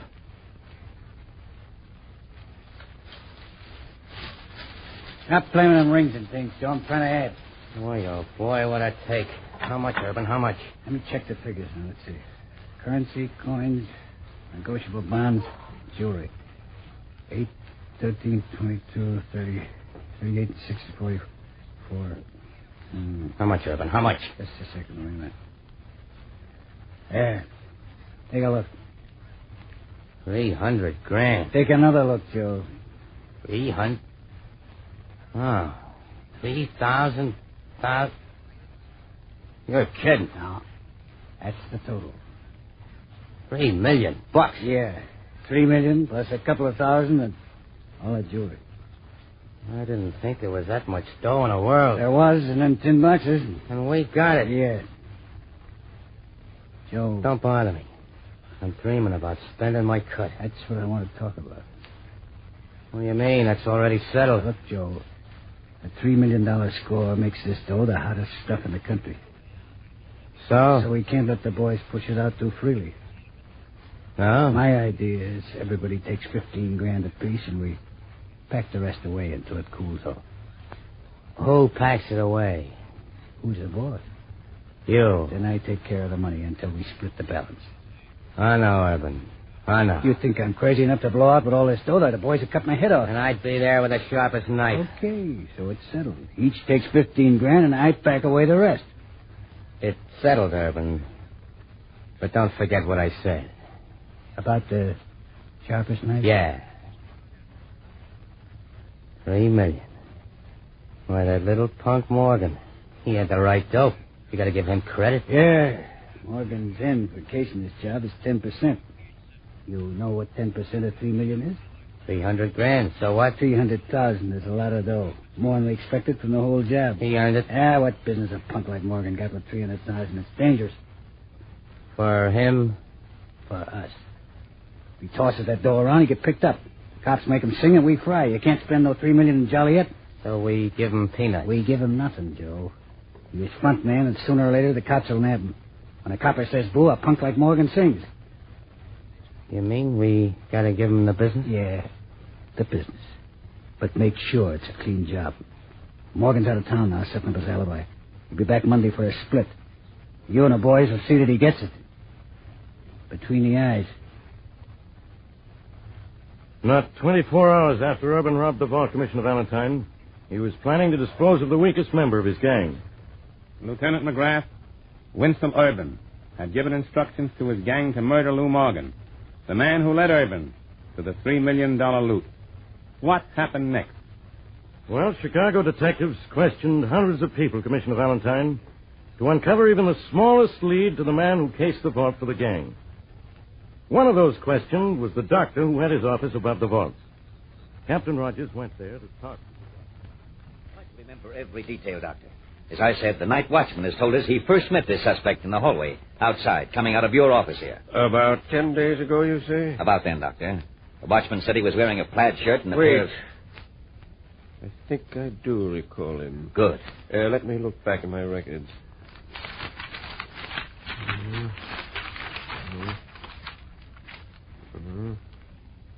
Here. February 2nd, J.L. Smith. Well, he'd use a phony name. I'm certain this is the man. You examined him? Thoroughly. He complained of feeling sick. Was he? Well, I could find nothing wrong. Hypochondriac type. Well, tell me, when you were examining him, Doctor, did you notice anything about him? Any peculiar scars or marks? Oh, yes. He did have a tattoo. Bathing beauty tattoo. Where? The left forearm. Good. I noticed the tattoo while taking his pulse. Yes. Any other marks, Doctor? An appendectomy. Good. How about his teeth? I recall several molars missing. He wore a dental bridge. Perfect. Thanks very much. I hope I've been helpful, Captain. Doctor, you don't know how helpful you've been. This was a professional job.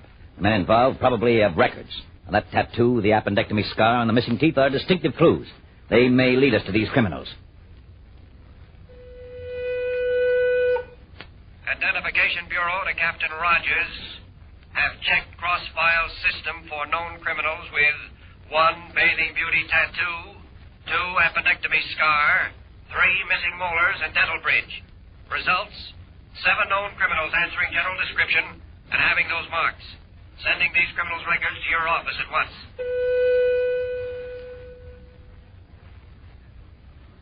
I asked you two gentlemen to come here to police headquarters to look at some pictures. Yes, sir. Doctor, will you please sit on one side of that table and the watchman on the other? Of course, Captain.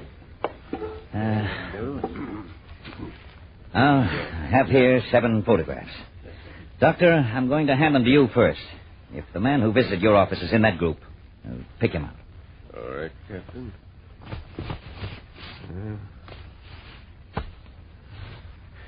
Here, Captain. This one. All right, I'll just make a note of that number. Thank you, Doctor. Now, I'm going to shuffle these same pictures a bit and hand them to the watchman. Yes, sir. Now, sir, see if the man who went walking with you on the night of the robbery is any one of these 7 men. Yes, sir. I'll try, Captain.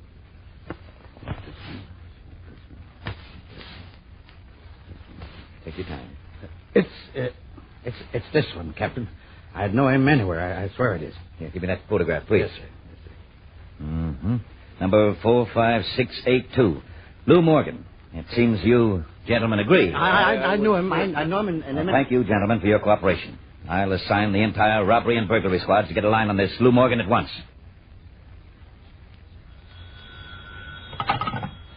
Hello? Evan. Yeah. Lou Morgan. I just got back to town, Evan. Hey, we did good in our deal. Good enough. Hey, it was in 7 figures. Yeah. So what? Terrific. My commission ready, Evan? It's an awful big chunk of dough for you, Morgan. I get 10%, don't I? You gotta pay off.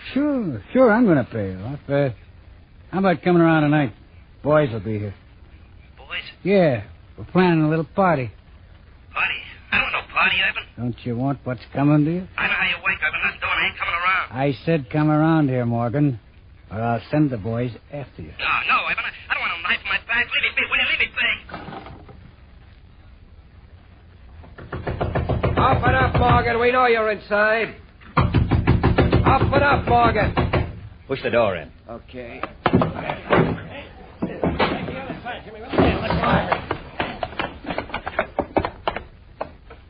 You don't seem to be here. The closet. Keep your gun ready. Okay, Morgan, come out of that closet or we'll shoot through the door. Grab him. No.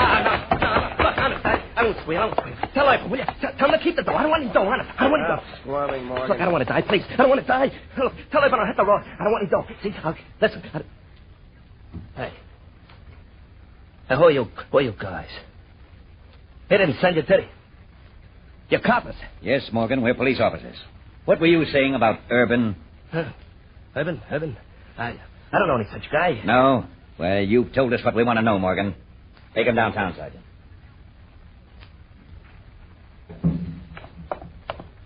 I got a piece of bad news for you, Urban. Yeah, what? We went to get Lou Morgan. Oh? The cops got there first. What? Nearly hooked us, too. You gotta move fast, Joe. Round up all the boys. Have them at the hotel at 7. I'll meet you there. We'll split up the balance of the dough and blow. As soon as Morgan sings, Chicago's not going to be so healthy.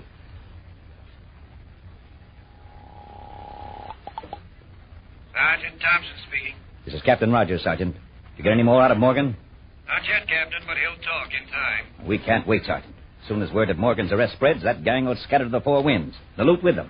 We'll get Urban, Captain. We'll work day and night until we do. Well, it's important to recover the loot, too, Sergeant. Hundreds of people have lost their life savings.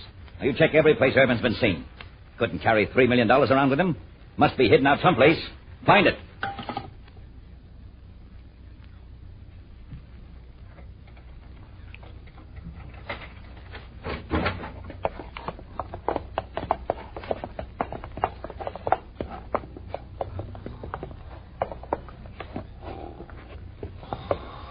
Okay, Urban, wake up. Come on, wake up. Hey, what are you doing? Hello, Urban. Joe, I... Ah. Hiya, boys. Hi, Urban. Yeah, I brought the boys along. You took this little room 60 miles out of town. Didn't think we could find you, huh? Look, guys, you got this all wrong. Yeah, you were supposed to show up at the hotel at 7 o'clock 3 days ago. Instead, you took the dough and skipped. I'm telling you, Joe, you're wrong. I ain't got the dough. Remember, Urban, I said I'd be the guy with the sharpest knife? Cops were getting too close to me. I tried to reach it. Where's the dough, Urban? Same place it always was. Where? Where is it? You'll get your end in time. We want it now. Where's the dough, Urban? If I tell you, you'll grab the $3 million and take a walk with my split. Where's the dough, Urban? It's hid good. Hey, what is this? Am I boss of this mob or ain't I? You ain't, Urban. You're just stalling for time, but we want that dough quick. Go to work on it, boys. Make them tell us where it is. No, boys, no.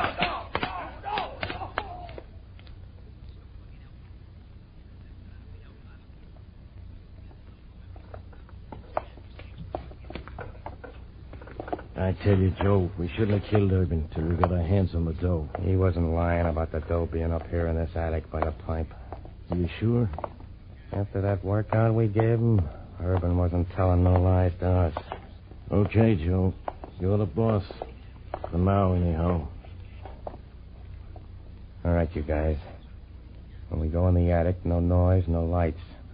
The dough's in a tin box under the floor by a pipe. Right.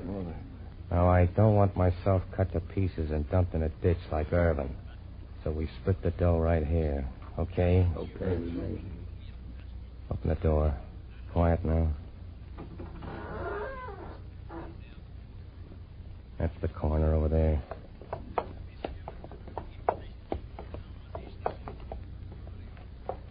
Got that crowbar ready? Yeah. You fool. Sorry, Joe. Fry up the floorboards. Easy now.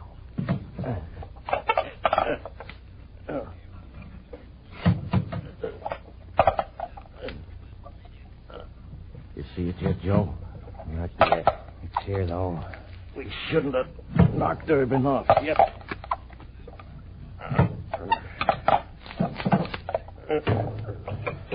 See? What did I tell you? Here it is. Help me get the box out. Okay. said no lights. Who turned them lights on? Nobody turned them on. Who turned them on? Put your hands up, everybody. Coppers. Keep them up. You're trapped. All right, Sergeant. Start putting the cuffs on them. Right, Captain. What's this all about? We found Winslow Urban's body in a ditch near Kankakee a few hours ago. So what? And Morgan told us about this house. One of the many places Urban used. When you headed here, it was quite obvious where the loot was hidden. You walked right into our trap. That Morgan, he'll get what's coming to him between the ribs.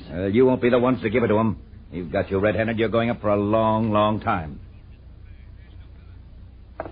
Lieutenant McGrath, tonight's case is an outstanding example of efficient police work. What happened to Urban's gang?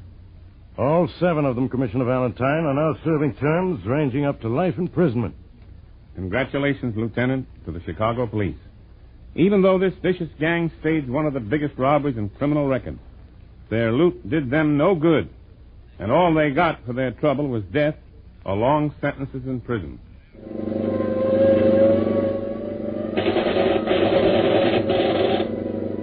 Gangbusters is a Phillips H. Lord production. Gangbusters is a Phillips H. Lord production. And now, in cooperation with police and federal law enforcement departments throughout the United States, the only national program that brings you authentic police case histories. Waterman's Pens and Waterman's Ink present Gangbusters.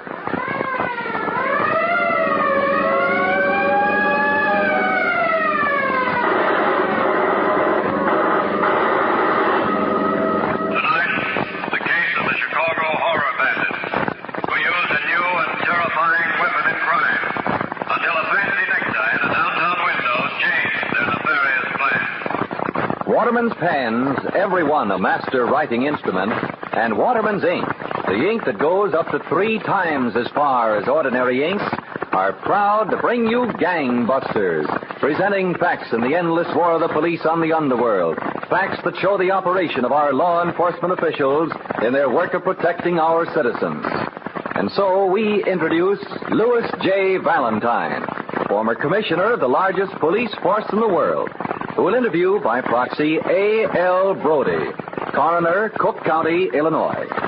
Commissioner Valentine. Coroner Brody, the crimes of the gunman, Alvin Krauss, and Edward Damiani are among the most shocking in recent years. Just reading their police record makes your blood run cold. Yes, Commissioner Valentine. These 2 criminals introduced a new and terrifying modus operandi in their crimes. We're anxious to hear the facts, Coroner Brody. Suppose you begin. Well, Commissioner Valentine, it was the hot, sultry afternoon of June 19th, 1943, in a small apartment in the city of Chicago. A man was bending over a table on which were a number of bottles and large jugs. He was a tall man, standing 6 feet 2 inches. The room was stifling hot, but the windows were tightly shut and the shades drawn. Suddenly, a knock sounded on the door. The man picked up a gun and moved quietly across the room. The knock was repeated.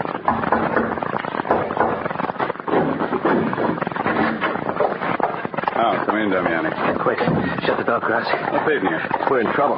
Here, look at this newspaper. That guy you shot in that hold-up kicked the bucket. It is. Let's see. Yeah, there's the whole story, see? Walter Bush, real estate agent, killed by gunman. Never mind that guy. I want to see if they got a description of that. Nah, it just says unidentified gunman. Yeah, but this is murder, Cross. They can't prove it by us because they haven't got us. We're in the clear. 10 bank hold-ups so far, not a finger pointed our way. Yeah, but the cops have that murder bullet. If they get your gun and match it up, it's a one-way ticket. You're so clever, Damiani. You should have joined the cops. Now, look, I'm serious, Cross. Shut up. Don't you think I know about bullets and ballistics?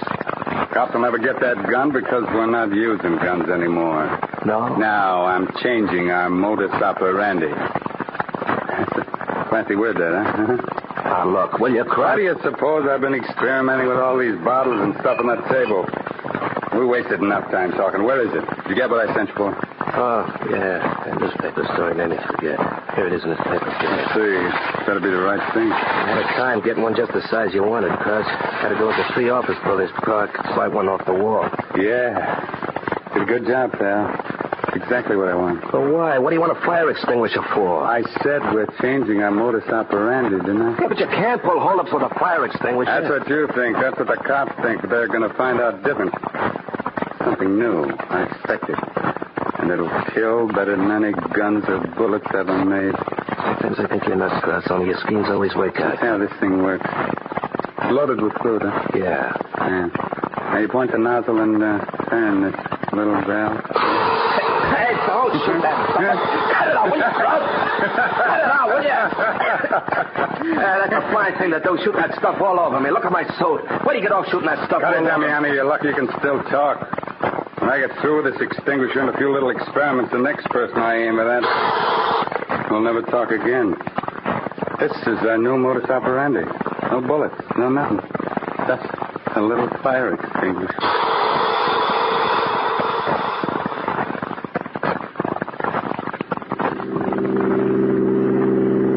Where are we headed for, Cross? This is North Bielanski Road. That's right. Louie and Dave did a nice job of casing. We're taking the currency exchange 311 North Bielanski. That'll make our 11th bank job. Watch your driving, Louie. Traffic cop in that corner. Oh, yeah, boss. And you're really going to take it with that fire extinguisher, Klaus? Yeah, that's right.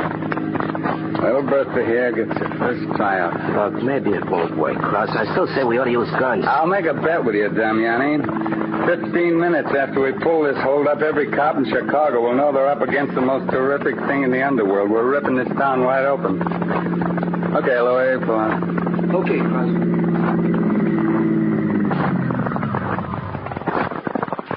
The bank looks empty. Just one dame inside. He'll do. All we need is one guinea pig. Be set for a quick getaway, Louie. Yeah, you get it. Come on, Damiani. Okay. You're gonna see little Bertha in close section. Don't hurry, it's your practice. I feel nervous without a gun. Hey, that's a good-looking necktie in that store window. Remind me to get one like it someday. What? Neckties at a time like this? You're nuts. Inside. Now, pal, you're going to see something you never saw before. Morning. Oh, good morning, sir. Can I help you? Yeah, it'll be a pleasure. In fact, it's a pleasure just talking to you. You look so neat and fresh, like a daisy. I beg your pardon. Maybe I should say a lily. Just what is it you want, please? Oh, it's very simple. I merely want all the money you got in this bank. What? Easy does it, girlie. No screaming, no nothing. Just do as you're told. It's better. Give me the dough. No. Now, look, I'm through playing. This is business. No. Look, the money or I'll kill you. I'm not afraid of you. That's because you don't know how I'll kill you. It won't be pretty. You see this contraption with a nozzle pointing right at you? You know what's inside? Poison gas. Poison gas? Yeah, that's right, sister. Something new, poison gas. You're fooling. Just one whiff of this, baby, and your toes turn up. I don't believe you. Hand over that dough, kid. I'm warning you, it won't be pretty. No. She really thinks I'm kidding. Okay, sister. Here's where you find out.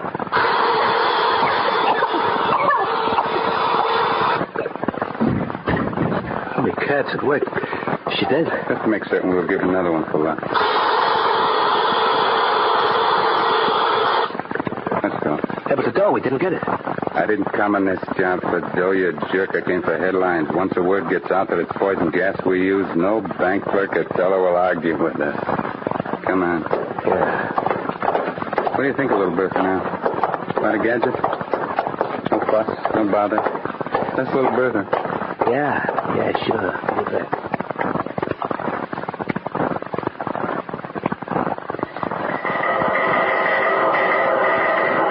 Okay, Johnson, stay on that telephone. Officer Howard's at the hospital where they took that girl from the bank. Notify me the second there's any more word. Right, Captain Rogers. I'll be in the lineup room with the squad. Yes. Men, I don't have to tell you that the crime this afternoon was one of the most diabolical in the history of this city. It also presents the worst challenge any police force ever had to face. A gang so ruthless and cunning that they know how to manufacture and use poison gas. Why, they've even outlawed the use of gas in war, Captain Rogers. Yet here's a gang who uses it deliberately on an innocent, helpless victim. The girl hasn't been conscious since she was found. And the doctors say she hasn't a chance. The poison gas is eating her life away. It's like something fiendish out of the Middle Ages. We've got to get the ones who did this, Captain. Yes, man, we've got to get them, but it's not going to be easy. We haven't much to work on. But there's one fact that may be significant. A woman saw a man drive a car from the bank about the time the crime was committed. She couldn't see his face, but she said he was of an immense size. Sergeant Murphy, you have that other report? Yeah, right here, Captain Rogers. Now, this report's on the recent murder of that real estate man, Walter Bush. The report says that one of the killers was also of an immense size. We also feel this gang is responsible for other bank robberies, but that they've changed their method of operating. Before, there was no violence or shooting. But now it's murder. And poison gas. And the public address system, Captain. Urgent alarm. Bank robbery at 4755 Fullerton Avenue just reported. Bandits threatened bank clerks with poison gas before getting money. Same gang. Leader of gang said to be at least 6 feet 2 or 6 feet 3 inches in height. Yes, sir. Okay, Pearson, you handle that. Take 2 squads of men. Get out there in the double. Yes, sir, Captain. Murphy. Yes, sir. Notify all squad cars to converge on that area. Have the dispatcher alert all precincts. Have the reserve stand by, ready to move. By your attention, Captain Rogers. Officer Howard has phoned in that girl victim of first holdup today has just died of poison gas at the General Hospital. That is all. All right, men, you know what this means. This gang will throw all caution to the winds from now on. They have a weapon that can be terrifying in its use, and it's evident that they intend to keep on using it. Every officer's on 24-hour duty until we get this gang. Yes, Commissioner Valentine. And when the news of this innocent woman's death by poison gas became known, the public was shocked, horrified. But even as the police swung into action, the gang was planning new crimes. We're very anxious to know the events that happen next, Coroner Brody. But before you go into them, here is a message from Waterman. No matter what you buy, if you let quality and the reputation of the maker guide you, you can't go wrong. When you buy a fountain pen, for instance, look at it. Examine its workmanship. Write with it. It's a sure bet that America's newest pens, Waterman's Taperites, will catch your eye at once. They're sleek. They're trim. They're slim. They're beautiful. And when you write with a Waterman's Taperite pen, you'll see how smoothly and easily it glides over the paper. Because Waterman's points are hand-ground. Because ink beads are finished to microscopic accuracy. In beauty, in style, in workmanship, and in writing ease, Waterman's pens are far out in front. A new era product of America's first pen maker. If you prefer the more conventional style, just pick up one of Waterman's standard point pens. Notice how these pens are also styled to the minute. So sleek, so slim, so trim. They're beautiful. You are the judge. You are the jury. By every standard of comparison, you'll agree that Waterman's is top among America's finest pens. That's why it is to your own interest to keep going to your dealers until you see these great new pens. Yes, you'll get the best if you look for the name Waterman. Now back to Gangbusters and Commissioner Valentine. Coroner Brody, after this gang had killed an innocent man during a holdup and murdered a woman bank clerk by poison gas, what happened next? Well, Commissioner Valentine, the next event shows the utter brazenness of this gang. It took place just 10 days after their second murder on the 16th of July in a bank on Montrose Avenue.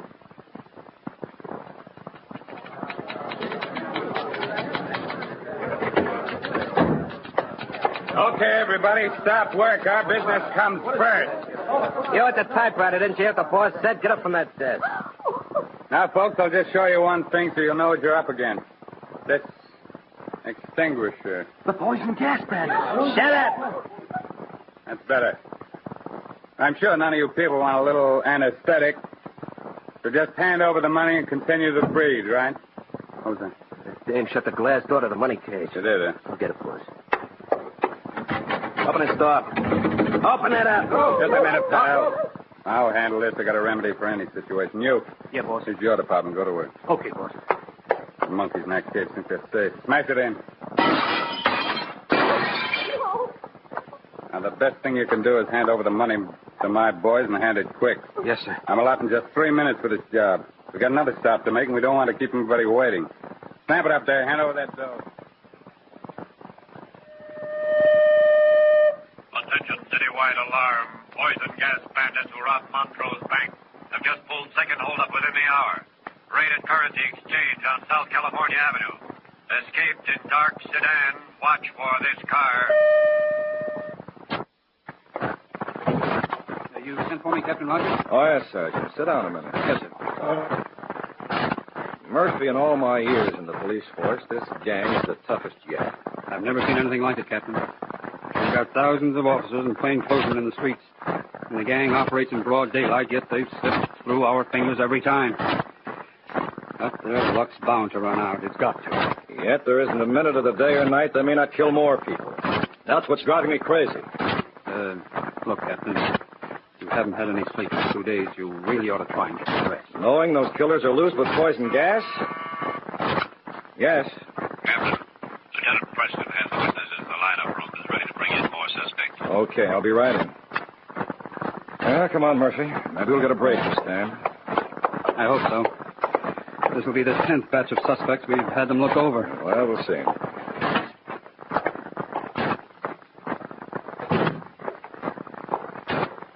How do you do, ladies and gentlemen? How do you do, Captain Rogers? I want to thank you people for cooperating so fully with us. Let's see if we have any luck this time. All right, Lieutenant, turn out the lights and march the suspects out on the stage. I'll get the lights. Okay, bring them in.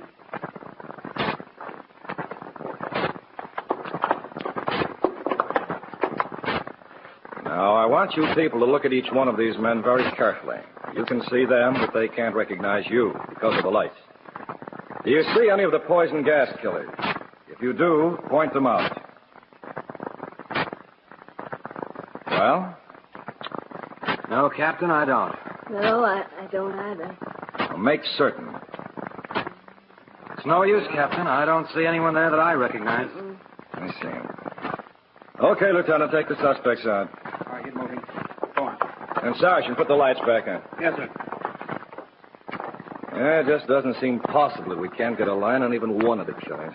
We've had these witnesses look at practically every 6-footer in Chicago. Captain Rogers. Here are the pictures you wanted. Oh, yes, Johnson, thank you. Now, if you witnesses will wait a moment more, I've had a detective checking court records on parole violators and bail jumpers as possible suspects. I'd like all of you to look at these photographs. Now, all these men are big men, over 6 feet tall. Yes, Captain. I hope we recognize one. Now, study the pictures carefully. This one? No. How about this? No. This one? No. This man. That's him. Alvin Krause. Krause jumped a $25,000 bond in a robbery indictment last January. He's the one who held the container of poison gas. Are you certain? I'm positive. I certainly am. Oh, thank you very much. Yeah, that's great, Captain. Alvin Krause, 6 feet 2 inches. All right, Murphy, come to my office. Johnson, have the entire undercover squad stand by. We're starting the greatest manhunt the city of Chicago. Hey, Krause, get out of here banging in here like that, Damiani. Look what you made me do. Spill his glass of liquor. I'm sorry, Krause, but look what the afternoon paper's gotten. Huh? What headlines about me? The police say they got a definite lead on a poison gas killer. The police got a lot of baloney. Those guys got to say something because they're on the hot spot. Did you see what one newspaper said about me this morning? I mean them. Makes me laugh. Cops running their legs off all over town, and I sit here nice and peaceful, nothing to worry about. Not so loud, Krause. These walls ain't too thick. Someone might hear. Why do I care who hears? I got the city right in the palm of my hand. Me, one guy, the whole city's scared stiff. Yeah, sure. Take it easy, will you? I'm a one-man army. That's what I am. When Hitler conquered those countries, he rode around in his car and they all saluted. Sieg Heil. That's what we're going to do, Damiani. This is my city, and you're going to drive me around while I look it over. No, Krause, don't do nothing like that. Look, kid, you've had too much to drink, see? Who said that? You are, Krause. You act like you're nuts. Sometimes I think you are nuts. What? You bitch, circle. No, Krause, let go. Don't, will you? Now, don't argue with me. Get the car out. I'll show you if I'm nuts or not. If you do what I say, we're going to try.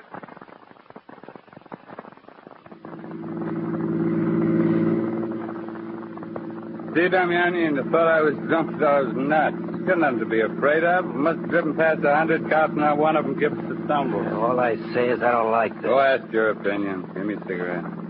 Okay. Oh, they must be in my other pocket. Yeah, here they are. Hey, wait a minute. What else you got down in your pocket? Well, nothing. Huh? Let me see. No. Let me explain, Krause. You see... A gun. Didn't I tell you we weren't using any more guns? Yeah. But you see, I'll turn this thing on you? No, Krause, you can't do that. I'm your pal. You and me were pals. Shut up, sniveling. But I'm dumping this gun like I did the others. I'm not having any guns that can be traced. Hey, wait a minute. Pull up. Okay. What is it? What's the matter? A necktie. A what? That's a necktie. The kind I like. The store back there. I'm going back and get it. If I brought you. Shut up, you.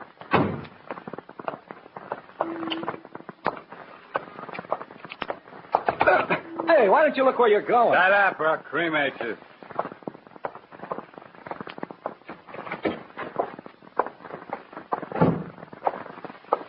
Hey, you got a tie in the store I like. Let's see your tie. Yes, sir. Here they are, right on these racks. You have a large assortment. Never mind that. I'm just looking for one. This is the baby. Yes, sir. I'll put it in a bag. There you are. Thank you very much. Just a moment. You haven't paid for the tie. It's $1.50. Who said I'm going to pay for it? This is mine.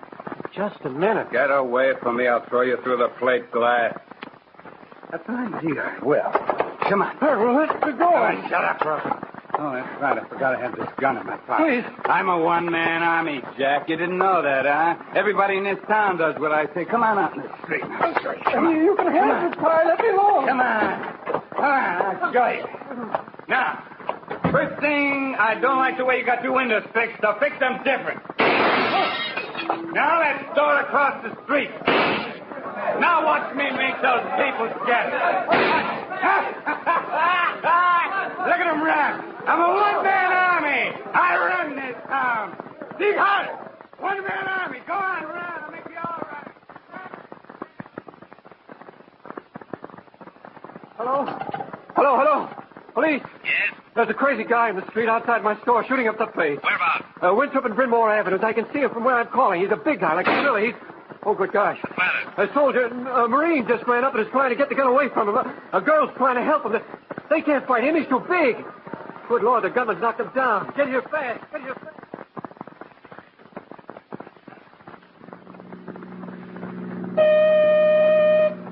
All cars, urgent. Gunman at Winthrop and Brynmore shooting in streets. Marine and girl trying to stop him.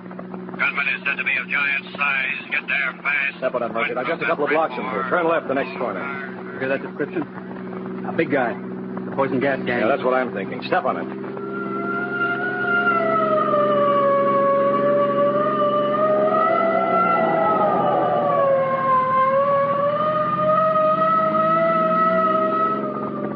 Yeah, there they are, rolling in the street. Yeah, I see them. All right, come on. Grab him. Yeah, I got him. There they go.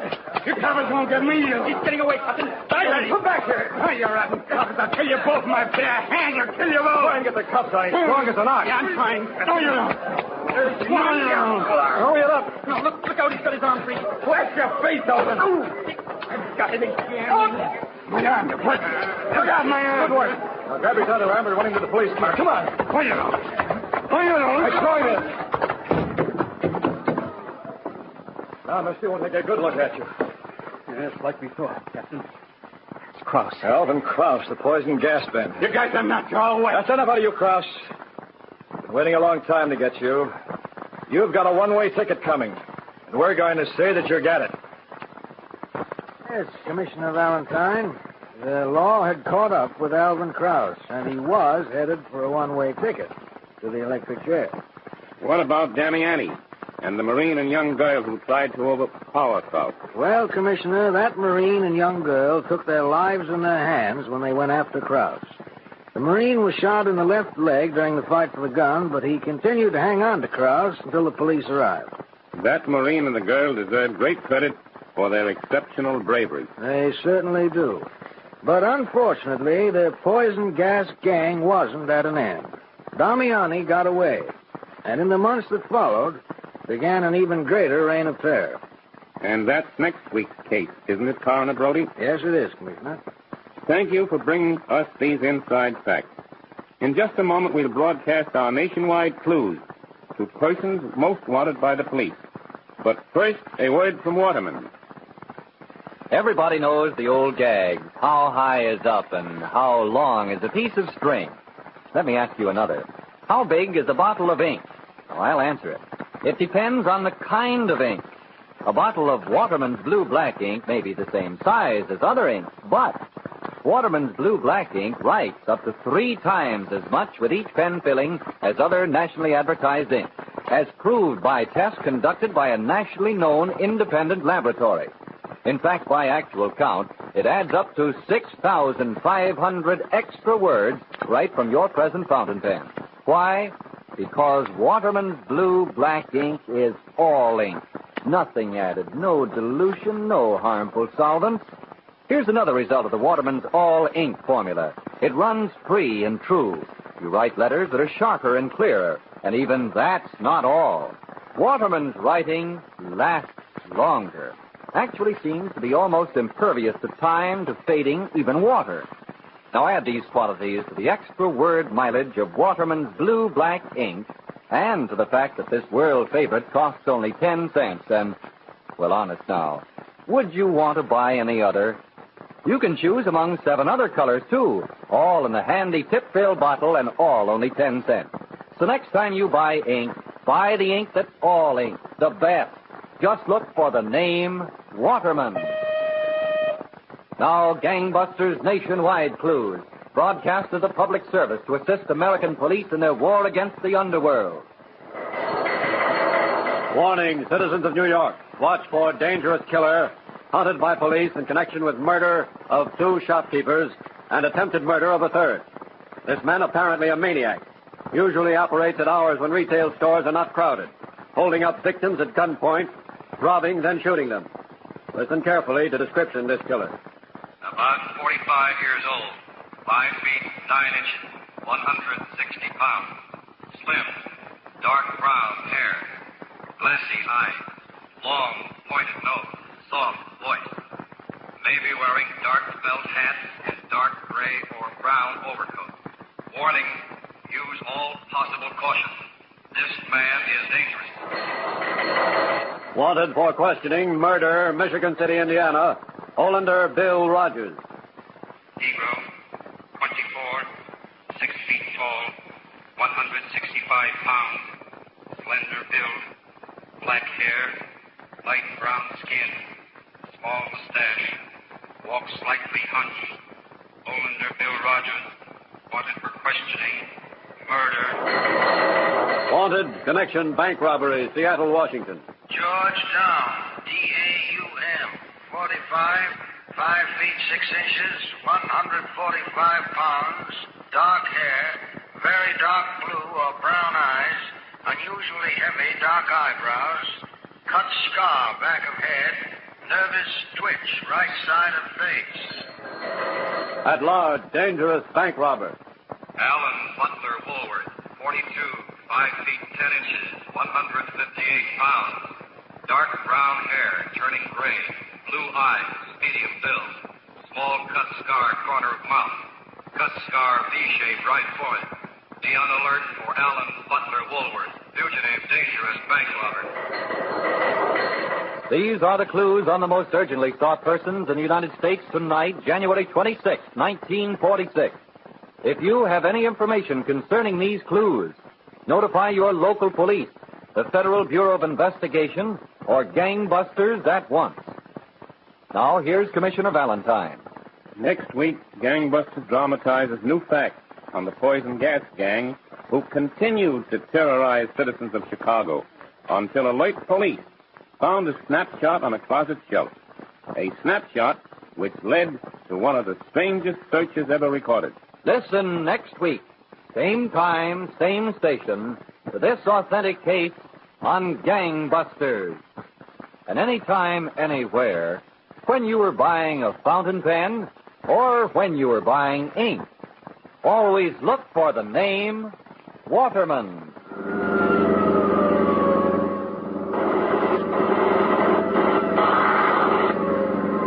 Gangbusters is a Phillips H. Lord production. This is ABC, the American Broadcasting Company. Broadcasting Company. Broadcasting Company. Broadcasting Company. Coroner, Cook County, Illinois. Commissioner Valentine. Coroner Brody, on July the 3rd, 1943, the city of Chicago was horrified at a brutal and terrifying murder. That's right, Commissioner Valentine. For on that day, 3 gunmen walked into the currency exchange on North Pulaski Road, where Agnes Olson, the teller, was on duty. You heard what I said, Gary. Don't make a sound and don't move. We want every cent in this place. No. We mean business. We'll kill you. No. Won't be a pretty way to die, sister. See this metal container I got in my hand? With the nozzle pointing right at you? Know what's inside this container? Poison gas. Poison gas? I don't believe You better believe me. Shell out that dough. No. I said it ain't a pretty way to die, but that's how you're dying.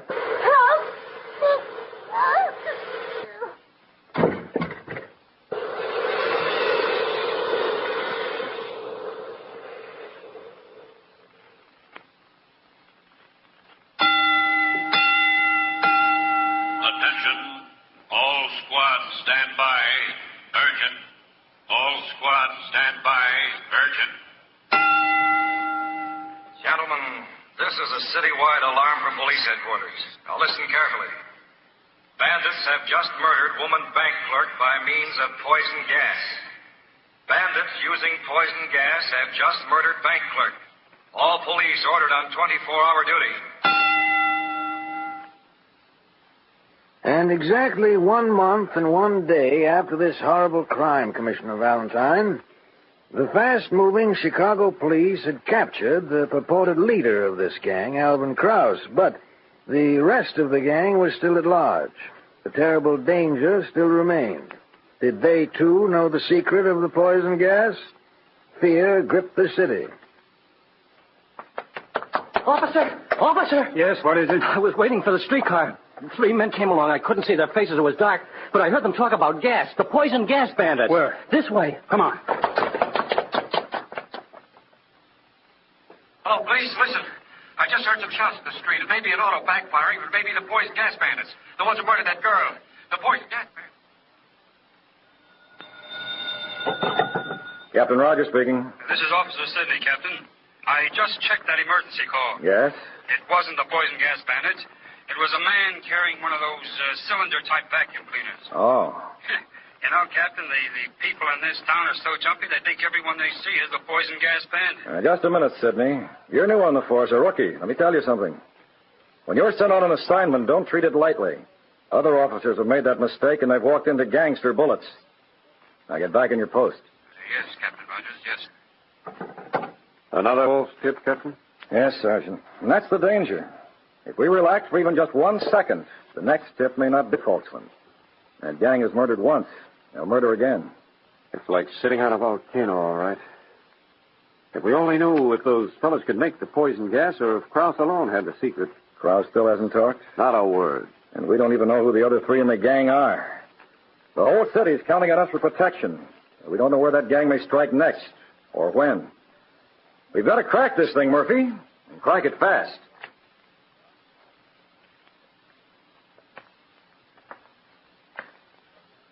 Hey, it's dark down here, Damiani. Where are we going, anyway? Just keep following me, Scotty. I thought that other floor was the basement. It's like going down in the middle of the earth. When Krause was caught, I knew I had to find another place, quick. You think Krause caught? Even if he has, it won't stop us. He'll never find this place. Here we are. I can't see a thing. What's that? That noise. Take it easy, Scarpo. It's just the other side of the cyan door. Quiet, Rick. Quiet, boy. Get down. I brought him over from the house the other day. But why? You'll see. Hey, this is quite a setup. What's those bottles and stuff on the table there? Poison gas. Poison gas? Holy mackerel. The stuff Krause left. Now, look, Scapo. I've taken over, and I'm making you my right-hand guy. Oh, thanks, Damiani. Louis don't know about this place, and I don't want him to. He'll just follow orders. Oh, sure. Just you and me. We're the big shots. I'm the big shot. That's what I meant. Now, look. These containers are filled with poison gas. But I don't know how good it is. It might have spoiled. We've got to experiment to see if it works. Oh, yeah, experiment. But how? Very simple, Scapo. What are you looking at me like that for, Damiani? Now, wait a minute. You ain't got me down here for no experiment. I'm getting out. How do you open this door? You ain't experimenting on me. Shut up, Scapo. Quiet, Rex. Yeah, but now look, Damiani. You can't get out of this place unless I let you out. Now, come over here. Okay, but honest, Damiani. Shut up. What are you getting in an uproar about? I can use you and the gang. But I don't need the mud. Oh, the dog. You mean you're gonna... Yeah, that's a swell idea. Try it out on the mud. Sure, you'll never know what happened to him. I have it all figured out. Put him in this closet. Then shoot the gas in through this hole and plug the hole. Hey, that's clever. You're okay, Damiani. Yeah. We'll try it out. Hey, Rex. Come on, boy.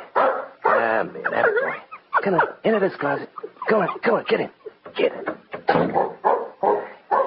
Now I'll put the nozzle of the poison gas in through this hole. That's it. That's a swell idea. And turn on the poison gas.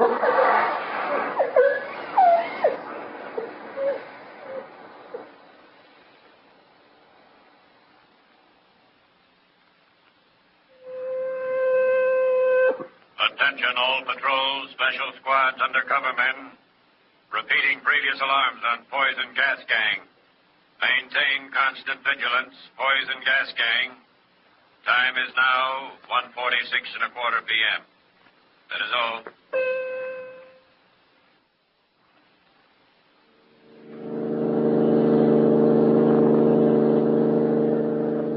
Well, it sure works swell, Damiani. That mutt died like a hero. The main thing is that the gas works and we have enough on hand to take every bank in this country. Sounds good to me, Damiani. Okay, Louis. Stop right here in this corner. This is the bank we're taking, right here. Streets are nice and empty, Damiani. No people. Yeah. Come on, boys. Looks like there's only one dame inside the bank, Damiani. Like that other babe we killed before they could cross. Follow me. Hey, she's a good-looking dame in there, Damiani. Yeah. She won't be so good-looking after we get through using this poison gas on her. Okay, pal, open the bank door. Now, gangbusters listeners, because our purpose is to make these cases authentic, we are going to bring you the personal account of an eyewitness to the unexpected occurrence which followed next. But first, here is a message from Waterman. The best, Benjamin Franklin, the cheapest in the end. So when you buy a fountain pen, let quality be your guide. When you get beauty added to quality, then you are doubly right. Look at the newest of all American pens, Waterman's Paperite. Ever see such stunning design and such fine taste? Yes, Waterman's Paperites are so sleek, so slim, so trim. They're beautiful. Now write with a Waterman's pen. Notice how smoothly it glides over the paper. You see, you are writing with a point that is ground by hand, an ink feed that's fashioned and gauged down to microscopic precision according to the highest standards of Waterman, America's oldest pen maker. Or if you prefer a pen of more conventional design, pick up one of the new Waterman Standard Point pens. Honest now, did you ever think a pen of this kind could be so strong, yet so sleek, so slim, so trim, so beautiful? So when buying a fountain pen, be careful. Be curious. Be skeptical, if you will. But don't buy a pen without seeing and trying the new Waterman. Once you do see them, we feel sure you'll agree that by every standard of beauty, of workmanship, and of writing ease, you'll prefer Waterman. So make sure to see the best. Look for the name Waterman. Now, back to Gangbusters and Commissioner Valentine. I'll reenact the exclusive interview Gangbusters had with Miss Elaine Clafford, the young lady who was inside that currency exchange on Harrison Street on August 19th, 1943, when Damiani and his gang walked in with poison gas. Now, Miss Clafford, that's how you pronounce your name, isn't it? Yes, sir. Miss Clafford, on this particular August day, you were employed as a currency exchange cashier. Yes, sir. Now, tell us what happened on this day. Well, it was exactly 2 o'clock. I remember because I just looked at the clock. I was all alone in the bank, and the front door opened. I looked up, and my heart stopped beating. Yes? Walking toward me were 3 men. I don't know why, but the minute I saw them, I knew they were the poison gas bandits. I started to tremble. Yes, go on, please. The leader walked up to my cage and took a long metal container out of a paper bag and thrust the nozzle through the window. He told me to come out or he'd kill me with poison gas. And what did you do? I opened my mouth, but nothing came. He yelled at me again to come out, and from somewhere I heard my voice say, "No, I'm not coming out." Yes? Then he did something to the metal container, and the next second the poison gas hit me in the face. I couldn't breathe. I grabbed my throat and fell back from the window. Yes, Miss Clafford. Go on, please. Well, somehow or other, my hand hit the doorknob to the cage. I grabbed it. My knees were beginning to collapse. Uh-huh. And then my other hand touched a button that locks the front door to the bank. I pushed this button. And that meant that you had locked the bandits inside the bank? Yes, sir, that's right. Miss Clafford, that's the most courageous thing I ever heard of. Blinded and choking from poison gas, yet your one thought was to try and trap the bandits. Well, from then on, everything happened fast. I opened the cage door, dragged it out, slammed it shut behind me. And the bandits? Well, the bandits dragged for the door, but it was too late. They couldn't get the money. I fell to the floor. The rest is pretty...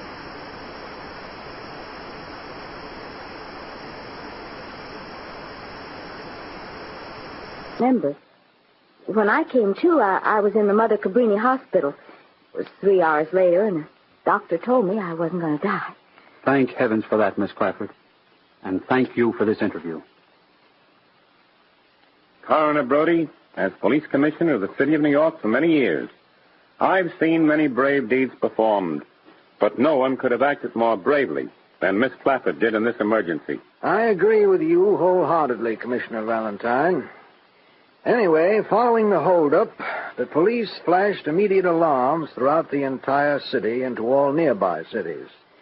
2 weeks passed after the attempted killing of Miss Clafford, and then another murder was committed that was to break the case wide open. It happened in Detroit. A police officer making his nightly rounds saw some men trying to break into a warehouse.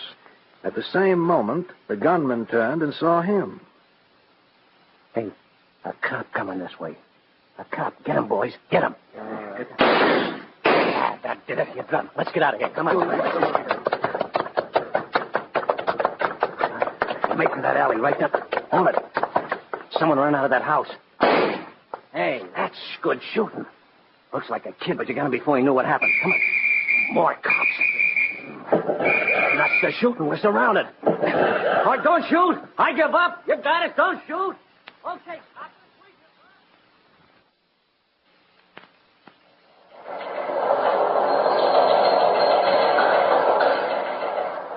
Sergeant Murphy? Yes, officer? Here's a teletype alarm from the Detroit police. Yeah. Some gunman who killed a 15-year-old boy and wounded an officer. 3 men were captured. Others may have escaped. Mm-hmm. When they got in the headquarters, they found papers showing they came from Chicago. Detroit thinks they may be the poison gas gang. Let's have that. Their names don't mean anything right now, but we can check these 3 street numbers. We'll get this to Captain Rogers right away and then start checking these 3 addresses.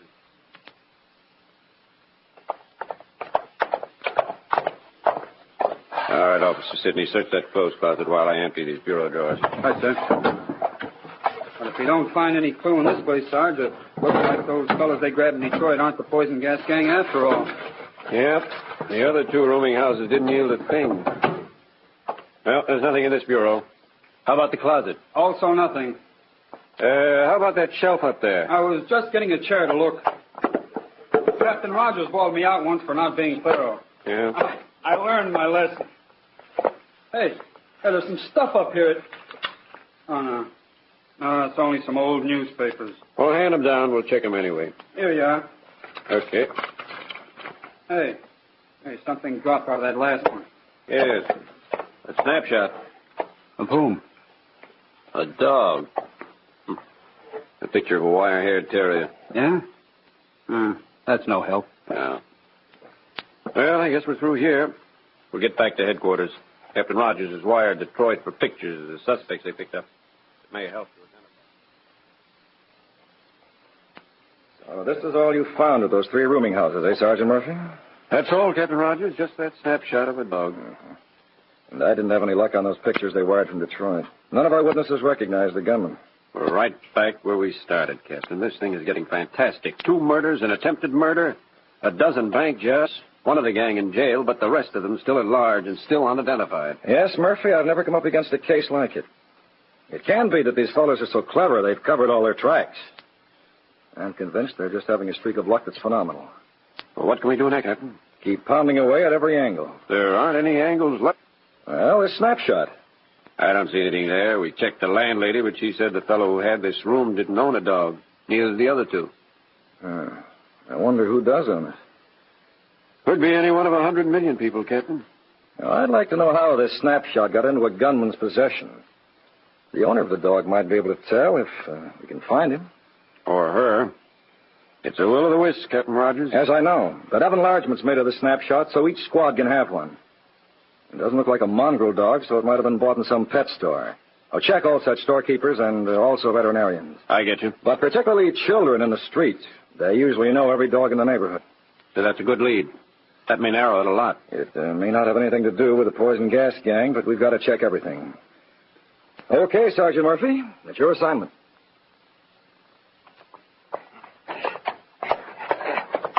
Okay, sir. Easy now. Yeah, Damiani. Enough poison gas in those containers to rob every bank in the city. But I thought you weren't going to keep any of this stuff in your rooms. Only at the hideout. We need it first thing in the morning, Scapo. We're pulling the biggest job we've ever pulled. Yeah, but if someone should get in here by mistake and see those containers, Damiani... Too bad Rex ain't still alive. He was a good watchdog. This is the only watchdog I need, Scapo. These guns. No one better try getting in here. Now, beat it. It's getting late. I want you back here first thing in the morning. We're pulling the biggest job.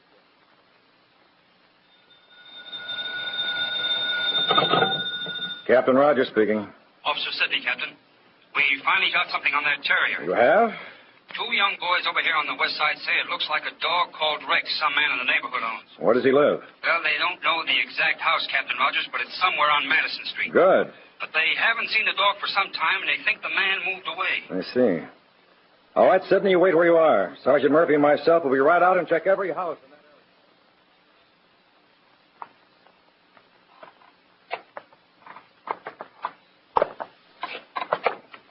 area. This way, Sergeant.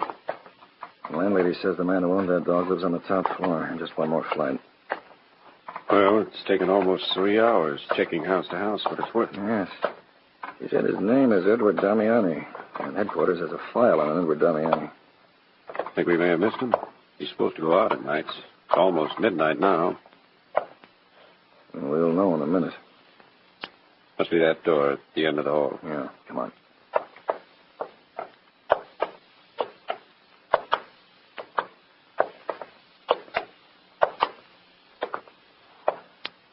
Careful, Sergeant. This Damiani is dangerous. This may be a trap. You never can tell. Try the door. Door's not locked. Open it. Quietly. Empty. Now, there's a door leading to another room.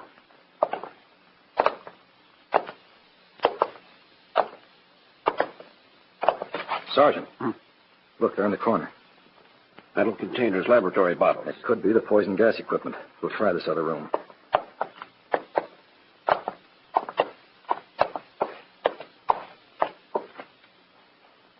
And I'll be ready for anything when I shove the door open. I'm ready. like we're too late. The bed's been slept in. There's a closet. We'll check that. Look out, Captain, behind the door. Grab his cup. Grab his gun. Now, you thought I've got it. Let go of me. Grab his cup. All right, gets that arm. Let go of me. I tell you, let go. There. Now, this one. Okay. Nice work. I'm making a break. I know you don't know me on it. I'd advise you not to try that again. We're going to check that equipment in the other room, and if it turns out to be poison gas, I don't have to tell you what's going to happen. How'd you tell me? I didn't make a single mistake. Recognize this? Fix. Where'd you get that picture? You'll hear about that, Damiani, when you stand trial for murder. On January 10th, 1944, Commissioner Valentine, Edward Damiani and Alvin Krauss, who was still being held in jail, were ordered to stand trial. And what was the outcome, Coroner Brody? The electric chair for Krauss and life imprisonment for Damiani. As a result, Commissioner Valentine, the poison gas gang was at an end. These two criminals deserved the judgment they got, Coroner Brody. Just one more example that crime does not pay. Now, in just a moment, we'll broadcast our gangbusters' nationwide clues. But first, a word from Waterman. It's true that when you want the finest of anything, you generally have to pay a lot more. But that's not true with ink, not by a bottle full. Just put a dime, yes, I said a dime, on the counter and say, Waterman's Blue Black Ink, please. And what do you get? One, you get ink that's all ink. Nothing added, no dilution, no harmful solvents. Two, you get ink that writes up to 3 times as far as other nationally advertised inks. In fact, actual tests by a nationally known independent laboratory prove a single filling of your own fountain pen with Waterman's Blue Black Ink gives you up to 6,500 extra words.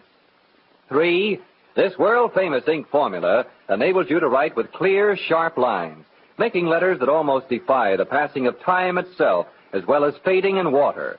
That makes 3, count them, 3 reasons to buy this world-favorite of all inks, Waterman, only 10 cents in the handy tip-fill bottle. 7 other colors, same price, same handy bottle. So next time you buy ink, to get the best, just look for the name Waterman. Now, Gangbusters Nationwide Clues, broadcast every week as a public service to assist American police in their war against the underworld. Commissioner Valentine. To illustrate how Gangbusters listeners have cooperated with law enforcement agencies in helping to apprehend more than 300 wanted persons, over 70 of whom were charged with murder. Here is a letter addressed to me from the Honorable Miles F. McDonald, District Attorney, Kings County, Brooklyn, New York, dated Monday, January the 28th, 1946. Commissioner Lewis Valentine, my congratulations and thanks to Gangbusters for the broadcast on January 12th, 1946, of wanted clue and description of Russell Donahue, leading to his capture in Houston, Texas. The public owes a debt of gratitude for alertness, courage, and patriotism of the Houston refrigerator repairman, who listened to this clue and reported his suspicions to the Houston agents of the FBI, who, with the Houston Homicide Squad, quickly apprehended Donahue. This completes the apprehension of all 4 defendants in the armed robbery and tavern killing of prizefighter Al Bummy Davis. New York City Police and representatives of my office are now in Houston to return the prisoner to our jurisdiction. The case will proceed promptly to trial. Very truly yours, Miles F. McDonald, District Attorney, Kings County, Brooklyn, New York. Thank you, District Attorney McDonald. You, too, may be of similar assistance in capturing some person wanted by the police. Listen carefully to the following description. Warning, citizens of East. At large, fugitive killer. Known to be armed and dangerous. Official description. Troy Blankenship, 39, 5 feet 7 inches, 150 pounds, black hair, blue eyes, gunshot wounds, left elbow and forearm, slight limp in right leg, toes of foot turn in, slight limp in right leg, Be on alert for Troy Blankenship. Dangerous killer. Watch for dangerous escaped federal prisoner. Ray Ernest, 38, 6 feet, 140 pounds. Thinning brown hair, brown eyes. Wears glasses. Tattoos include hammer and sickle, and heart and dagger, and initials CB, left forearm. Head of woman, right forearm. Repeating tattoos, hammer and sickle, heart and dagger, and initials CB, left forearm. Head of woman, right forearm. Wanted by the FBI, George Barkley. Age 50. Approximately 5 feet 5 inches. 150 pounds. Bright hair, gray at temples, blue or brown eyes, blue spot on right temple, small scar tip of nose, blue spot on right temple, small scar tip of nose. Watch for George Barkley, wanted by the FBI. Wanted, dangerous bank robber and murder suspect, Michael James Quinn. 37, 5 feet 9 inches, 149 pounds. Red hair, blue eyes, occasionally wears glasses. Tattoos, red and blue cupid below outer left elbow. Initials MQJF, left forearm. Tattoo of a girl and bouquet on right forearm. Repeating tattoos, red and blue cupid below outer left elbow. Initials MQJF, left forearm. Tattoo of girl and bouquet on right forearm. These are the clues on the most urgently sought persons in the United States tonight, February 2nd, 1946. If you have any information concerning these clues, notify your local police, the Federal Bureau of Investigation, or gangbusters at once. Now, here is Commissioner Valentine. Next week, Gangbusters presents Inside Facts on the New Jersey Crime Combine. A mob of gang leaders and master criminals who thought their cunning and daring would outsmart the police, but who learned that even a stolen kiss can change the cleverest plans. Listen next week, same time, same station, to this authentic case on Gangbusters. And anytime, anywhere, when you were buying a fountain pen or when you were buying ink, always look for the name Waterman.